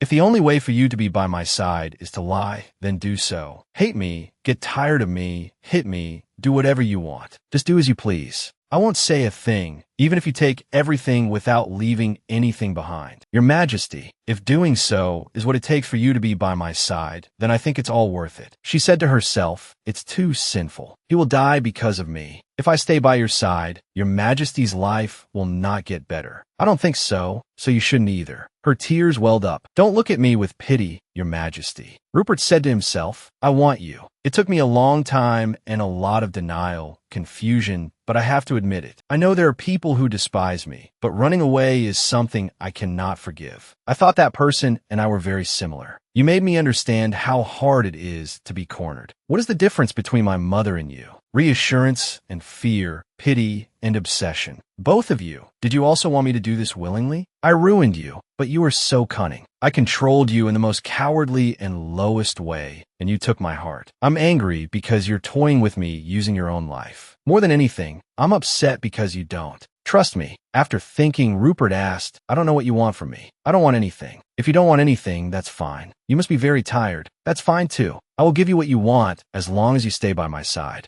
A life with nothing but lies. I'm sorry. Today, I have destroyed someone's life. I have ruined Rupert, taking revenge on everyone cruelly. Is that what I wanted? I'm sorry. Don't apologize to me. Do you love me?" He asked again. "What is love? Can you do things that I don't know about?" "Of course I can. Do you know what it feels like to die? Would you be immortal if you didn't know what death is? One of the things one must experience is love. You must not love me. You cannot love me. You told me to say what I want, right? I won't die. I won't go to Bailoa either. Instead, I don't want to see your Majesty. For the rest of my life, I don't want to see your Majesty again. We are not fated." "Why?" "Your Majesty said it's okay, but the guilt still clings to me. I can't live with this guilt forever. It's okay if you don't love me." "No. If this is also not allowed, then I have no other choice. If not, I will feel suffocated and I'm not sure I can continue to live. I want to leave." "Don't die. I'm sorry. Your Majesty, please don't try to hold on to me. Don't hold on to me.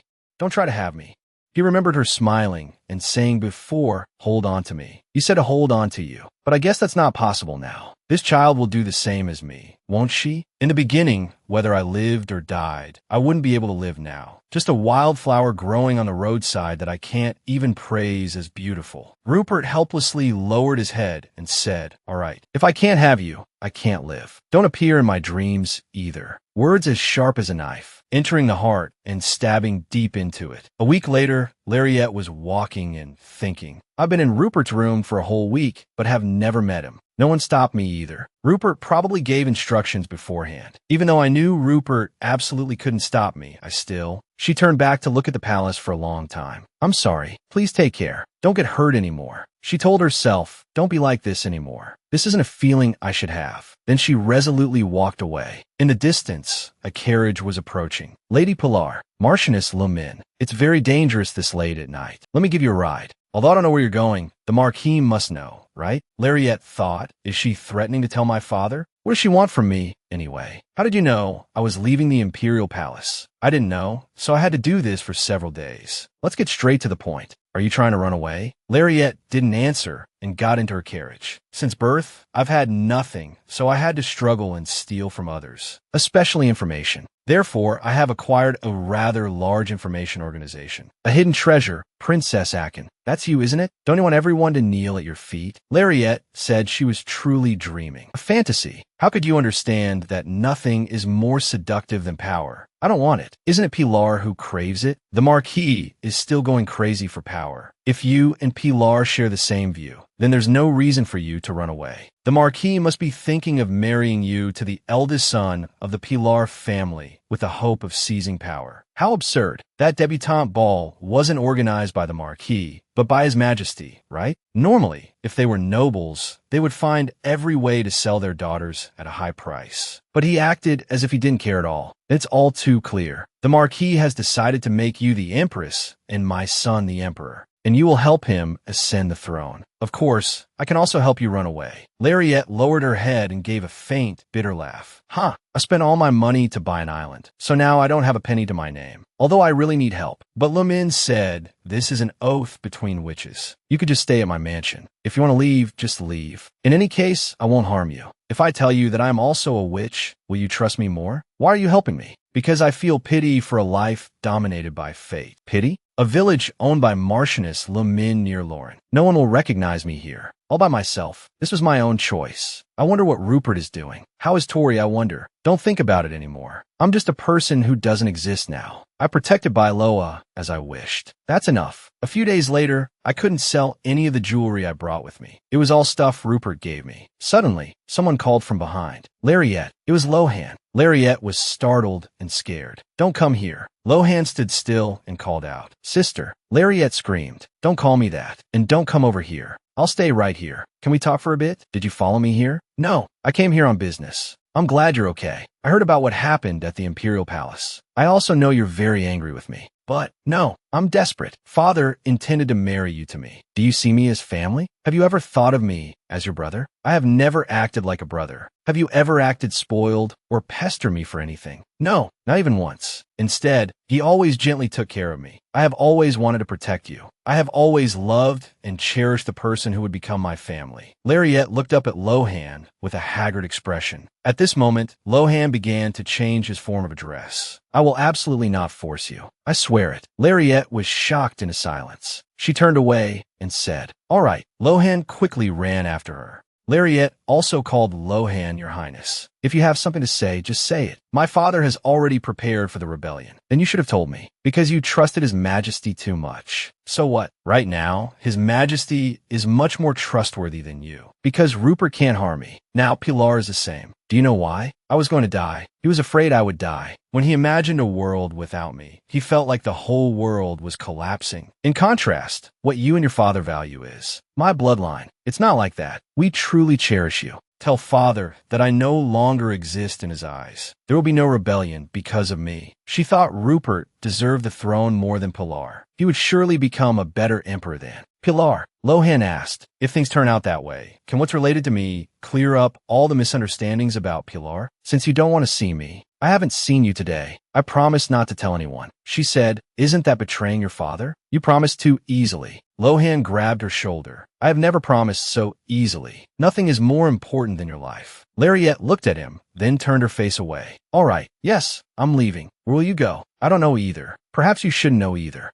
Lohan could only stand there and call her name. Lariette. She turned back to remind him. Be careful. With that, Lariette blended into the crowd and left. Lohan stood silently, watching her disappear. I feel more at ease. Lariette silently called his name. Rupert, like today, when I think of you in the future, will I be able to feel relieved? It started with Pilar and ended with Pilar. The life I once thought I had. Lariette Isabelle de Pilar. It ended there. I was once a Pilar. I was once royalty. Although I'm not Lohan's family, someone like me can't even become Rupert's friend. A series of images of Rupert appeared in her mind. The one who was hurt by arrogance. I abandoned him. After that, somewhere, goodbye, teacher. See you next time. Remember to do your homework well. The child obediently smiled and replied, yes. I heard Cezanne is planning to hire Lariette. I've already refused, so there's no need to pay extra. My skills are not yet enough to teach many students. Isn't it because you refused so you could take care of the children? Please take this. I didn't put much in.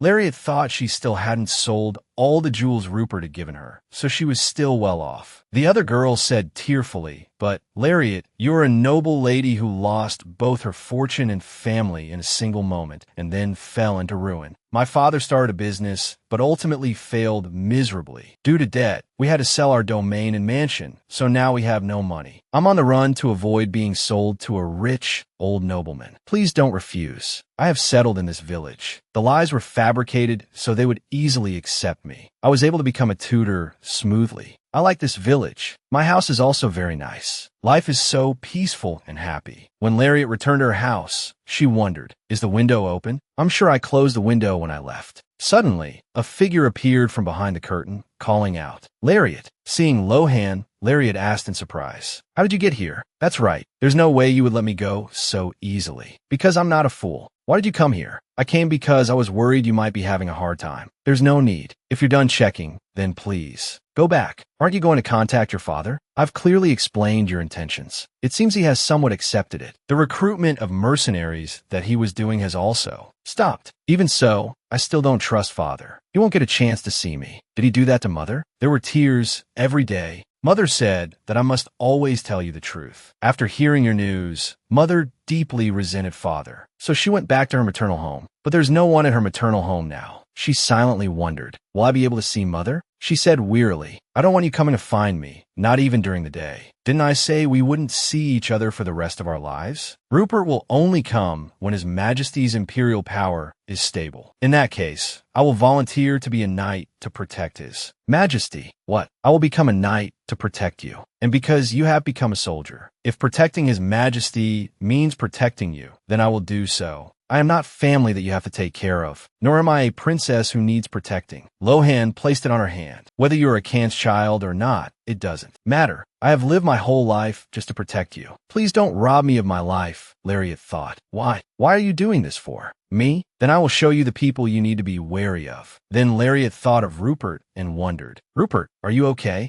Torai, are you still happy without me? Rupert, how long will it take to stop thinking of him? At the imperial palace, Lohan pleaded. I want to become a knight to protect your majesty. You're speaking nonsense. Do you know why you still have your head on your shoulders? The evidence of your father's treasonous plot. Do you know why I haven't collected the evidence? I know, and yet you still dare to stand before me? Rupert recalled the words Lariette once said. I've told you, Your Highness, my family is the most important thing to me. If my family gets hurt or dies, I will be very sad. It would feel like my world is collapsing. Lohan replied, Therefore, let me repay you by becoming your majesty's knight. Do you really want that? I want to protect Lariette. It's the same now. What a grand way to protect. I admit I made the wrong choice. I didn't understand her heart, which is why she killed herself. Lariette pulled out a gun, her face dark, and asked, What? Protect who? Because of you people. Because of you. I lost her. No, if it weren't for you people, Lariette would have never come to me in the first place. But Lohan said, I must protect your majesty in order to protect her. You met Lariette? Yes, I met her recently. She is living very well. All right. Rupert put the gun down and thought to himself, when will I stop thinking of her? Is this a curse too? Did she leave this curse because she hates me? She told me not to appear in her dreams, but she sometimes appears in mine, or rather, often to the point that I want to sleep forever. He asked Lohan, are you planning to see her again? If I get the chance, because she doesn't welcome me. Even so, you can still see her. Lohan smirked and thought to himself, is he jealous now? Suddenly a voice rang out. Your Majesty, it is I. The way the old man orders people around is quite funny. Isn't it, Dr. Philip? This thing you're holding is from that talkative girl, isn't it? You really are interesting. Just like Eva, you remembered Cloud until you died. Shut up, is that all? There's more, but this is all that's useful. I'm leaving now. With that, the door slammed shut. While Rupert read something, Lohan intently watched Rupert. Ahem, Your Highness. Rupert, with a sorrowful expression, looked up at him, then ordered, get out. Your Majesty, your complexion. I said get out. Lohan bowed and replied, yes. As soon as the door closed, Rupert clutched his head.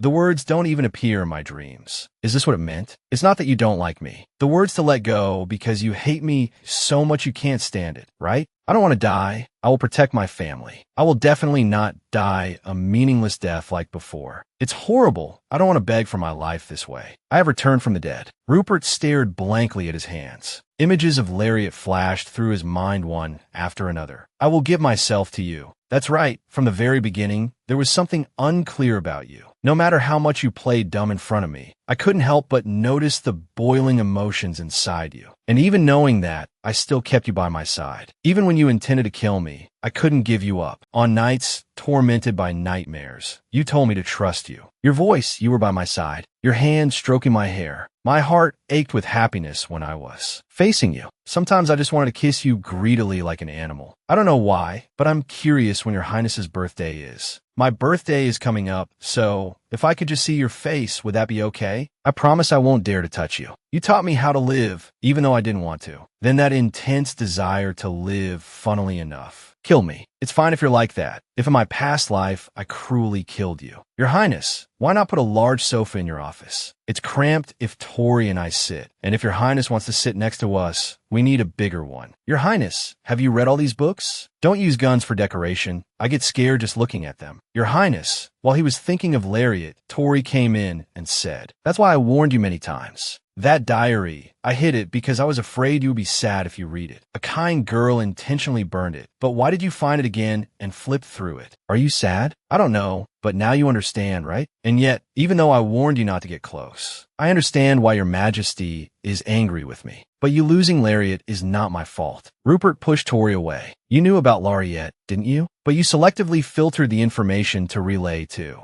me. That is an act of defiance against me. How far do you think I'll turn a blind eye? You ignored my warning and carried Lariat in your heart. A little punishment is necessary. Rupert, have you forgotten Eva's last words? Our mother took my dead heart.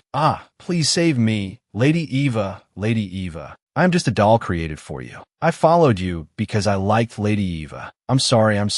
I won't do it again. Please spare me. From the moment you recreated me, my life belonged to you. Forcibly, even though I never wanted it. This is Kranaru Karana. Rupert, this is a weapon exclusively for you. It is my gift to you. My king, you live by the button of desperate punishment. Loneliness is the only light that illuminates the path you walk. And your unfortunate life will lead you to the throne, just as your mother wished. The scene shifts to the village where Lariat is. A money pouch is placed on Lariat's window. A dress is hung on the door, or a pair of sparkling shoes. Lariat angrily clenched her trembling fist. I told you not to come anymore. Once, Lohan placed a bouquet in front of the door. Before he could leave, Lariat pushed the door open and shouted, Got you! Lariat, why are you? How could I not know? Who else knows where my house is besides you? Only me? That's right, only I know. All right, just take all the things you brought and go. I don't need your help. Lohan placed his hand on her cheek. This isn't help. I just wanted to give it to Lariat. I told you I don't need it. Why are you giving me gifts? We are no longer family. Lohan, we have no relationship anymore. I know. He took her hand. So, I want to start over slowly. Lariat pulled her hand back and said, Go. I'll come again. Don't come anymore. Lohan placed the bouquet in her hand. Have a good day. She shouted, You? But Lohan quickly disappeared. She looked down at the bouquet and sighed in exasperation.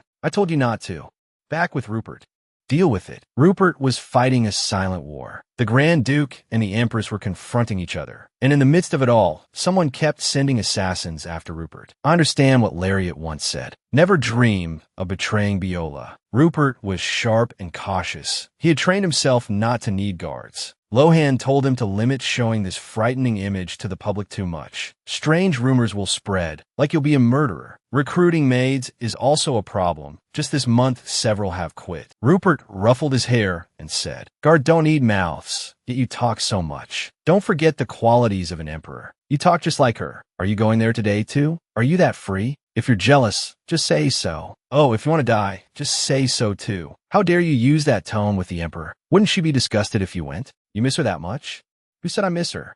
Then I'll be going. After that, Lohan went to find Lariat again. The child played with Lohan's hair tie and laughed innocently. Lariat said with annoyance, I told you I'm fine, so don't come. I just came to see your face for a bit. I sent letters, but didn't get any reply from you. Do I need to reply to you? Yes, don't reply anymore, so I can have an excuse to visit whenever I miss you. Well, I'm leaving now. I'll come again. Next time I'll drop by when you don't have class. Lariat shouted angrily. I told you not to come anymore. With that, Lohan stepped out of the house and left. Suddenly, Lohan stopped. He turned his head and looked back suspiciously and saw a figure. He immediately went over and grabbed Rupert's arm. What are you doing here? Your Majesty, why do you keep following me? What if you get caught? Your sister told me not to let her see me, but she didn't say I couldn't see her. I'm asking for the reason. Rupert was silent for a moment, then turned away. Because I want to see her. If I don't see her, I feel like I'll die. Your sister is living well, but I'm suffocating to the point of madness because of your sister. Rupert smiled and thought to himself, if I die because of her, well, it'll be fine either way. Over here, her student called out happily. Teacher Lise, you're so lovely today too.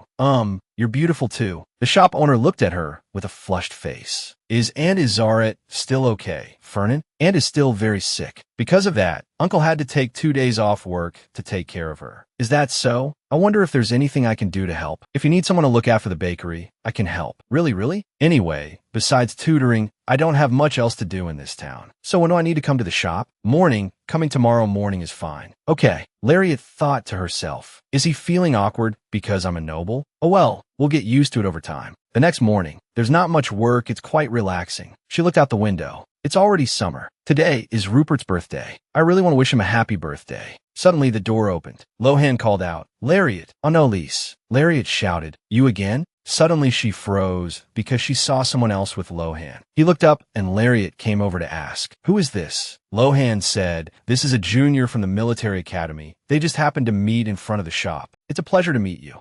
She held out her hand.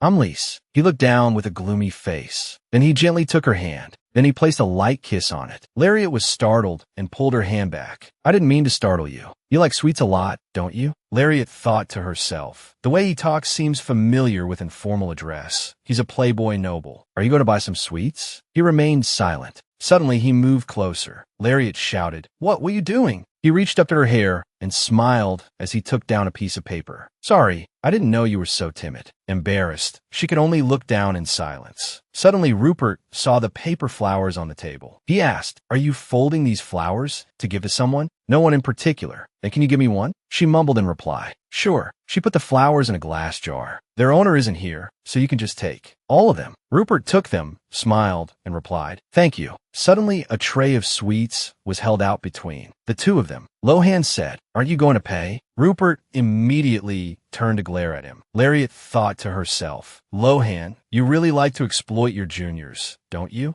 After that day, I had initially planned to help for only 2 days. But because of Fernand's situation, I continued to look after the shop. And the person who I thought would never return became a regular at the bakery. Rupert turned and asked, What is it? Lariat stared at him without blinking.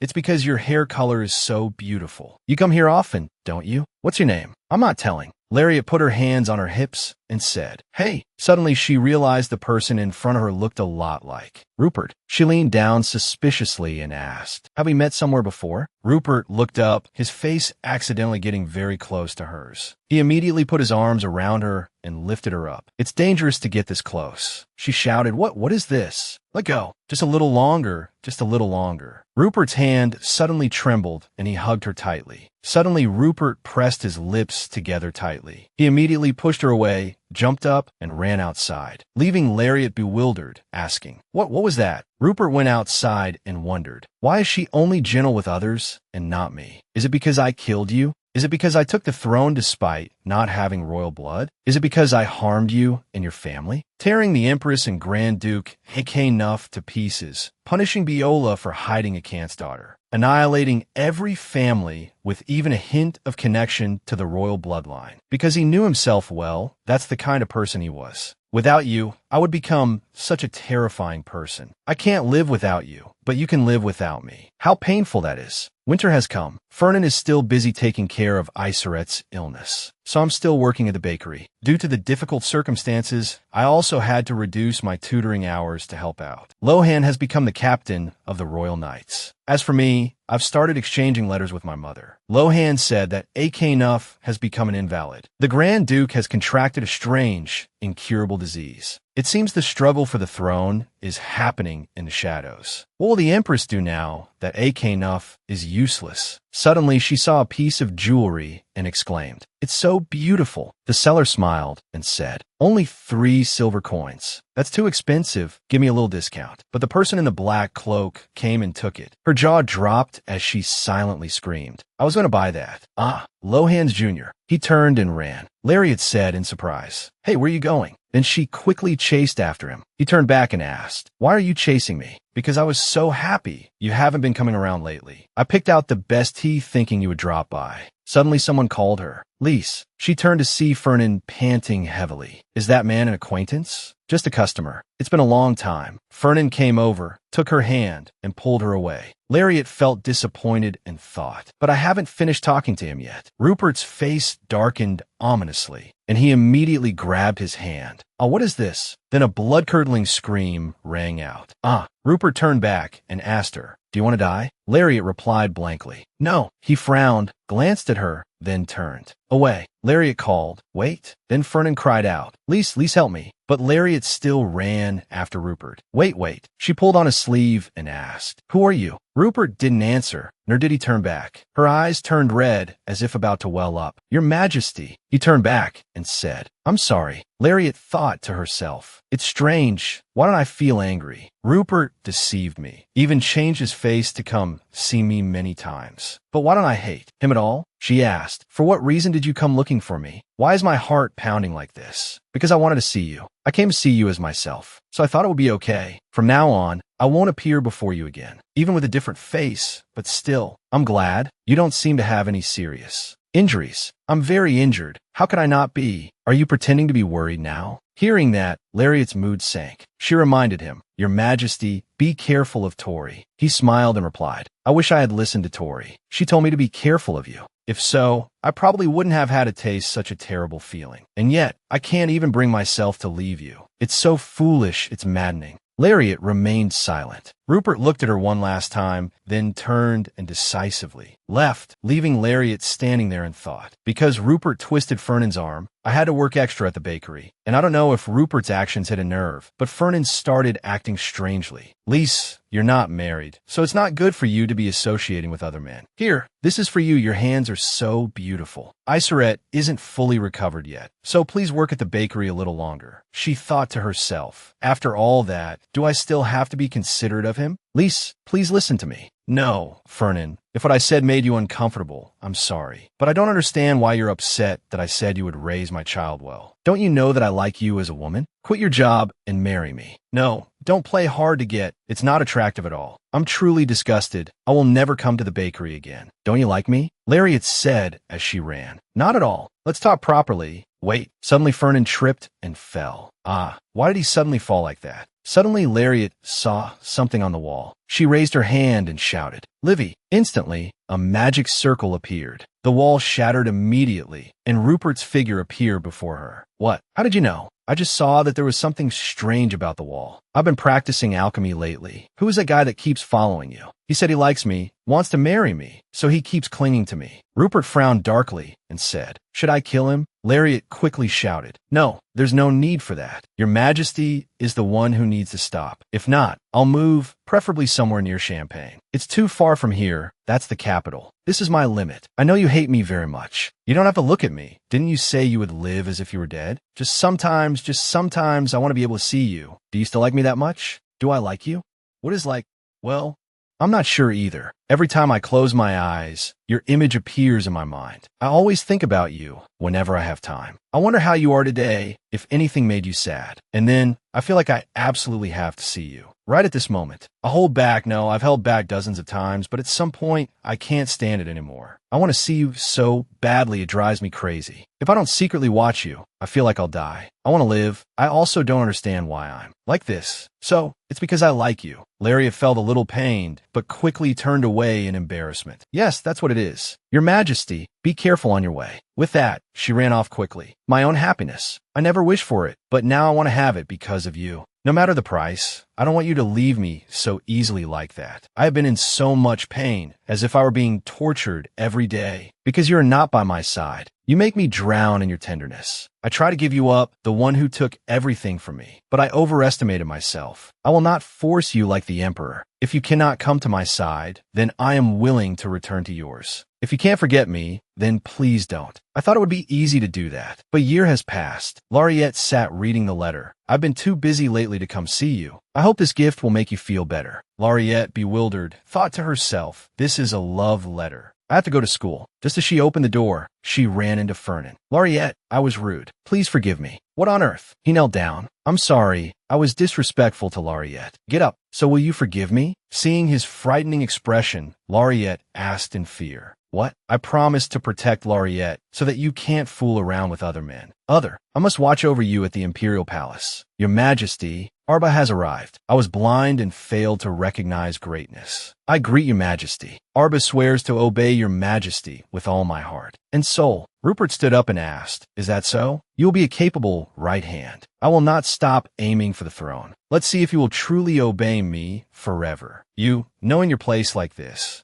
All of Arba's resources, including talent and wealth. Your Majesty may use them as you please. My daughter and the Empress, along with everyone in the Imperial Palace, treated the abandoned Princess Lariat cruelly, yet you did not abuse your power to take revenge. He thought to himself, trying to overthrow a benevolent emperor might be self-destructive. I must protect my family's safety first. Your Majesty, where are you going? If you're done talking, then go. My soldiers will escort you. Hearing this, he was bewildered, a question mark appearing over his head. Afterwards, Rupert went to the village where Lariat lived. Not there. Not here either. So, where is she? And so, Rupert searched everywhere anxiously. In a dark place somewhere, Lariat was lying on the ground. The Fernan guy said, I've done many things, even dealt in slaves to make money. You're just a fallen noble. Do you think someone will help you? Lariat thought to herself, he's right. There's no one by my side now. He spoke again. It's only a matter of time before I become your husband. Lariat thought to herself, and yet I dared to think of, Rupert, what right do I have? I know what he thinks of me and how much it means that he loves me. But there was one thing that caused my life to be ruined. If I could see him again, I want to apologize to His Highness once. Weakly, Lariat looked up towards a voice. That Fernan guy yelled, who the hell are you? How did you get in here? Even though this has happened many times, I've never felt so angry. Rupert immediately grabbed his head and said to Lariat, I've given in to you enough. Let's stop this game of hide and seek. You can blame and hate me to your heart's content. While you're by my side, Rupert sat down and hugged her. She whispered his name, Rupert. He replied gently, yes. Then Lariat woke up with a start and cried out, why am I in the Imperial Palace? Rupert pushed her down and said, just lie down. Why? Is this a dream?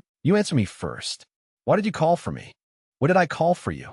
I know it's a bit rude, but at that moment, I thought of your Majesty. What about Fernan? I had him hanged in the public square. When I let you go, I overlooked one thing. I didn't release you to be treated like that. I will build a city where women can live safely even on their own. When it's complete, you can leave. Before then, I can't let you go. You're being detained in the Imperial Palace. First, hurry up and get dressed. Do you know that hundreds of love letters are sent to me every day? I'm this handsome. You should at least take a look. She blushed and shouted, "What are you doing right now? Really, you're seducing me. I like you, but you don't, so you feel miserable. You said that's why you can't be with me. In that case, I just need to make you like me too. That's all." What nonsense is he talking about? Embarrassed, she glanced down at his firm chest muscles. "I can't stay in the Imperial Palace. If my father finds out, he might gather soldiers and attack. Is Bailoa still that important to you? After going through that, you still don't want to be with me. If you are in danger like that again, I will wipe Bailoa off the map of the Belaran Empire. Just as you used your life to threaten me, I will do the same. Do you understand?" Is he trying to suppress his anger, or is he just holding back because I just woke up? Rupert threatened, "If you die, Bailoa will fall with you. I cannot leave the Emperor's bedroom." Rupert has been completely out of sight for the past few days, and I've only received threatening letters telling me not to even dream of escaping. Lewis said excitedly, "I thought you had run away. It's a good thing you're still here. Please tell me what has happened while I was away. Since I've been away from the palace for a long time, I'm not up to date with the situation here." "Oh, it seems you're not planning to run away anymore, are you? That's great. If you do run away, please run away to somewhere near the Champagne. At this rate, I'm afraid the Belaran Empire will be ruined." She asked, "Why is that?" "His Majesty isn't taking care of state affairs. He just follows Lariette around all day. Now, the paperwork is piled up like a mountain, so much so that the people in the study can't even get out. In short, the recent situation is..." After listening to Lewis's story, Lariette thought to herself, "The matter in Anbach seems to have been temporarily resolved. The only thorns in my side left are my father and the Grand Duke. Tori hasn't been seen much lately, and Sir Dietrich has been sent on official business far away by His Majesty. I don't know if I made the right decision. For Lariette, it was probably the right answer, but for someone else, it wasn't. I'll take my leave now." "Ah, yes," Lewis said and stood up to leave. A servant immediately came forward and asked, "Is there anything I can help you with?" I heard that after Rupert ascended the throne, he replaced all the servants. In that case, no one probably knows who I am. It's not strange that they misunderstand me as the Emperor's woman. But is there a need to avoid me to this extent? The servant spoke again. "His Majesty might come today. Shall I prepare everything for tonight?" Lariette blushed and said, "No, that's not necessary. In any case, His Majesty's wedding is approaching. So from a young lady's position, you must feel a sense of urgency, because he has just gotten engaged to Lady Fastbender." Lariette asked in astonishment, "Tori, Fastbender? Can it be that the future is repeating itself exactly? Engaged?" The servant said, "No one in the royal family knows much about you. It's all just rumors about Lady Fastbender." Lariette shouted, "I don't need this. I don't know when His Majesty will visit the bedchamber." I said I really don't need it. She lay down on the bed, thinking, is the future really repeating itself like this? Then just like in the future, Tori will. I don't know. There's no use in me doing anything more now. What am I even doing? I can't sleep at all. That's Rupert's office over there. It seems he's been working all this time. So he wasn't deliberately avoiding me. Is Rupert really going to marry Tori? I don't want them to get married at all. Suddenly, a voice rang out, "Long time no see." Lariette was startled and fell backward. She called out, "Tori, it's been a long time, and you've become even more useless, haven't you? It really has been a long time. Why are you in the Imperial Palace? I have some business. I'll be leaving soon. Don't be so ridiculous." I knew it. Pretending to be innocent, pretending to be pitiful. After only a year, you're already aiming for the position beside His Majesty again? What? It's not like that. Then why did you come back now? Why? You said you were going to die. You said with your own mouth that you'd be better off dead. You even swore you would never come back.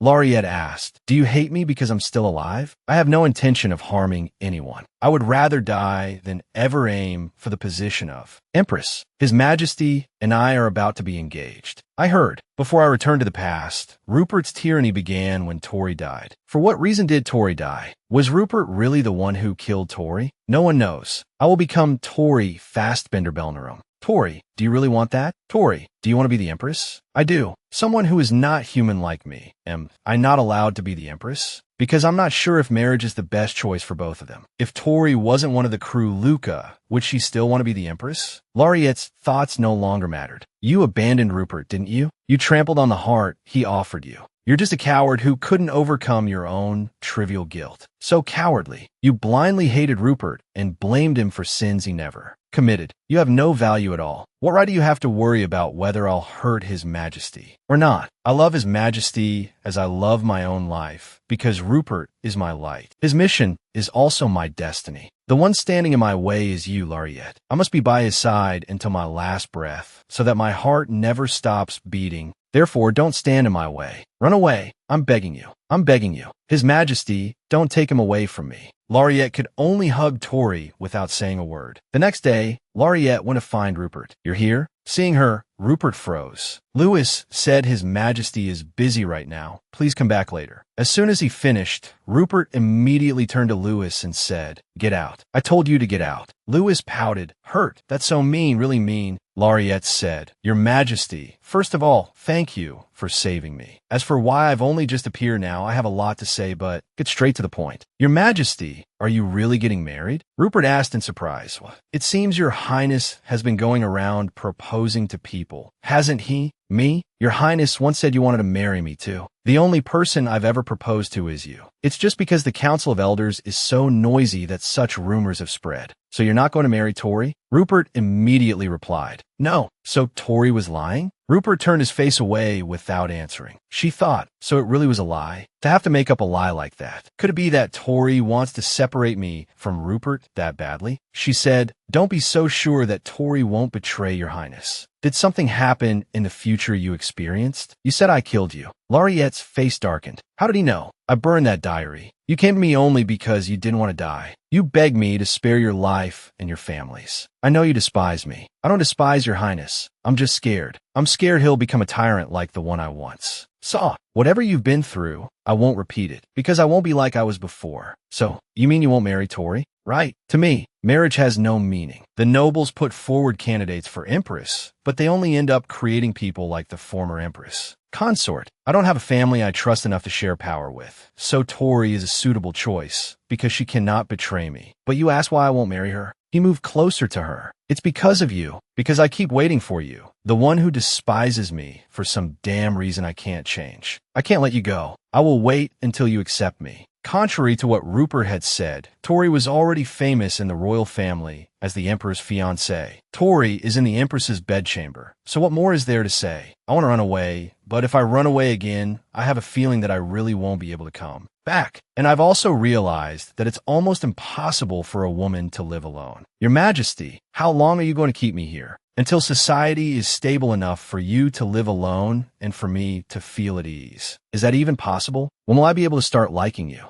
How would I know? At least you hate me a little less now, right? I'm not sure either. Do you never look at men's faces? I admit that I can't give you up. It's so frustrating to the point I can't sleep. I've never even killed you. So why do you hate me so much? Sometimes I understand. Other times I'm so angry I can't sleep at all. I don't hate Your Majesty. I'm not afraid of you anymore either. I don't think you would harm me. I'm not sure either. It's just that, when I see Your Majesty, my heart aches. He said spring is coming soon. The wildflowers will probably bloom. Yes, I still don't understand why wildflowers are so beautiful. Let me take you back. Your body hasn't fully recovered yet. It's okay. I'm all better now. You're lying. Rupert slipped his hand around her waist, then lifted her up, making her face turn red. I said I'm all better. Put me down, let me go. Rupert smiled happily and just carried her away like that. A few days later, I have to say it, I have to ask for a new bedroom. I can't sleep in Rupert's bed anymore. I feel so guilty. Is no one here? Then I'll come back later. Suddenly, she saw Tori peeking through the door. She thought to herself, Tori looks uncomfortable. Just then, Rupert walked in. Tori asked, Your Majesty, have you ever seen this painting before? No, this is the first time I've seen a picture of my mother when she was young. This is a painting I had to risk my life to hide in order to keep, because Eva burned everything else. The little girl in the painting is Victoria Ettinger. Before, I was just an errand runner. It's been over 10 years since I left that name behind. How is it? In that painting, do I look okay? I'm not sure. Maybe I was very happy back then. Though now, I don't remember anything anymore. Can't you be happy now? Rupert hesitated. I just want you to be happy. He thought to himself, you must resent me a lot, because a thing created as a dependent, upon gaining consciousness, will always carry both love and hate for its master. But as for me, He said, "You're my capable right hand. Everything I want, you always manage to do. You made it so I can't cry sincerely, nor can I laugh naturally. And now you tell me to live happily? When you yourself have taken away all my emotions. Your Majesty, we don't live to pursue such petty emotions. I was bound to your mother. I lived as if in hell, yet only you could be happy. That's right, you created me just to turn me into a monster." Rupert turned his back on Tori. "Whatever you do, I won't stop you. I don't need those words. Let Lariette go. Lariette has already abandoned you. She even used you. Oh, poor Rupert. To love her so much that you burned your own heart to ashes. And yet, it's better to just forget her." Rupert said, "If I could forget, I would have done so long ago. If you can't forget, then I can help you kill her. No matter how long you wait, she will never love you. In that case, I'll love you. How about that?" Rupert clenched his fists. "I won't do that." "Why not?" "Because I want to protect her."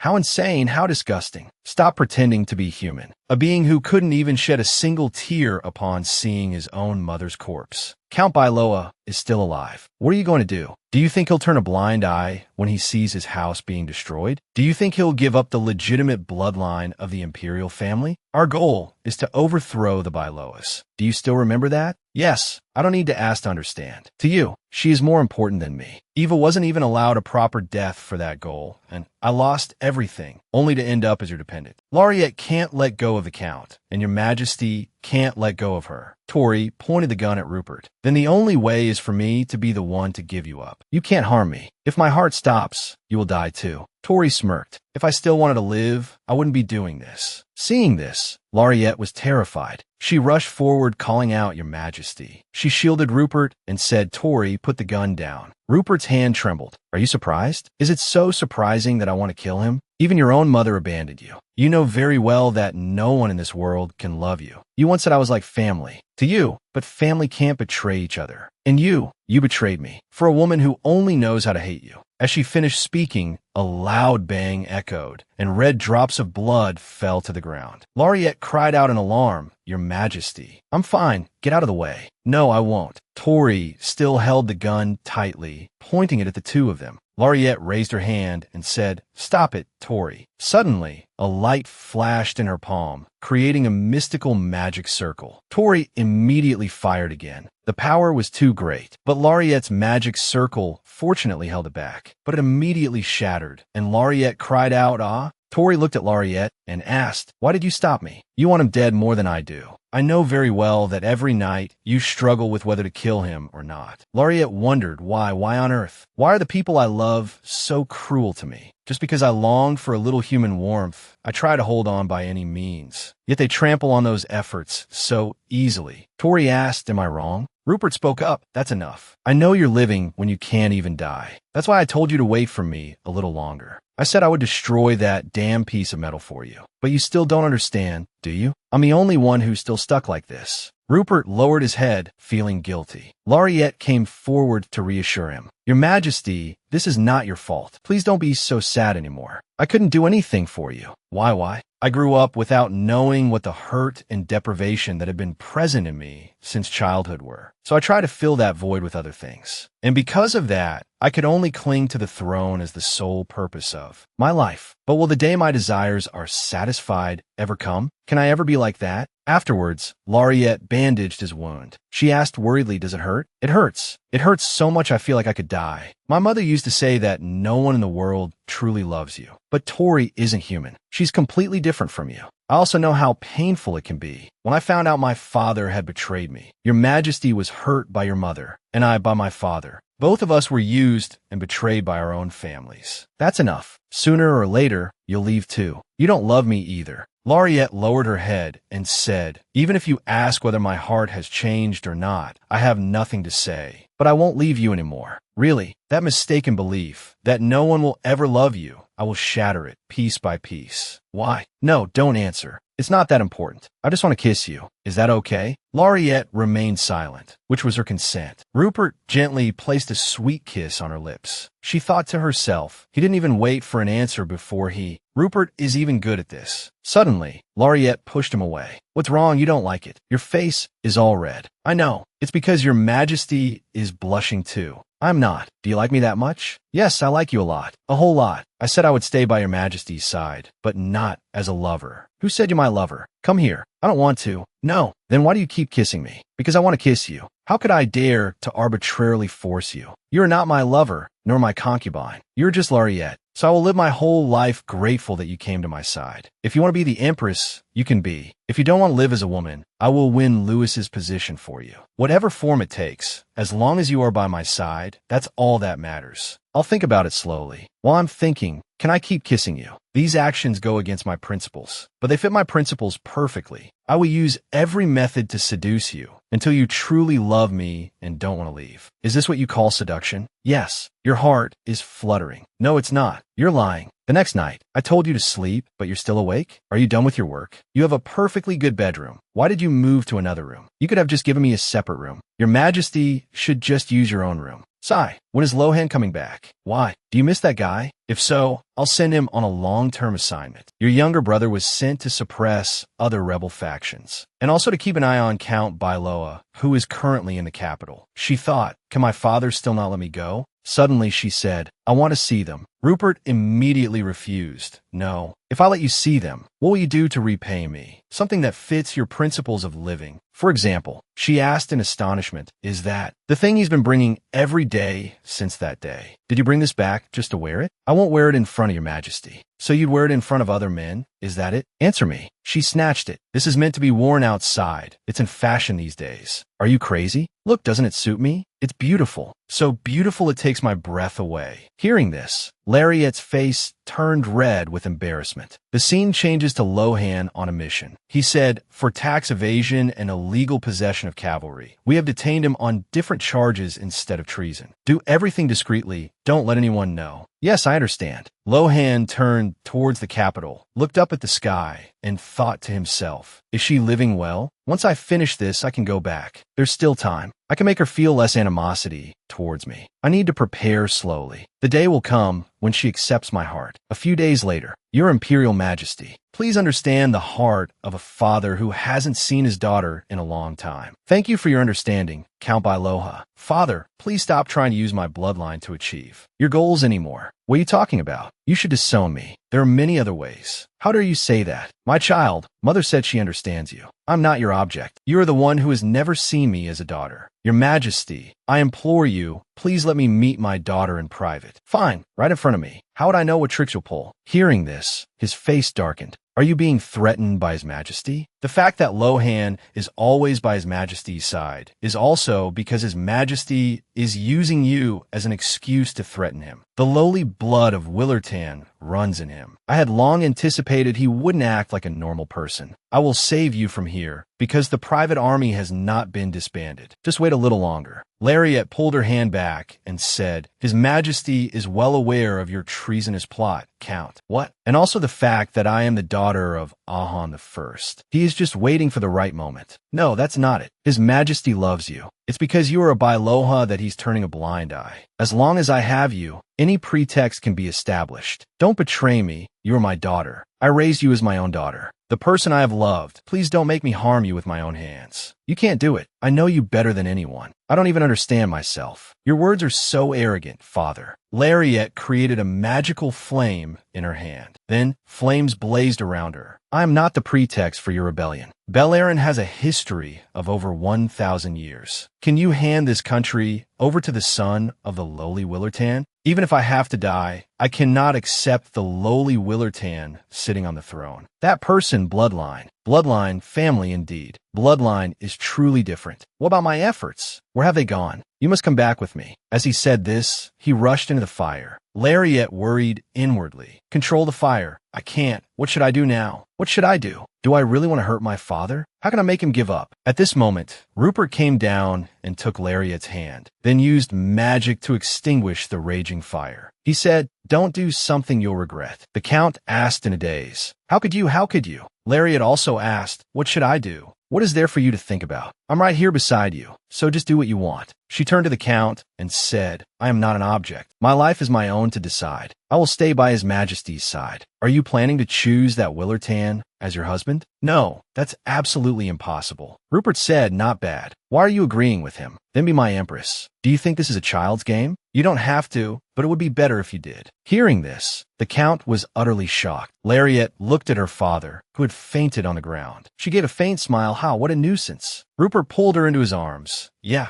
I'm sorry. That's not something you should be saying, Your Majesty. I know, but I'm the one at fault anyway. I'm so tired. Count Byloha has been imprisoned. I didn't expect you to dare to oppose the Count. No, rather, I didn't expect she would turn her back on her family to stand by my side. Seeing her sad, he didn't feel very happy either. I'm so sleepy, let's go to sleep. She replied, Yes, how can I sleep with Your Majesty? I've seen you sleep soundly enough. She sat up abruptly, thinking to herself, he doesn't even give me time to be sad. Suddenly, Rupert rested his head on her lap. How did I kill you? I sent you to the guillotine, like the fate of all other traitors. Yes, that must have been it. I never thought you would become my everything. I trampled on you mercilessly, because I am a monster who would do anything to hold onto the throne. Even though you had no intention of treason, if ignorance is also a crime, then you were guilty. Rupert said, I'm sorry. Your Majesty doesn't need to apologize. If I can't persuade my father, please don't worry about me. Just do what you need to do. There's no reason for the baseless rumor that you come from Willertan to spread. How can a place you've never set foot in be called a homeland? He thought to himself, even though I've never been, by turning that place into a colony, I've already avenged Eva. Suddenly the scene turns dark. Lariat, lying in Rupert's arms, said, Why are you surprised? You were the one who killed him, weren't you? You even killed the royal physician. Anyone. Please save this person. You killed them all.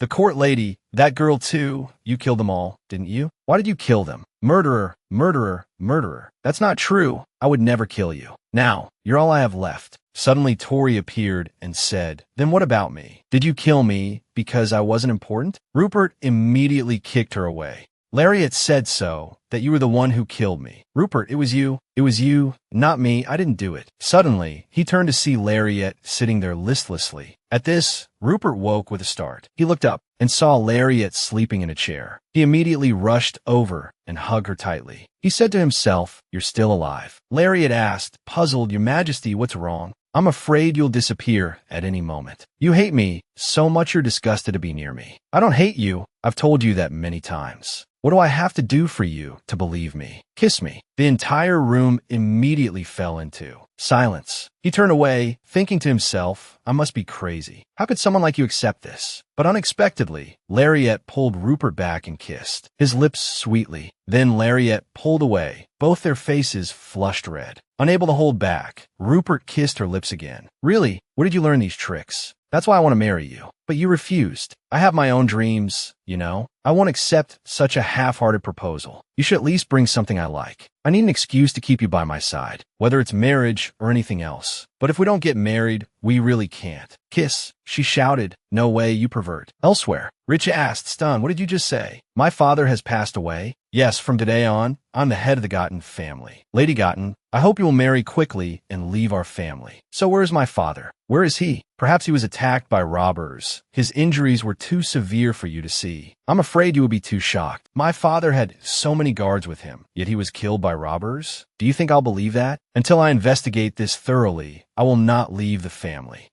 So you were secretly preparing a rebellion? I will quietly cover this up because I want to protect my family. You also value your life, don't you? Then please just leave the family quietly. I will bury all the dirty things your father has done and give you a chance to keep your life, Lady Gotten. What do you think you can do? Besides marrying another noble to leave the family, what else can you do? Lock her up for me until the wedding begins. Guard her carefully. Don't let her escape through even the smallest opening. Let go of my hand. You fools, can't you even recognize your own master?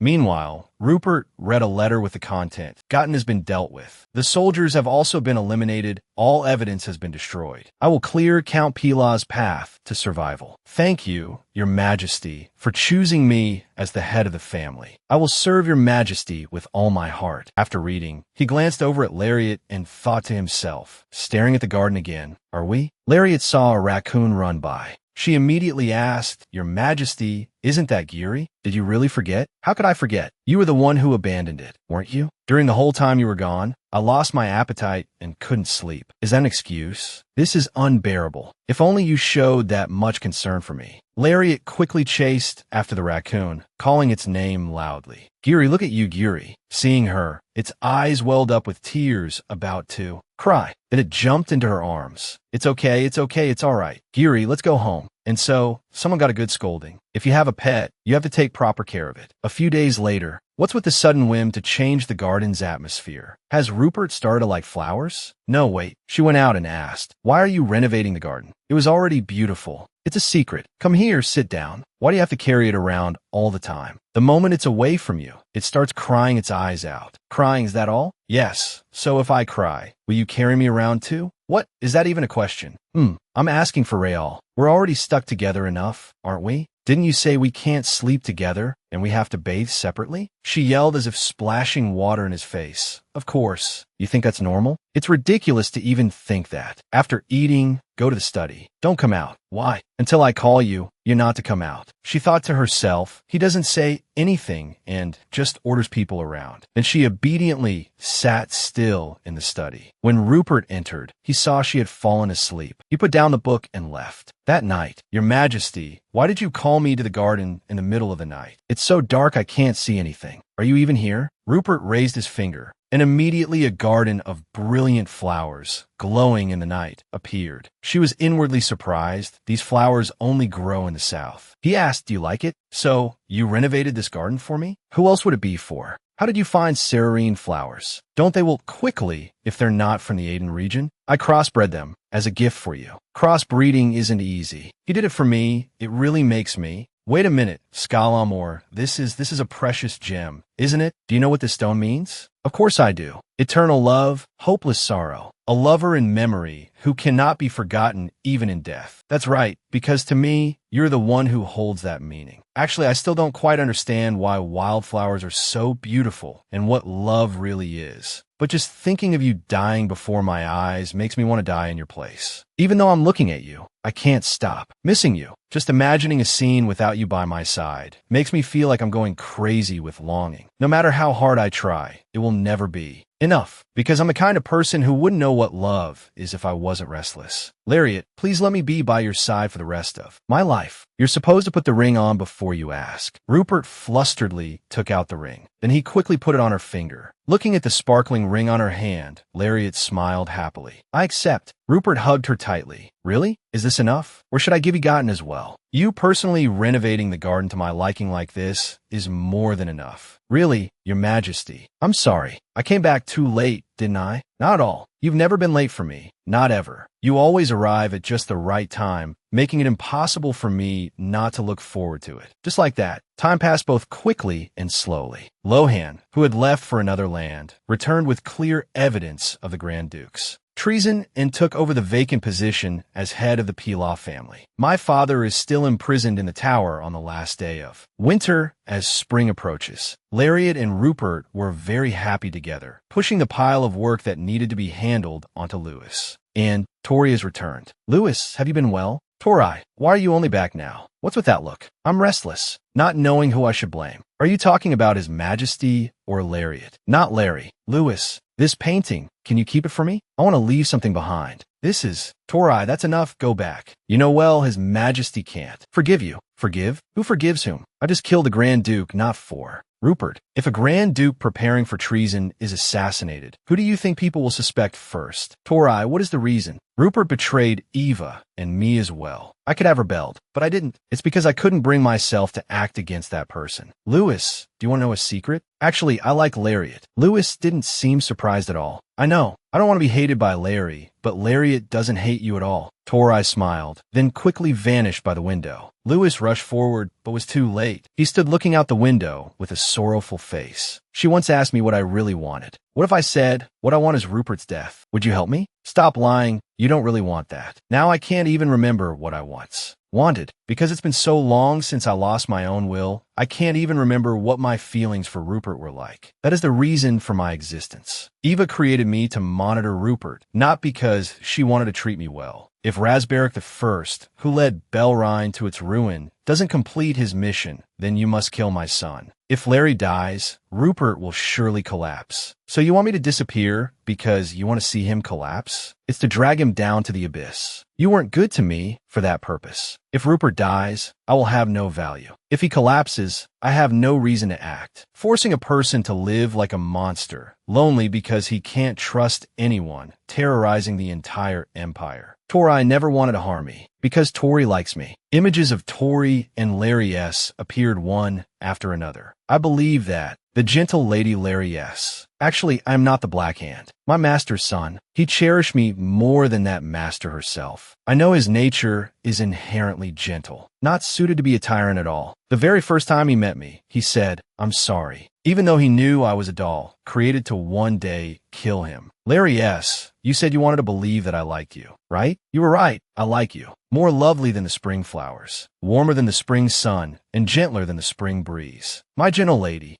Saying that, Tori vanished into thin air. Larry S. called out, "Tori." Tears streamed down her face. No, it can't be. I realized instinctively. I would probably never see Tori again. No, Tori disappeared after a cruel farewell, leaving behind words more affectionate and gentle than any humans. After that, the Grand Duke, who was preparing a rebellion, was discovered to have been murdered in his residence along with his aunt. Rupert used the evidence of treason that Lohan brought back to officially publicize his crimes, and pinned all the blame on someone who once held a grudge against the Grand Duke, closing the case as a personal revenge. The Senate also took the opportunity to urge Rupert to purge all the rebel factions. Thanks to this, Rupert maintained his position as a wise ruler. And now, with the nobility all racing to present the heads of traitors, Rupert is busier than ever dealing with them. Lariat was helping Rupert with his work when she asked, "Your Majesty, about my father's matter. Just wait a little longer. If we release him now, it will arouse suspicion. There's no need, Your Majesty. My father is someone who will surely repeat his mistakes. This is awkward. I should at least go and greet him properly. To say that I'm going to marry his daughter. About that. Seeing her hesitate, Rupert asked, "You're not going to marry me anymore?"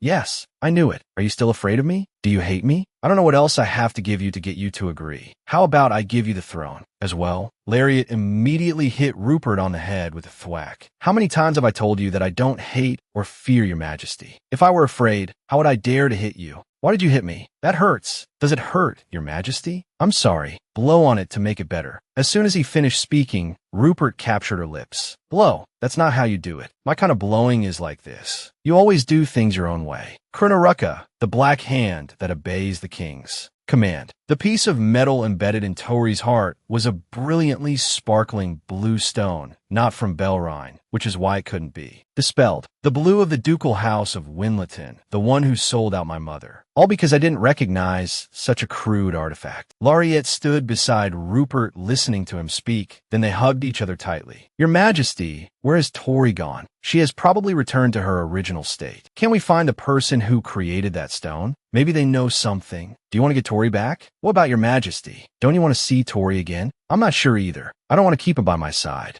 As for me, I want to see Tori again. And I'm angry when I think about Tori having to live a life like that, just because she was your mother's handmaiden. If she truly hated us, if she had wished for this country's downfall with all her heart, it would have been easier to bear. But the people of this country all live like that, suppressing their emotions, following a predetermined path, a life determined by bloodline. If I become the ruler, perhaps I can change that. Countess Lemon once said that. Now I understand. I must meet Countess Lemon. Later, at Countess Lemon's residence, Lariat said His Majesty wishes to build a safe village for women who live alone. As for me, I dream of a world not bound by status. I don't understand why you've come to me. Do I look like I have a solution? Lemon, I want to become a magistrate. I will reform the laws of the empire. That sounds like you want to become the Grand Magistrate. Do you know how long that position has been vacant? It's a position that threatens the emperor. But if the Senate objects, nothing can be done. That's why the position of Grand Magistrate has been vacant for so long. Has His Majesty already given his permission? The Senate will not stand for it. Leave that to me. So, Lemon, if I become a magistrate, would you be willing to leave the Count's house and become my strength? Of course, it will be difficult at first. During the preparation period, I hope Lemon will secretly help me. I need a secretary, someone who understands the situation in Beleren and can help me join the Senate. She drank her cup of tea and spoke. Laureate, if you can truly become a magistrate, it would be an honor.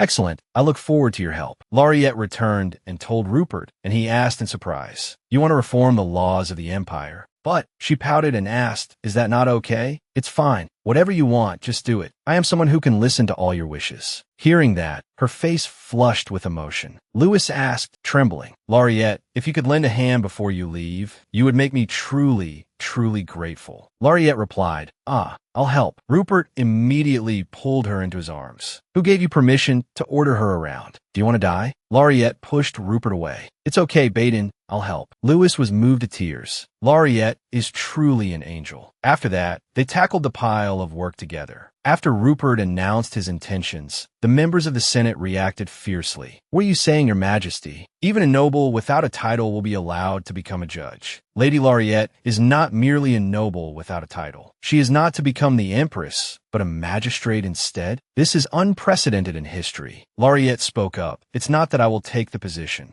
Immediately, after mastering jurisprudence to a degree superior to those currently serving as magistrates. Only then will the matter be considered, isn't that right? Count, you are currently the magistrate of the Central Region, correct? Have you ever read the Imperial Code of Law? He closed his eyes and did not answer. Probably not, because there's only one copy of that code at Sanchev all over. Not only can it not be copied, but it also cannot be made public. Therefore, I can assert that not a single magistrate truly understands imperial law. To ask a young lady who should be shining in high society to take on such a burdensome position, isn't that too harsh? Shouldn't a noble lady shine the brightest at banquets? Whether it's a judge or a grand justice. Rupert interrupted, saying, The one with the authority to appoint is the Emperor. Do you think I summoned the Council of Elders here to ask for unnecessary permission? The Grand Chancellor is an important position that decides the prosperity or decline of the Empire. You opposed the person chosen by the Council of Elders, and now you want to make a naive little girl the Grand Chancellor. If I have to choose a naive little girl who knows nothing, I would be a better choice. As soon as he finished speaking, a bullet whizzed past his ear. The wall behind him cracked, making his heart skip a beat. I missed. How dare you call the future Empress a naive little girl? Are you trying to kill me without reason? I will not let this matter rest. Rupert curled his lip into a cold smile. Let it rest? Are you going to punish me?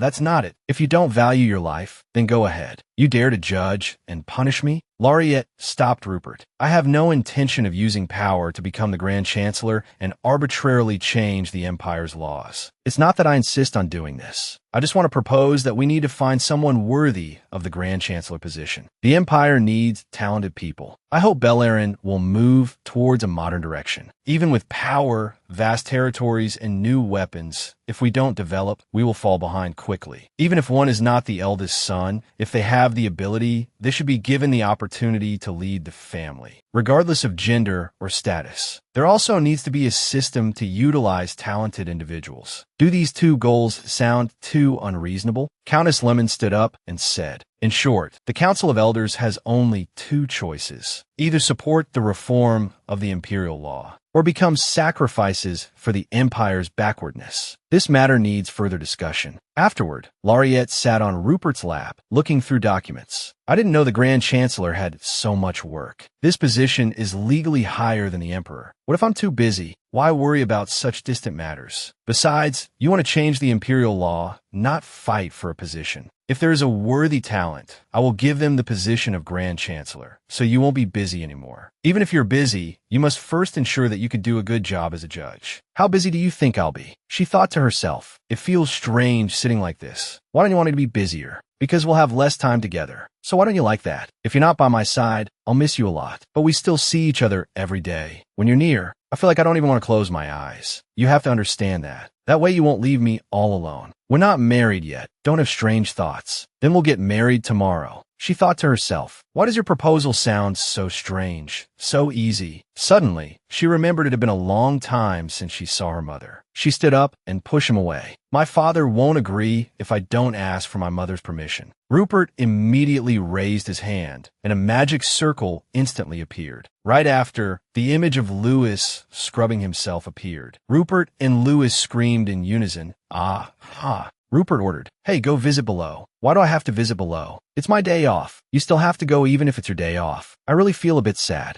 Louis left resentfully. All right, I understand. You were so strange. Thanks to Louis Baden, who gave up his bath to help me. Mother, Lohan, and the servants at below were invited to the ball, but my father was not there. Rupert doesn't want me to sacrifice anymore. My father must receive a fitting punishment, even though my father said nothing about it. Mother seemed to want it that way too. Laureate asked hesitantly, but isn't this outfit a bit too much? The madam praised. So beautiful, it was the right decision for me to design it for you. Suddenly, Rupert appeared with Laureate's mother. He spoke up. This won't do. Why am I so eager to take her clothes off? Your Majesty, why are you here? Do you need a reason to come see me? Aren't you busy with a power struggle against the Council of Elders? What are you doing here? Rupert turned to ask Amanda, would you like to take a stroll down Fifth Avenue? The madam exclaimed to herself, the Emperor is as polite as a servant, my goodness. Amanda replied, then let's go together. Laureate, you come along too. No matter how you look at it, he doesn't seem like an emperor. What about your official duties? Why did your Majesty come here in person? What am I to do when I miss you so much I can't even work? I've already taken care of the urgent matters. Her mother said, Laurie has always been a very shy child. Is that so? Laureate stood there dumbfounded. Is Rupert using honorifics? I really can't get used to this. Rupert asked caringly, is it too bright? She said it was fine thanks to the parasol. Laureate kept staring at him blankly. So gentle. What emperor in this world is so gentle and humble to his inferiors? Just the thought that this gentleness would belong only to me was enough to make my heart choke with an indescribable emotion. Perhaps I'm really looking forward to the wedding day. Finally, the rebels have been wiped out. A ball isn't enough. We must also hold a victory festival. What are you talking about? The real purpose of the ball is to introduce the future bride. Is it the occasion to introduce the Empress-to-be? Why don't you look well? An event that will easily become the center of gossip. How can I be completely happy? People will whisper, how could a country bumpkin like me seduce such a young, handsome, talented, and pure emperor? If it were the Rupert from before he returned to the past, I couldn't have imagined it even in my wildest dreams. A treacherous father, a count's daughter insisting on becoming the Grand Chancellor, the one who captured the handsome, single emperor. Laureate praised, Your Majesty looks truly too handsome today. He kissed her hand. It's because I want to seduce you. If I go out today, I'm afraid I'll only receive infamy. Laureate, I have sworn to live my whole life in gratitude for you coming to me. You left the below family to be with me, and I understand how important family is to you. You are my only ray of hope, so please don't say such things anymore. You're exaggerating about me. Do you know how many times I didn't want anyone to see you, just because you were so beautiful? Laureate turned away in embarrassment. Look in the mirror, see who is the truly beautiful one. I even hate the gazes of others touching. You, feeling extremely regretful and annoyed. The people you mentioned, have you found them yet? I've almost found them. The Council of Elders, the center of power and privilege for generations, fiercely resists any change when inheritance always belongs to the firstborn son. The remaining children, no matter how talented, cannot get a foot in the door. I intend to bring those people into the ranks of the elders, which is not against the law anyway. I found Vincent, but it's unclear where Rick is. It would be good to have Rick, because that talent is not to be underestimated. Rupert said that person went abroad. I heard it was to get married. What? I only heard that. Is that so? Then there's nothing to be done. Let's go, Your Majesty. His Majesty the Emperor has arrived. People whispered and gossiped. The eldest daughter of the Below family is becoming the Empress? Is Lady Below really that beautiful? The Empress's throne, vacant for so many years, has finally found a worthy owner. An elder spoke up. I heard the former Count Below was imprisoned without reason. Yet you choose his daughter to be the Empress? You said you didn't want her to be the Chancellor. But being the Empress is even more unsuitable. The Empress is not only the keeper of the royal regulations, but also the mother of the people. How can the daughter of an imprisoned man become the Empress? You are all frantically trying to find ways to slander the Empress. But you say, I have dealt with all the conspirators who try to put the Grand Duke on the throne. Are you sure the Council of Elders' names are not on that list? With just the list I have in my hand, I have enough power to sentence half of the Council of Elders to death. Have you been loyal to me from beginning to end? Of course, Your Majesty, you are insulting me. Is that so? What about the 5 million gold you received from Gordon? How nauseating. Were you planning to use that money to buy me a gift? Hearing this, the man's face turned pale and he was speechless.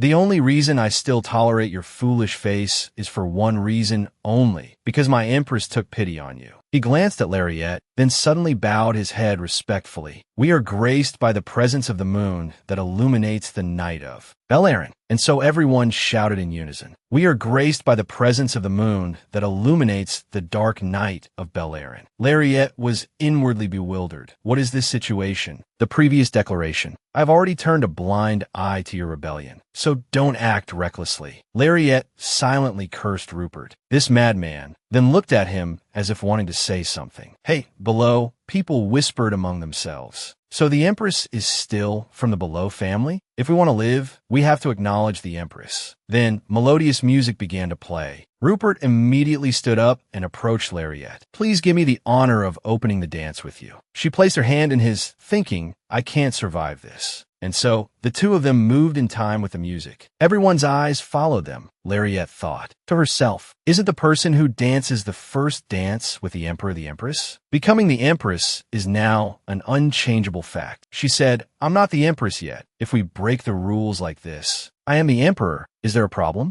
As long as I rule the country well, that's enough. I don't care about these silly formalities. Or, do you really not want to marry me? Lariette's face grew somber in thought. There was a time when I hated and resented you. I used to find you an eyesore. I used to wish for you to always meet with misfortune and suffer painful. Then like me, because you were not mine, conversations surfaced in her mind. I told you not to follow me. You are His Highness's handmaiden. As a handmaiden of the palace, I already said I wouldn't cherish you. You said you would cherish what belongs to you, right? Then please take everything from me and cherish it. But the changing years gradually piled up. You're not late. You are mine. Your Highness, I am of the Below family. Even so, it doesn't matter because you are mine. Am I really important to you? From now on, I will cherish you as my own life. If you want to regret it, start now. Our relationship has changed. Thanks to you, I have a different future. And thanks to you, this world has become wider. For me, the reason for my love is very clear. If you don't want to marry me, then so be it, because the only one by my side is you.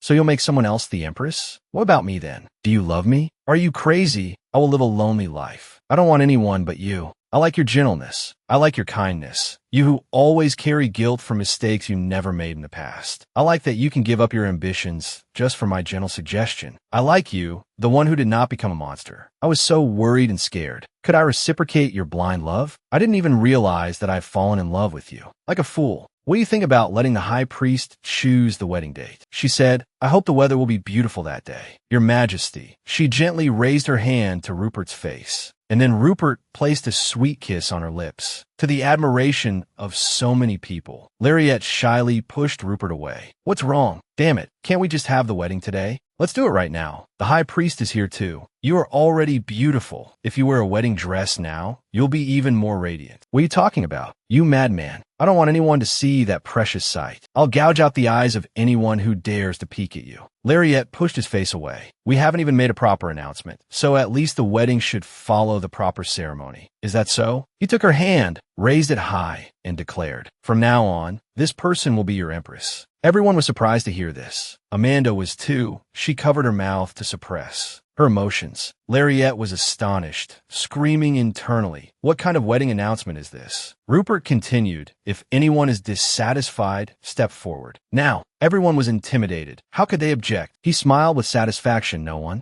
He lifted Lariette and moved towards the corner of the room. Then let's finish the kiss we started. Lariette cried out, Your Majesty, please maintain the royal dignity. Lewis said, I can only say it's finally time for this. Although I didn't think you would announce the wedding in that way. Rupert said coldly, Don't block the way, get lost. Countess Lemon grabbed his clothes. Count Baden, If you don't understand the situation, please, just stay quiet. What? Let go. Rupert took the opportunity to lean in. Let's finish the kiss. Lariette tried hard to avoid him. Wait. We still have to discuss the wedding with the high priest. You should go. This is so annoying. Even if I have to threaten the gods for good weather, so be it. The sooner the better. Even tomorrow is fine. What? Lariette screamed internally. What a mess. Suddenly, a voice called out. Lariette, Lohan asked, do you really have to get married? What is this guy talking about? She looked around and said to herself, I hope no one heard that. Seeing that no one was paying attention, she breathed a sigh of relief. She pulled Lohan away. Let's talk outside. What are you talking about? I'm asking if you really have to get married. You're just like those people in the Council of Elders. You think I shouldn't be the Empress just because I'm a daughter of below? That's not it. Then what is it? Is it because Rupert isn't of the direct bloodline that you don't want to marry him? That's not it either. Lohan lowered his head and said in a trembling voice, Lariette, I don't want you to get married. Why? Because for a very long time, I have loved you. I told you before that I wanted to become family with you. You rejected me, didn't you? I know. So I just kept waiting until I had a chance. Even if it takes a very long time, I don't mind. Lohan, I forgave you a long time ago, and I've already accepted you back as a member of the family. But if you carry those feelings, I can't continue to see you. Lohan reached out his hand. Please. Lariette, he grabbed her sleeve and said, that time you suddenly left the palace, then quietly ran away without a word. Then you suddenly came back. Are you going to leave again this time without giving me a chance? She pushed his hand away. Lohan, I have no intention of giving you any chance. So if in the future, when you can cast everything aside and truly see me as family, without any lingering feelings, then we can talk again. For now, I'll be going. It's not that I didn't realize Lohan's feelings. How could I not have? In the end, things still led to this conclusion. I just feel a little emotional. Congratulations on your marriage, the fairy of below. I knew it, this day would come. Lohan will come back, as my family, with the same cold expression as always. Until then, I will continue to do what I need to do and wait. She called out, Your Majesty, what's wrong? We're officially engaged and have announced our marriage now, right? So, from today, it's okay for us to sleep together, right? Sleeping in the study is very inconvenient. Hearing this, Rupert froze for a moment. His face turned red. Very inconvenient, truly very inconvenient. And my back hurts too. As he finished speaking, he swiftly lifted her up. Let's go to sleep, everyone exclaimed. Oh my, oh dear, that fast. Lariette said, what an excuse. Even if you know it's an excuse, just pretend to believe it for a bit. Of course, it's your Majesty's command. I must obey. Rupert pressed her down onto the soft mattress, capturing her lips. She wrapped her arms around his neck and whispered, Be gentle and tender with me. I always am. And this content is suitable for all ages. Please maintain the censorship standards. After a round of lovemaking, Lariette sighed to herself. I can't breathe. My back hurts. I'm thirsty too. This feeling is so uncomfortable. I need to take a bath. But Rupert pulled her back and held her tightly. Don't go. I have to take a bath and then get to work. Do you have to do it right now? My becoming the Grand Chancellor is symbolic. That even without being the head of the family, I can still become a part of the Council of Elders. Regardless of status, as long as one has ability, anyone can hold a high position. But what I fear most is that your Majesty's heart will change. Are you afraid I will change my mind and abandon you? I never owned you in the first place, so how can I abandon you? I've said it before, I will not possess you. I will spend my entire life protecting you with all my heart. He captured her lips again and proved it with his entire life. The one who just needs to stand there and watch over me is you. Samban Gavat, Countess Lemon said, the imperial law has not changed for 1,000 years. Being imprisoned in Samban Gavat, not allowed to copy books, the current situation is understandable. Lariette replied, that's right. That's why I thought, after receiving advice from the Willertan delegation, to change the system first. And when the system is stable, it won't be too late to reform the law bit by bit. Moreover, we'll increase the manpower to make everything run more smoothly. Suddenly, someone from behind lifted Lariette up. Rupert complained, why is it taking so long? Because I need to check many things before confirming the law. I have to return after the wedding today. Then you should go. You're going back without me? I'll be back within this week. Just give up the chancellor position. Didn't you say I could do whatever I wanted? I also promised to be by your side. You can't even stand a few days? That's right. I didn't expect you to be this busy, but I'll try to see you often. Rupert immediately captured her lips. Countess Lemon shyly covered her face, not wanting to look. There's still an hour before the wedding ceremony begins. You two should go for a walk, go outside. Rupert immediately said, that's fine. Then he carried Laureate and left. She said, what's fine about it? As soon as I set foot in Sambon Gavad, I buried Tori under the lake, so the gemstone returned to its rightful place. It glowed brightly for a moment and then gradually disappeared. Before turning back time, I had wondered why that gentle child would kill Tori, but then I thought that small child was trapped in a stagnant and painful period of time. He probably thought of every possible way to do what was best. Perhaps that was the last bit of gentleness he had left. Even though he had to bear the remaining pain himself, he still sacrificed himself for the only person he loved. Although there is no way to know the truth buried in the past, I still want to believe so. Laureate blamed himself. I should have done something different. Laureate comforted him. It's okay. If you had known it was just a trivial artifact, you might have been able to save Tori. But you didn't know that. So it's not your fault, Your Majesty. It's just something from the past that you can't change. That's right, all because of bloodline. Eva became the Empress for that reason. Rupert was forced to become the Emperor for that reason. Tori was also turned into a tool, because of it, unable to resist. That's why I want to reform this imperial law. Because of status, because of bloodline, we have suffered too much. The lake water seems to be bluer. I think. Rupert held her hand. Perhaps it's absorbing the holy power. He then used his sleeve to wipe her hand. She asked, is it okay to wipe it like that? That's the outfit you're wearing for the wedding. It's fine. The sleeve is not something to be concerned about. People say that during a wedding, the important thing is for the bride to be beautiful. But you're already so beautiful, I can barely stand it. I just want to stick to you all day. I can't wait for the wedding. The sweet whispers in his deep, gentle voice. Just like before, we'll do well no matter what it is. Your eyes, once as sharp as a knife's edge in winter, become as gentle as the spring sun whenever you look at me. It's truly unbelievable. My life before the regression was so miserable. Those were days of quietly existing, living as if, not living. I love you. If you hadn't killed me, if I hadn't turned back time, then perhaps I would never have known how I wanted to live. I'm so happy I feel like I could die right now. Sometimes just looking at you makes me want to cry, because I can't believe that you really came to me. The emotions are so overwhelming they're hard to describe. Perhaps that's why. I sometimes feel the same. It's hard to believe I chose to stay by your side. Your royal name is still Rasperic I, the same as before I turned back time. From the moment we were given life, we were destined to be enemies who pointed swords at each other. But it wasn't that simple. We once couldn't trust each other, and we once turned our backs on each other's bleeding wounds after a long, arduous journey. Now, we can finally hold each other's hands. I'm grateful for that. On the day we close our eyes and depart together, we will talk about it, about a life as brilliant as the dazzling summer sun. And a main story. Let's move on to the side stories. Rupert was asleep on the bed. Laureate sipped her tea and said to herself, it's a bit cold today, isn't it? For it to be like this in summer, could I have caught a cold? My body feels tired too. There's still so much to do. Suddenly Rupert said, you smell so good. Are you awake? You really drive people crazy in every sense of the word. Suddenly, Rupert's eyes filled with alarm. He shot up and asked urgently, are you hurt somewhere? Startling Laureate into crying out.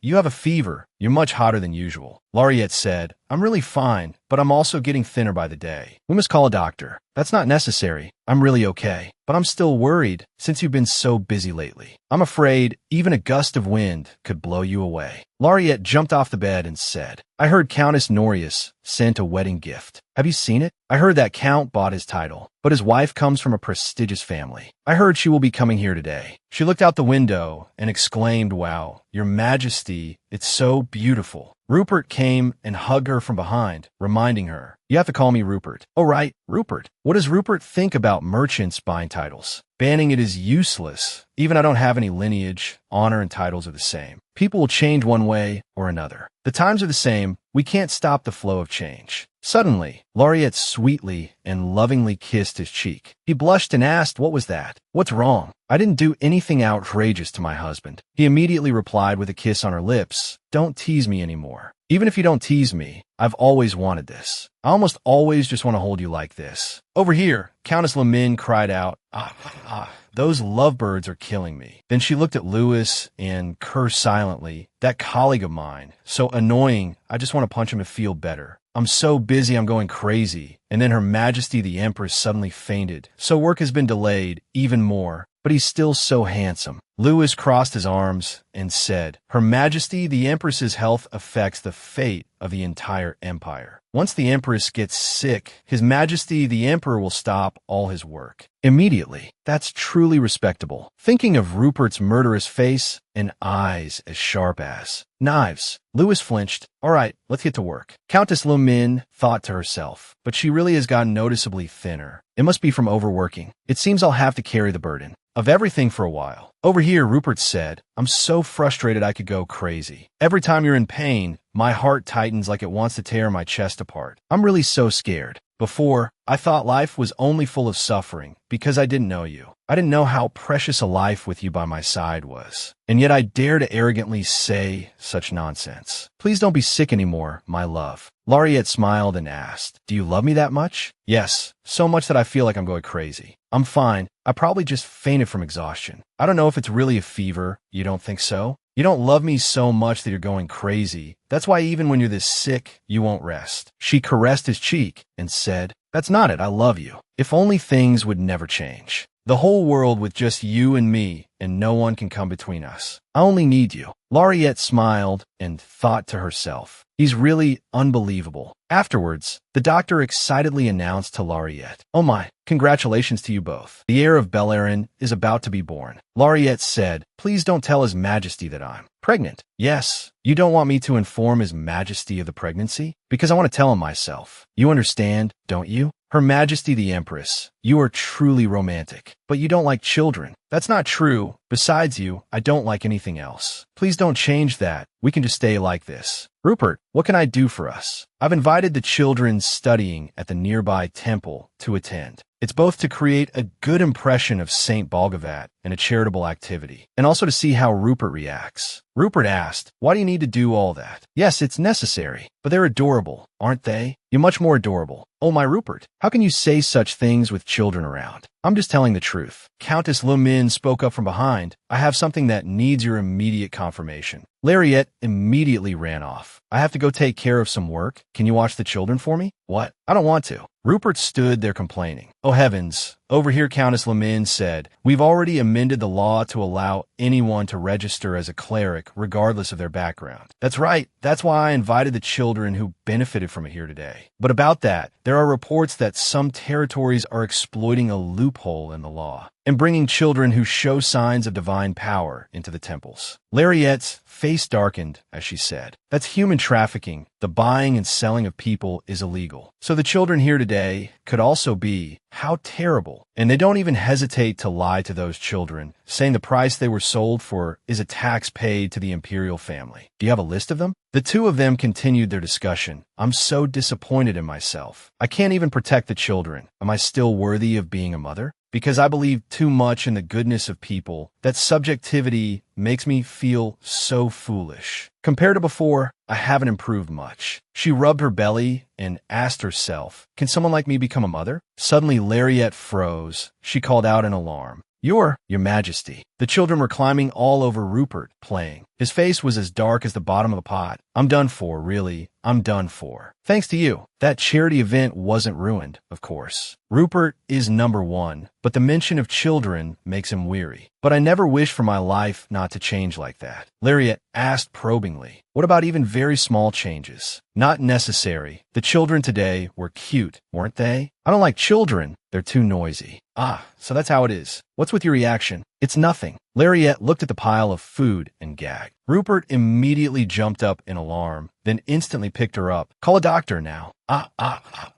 This damn man. Please be reasonable. Sit down quickly. I'm really fine. Besides, I have something to tell you. She thought, if the morning sickness is this bad, I can't delay it any longer. I have to say it. A man who hates children like you, and someone not good enough like me, I'm so worried and scared. But I want to believe in the man who loves. Me, she asked. What if we added another set of chopsticks and a bowl to this dining table? Rupert asked blankly. What? Are you so tired you're talking nonsense? She said it bluntly. I'm pregnant. What if he really hates it? If that's the case, Rupert asked calmly. Since when? When did you know? Aren't you happy? No. How could I possibly hate it? He placed his hand on hers and said softly, It's your child. I'm not sure what I'm feeling right now. A little. I want to cry a little. In that case, how about we cry together? Thank goodness he doesn't hate it, but I don't want to see you cry. I hope it will be a little girl exactly like you. A few months later, Lewis pleaded, Please attend the meeting. The doctor also said, We have to wait a few more days before she gives birth. Rupert yelled, What does the doctor know? If the doctor doesn't know, then who does? Rupert kicked Lewis out the door. Fine, just bring the documents here. Lewis felt resentful. If it weren't for that bastard Ambach, then at least I wouldn't have to travel back and forth between the Imperial Palace and St. Balgavat like this. As soon as he heard the Empress was pregnant, Anbach planned a rebellion. He had prepared quite thoroughly, timing it for when the Emperor and Empress quietly left St. Balgavat to return to the Imperial Palace. So the two were ambushed, but Rupert, to protect his wife and unborn child, used all his strength. Thanks to that, the ambush was completely crushed before it could even begin. Until now, Rupert had been a rather lenient emperor, always smiling, generously opening the national treasury for the people, and skillfully avoiding unnecessary conflicts with the Council of Elders. Some said, for a leader, he was too soft. But after that ambush, I don't have time to warn each of you. Look carefully if my Empress is in danger again. I won't bother finding the culprit, but will turn all of you into this. I only promise what I can do, and I will make it so no one dares to dream of rebellion again. But in return, the protection became almost excessive. The security costs alone were enormous. Even alchemy is being overused. I must tell Lariette to restrain herself. It's truly a pipe dream. And then, a few weeks later, Rupert said irritably, Is that doctor a quack? Why is she in so much pain? It's normal. Please calm down. No, I have to go in there. Lewis shouted, Staying put is how you can help her. Then what should I do? Rupert shouted her name, Lariette. Inside, the doctor and midwife said worriedly, Your Majesty the Empress, you can't faint now. Lariette was covered in sweat, gritting her teeth through the pain. Rupert couldn't hold back and ran in, calling, Lariette, Lariette. He was immediately grabbed by the head by Lariette. I hate you so much. It's our child, so why do I have to be the only one giving birth? You give birth in, why do I have to be the one giving birth? Sorry, I'm sorry. Let me give birth, I'll do it. What can you give birth to? Rupert, I hate you so much. Afterwards, everyone could breathe a sigh of relief. Lariette, this is our child. Rupert looked at the baby with golden hair and called Elizabeth. Lariette's face was tired, but still showed her happiness. Hello, it's your parents, our beloved Elizabeth. Lohan pushed Amanda in. Seeing the baby had been born, she couldn't contain her emotions. Lariette smiled and said, Come here, my sister. There was a time I was afraid, because the future was so uncertain. But now I know the future can change for the better in so many ways. I am the one who proved it. We will become wonderful parents. Right, Rupert? 5 years later, their daughter had golden hair and bright blue eyes, just like Rupert. Now 5 years old, Lariette asked, Eli, do you like this lake? Yes, I do. Mom loves this place very much too. This is the resting place of someone Mom always misses. Are you sad you didn't come with Dad? The little girl replied in a sulky voice. After all, Dad only likes Mom. The little girl remembered Rupert criticizing. Failed again? How could that be? I was born a genius. Elizabeth said gloomily, Dad is always like that, no? Eli, your father didn't say that. You're right. Hey, Eli. The little girl turned her face away.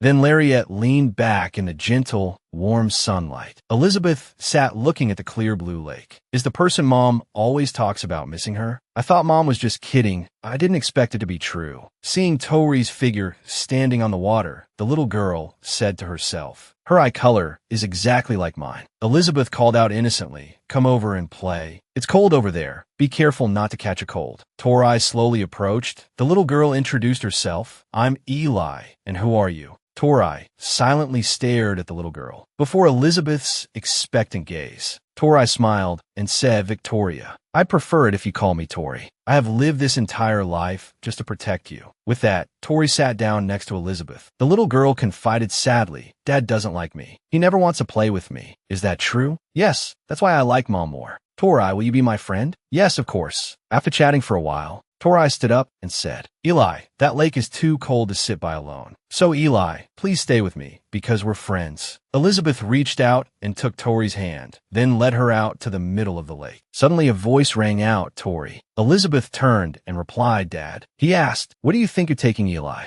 You promised you would make it up to me, Rupert. The little girl asked, do you two know each other? Huh, that should be in the Imperial Palace right now, right? You said you would give me anything I wanted. Didn't you yourself say you didn't need this child? Eli said she isn't loved by her father. That's not true. Not even for a moment. Dad has never been like that. Eli, I'm sorry for making you think that. And Tori, people cannot possess each other. It took me a very long time to understand that. So will you give Lariette to me? I don't want to be lonely anymore. If that's the case, I will. Suddenly, Elizabeth shouted, No, you can't. Why not? You also said you liked Lariette more than Rupert. The little girl said with teary eyes, Tori, don't do that. Mom will be very sad because you're her friend. I don't know who she takes after. Suddenly, a piercing scream rang out. Ah, what are you all doing that's so dangerous? Get out of there. Immediately, Rupert and Elizabeth quickly got ashore. Tori said, I won't apologize. Whether it's about the past or what just happened, about me saying I didn't need Rupert. Let's forget about those things. Tori, are you hurt anywhere?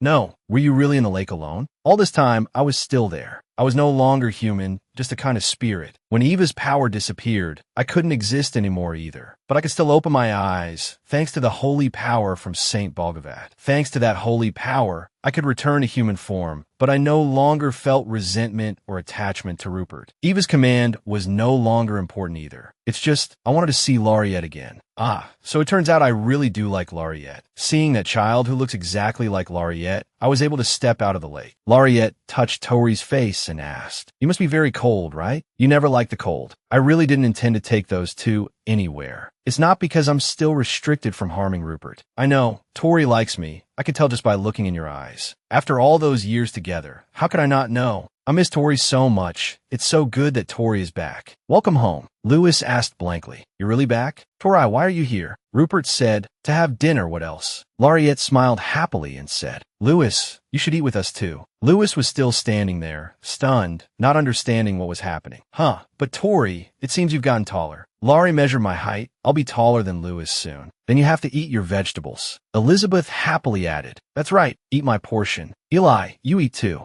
Rupert said softly, Remember to chew thoroughly. And so everyone ate together in a happy atmosphere filled with laughter. After that, Elizabeth was appointed as the crown princess. As usual, it was Rupert himself who pushed for it. Under the command of Countess Lemin, talented individuals also began to shine one by one. Anyone with ability had a chance. Seeing Elizabeth run in so fast, Lariette and Rupert said together, Be careful not to fall. Our daughter is so excited. There's a letter from Tori telling her to come home soon. She's traveling in Capsa. Tori had begun her journey to travel the world. Although she still visited the Imperial Palace from time to time, she mainly communicated by letter. This time she's going to give me a sword. If I apply the poison that Dad and I researched together, it will probably become a super strong weapon. Lariette said wearily, Obsessed with collecting weapons? You're just like your father. While Rupert praised her with delight. That's my daughter. And your younger sibling will probably be like Mom. I'm really looking forward to that. And then Eli had a younger sibling. When my sibling is born, I will definitely protect them. The future that we changed was as brilliant as a blazing summer and will continue on forever like that. The series ends. Thank you for following the entire series. While waiting for a new series, please watch other series on the Q Muoi review channel to pass the time. Wishing you all happiness and energy. Goodbye and see you again.